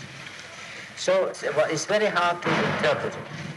And the Thomistic interpretation, which is the most well-known in the West, is not fully borne out by what Aristotle says. Because Aristotle says all right is changeable. And Thomas Aquinas says, yes, that means all right is changeable except the principles of right. They are unchangeable. Aristotle does not say that. And therefore we have an alternative interpretation which was set forth especially by Averroes, an Arabic philosopher of the 12th century, Averroes, Ibn Rushd in Arabic, Averroes. And that's about 1 century prior to Thomas, and the whole Thomistic doctrine is a kind of Christian reply to the Averroistic interpretation of Aristotle. Now, Averroes understands Aristotle to mean that there is no natural right. There are certain general rules regarding which all political societies agree. They all forbid murder. They all forbid high treason and so on and so on. But that is not, strictly speaking, natural right according to Averroes. Averroes' doctrine, by the way, became known to the Christian world in this manner through Marsilius of Padua. Marsilius who wrote around 1324 or so, says to say about 2 generations after Thomas, Marsilius of Padua. And he presents his alternative interpretation of Aristotle more clearly, more in greater detail than Averroes does. So what the conclusion which one must draw is this: it is very hard to find out what Aristotle understands by natural right. Aristotle, contrary, Averroes is wrong to that extent that Aristotle speaks explicitly of natural right, whereas Averroes says that is not natural right. At least there is a difficulty here. That is more or less what we know about it. Everything else is interpretation, which means also there is no longer a literary support. Now, what does Aristotle understand by natural right? If we disregard this single reference in which there is not a single example, given, and so how can we know what Aristotle understood by? Then we have to read the politics as a whole. And we would have to see what does he say about natural. And there we see that there are natural slaves. There is a certain natural order of superiority of the parents compared with the children. There is a certain superiority of the husband over the wife, a natural superiority of those who are by nature better over those who are by nature inferior. That is the content. But there is something else. The Aristotelian teaching regarding justice as a whole. Aristotle makes a distinction between, let us say, commutative justice and distributive justice. Commutation, where the simple case is buying and selling. From Aristotle's point of view, there exists something which has come to be called the just or fair price. The just or fair price is not the market price. The market price may be very unfair, for example, in a period of famine, where people pay exorbitantly much for a piece of bread. There is, according to Aristotle, a fair price which can perhaps be stated to be a composite of the value of the raw material and of the labor involved in producing the thing. And you know that in scholasticism, the whole Catholic tradition had played a very great role. And that is also only one form of the fair price are fair wages. Fair wages are not the wages which you can get at the moment, but fair wages are which really correspond to the quality and character of the service performed and so on. And commutative justice is basically the same as what we could call retributive justice. For example, if someone hurts another human being in a given way, then the hurter must get the same in value, in pain in this case, in loss, more generally stated, as a payee, if you can say that. So here, in other words, the principle of commutative or retributive justice is simple arithmetic equality. Gain must be equal to loss. The shoemaker gives away a pair of shoes, loss. What he must get back, the gain, must be equal. That's the principle. Distributive justice is more complicated. In distributive justice, you have to consider not only the things exchanged. For example, if you hit someone over the head, there is an exchange of blows. Yeah? Takes this in this wide sense. But there is a kind of justice where you have to consider also the persons, where therefore there is not a simple equality, but what I also call a proportionate or geometric equality. The simplest case here would be one which does occur in business relations. For example, two men share a business and have unequal shares in it from the very beginning. Then gain or loss must be distributed not by two equal, but proportionately. If one has four shares to begin with the other one, the gain or loss must be shared as a proportion of 4 to 1. But the main place of distributive justice is public office or public honors. they cannot be distributed equally, that one gets as much as everyone else. But you have to consider the quality of the individuals involved. If someone is better, he must get more, not money, but public honor, authority, and so on. Now these are principles that you can say is the concrete meaning of natural right for Aristotle. Because these principles of justice are not, according to Aristotle, dependent on the human legislator. On the contrary, the human legislator has to take his bearings by them. That's all very nice, but what about the statement in this section on natural right that all right is changeable? All right, hence also natural right. That ordinary civil right is changeable, everyone admits that, there's no problem. But how can these principles of justice be changed? That's the question. Well, one can say they are not always applicable.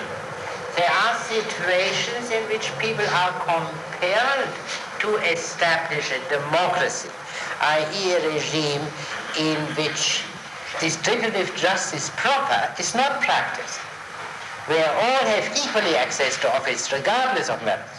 What happens here? In this situation, that is the crucial point, I believe. In this situation, you do not merely make a concession of expediency to justice. In such a situation, this concession itself is just. There is no conflict here in such a case, and it's truly necessary, between expediency and justice. But justice itself is modified. And therefore, while there is a natural right, this natural right is changeable. Natural right properly and simply understood is not always applicable. And if it is not applicable, then you are unjust by insisting on it, because it cannot work. Something of this kind is, I believe, what Aristotle understood by natural right. Do you see that? So it remains, in a way, the criterion. It is the best order, but it cannot be unchangeably valid. Yes. Well, would law necessarily have to be the consequence of a conscious act? I'm thinking that perhaps nature, reality would dictate that which would be conformable to that nature, and in that respect, it would be a law. Yeah, can you give me a single example so that I understand what you mean? Well, you might take the democracy. It would be so composed, various elements in the democracy, so that certain laws conformable to that democracy would be dictated by the very nature of democracy. In other words, its essence. Yeah, but then you get into other troubles, as we will see at least next time, that there are various kinds of democracy. Well, each kind would dictate its own laws. Yeah, but in the moment you go into that, you will come into the question of subdivision of the kinds, and it will become infinite, and there is no use for that. I think leave it at saying that from Aristotle's point of view, there is no natural law. There is something else, and that is reasonable decision. That is what you mean. For example, taking an individual of this subtype of democracy. Yeah? And you can perhaps say something which applies to all individuals of this subtype. Yes, but this would be rational provisions for that subtype. It could not properly be called natural law, because there is no, in the first place, there is no natural tendency toward it, which is also important. Whereas, even in the case of commutative justice, in many cases the exchanges, but in all cases an unbiased spectator would say, that is fair, and there is a certain sense of revolt, of indignation, if that doesn't happen. But the main point, I think, is simply to make this clear. There is no, you see, I must mention other facts. The Greek word for law is nomos.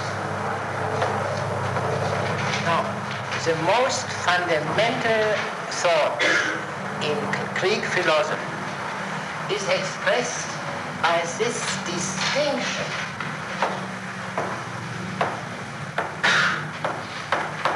nomos, physics, law, nature. The term natural law is, to begin with, a wooden iron. You know, what is by nature is not by convention, and vice versa. And that was a very bold expression which was used by Plato in the Timaeus, for example. Today we are accustomed to it, natural laws, also from modern science and so on. But that was, to begin with, a very bold and paradoxical combination. Another example of this paradoxical character is given by Lucretius, the Roman Epicurean poet, in his poem on the nature of things. He calls the natural laws, in the sense of Newton, let us say, the compacts of nature, reminding us of the original meaning of law, that it is a human arrangement agreed upon by humans. It was a very bold thought. There was a school which developed after Aristotle, and about which people say very much more than the texts warrant. And perhaps the magnitude of the talk stands in inverse proportion to what we know about it. And these were the so-called Stoics. You see, we have no Stoic texts. That's the trouble. The Stoic texts are all very late. Certain things in Cicero, and especially Seneca, Epictetus, and so on. The early Stoics, the founders of the school, we have only very sketchy fragments of them. But there is no question that the Stoics used the term, the natural law, as a matter of course. What it means with them is a very difficult question. The term is, however, constantly used by them. Now, is this sufficient as an answer? Yeah. Was there someone else raised a question at the end of the meeting last time? Yes? I believe that Aristotle says that the end of the stage is to promote virtue or excellence. Yes.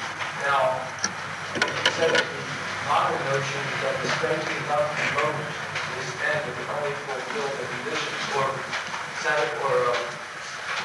ensure the conditions for promoting the end. Now, can Thomas be a model in that he said that the state? No, that has nothing to do with that.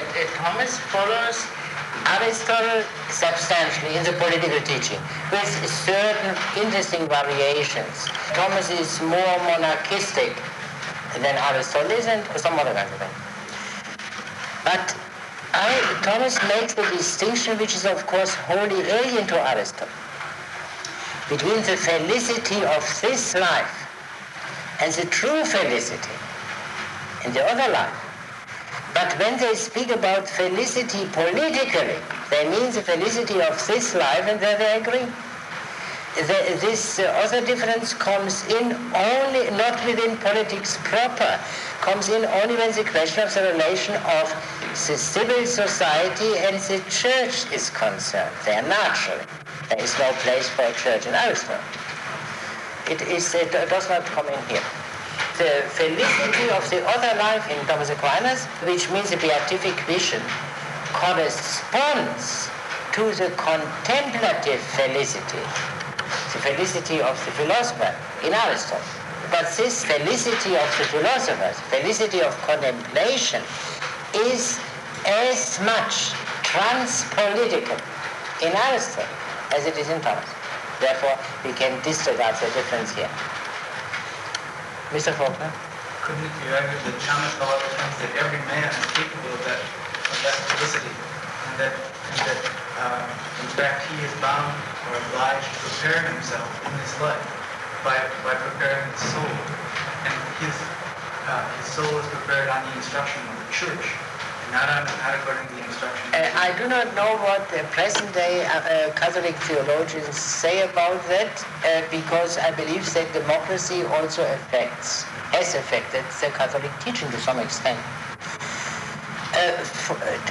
For Thomas, the decisive point is this. I mean, the decisive consideration. Are men by nature equal or not? What does Thomas answer to that? Even prior to the fall, and wholly independently of the fall, would men have been unequal. All the more as a consequence of the fall. So that's it. Whatever the equality of all men before God may mean, it has no political meaning. Just as little as Thomas has no objection to the institution of slavery. No, I think it is intelligible that present-day Thomists try to give an interpretation of Thomas which is rather democratic, much more. But on the other hand, we must make this thing. What is this funny? Oh. No, but I think that is true. But if we want to understand Thomas, we have to study Thomas and cannot take present-day democratic interpretations as substitutes for Thomas. That seems to me elementary, and that we have to do. I mean, for example, my colleague Yves Simon of the Committee on Social Thought, who is a very conscientious scholar, gave once a survey of this in his book, The Principles of Democratic Government. But he makes it clear that Thomas was not a Democrat. He only showed that how a democratic teaching could emerge from Thomas. That's an entirely different proposition. Thomas himself was not a Democrat. Now, perhaps we take up one point with view to the question raised first, and we will return to that later, to that passage. That occurs in the fourth book. Let us turn to 1208 in the fourth book, 1289b. You have no book, that's really disgraceful. Yeah, I wish you are such a good reader. Does anyone not want this book? Yeah, here, Mr. Lang. Thank you. 789b, there is a brief polemics. The context is this: the various kinds of politics, of regimes, he has spoken again. Yeah? One of our predecessors has already advanced the same view, but he used a different principle. On his principle, all constitutions could have a good as well as a bad form. Oligarchy, for example, could be good as well as bad. And going with this principle, he ranked the good form of democracy as the worst of all the good forms of constitution, and the bad form of it as the best of all the bad. Now this someone was no lesser man than Plato. And why he doesn't mention him here is not quite clear. Plato does this in the Statesman, 303a to b. Yes? So in other words, Plato said one kind of oligarchy can be better than another kind. And Aristotle says it's impossible to say that. Seems to be mere semantic, but we will see that something very serious. Now? In our opinion, these two constitutions, in any of their forms, are wholly on the side of error. It cannot properly be said that one form of oligarchy is better than another. It can only be said that one is not so bad as another. Yeah, in other words, what Aristotle means is this: take two sick people. You can't say the other is healthier than the other. Strictly speaking, you can only say he is less sick than the other. None of them is healthy, yes? But we may dismiss for the present this issue of the grading of constitutions in an order of merit. We have first to distinguish and enumerate the varieties of each type of constitution on the assumption that democracy and oligarchy have each several different forms. Secondly, we have to examine what type of constitution, short of the ideal, is the most generally acceptable and the most to be preferred. And here we must also examine whether, besides this general type, there is any other constitution to be found of a more aristocratic and well-constructed character, but suitable nonetheless for adoption in most states. Thirdly, and in regard to constitutions generally, we have to inquire which constitution is desirable for which sort of civic body. It is possible, for instance, that democracy, rather than oligarchy, may be necessary for one sort of civic body, and oligarchy rather than democracy for another. Let us stop here. That's the point I meant. Aristotle has first engaged in a seemingly semantic discussion with Plato. Can you speak of a defective regime? Say democracy. And can say this democracy is better than that oligarchy. And Aristotle says, no, you can't speak of bad things. That one is better than the other. You can only say it's less bad than the other. And now he says, for some people, democracy may be necessary. Or for other people, oligarchy may be necessary. Now, but if it is necessary, you can't change that. You have to adopt it. But now let us look at the other point. What is a defective regime in general? A regime directed towards the benefit of a section and not towards the common benefit. But such a regime, the badness of such a regime is identical with its injustice. So certain in themselves unjust regimes may be necessary. Generally stated, natural right is changeable. Natural right is clear as to what is better or inferior, but that is not sufficient for action. What is intrinsically good may be impossible under given circumstances. Aristotle was the opposite of a doctrinaire. I should have brought up next time, but since we had to discuss Aristotelian teaching regarding natural right, I thought it might be better to mention it now. Now let us return to the third book. If you will turn to 1282b, this neighborhood, I'll tell you the precise passage very soon. After Aristotle had made the distinction between the various regimes, he has come up with a disputation among the various claims to rule, and this culminated in a qualified approval of democracy, a regime in which all citizens participate in the assembly and in jury duties, but in which only a certain elite is in fact eligible for office. The mechanics of that will be brought out very clearly in the fourth book. We can dispense with that now. But then in 1282b14, we have read this last time, he makes a new beginning, and in a very radical beginning, by speaking of all the sciences and arts. And he even refers in the immediate sequel twice to philosophy. Why then does Aristotle reopen the question, the whole question? And this reopening culminates in a plea for absolute monarchy. I suggest this tentative answer. Hitherto we have completely disregarded science or philosophy. That's the same for Aristotle. And that means our discussion was too narrow. If we take science or philosophy into consideration, we will have to revise the result of the previous discussion.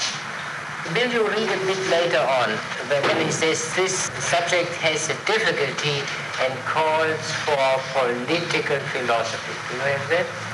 About 10 lines after. But here there arises a question which must not be overlooked. Equals and unequals.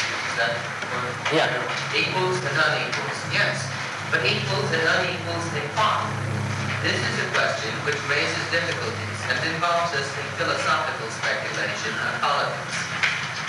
It is possible to argue that offices and honors ought to be distributed unequally on the basis of superiority in any respect whatsoever, even though there were similarity and no shadow of any difference in every other respect. And it may be urged in favor of this argument that where people differ from one another, there must be a difference in what is just and proportionate to their merits. If this argument were accepted, the mere fact of a better complexion or greater height, or any other such advantage would establish a claim for a greater share of political rights given to its possessor. That is not the argument obviously wrong. You know what Aristotle means? He says, men are unequal. And while it is a rule of justice to treat equals equally, it is also a rule of justice to treat unequals unequally. The only question is which equalities are relevant. For example, you can say beauty is, some men are beautiful or women, and others are less beautiful. And you can say the beautiful should have greater share. You know, there are sometimes they look at candidates from the point of view of their beauty or size. It's obvious. Why is the error obvious? What would you say? Well, you are dealing with a political situation. To deal with a political situation, you must deal with it in terms of political value. In other words, beauty is politically irrelevant, and size and so on. Yeah. That's it. And therefore, there is not a party of the beautiful and a party of the ugly. The ugly would perhaps have a nicer name for themselves. But that never happens. And that shows politically irrelevant. And we have gradually to find what is a politically relevant things on the basis of which people can reasonably claim to have preferred treatment. But Aristotle does not proceed this way here. How does he go on? Let's read. He says the error is obvious. And how does he prove that the error is obvious? To be clear that it is, we have only to study the analogy of the other arts and sciences. You see, Aristotle does not refer to the politics. He refers to the other arts and sciences in agreement with this beginning of the arts and sciences. Now, what does he say? If you were dealing with a number of flute players who were equal in their art, you would not assign them flutes in the principle that the better form should have a greater amount. Nobody will play the better for being better formed, and it is to those who are better at the job that the better supply of tools should be given. If our point is not yet plain, it can be made so if we push it still further. Yeah, it should be clear by now. But Aristotle knows that in political matters people can be of hard hearing, you know. So, yes. Let us suppose a man who is superior to others in flute playing, but far inferior in birth and beauty. Birth and beauty may be greater goods than ability to play the flute, and those who possess them may, if unbalanced, surpass the flute player more in these qualities than he surpasses them in flute playing. But the fact remains that he is the man who ought to get the better supply of flutes. Superiority in qualities such as birth, or for that matter wealth, ought to contribute something to the performance of that function. And here, these qualities contribute nothing to such a performance. Yeah. Now we have learned this, that wealth and noble birth are as such irrelevant in the arts and sciences. Are they irrelevant in politics? Pardon? Seem to say no in the last sentence. They are not. Yes, it seems to say yes. They ought to be irrelevant in politics. Yeah? They do contribute something to the performance of the life. As they do. But still, he spoke only of sciences and arts, and there they are irrelevant. Therefore, he suggests, prior to any other apart from any further considerations, since the political art is also an art, wealth and noble birth and beauty should be irrelevant in politics too. Yes? Doesn't he go on to suggest that there may be a relationship, though, between wealth and these qualities? Yeah, sure. Aristotle was not a babe in the woods. But still, why does he go out of his way, as it were, to suggest to us for a moment the irrelevance? Now, I put this question to you. Did this subject come up before? In what? Citizenship. In which form? His definition said that citizenship is not determined by geographical location or by birth, traces of back generations. Yeah, but still, there he said in an oligarchy it is determined by birth, and in a democracy it is determined by birth, by origin of the family, by being a free-born citizen. No, but something else. Where did this question of politics and the arts or sciences come up before? We're going to speak about Marcus Aurelius and the character of law. Mentioned that the analogy drawn from the arts was... Yeah, you must speak louder. When he spoke about Hippodamus of Miletus and whether the character of law was, or drawing an analogy from the arts and science was relative to discussing whether law should be changed or not, he said that the analogy drawn from the arts was false. Why?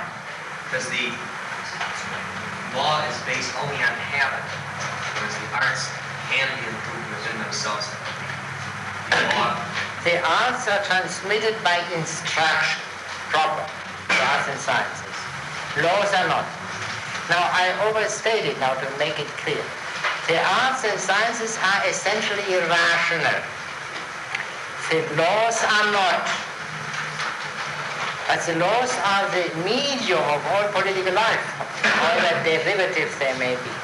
Therefore, the political as political is, to put it mildly, of qualified rationality.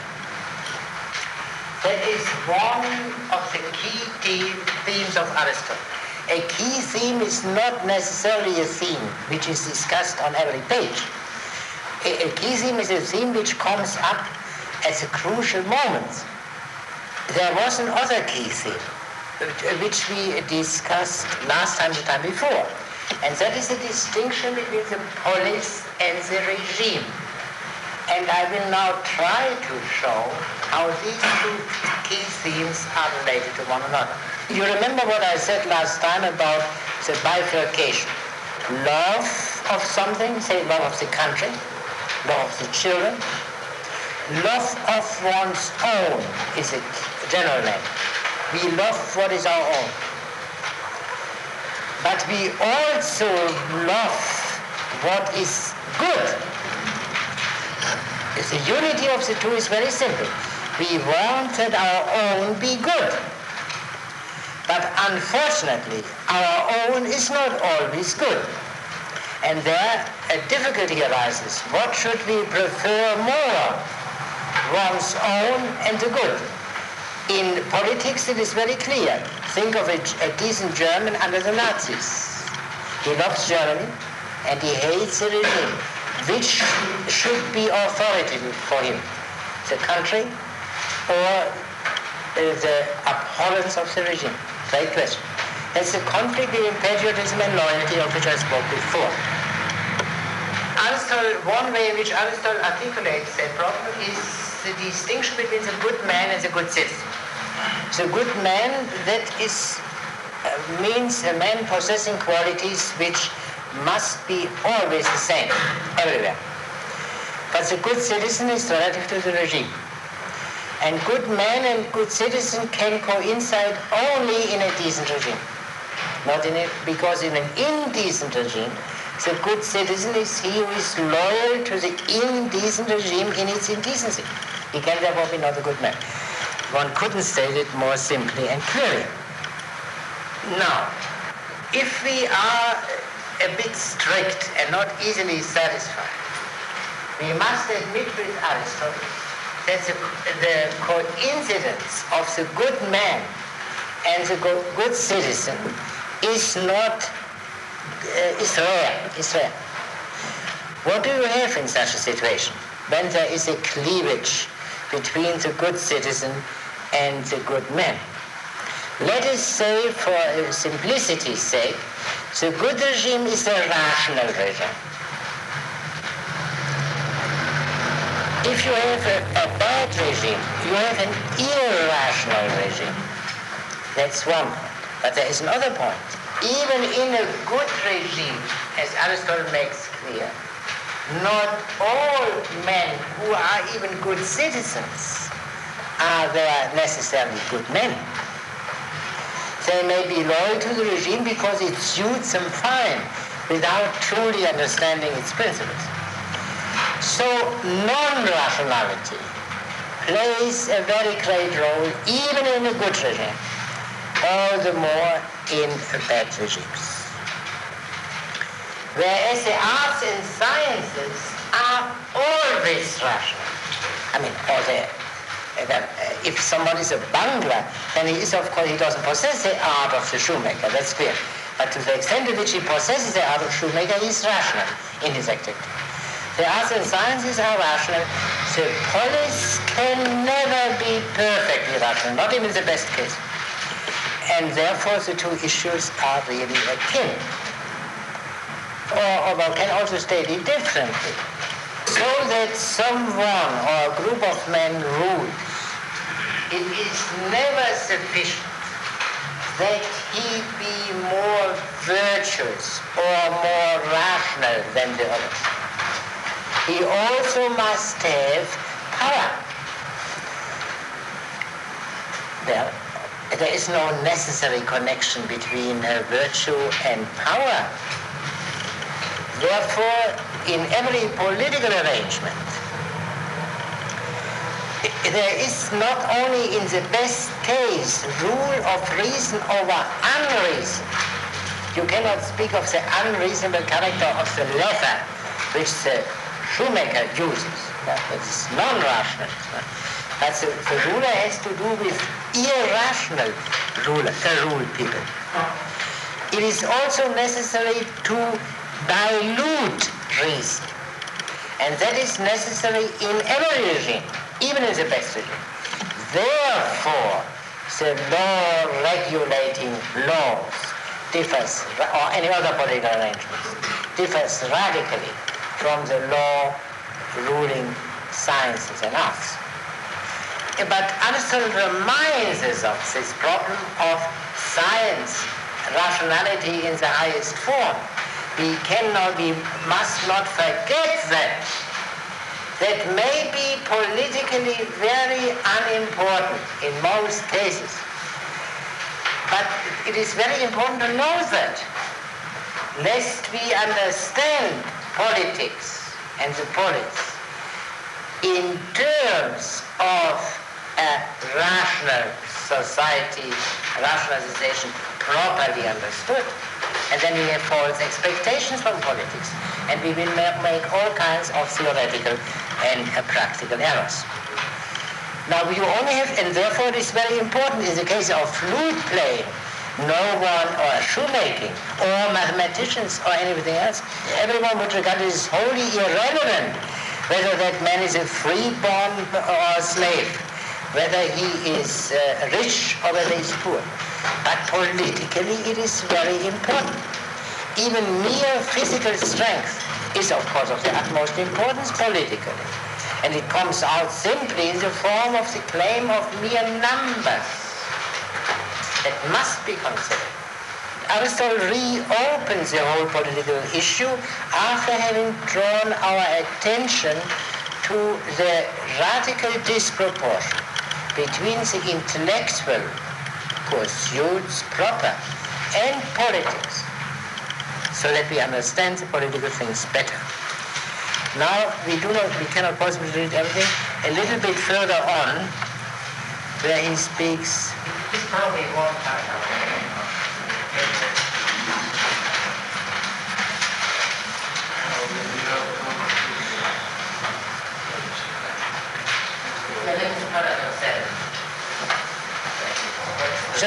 Just go on. This is impossible. It is therefore clear that in matters political, there is no good reason for basing the claim to the exercise of authority on any and every kind of superiority. Some may be swift and others slow, but this is no reason why the one should have more and the other less. It is in athletic contests that the superiority of the swift receives its reward. Claims to political rights must be based on the ground of contribution to the elements which constitute the being of the state. There is thus good ground for the claims to honor and office which are made by persons of good descent, free birth or wealth. You see, silence about the wise, or the wise man. Starting from the political as such, these are the three groups of men whose claims come up first. No? Those who hold office must necessarily be free men and taxpayers. The state would not be composed entirely of men without means, any more than it could be composed entirely of slaves. But we must add that if wealth and free birth are necessary elements, the temper of justice and a martial habit are also necessary. These too are elements which must be present if men are to live together in the state. The one difference is that the first two elements are necessary to the simple existence of the state, and the last two for its good life. So you see here how, quote, realistic, unquote, Aristotle is. Yeah? You can have a society in which virtuous men properly understood and wise men are not there. But you cannot have a society without free men and men of some property and so on. Now, then Aristotle in the sequel, it takes up the discussion and states a case for each of the three. We do not have to repeat that, because we had parallels of this before. Let us turn towards the end of 1283a, where there begins a new point. But there is a further claim that may also be urged.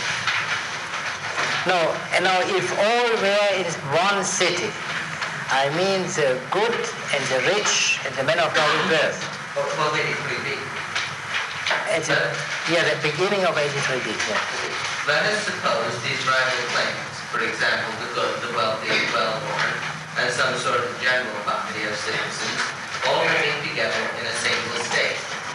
Will they fall to disputing which of them is to govern, or will they agree? This issue is not a matter of dispute in any of the constitutions mentioned in our previous classification. These constitutions differ in virtue of the different groups being sovereign, one of them distinguished by sovereignty being vested in the wealthy, another by its being vested in the good, and so for each of the rest. But the question we are discussing is different. It is a question of determining who is to govern when different groups are simultaneously present. Suppose, for example, that the good are exceedingly few in number. Now let us stop here for one moment. Now what does Aristotle mean? In every actual society, the question is settled. Who governs? What is the ruling group or the combination of ruling groups? So therefore, in any given society, that is no question. But we, people like Aristotle, must open it. Why? That is a theoretical question. The theoretical question, we can say, is that which is not necessarily raised by the actual politician and legislator, but which is necessarily raised by the teacher of legislators. Yeah? Because the teacher of legislators is not limited to the conditions existing here or there, but to all possible conditions. He must be open to all possible conditions. The situation which Aristotle describes exists, of course, potentially everywhere. But it becomes actual only in situations approaching civil war. There you have an established regime which is called into question. And therefore, the question which Aristotle raises is fundamentally the hottest iron everywhere. Because it is everywhere a regime is settled, a constitution is established. But the theoretical question never can take the constitution for granted and must go back behind it. Now let us go on. How Aristotle... Suppose, for example, that the good are exceedingly few in number. How are we to settle their claim? Must we only have regard to the fact that they are few in the function they have to discharge? Or must we therefore inquire whether they will be able to manage this thing, or numerous enough to compose one? And you see already the thing which you know anyway. Rule of the virtues, at first glance the only reasonable proposition, is a problem. It is not a problem in the arts or sciences, because there it is clear that those good at the job are to be preferred regardless of any other consideration, but not in the polis. Now, why is this so? We can perhaps put here the main reasons together. Why is, starting from the ordinary facts of life, why is a claim based on virtue, or on knowledge rather, not the only politically relevant claim? Whereas a claim to be a physician or a shoemaker always presupposes something.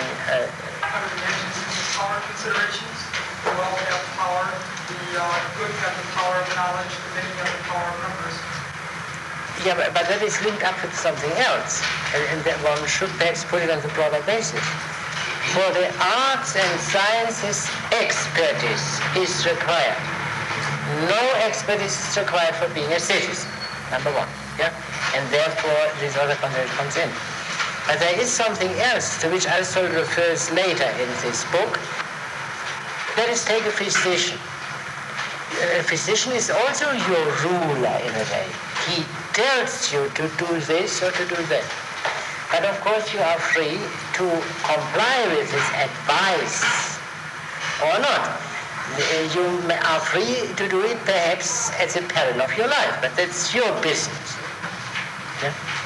Still, in the moment you have the feeling that the physician does this because he gets money from a drug firm, from a drug manufacturer, out. So in other words, you assume that the physician's self-interest is perfectly taken care of by his getting a honorarium, a fixed honorarium, for giving you the best advice. Therefore you trust him. But if there were any danger of his having some ulterior motive going beyond the honorarium, you would not trust him. Now let us apply this to the political matters. The government has a much broader sphere than any expert has. Health and life are important things, but still that is not the whole of our interest. The government somehow has our whole fate in its hand. That's the sovereignty. And secondly, and that is an equally important consideration, there is no question of a limited self-interest, as is the case of the physician. You must not think in terms of government officials, including the President of the United States. You must really think of the ruling body, whoever they may be. They are necessarily self-interested in a way going much beyond the self-interest of the honest physician. That is the reason why one cannot leave it as a consideration of the rule of the virtues. And secondly, the point which you brought up, right, is the importance of mere force. No expert as expert can apply force. And the government, by definition, can apply force. Now let us turn a little bit at the end, Reverend 83b, towards the end.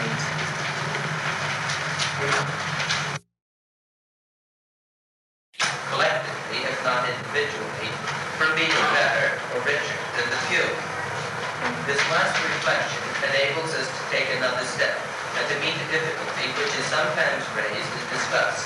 The difficulty is this. Suppose that the many are actually better taken as a whole than the few.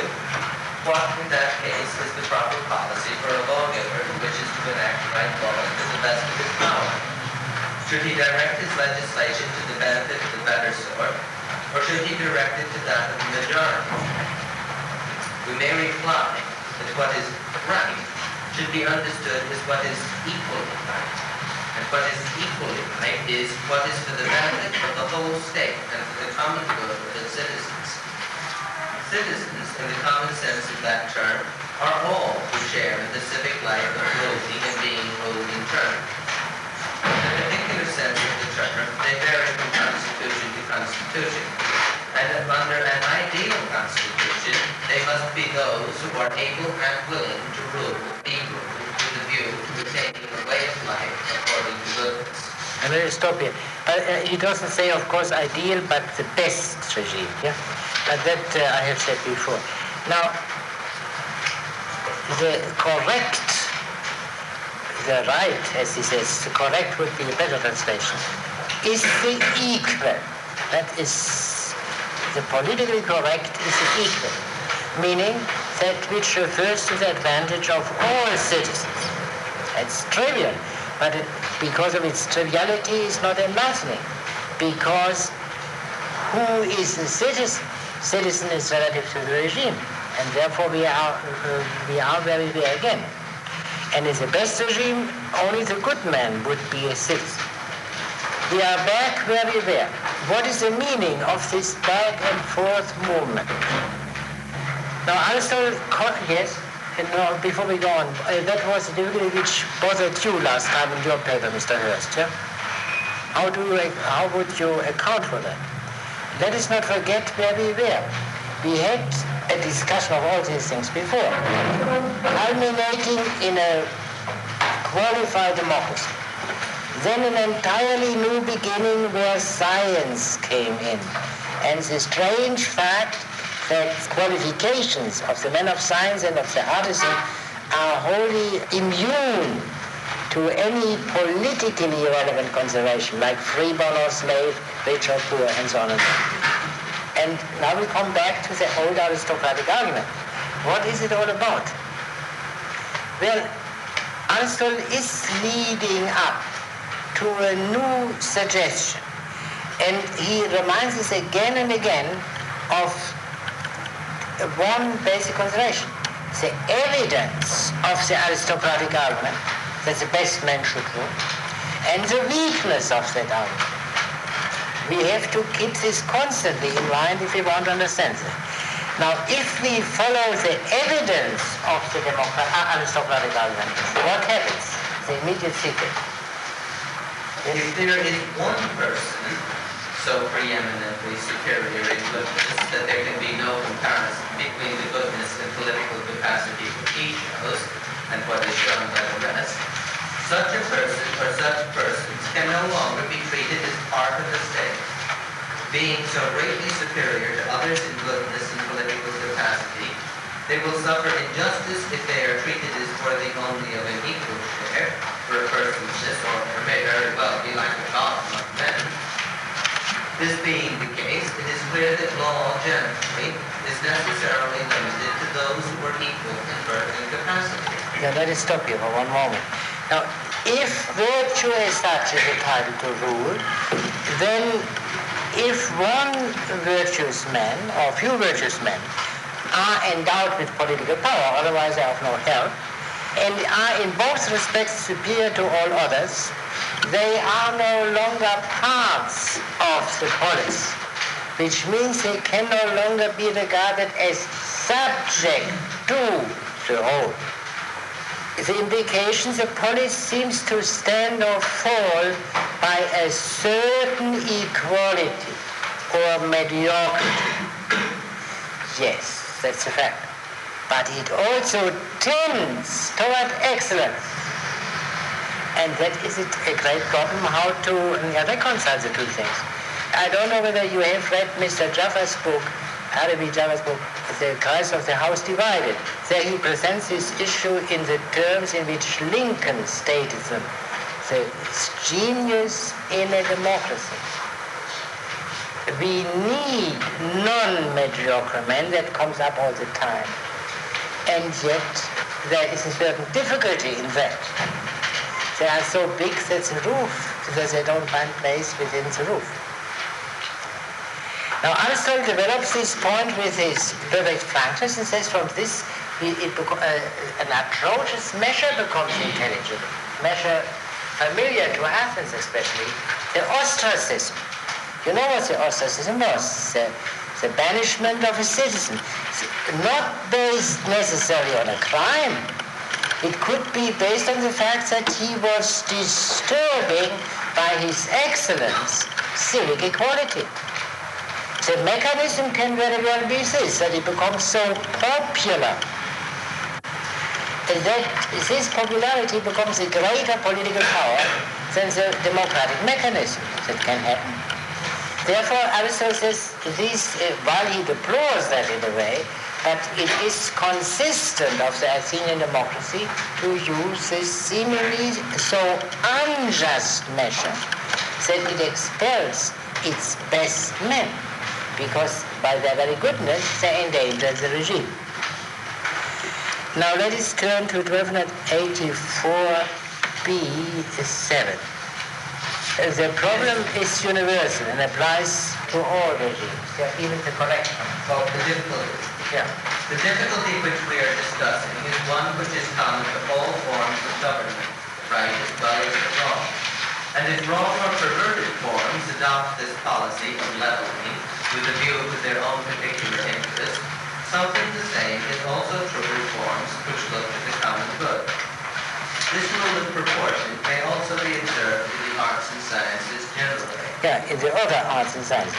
You see, he comes back to that theme constantly in this book. That is, we must enlarge our view and consider not merely the political things, but also the non-political or trans-political things in order to understand better the political things. Yes? Go on. A painter would not permit a foot which exceeded the bounds of symmetry, however beautiful it might be, to appear in a figure in his canvas.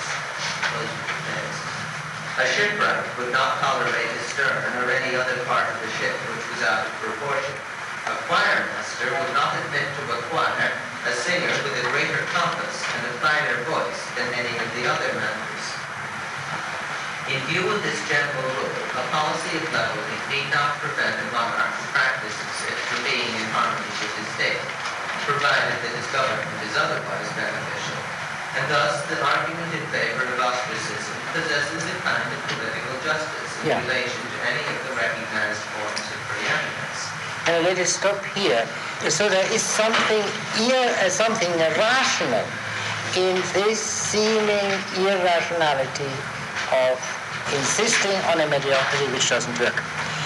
But the better solution, Aristotle says, in the immediate sequel, would of course be to give the government to such an outstanding man and to make him the sole ruler in the city. If he surpasses all his fellow citizens as a god surpasses men, he should be treated as a god. One second. This is a transition to the discussion of kingship in the sequel. So kingship comes in here then via the question of the man of supreme excellence. And the question of supreme excellence comes in the context of a consideration of the arts and sciences. I take this to mean this is Aristotle's way of discussing the problem of the philosopher king. There is no philosopher king in Aristotle, but there is a kind of political reflection of the philosopher king, the man of supreme political intelligence and supreme political virtue. Is this not a case which must be taken into consideration? Aristotle's silence about the philosophers is very important. That philosophy is trans-political is absolutely essential from Aristotle's point of view, and that is perhaps the most important information, negative information, the politics contains, that philosophy is trans-political. Philosophy is trans-political, fundamentally for the Platonic reasons. But first, Mr. Hurst had a point. No, I was just going to say, because his argument more or less running on the vein that this is more or less a question. Is his argument running on the vein that where it is very reasonable and rational for the society to try to preserve itself, or for the polis to preserve itself in the very terms of the polis itself, the just course is to make the preeminent man total reverse. That he says here. Whether the qualifications to that will come later in the discussion of kingship. I mean, Aristotle is not, how should I say, a schoolmaster where every sentence is susceptible of being quoted out of the context. It's a movement of thought where you cannot arbitrarily stop. You have to follow the whole thing. And he is not afraid at arriving at very paradoxical conclusions within the process of thought. Now, here then there begins the discussion of kingship, and that is the only discussion of kingship we have in the book, because later on in Book 5, he discusses the destruction and preservation of all regimes, and therefore also of kingship. But in the other books, in Book 4, 6, 7, and 8, they are strictly Republican for the reason I've given before. There is only one point here which we should mention, and near the beginning of the discussion of kingship, that is probably the next chapter. The kind of kingship to be found in the Constitution in Sparta. No. Perhaps it is well. Oh, the verity. Yeah. It will perhaps be well. You see the undogmatic tone of Aristotle. Perhaps it will be well. We could also proceed differently, and of course Aristotle wasn't tossed coins, he has his reasons, but it is not hard and fast. Yes? To make a transition and to proceed to consider kingship. Government by a king is, in our view, one of the right constitutions.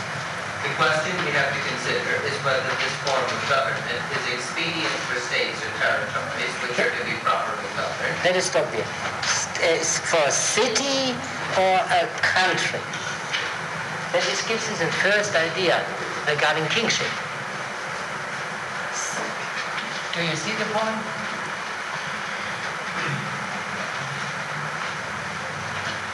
Do you see the point? City or country?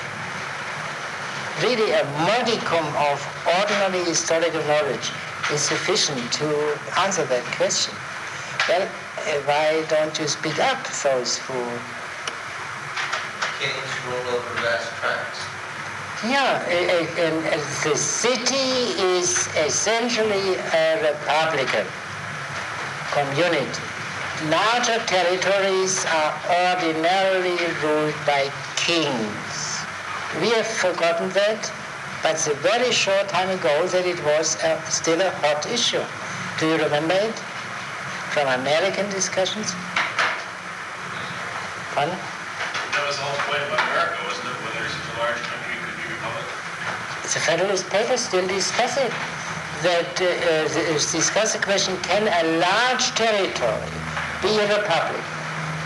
The first time that you had a republic which was not a so-called city-state was this country. Because you can't count the few years of the French Revolution where France was a republic, you know, and because that failed. The American experiment, which remained an experiment at least until Lincoln's time, as Lincoln knew very well, America gave the first proof that there can be a large state which is a republic. But if it is true that the polis is the highest form of political or social organization, as Aristotle maintains, this implies already a certain question mark regarding kingship. You will find another argument later. What's so difficult? Policy in which sense, now? Pardon? If the policy in which sense is the highest form? A fundamentally urban society, which of course... Using it as a kind of city. Yeah, sure it's a city. Only not a state at all, but simply a city. Yeah, that's very important, it's urban. Otherwise, it is a village society. Yeah? You can have such a tribe living in villages and forming a political unity that existed in Western Greece. Aristotle gives some examples. That's not a polis, properly speaking. People must lead an urban life, which doesn't mean that all citizens must be city dwellers. They must have their land. You know, the peasants or farmers, however you call them, and they are citizens. But the center And the part which sets the tone for the whole association is the city. That is clear. That is essential also. Yeah, now, is there any other point regarding this? Yes? As Aristotle saying here that, or as he implied, a city should be republican and his country should be a kingship, or is he just saying this is the way? That he does not develop, but I think he would say there is a natural tendency of the larger territory to be monarchically ruled and of the smaller society which is surveyable. That's the word which he used, which is well surveyable. In other words, where there is, the details would be roughly this. You can have freedom only if there is a high degree of mutual trust. And trust, in order to be well-founded, must be based on acquaintance. And acquaintance requires living together. You do not have to know, as I said on a former occasion, every other fellow citizen. But it's enough that you live together with people who live together with these other people. And so there is this community. And you can easily recognize the problems of our very large societies, and especially our very large metropolitan areas, in these reflections. We see now the difficulty. We try to get this degree of familiarity by TV, for example. There you see the presidential candidate whom you are not likely to see, likely to have seen in earlier times. The question is TV acquaintance? True acquaintance.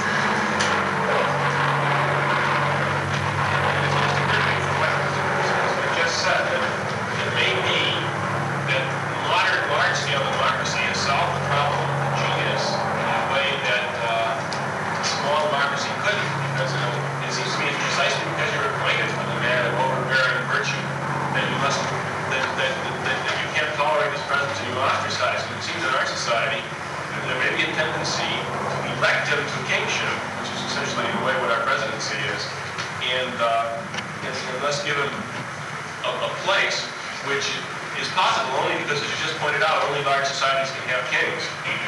Yeah, but on the other hand, I heard something about a two-term law, to prevent the development of kingship.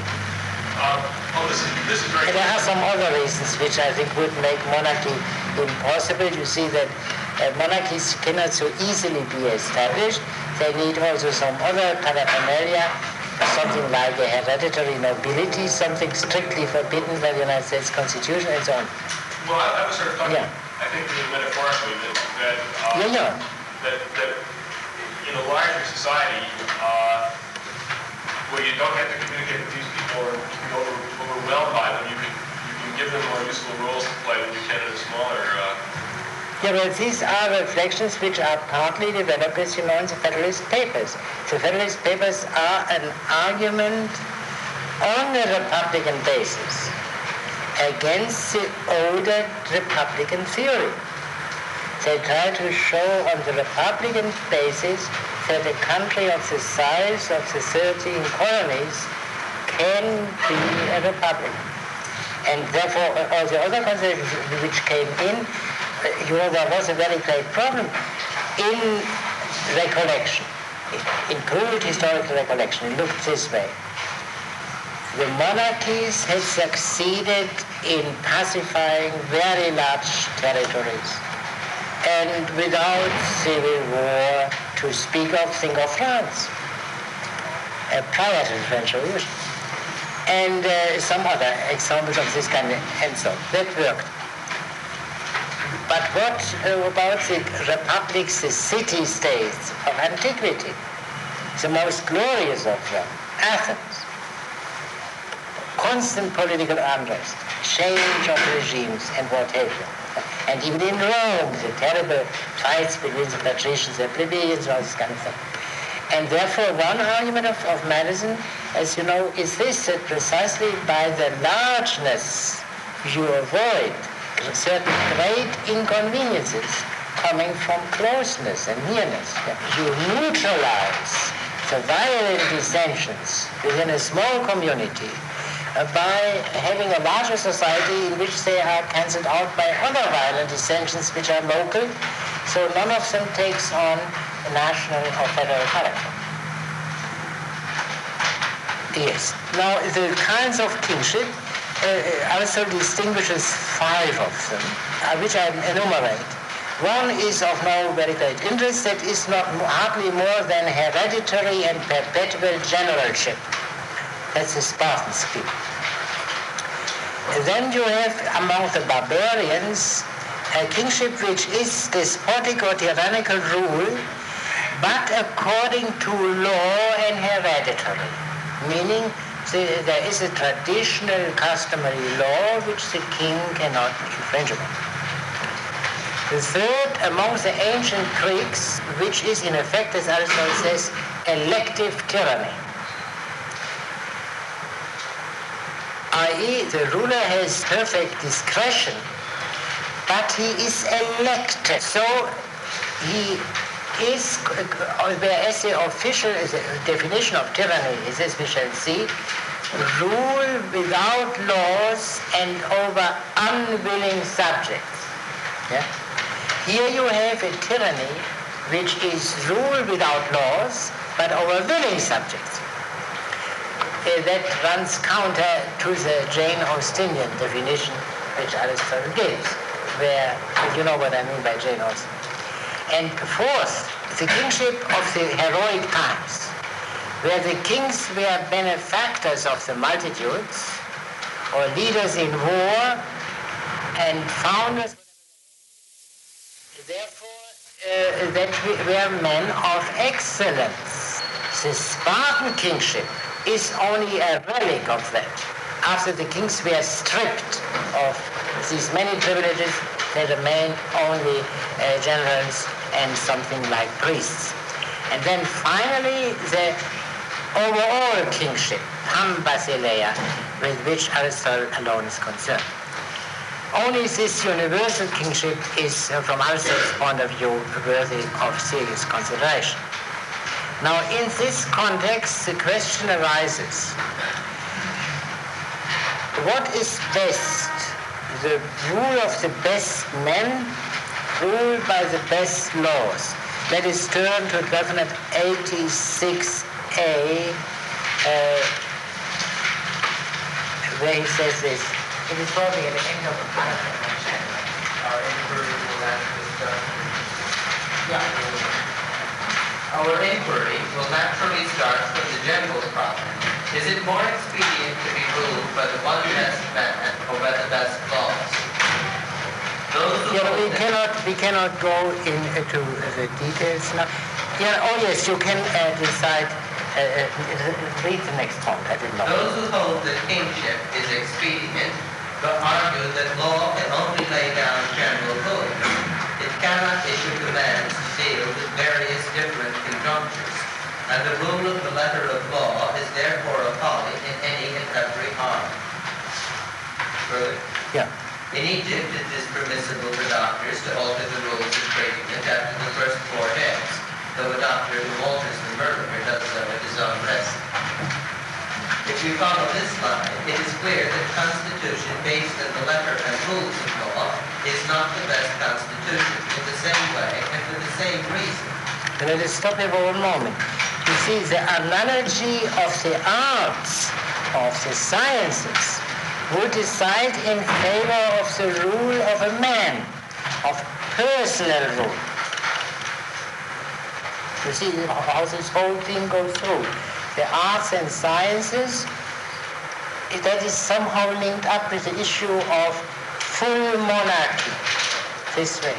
The most knowing man should rule, i.e. he should not be hampered by anything. The thought is perfectly reasonable. A wise man limited by laws, that means you limit wisdom.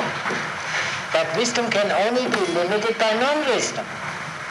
So if you don't have wisdom, the absolute rule of the wise man would of course be preferable.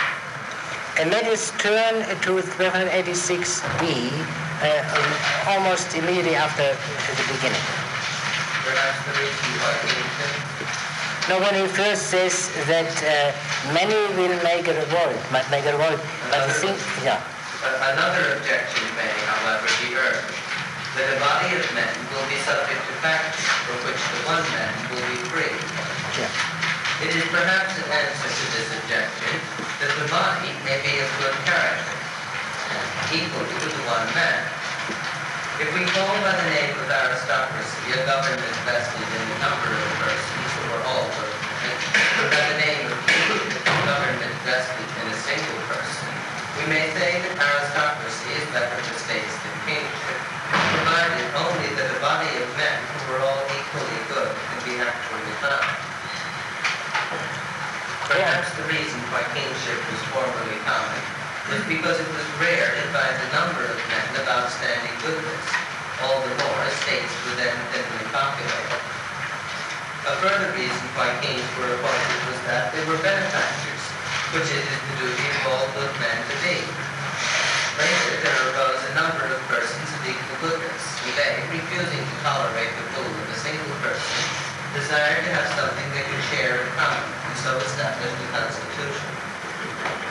Later still, they The Constitution means here one special regime which is called polity. You know, the rule of hoplites, I explained this last time. A democracy with a property qualification. Yes? Later still, they deteriorated in character. They enriched themselves with the public property. And it is to some such argument, the honor in which wealth now began to be held, that we may reasonably ascribe the rise of oligarchy. At a still later stage, there was a change from oligarchies to tyrannies, and then from tyranny to democracy. The reason was that the members of the government, greedy for the gains which all conferred, limited it to a narrower and narrower circle, and by this policy they strengthened the masses until they rose in new numbers and established democracies. Nowadays, when states have become still larger, we may almost say that it is hardly even possible for any other form of constitution to exist. Except democracy. Except democracy. Yeah. Now, this historical survey is, first of all, in general agreement with what actually happened in Greece, you know. The tyrants came in Athens, for example, in between the rule of the old families and the emergence of democracy. But that is not our point here. The crucial point is first this. Kingship belongs to the olden times, when this situation was not too rare to find a single man of outstanding qualities. But with the development of civilization, that became the exception. There were always a plurality, i.e. more than one. And therefore kingship lost its basis. Today it is so that democracy is, also today, meaning his day, democracy is almost inevitable. Aristotle knows that, you see, he is open to the facts, but he refuses to ride on the wave of the future.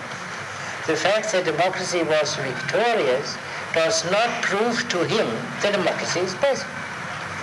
For him, the proper medium for a city is an aristocracy. Now, and he makes here quite clear that an aristocracy is also in a way old-fashioned. Yeah, he says so. So, in other words, a good political period, the period more favorable to the best political arrangements, was in the past. And what does this mean? Does Aristotle have a reactionary, retrograde, however you call it, philosophy of history? What about the life of the mind? Because a real reactionary would say also the thought of the past was superior to the thought of the present. What does Aristotle think about the thought, or the highest thought, of the present and the past? Well, Yes? Well, I would doubt that you claim any necessary relationship, because if what you maintain is true, that philosophy is, as you say, trans-political. Yeah, that is true, but it is perfectly true, but we can state it more simply. What is the peak of philosophy according to Aristotle? Very good. So, in other words, the present. So you have then this relation. The peak of the polis does not coincide with the peak of thought. There is no simple harmony between political life and intellectual life. Yes. Does he say in the politics that he feels that the peak of philosophy is his own thought? Pardon? Does he say in this book, in the politics, that his philosophy is his own thought? Has reached its height with himself? No, there's no occasion. You see, here he addresses primarily gentlemen, men willing and able for political activity, including that of legislators. He does not primarily address philosophers. That's a practical book, in spite of the fact that it also addresses philosophers, but not them primarily.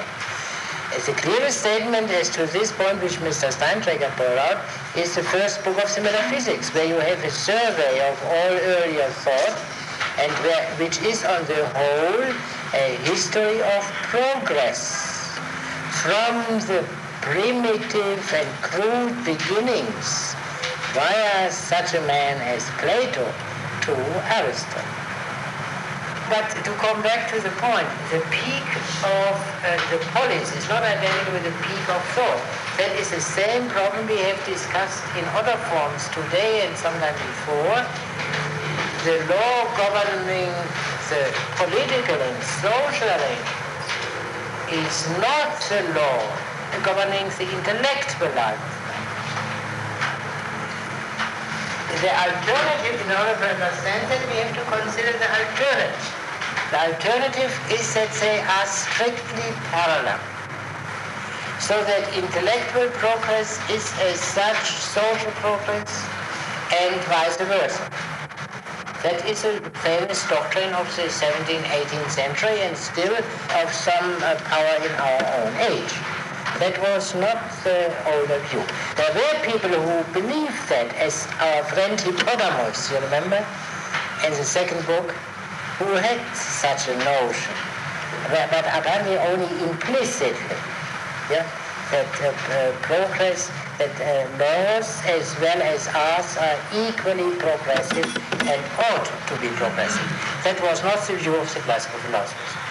The whole notion that reason, science, enlightenment is a very important, if not the most important, social bond was wholly alien to the classics. It became very powerful in the 17th, 18th century, where the notion of enlightened self-interest was developed beginning from such people like Hobbes and Locke and culminating in a way in utilitarianism. And where there was implied, of course, there is a perfect harmony between society and enlightenment, between society and science and philosophy. And in our present society, this is no longer explicitly stated very frequently at least, but it is tacitly presupposed. Yeah? The emphasis may be more today on technology than on science or philosophy, but since technology is so obviously dependent on science, it amounts to the same thing. Yeah, it be simply, what is the time? Yeah, then we must. I will mention only one point, and that is, let us look at the end of Book 3.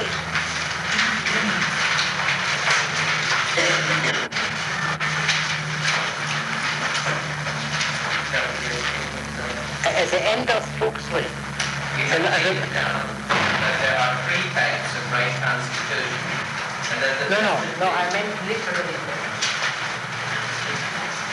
These issues determined. Yeah. These issues determined, we must next attempt to treat of the best form of constitution, asking ourselves under what conditions does it tend to arise, and how can it be established. In order to make a proper inquiry into this subject, it is necessary to begin by determining the nature of the most desirable mode of life. You know, this last sentence of book 3 is identical with the beginning of book 7. And this has led to all kinds of speculations, and people have even changed the order of the books. Barker has preserved the traditional order, the manuscript order, and so people have made books 7 and 8, books 4 and 5 respectively, and so on. Now what happened was apparently this. I do not believe that this is due to that is due to accident entirely. I think Aristotle planned it. We had first had a discussion of all regimes in general. Then we had a discussion of kingship and a very brief discussion of aristocracy, which we have not read. Then we come 4 regimes remain: polity, democracy, oligarchy, tyranny. So Aristotle goes on in book 4 to these other regimes, up to book 6. In book 7 and 8, he gives the details of the best regime, which you may call an aristocracy, may call a polity. That's a good question. But this could also follow here. It is really possible to go on from here directly. But that Aristotle took this roundabout way about the less satisfactory regime is, of course, not entirely an accident, because we learn something by looking at the inferior regimes of how to establish the best possible regime as Aristotle saw it, and that is not a kingship, but a republic, and a republic which you may call either an aristocracy or a polity. It would be better, I think, to call it an aristocracy. Now, in this last part of book 3, which we have read, there is one thought which I think I should point out. Aristotle describes first kingship, and then aristocracy, and then also a regime which, well, let us leave it at that. Kingship and aristocracy. And then he raises the question, under what conditions is a kingship possible? Under what condition is an aristocracy possible? And that leads to the broader question, under what condition is any of the desirable regimes possible? What was your point? Well, I was going to say that the way the translation is in this last sentence that just read, he asked, under what conditions does it tend to arise? Almost as though the conditions themselves bring it about, and man's action is merely to establish it. Now let me see. Which passage, did you mean the passage which we just read? Just read, yes. Yeah, that is not, tend is not good. Under what condition, I will now first give a little translation which seems to confirm what you say. In what way it comes into being by nature would be a very little translation. And what does Aristotle mean by that in the light of the context? What are the conditions under which it is by naturally fit to arise? It doesn't mean that it will necessarily arise. That would be too strong. But each of these regimes has specific conditions. A multitude of this kind is fit for kingly rule. A monarchy of that kind is fit for aristocratic rule. And a multitude of that kind is fit for, let's say, constitutional rule, to use the usual bad translation. So there is no regime which is universally possible. Every regime presupposes specific conditions. And therefore what is simply best is by no means everywhere and always possible. That is absolutely crucial for Aristotle. There is not, in other words, something may be intrinsically best and absolutely impossible in the circumstances. In order to understand that, we have to look forward to certain modern doctrines. Take, for example, Thomas Paine, who really elaborates something suggested by Rousseau at this point. What does Paine say, in effect? There is only one regime which is decent, let me say, and this, of course, must be somehow established sooner or later everywhere. But it would not be, safer to express Paine's thought as follows. There is only one regime which is legitimate. All others are illegitimate, despotic or what have you. And that one legitimate regime is therefore universally necessary. That doesn't exist in Aristotle. For Aristotle, it is essential that there is a variety of regimes fit for different places and for different times. This notion of the legitimate regime, which is universally legitimate, is a consequence of the natural law doctrines of the 17th and 18th centuries, which one can say transformed the Thomistic natural law doctrine into a political natural law doctrine and claims the same unchangeability for the political natural law which Thomas Aquinas had claimed for the non-political natural law. And one must emphasize this point because in the literature you frequently find rejection of earlier political philosophy on this ground. That earlier political thought try to find solutions valid for all times and places. These people remembered only people like, to some extent, Hobbes, Rousseau, and Paine, and simply had no knowledge of what political philosophy or political science meant originally. One can express Aristotle's thought as follows. There is one and only one regime which is intrinsically the best. But this is not possible always and everywhere. And since in order to be legitimate, a regime must be possible, the best regime cannot be legitimate everywhere. The legitimate regime is something very different from the best regime. Legitimacy in this sense is necessarily variable. Natural right is changeable, and yet bestness, if I may say so, is unchangeable. Human perfection has always the same meaning, regardless of whether men are or can be always aware of it. They may not be able to be aware of it because of very bad, very harsh life which they have to lead, and where they cannot think much beyond the immediate necessities of life. That is true, that exists, but that does not affect the fact that the best human life, the perfection of human life, is intrinsically the same always. But the same is not true of the regime of legitimacy, because what is not possible cannot possibly be legitimate, and yet it can nevertheless remain the best, in the light of which you can diagnose the defects of the society in which you live, and yet see there is no possibility of a radical change in that direction. Yes? How would you distinguish this position which you just outlined that Aristotle has from what you call the position of the modern social scientists? Because the modern social scientists deny that there is one naturally best.